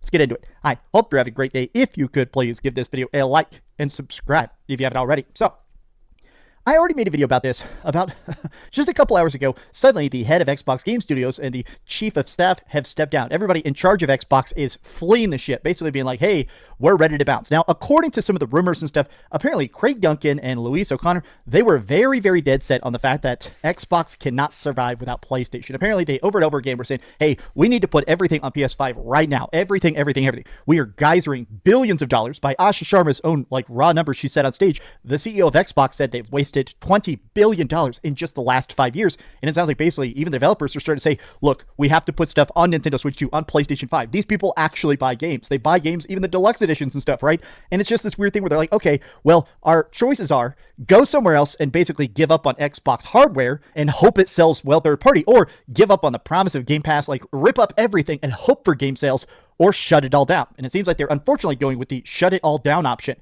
So here it is. Xbox is planning to shut down Compulsion Games, developer of the Peabody Awarding South of Midnight and We Happy Few. Now, this to me is very sad. I've actually liked Compulsion Games. The CEO, I've actually had a chance to talk to him years ago when I was really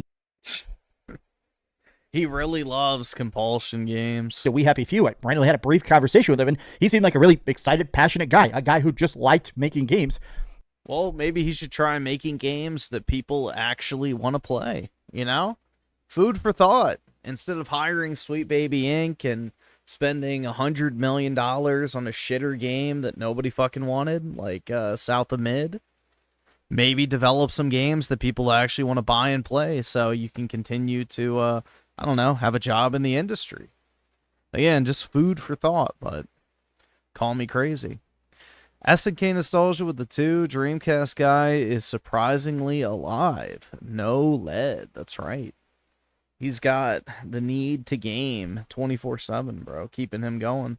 And sorry, you're getting the boot. This is super crazy. Now, there have been rumblings about the Blade game being delayed or canceled or straight up just literally unmade and destroyed for a tax write-off. But the developers are saying, oh, let us cook, let us cook. But other than this happened on June 9th. I was always very hesitant. I did not report at this at the time.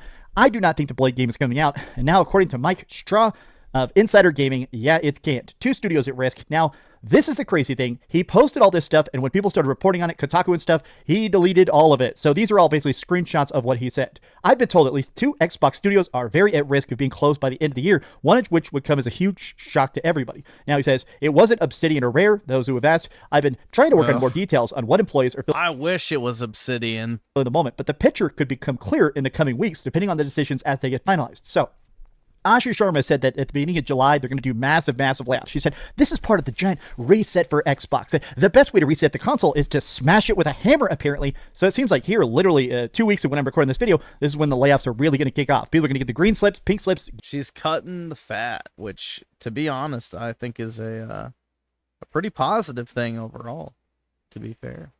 Get out, right?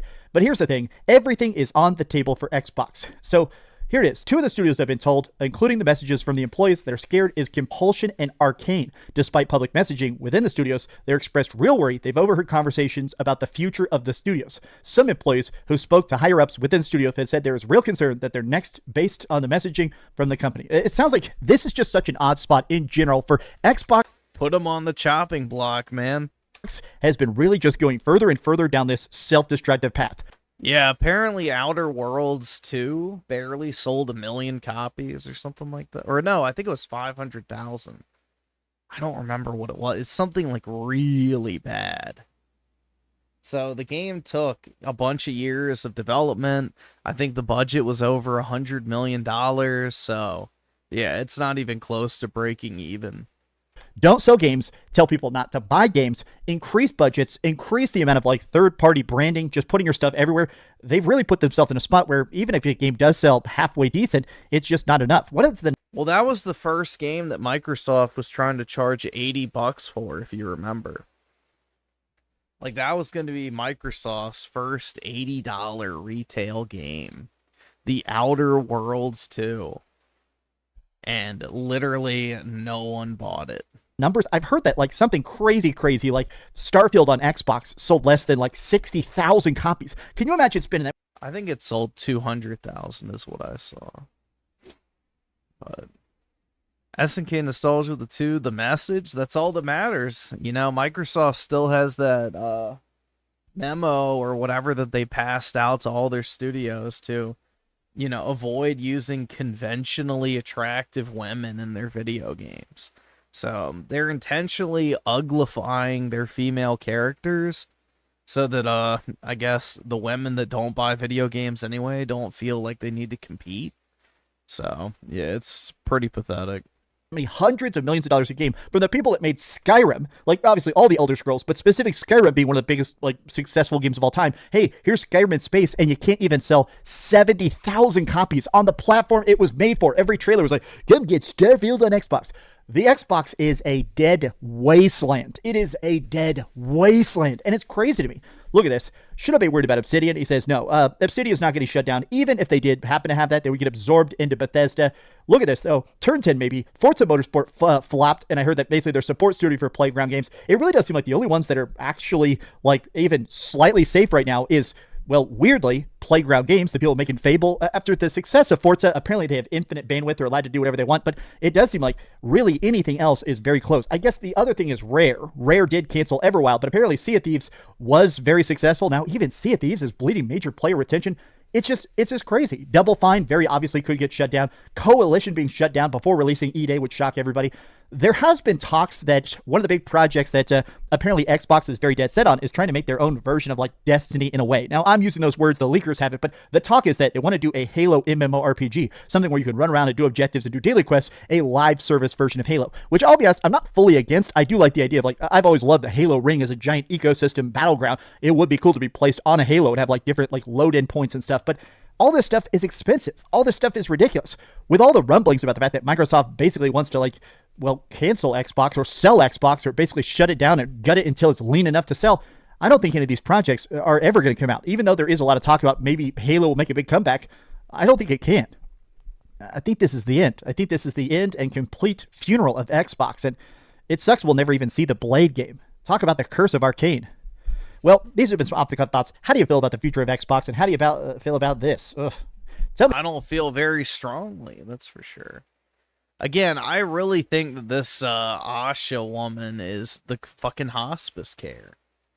And I think the bots are going to realize that pretty quickly within the next year or two, that, you know, things are really going to start winding down. It's going to be Forza, Halo, Gears, you know, Call of Duty, and the occasional, like, kind of weird, I guess, title tossed in here and there.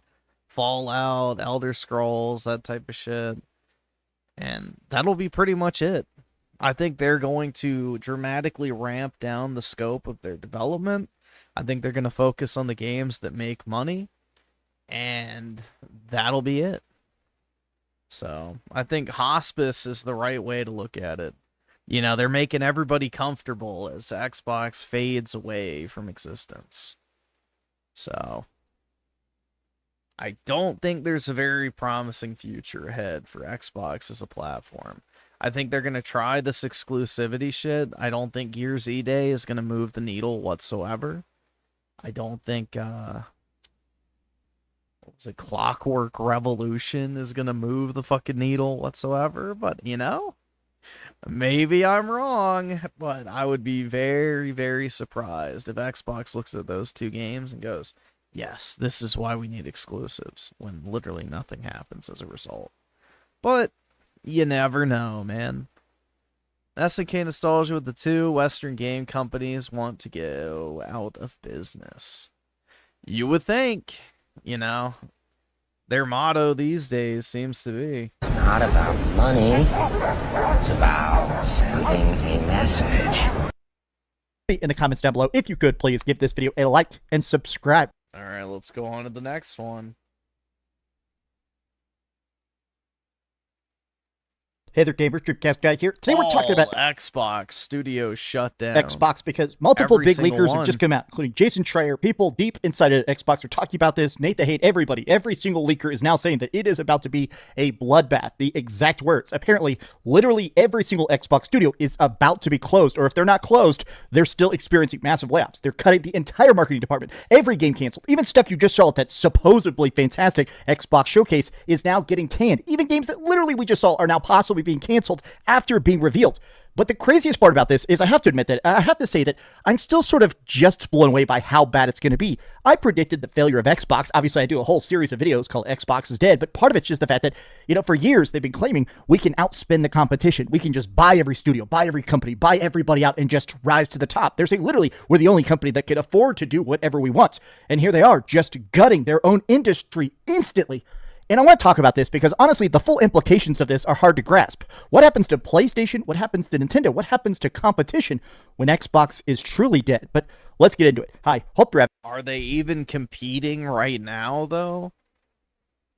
I mean, is it really even competition at this point? I don't really think so, but hey. A great day. If you could, please give this video a like and subscribe if you haven't already. Okay. So let me start with this Nate the Hate quote. Lots of layoffs expected the entire Xbox division. It's going to be a bloodbath. Now, to be clear, there's talks that this is about to happen maybe literally as early as next Monday. Literally here in the next couple. Let's go, dude. I got to get a bottle of champagne ready.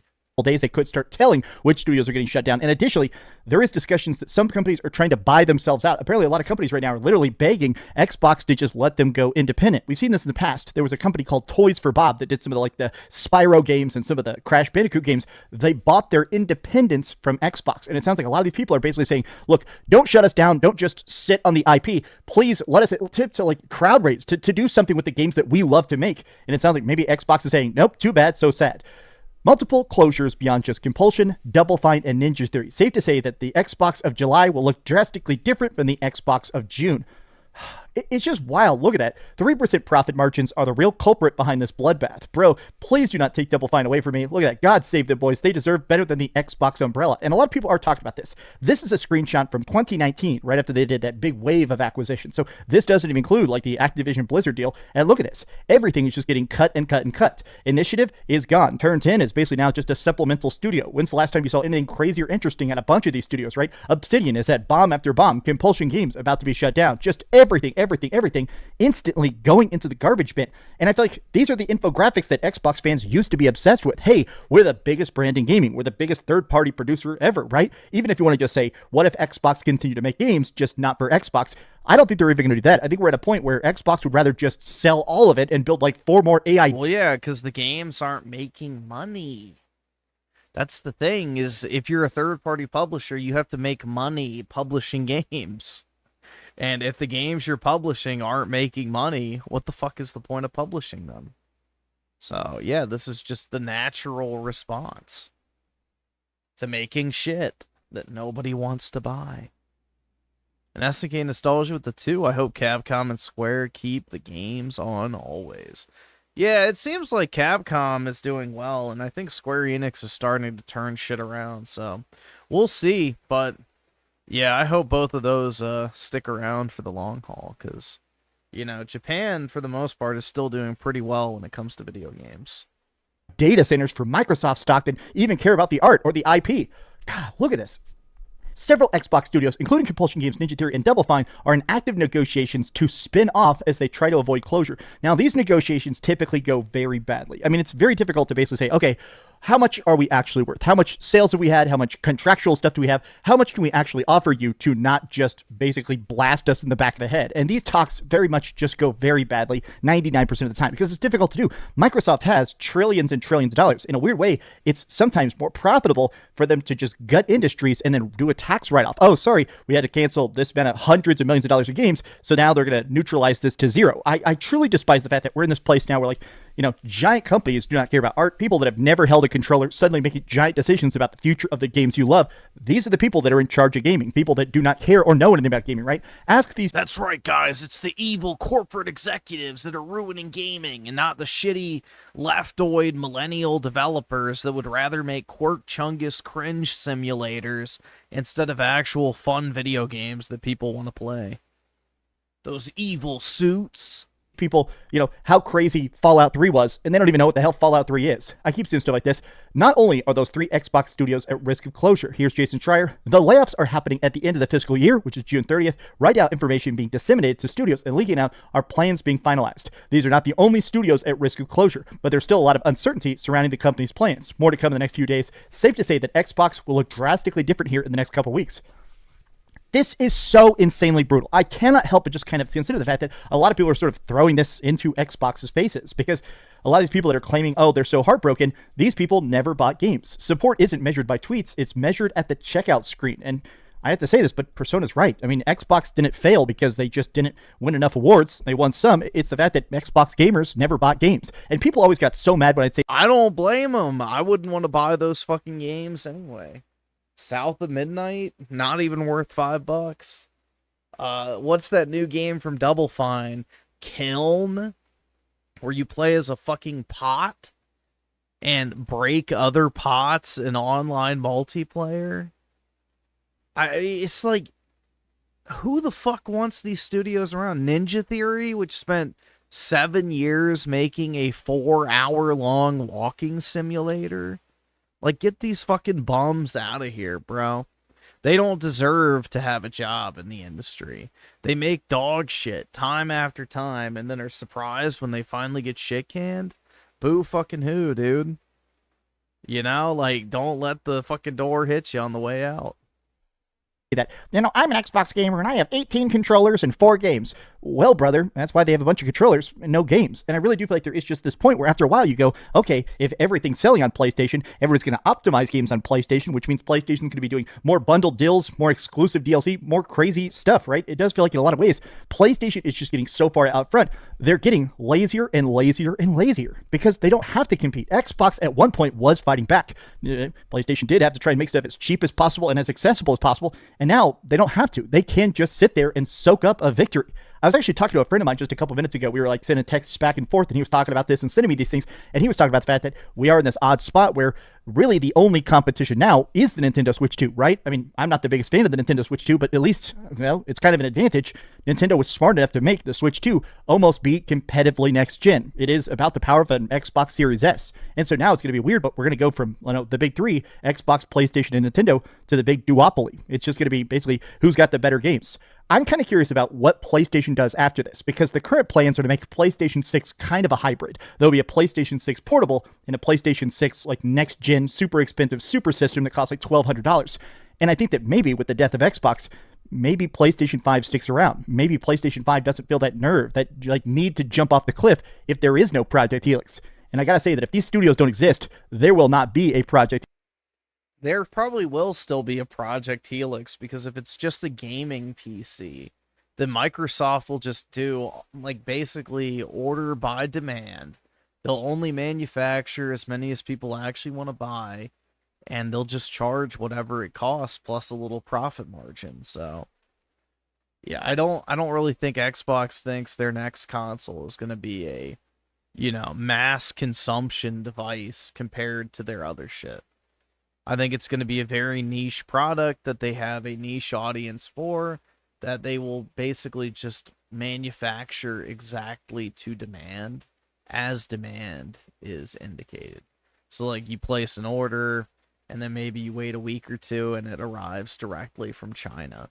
Kind of like what Apple does with iPhones. If you've ever ordered an iPhone from Apple, it ships directly from the Chinese factory.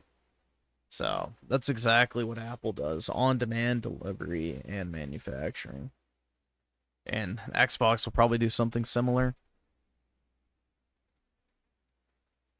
SNK nostalgia with the 2, lol, Ninja Theory. Good riddance. Yeah.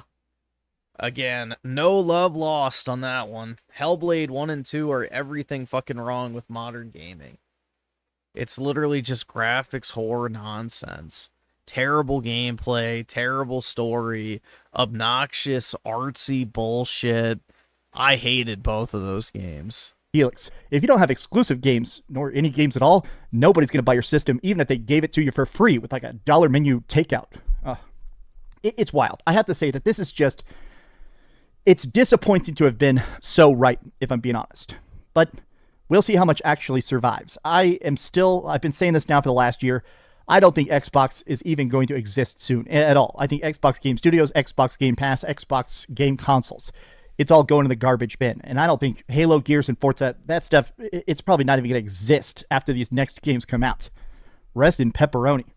These have been some off-the-cuff thoughts. How do you feel about the state of Xbox? Tell me your thoughts in the comments down below. And if you could, please give this video a like and subscribe if you haven't already. And please, keep dreaming. Thanks so much for watching that video. If you want to see something else, you can always click this link to see what I put up last, or, What's wrong with subscribe my and see mic? what's coming up next. Also, I promise that whatever I do, it'll try not to suck. I don't know.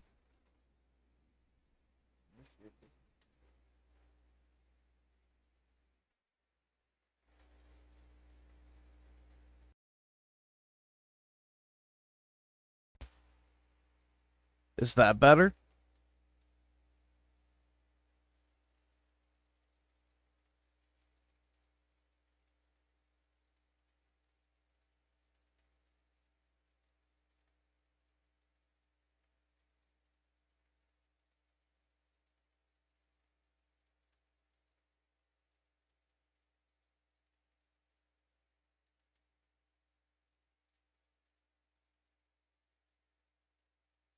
Xbox probably has one more generation left. If you can even call it a generation, but yeah. I think that this is going to be it, honestly. This will be it. They'll make this last device, and then they'll say, oh, well, we're moving towards digital distribution and cloud, and that's where we think gamers will be, and that'll be their cop-out. Again, I don't think this premium hybrid console device is going to sell at all compared to like a Series X or an Xbox One. I think it's going to be like a 10 to 15 million unit device. Similar range as the Wii U. It's going to come in at about $1,000-$1,200. And again, they're going to do like that direct Chinese manufacturing process that kind of Apple employs, where you'll place the order. Microsoft will then tell the Chinese factory, hey, we got X amount of orders this week. And the Chinese factory will fulfill them and ship them out directly from China to the actual customer. And that'll probably be what the process is. Maybe they'll put them in stores, but most likely not. But we'll see. Who knows? Maybe it'll be a smash hit. Hey there, gamers, Dreamcast Guy here. Today we're talking about Xbox because they've now responded to a lot of the very negative leaks. And to be honest, even though it is an official statement from Matt Ball, one of the head executives of Xbox, Nobody believes them. At this point, Xbox is just lying constantly, claiming the business is good, we're profitable, we're not shutting stuff down. A lot of times, people literally just said everything is fine days before shutting down some of their biggest studios. But let's talk about this, because what they're trying to claim today is that the current plan for Xbox is to keep making console exclusives, and nobody believes them. They just announced Gears of War EA and Clockwork Revolution, and there have been rumblings as of last night. A lot of very big leakers are claiming that, well, Microsoft told them, keep working on a PS5 port. We need those PS5 sales. Put everything on PlayStation right now. And they're trying to claim that's a lie, that the future of Xbox is exclusives. Let's take a look at this very stupid statement, because at this point, I don't even know why Xbox is bothering to lie. We know you're lying. Why even bother doing it? Let's get into it. I hope you're having a great day. If you could, please give this video a like and subscribe if you haven't already. So, let's just start with the fact that these closures are real. Tons of people are basically saying that right now they're basically handing out pink slips. They're telling you, if you work at Compulsion, Ninja Theory, Double Fine, a lot of these people are being told, if you can't afford to buy the studio, get out. Even some of the stuff that literally just won awards. This just won a Peabody Award right now, right? A Peabody Award? Oh my god! I guess they have to keep the studio open now. What the fuck is a Peabody Award? They bought this in 2018. Now, there are some leaked budgets going around today that it sounds like... Okay, they bought the studio in 2018. And in the span of 8 years, they released one shit-tier indie that less than 20,000 people purchased. Good fucking riddance. Some of this stuff has been very expensive. It sounds like The Outer Worlds 2 and this game, South of Midnight, both cost $100 million to make. And no offense to it, but South of Midnight doesn't really look that good. It doesn't exactly play that good. It's like a cool art piece game. It's something I expected to have a budget of about $10 million. So the fact that it's 10x of the value proposition is a bit of a shock. Now, this is the thing. These people are absolutely have been lying for months now, literally just being like, oh, here's how interesting it is. We're ready for little sparks to grow into something big. Everything. Numbers don't lie. The numbers have been bad for a while. The numbers never lie. This has been the thing, is that Xbox keep trying to claim that somehow if you cut out this amount of production cost and this amount of development cost, somehow they're giant and in the green. Xbox has been trying to claim that they're in a good spot, and now it's weird to see how correct I've been. I've been calling out this BS, and now they're sort of falling on the sword. Satya Nadella, the head of Microsoft, is straight up admitting that they are deep, literally $20 billion in the red. But here's the quote from today. Again, I cannot imagine why you would even bother lying about this, but there's been a lot of leaks as of last night that said they're trying to reverse course. That's the exact term that multiple leakers have used, which is that right now, apparently, they're being told, work on PlayStation 5 versions of these exclusives so that if they bomb, we can put them out and make some sort of amount of money, right? The talk is that Gears of War EA could cost about $400 million to make. The talk is that essentially... How? Dude, I swear to God, bro. These developers have to be doing like fucking coke lines off of primo hookers assholes. Like, there's no fucking way that Gears of War should cost $400 million. Holy, man. I mean, Microsoft is just getting fleeced by their studios. And this is exactly what the Will of Phil allowed to happen with his shitty hands-off approach of letting these soy-lennial retards work on my heckin' passion project, dude, with an infinite budget and nothing to show for it. So, just another wonderful side effect of the glorious Will of Phil. Actually, if it doesn't sell even 1 million copies on Xbox, they need to put it on PS5. It is not an option.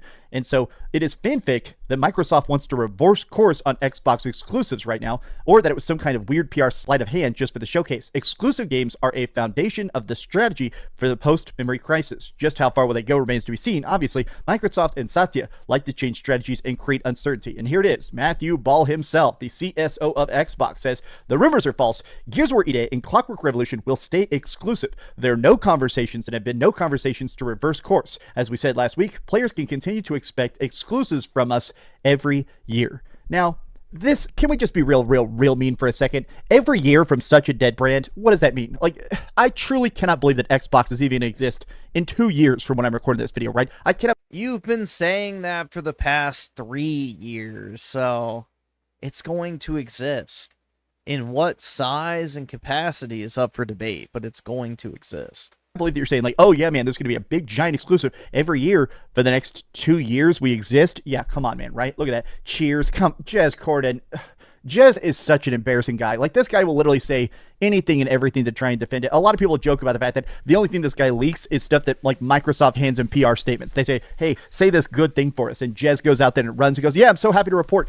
This guy, some of his leaks he's been claiming recently is that apparently they're like so unable to even make the prototypes of Project Helix. They're kicking around the idea of selling you a console with like no power cord, no controller, nothing, like literally just a raw PC box and saying good luck, anything to try and make it lower than $1,500 for a Project Helix prototype. But this is the thing, right?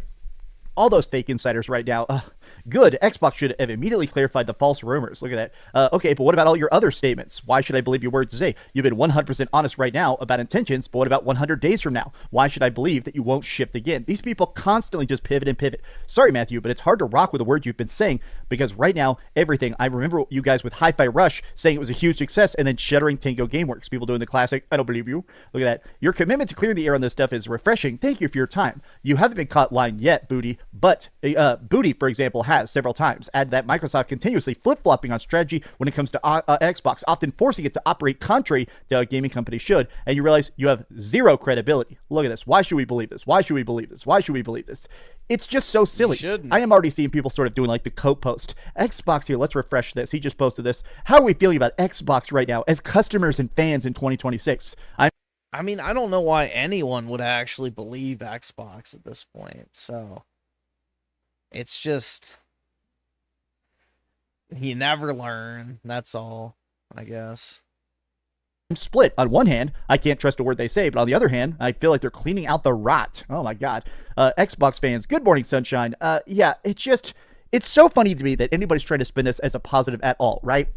Look at that. Optimistic. While the layoffs and closures suck, we knew changes were coming. I expect more considering how competitive the industry is right now. Remember, Twitter is a bubble. I'm on here, but gamers in real life do not care or even know what's going on behind the scenes. They just play games. And I have to... Yeah, that's true, but a lot of people aren't doing that on Xbox. Say that this is probably the least true of all these statements. Like what? Come on, I think pretty empirically, right now, nobody's playing Xbox. Nobody's buying Xbox.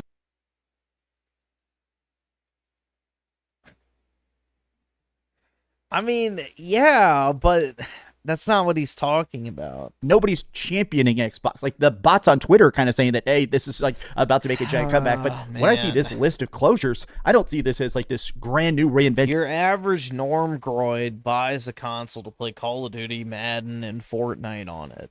They don't fucking care about the intricate details of whether Xbox video games will be exclusive or if the studio that won a Peabody Award for South of Midnight will still be in business. None of them care about that dog shit. A phoenix rising from the ashes. I see this as the last final death rattle of a company that's been purposefully nosediving for a decade. It's so stupid. It is just so stupid to even think that Xbox is trying to claim a lie, like exclusives are coming back. I mean, come on, get real. At least treat your own fans with an ounce of respect. This has been some off-the-cuff thoughts. How do you feel about the idea of an exclusive every year? We pinky promise. Tell me your thoughts in the comments down below. If you could, please give this video a like and subscribe if you haven't already. And please keep dreaming. God, so ridiculous. Matthew Ball, come on, brother. What? Just shut up. I'm sorry. These people just need to shut up. Thanks so much for watching that video. If you want to see something else, you can always click this link to see what I put up last, or, subscribe and see what's coming up next. SNK Nostalgia with the 2. Should we stop making fun of this Dreamcast IQ 130 guy? I don't know, man. I think he's a great source for gaming information, right? All right, we got one more. Hey there, gamers. Dreamcast guy here. Today and then I probably will hop off because I'm getting pretty sleepy, so I need to go and wake myself up to get ready for work and shit. So probably take the pup for a stroll and such. But yeah, I don't know. I gotta wake up. I'm fading. I've been live for what? Almost 10 hours, so I need a break from staring at my screen, too. Talking about PlayStation versus Xbox, because as I record this video, the Xbox brand is now completely dead. They've officially announced they're about to be gutting pretty much every single studio. Massive layoff. They have not officially announced that. But okay, bro. Games canceled, budgets completely reduced. I don't think they've announced it. Maybe they did. Reduced down to zero. It sounds like Microsoft is literally going to be just ripping it apart for scrap. Maybe I don't remember seeing an official announcement for this, but I may have missed it. You know, 90% of my Twitter feed for the past few days has been the not WWE, the UFC match. So I don't know. Maybe it slipped through the cracks, but I don't think Xbox has come out and confirmed they're going to be closing all of their studios down. Even literally not even making anything in the future, maybe not even selling it. But I wanted to discuss this today because what's weird about this is that undoubtedly the PlayStation 5 killed Xbox. I mean, it slaughtered it, but it's not really just that Sony did better exclusives. What's really weird about this console war is that even though PlayStation won, it wasn't because they were cranking out the best games of all time. In a lot of ways, the PS5 is the worst PlayStation console ever, and yet it's also the biggest. That's probably true. Almost 100 million PS5s have been sold already, whereas there's probably about 25 million Xboxes. And even from software sales, every game is only sold on the PS5. The Xbox cannot compete at all. How did this happen? Well, it was kind of death by 1,000 cuts. And I want to sort of recap this last 5 years and how really Xbox fell apart. And I've been documenting it all along, but it's weird. I've been calling this the death of Xbox as an extended series. And now that it's here, it's wild that it's complete. Let's sort of discuss this because I have some thoughts about how Xbox probably could have done better and why, well, PlayStation should have done a lot better. And now with this W, I'm not sure they're going to do the best with their basic monopoly. Let's get into it. I hope you're having a great day. If you could, please give this video a like and subscribe if you haven't already. Now, pretty much everybody across the internet is sort of baffled by the success of the PlayStation because the PS5 is undoubtedly a good console. I mean, it's got great graphics. Honestly, the price of it, it's not very good, and they've done multiple price increases, but if you bought like a PS5 at launch, $500, you definitely got your $500 worth. It has tons of different weird experiences and a lot of stuff. Even there's a lot of third-party games that are exclusive to it. This is a machine that definitely has a lot to play.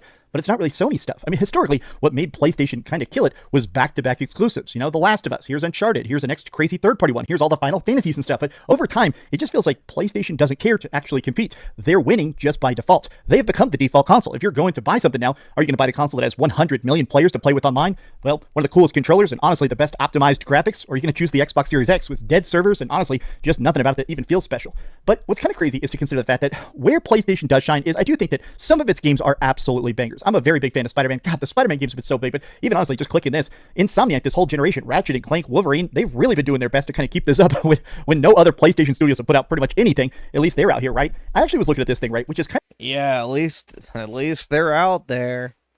You know, we're definitely better off with all those amazing games, dude. Kind of crazy to consider how the first couple years of the PS4 compared to the first couple years of the PlayStation 5, because the start of the PS4 was a very important generation for both the Xbox and the PS4, because this was a time of essentially a reset. Like, the Xbox 360 did have online accounts and had Xbox Live and stuff, but when stuff went over to the PlayStation 4, basically everybody tried to reinvent themselves. In a lot of ways, well, the Xbox made the giant, gambling, awful mistake of trying to, they tried to do this. They tried to be this always online, all in one box. Hey, look, we got to connect. Hey, it's constantly staring at your big swollen balls. I mean, this thing was so bad. Whoa. Don Matrick had to leave the company. He said that literally, this product is only for people with the fastest internet and the most money. This was $100 more expensive than the PlayStation 4, and it bombed at launch. Honestly, it was the least optimized. It actually had this special weird firmware inside of it that constantly was monitoring whether you were talking to the Kinect. So it made it where every game, even if it had more juice, they had to actually make it run worse. It was a whole crappy mess, right? So right out of the gate, PlayStation 4 did have a decently slow start. You can see there was some stuff, Gravity Rush, Uncharted, Tearaway. Obviously, those are games that got ported from the PlayStation Vita, but once it really got cooking, the PS5 had, in a weird way, a bigger start because of all that third-party support. You can see Ghostwire Tokyo, Roller Drome. I mean, a lot of stuff in here, right? God Burst, Returnal, Gran Turismo 7, and of course Horizon, Seafood, right? There's a lot of stuff in here that's also remasters, but when I think about that early sort of excitement for the PlayStation 4, it's that there wasn't backwards compatibility. With the Xbox One, you could play Xbox 360 games. In fact, even digital Xbox 360 games instantly worked. With the PlayStation 4, it was a giant reset. This could not play PlayStation 3 games, physically or digitally. It just wasn't able to play them whatsoever. So because of it, it was this weird generation where PlayStation had to prove themselves all over again. And what was crazy is that the major missteps of the Kinect and of the Xbox One created a huge sort of conversion rate. Tons of people selling giant stacks of their entire, like, 10 years of Xbox collecting at that point and buying a PlayStation 4. And this sort of created this new sort of fan base, this new giant group of people that were on board with whatever PlayStation was doing, as long as it was interesting, right? Whether it was, I don't know, another Horizon Zero Dawn or God of War 3, or of course another God of War 3. I fucking wish. No such luck, though. War 2018. This felt like this next generation of PlayStation cooking up. And it's funny to kind of look back on it. A lot of people sort of say this might have been one of the best generations of it. The PlayStation 3 started out very rough, but it got going. The PS4 did kind of hit the ground running. Drive Club, Until Dawn. I mean, so many games. Look at this. Uncharted 4, of course. The Rush of Blood, Knack 2. I mean, literally all of these. So many bangers. Detroit Become Human, Wipeout, Astrobot. Sometimes even looking back at this just gives me so many memories of how freaking fun the PlayStation 4 was. And then you go into the PS5, and it just doesn't feel that same. And I think part of it's the fact that it feels like the PS5 has also been sort of mired. Well, the release cadence for Sony's games has been abysmal at best. The ones that have come out recently have either been live service titles that get shit canned a couple days or months after release. And the ones that did release, like Soros, sold, I think, less than 400,000 copies. And, Marathon is literally on death's door. So the only semi-new PlayStation game that's come out is Soros. And then we're getting Wolverine later this year, which basically just looks like yet another Spider-Man game, but with blood spurts added in when you attack. So, I don't know, dude. I think this generation's been pretty mediocre, to say the least, for Sony especially. Its own bad news. You could even argue that Xbox has had a better lineup this generation, even though I don't really like either of their games. Xbox has definitely had a better variety and quantity. Just a lot less of it than the PlayStation 4. Or, like, the Xbox is getting back-to-back bad headlines from price increases to studio layouts to Game Pass having all sorts of problems. Whereas with the PlayStation 4, the goal was to try and drop the price to increase the games. And in a lot of ways, they were successful. The PS5 is weird because it doesn't really have that many first-party exclusives. It's just swimming in third-party exclusives. It's weird the fact that, like, Naughty Dog, one of the biggest and best studios that sells the most games on PlayStation, hasn't really put out a PS5 game, right? Okay, let's talk about Xbox. Obviously, the Xbox One fumble, generational. This obviously set them back big time. But I really think that what hurt it the most was how they just really didn't come out with games. Despite the amount of acquisitions, the amount of braggadociousness, the amount of times that Xbox would put on a crazy showcase where they'd announce, we bought Double Fine, we bought Ninja Theory, we did this, we did that. It never really culminated into that big promise that a lot of people thought. A lot of these big Xbox fanboy accounts or the big Xbox podcasts, I think they really latched on to the promise of like this cool underdog comeback of, yeah, Xbox is behind now, but we have the most employees, the most studios. They have thousands of employees who are actually working at Xbox before these rounds and rounds of layoffs. I think almost 10,000, including all the people that worked at Activision Blizzard. And it's weird to think about that over that time, they've sort of just stopped caring about making games. Think about all the games like Crackdown 3 or Recore, or even like, oh, here's some great game on the Xbox One, like, what was it called? Dead Rising, right? Dead Rising 4. That was an exclusive that never came to anything else. And when we started getting like Xbox Series X games, Halo Infinite, okay, that was pretty half decent. Okay, here's one. Like, I feel bad about the fact that I've played every single Xbox Series. Halo Infinite, that was halfway decent. That's a nice way to put it. It was incredibly disappointing, but yeah, I guess it was worth the 7-year dev cycle, right? X exclusive, and I can't even think a lot of them off the top of my head, right? All right, Starfield, okay, South of Midnight. I feel like so many of these games were so bragged about and not really successful. And a lot of it comes down to the fact that I feel like Xbox never cared to market what they saw as big giant stuff until they thought they could actually sell it. They would sell it on other systems. Now at this point, they're putting everything on PlayStation 5, including Sea of But even then, their marketing is still weak, so they don't know how to attract positive press, I guess, or even just a positive reaction from people who see it. And everything, right? And a lot of Xbox fans feel like, okay, you can only polish a turd so much before people, realize, wait, it's still just a piece of shit. System truly has no walls. 6 months, ridiculous. The fact that Indiana Jones won a bunch of awards, they announced Indiana Jones's PS5 release dates before it was out on Xbox, giving people zero chance to care about the Xbox or to even be excited or to even be jealous about the Xbox. And a lot of people are saying, look at this, man, you need to have some amount of exclusivity, a year, 2 years, something that makes people actually care about it. There was that short run experiment by PlayStation where 2 years after launch, they take something and put it on PC. And even then, it didn't really seem to work that well, which is part of why they pulled out of it. But it did seem. Well, I think Dealer Gaming quit YouTube. So, yeah, that's the reason why he's lesser known.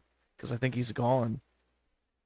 Like, you have to have something that says, hey, come to our platform. This is why we are the best place to play. And Xbox never even cared to attempt that. Now, a lot of that does come down to the fact that, honestly, the Xbox Series X jumped out prices way faster than even the PS5. The PS5 obviously has had multiple price increases, but stuff like this, buy now, pay later. This is an automatic loan system now built into the Xbox website, so you can take out a loan to buy one of their $1,000 consoles. It's right now $860 if you want an Xbox Series X.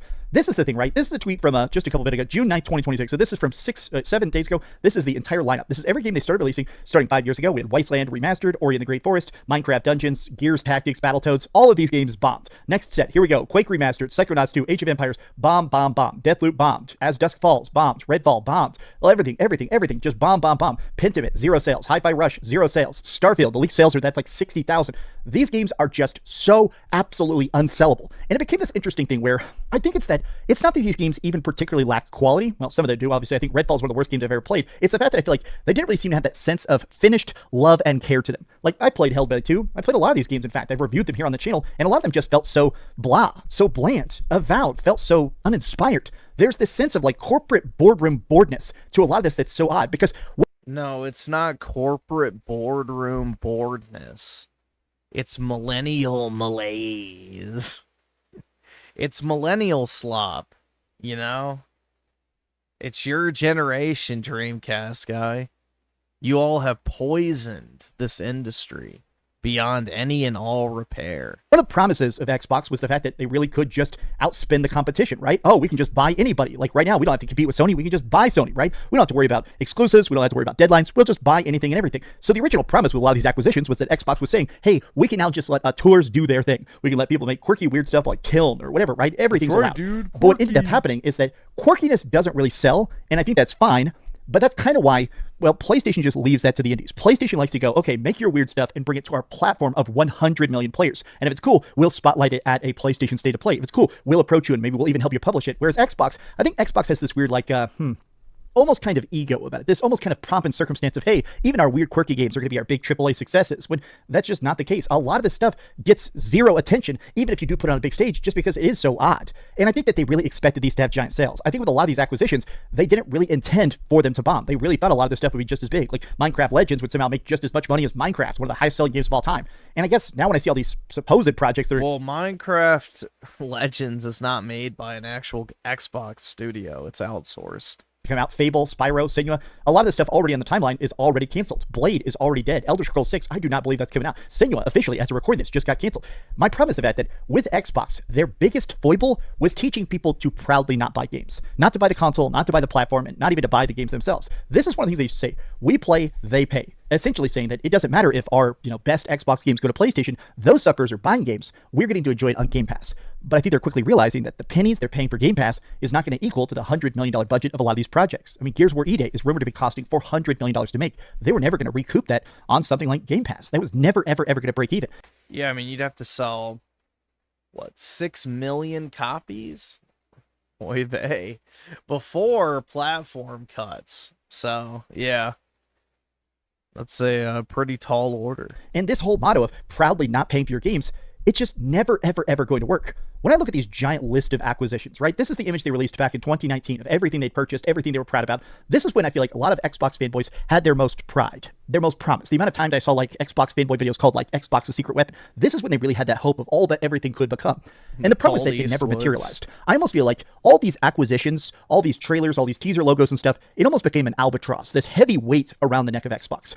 They've gotten further and further and further behind, which left PlayStation in the easiest spot possible. All PlayStation has to do now is not trip and fall, right? As long as they're releasing anything, or a lot of times what PlayStation's doing the last couple of years is just paying for exclusivity contracts. Give us a couple maps, give us some DLC, give us something that basically makes it where when they watch that trailer and it says best on PlayStation 5 Pro, people go out and buy a PlayStation 5 Pro. Whereas at Xbox's point, they're so far behind and so liquidated, even if a trailer ends with him and played on Xbox, right next to it is a PS5 logo. And that damage is permanent. They've never ever been able to recoup this amount of interest because even if you are trying to claim, hey, this is the best place to play, people know that it's not. That in a lot of ways, PlayStation is won just by default.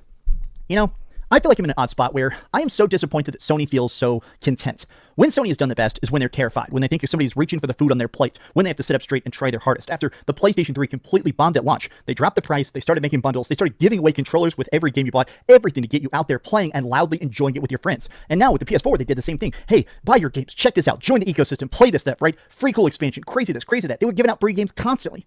And then PlayStation just took over so much, they don't have to care. PlayStation Plus's free games of the month kind of suck. Their exclusives pretty much non-existent. At this point, we're lucky to get 1 or 2 games a year. And yeah, I like Ghost of Yotei and Spider-Man 2, probably even more than the average person, but I don't know, man. These little teeny tiny drips of content, 1 game every year, I mean, it's hard to get excited for the PlayStation 6 with how the PS5 is gone. And yeah, even if right now the PS5 is winning and the Xbox is dead, I don't know, I almost still wish the Xbox Project Helix was coming out to sort of light that fire under PlayStation's ass. These are some off-the-cuff thoughts. I want to do sort of a follow-up video about this. If this gets 2,000 likes, I'll do a follow-up video. I kind of want to talk about the nature of what I feel like is going to be the next console war, which will be the Nintendo Switch 2 versus the PlayStation 5. Because I do genuinely think that the PlayStation 5 could get some interesting competition going into next gen now that the Nintendo Switch 2 is actually able to do current generation graphics for the first time. The fact that it's practically an Xbox Series X on the go, I think it could have some actual competition, hopefully at some point. But these have just been some off-the-cuff thoughts from a person that saw all this firsthand. How do you feel about the state of PlayStation and the death of Xbox? Tell me your thoughts in the comments down below. And if you enjoyed this video, be sure to give it a like, subscribe if you haven't already, and please keep dreaming. I'm literally recording this at 11 p.m. Let me try and cover this. Wow. Trust me, I recorded this at midnight after playing games with the boys all day. You know, it felt good. After talking games and playing games all day, it feels good to continue talking about games. Thanks so much for watching. Well, it is 6:15 in the morning for me. And I have been streaming since what? Can I do math? like 9 something. So, yeah, I've been live for 9 hours and 40 minutes. So, I think I'm going to wrap up. My eyes are like killing me, and I need to go refresh, let's just say, before I have to stare at Excel for the next 8 hours. You know? Hooray. But anyway, guys, I hope y'all have a wonderful, it's Wednesday, right? Wednesday, yes. A wonderful Wednesday. Maybe I'll have my computer by tonight. You know? It's possible. We shall see. I would not be surprised if that is not the case. But anyway, I hope y'all have a great day. Appreciate everybody hanging out. Appreciate all the support as well. And I'll talk to everyone later. Peace out, guys.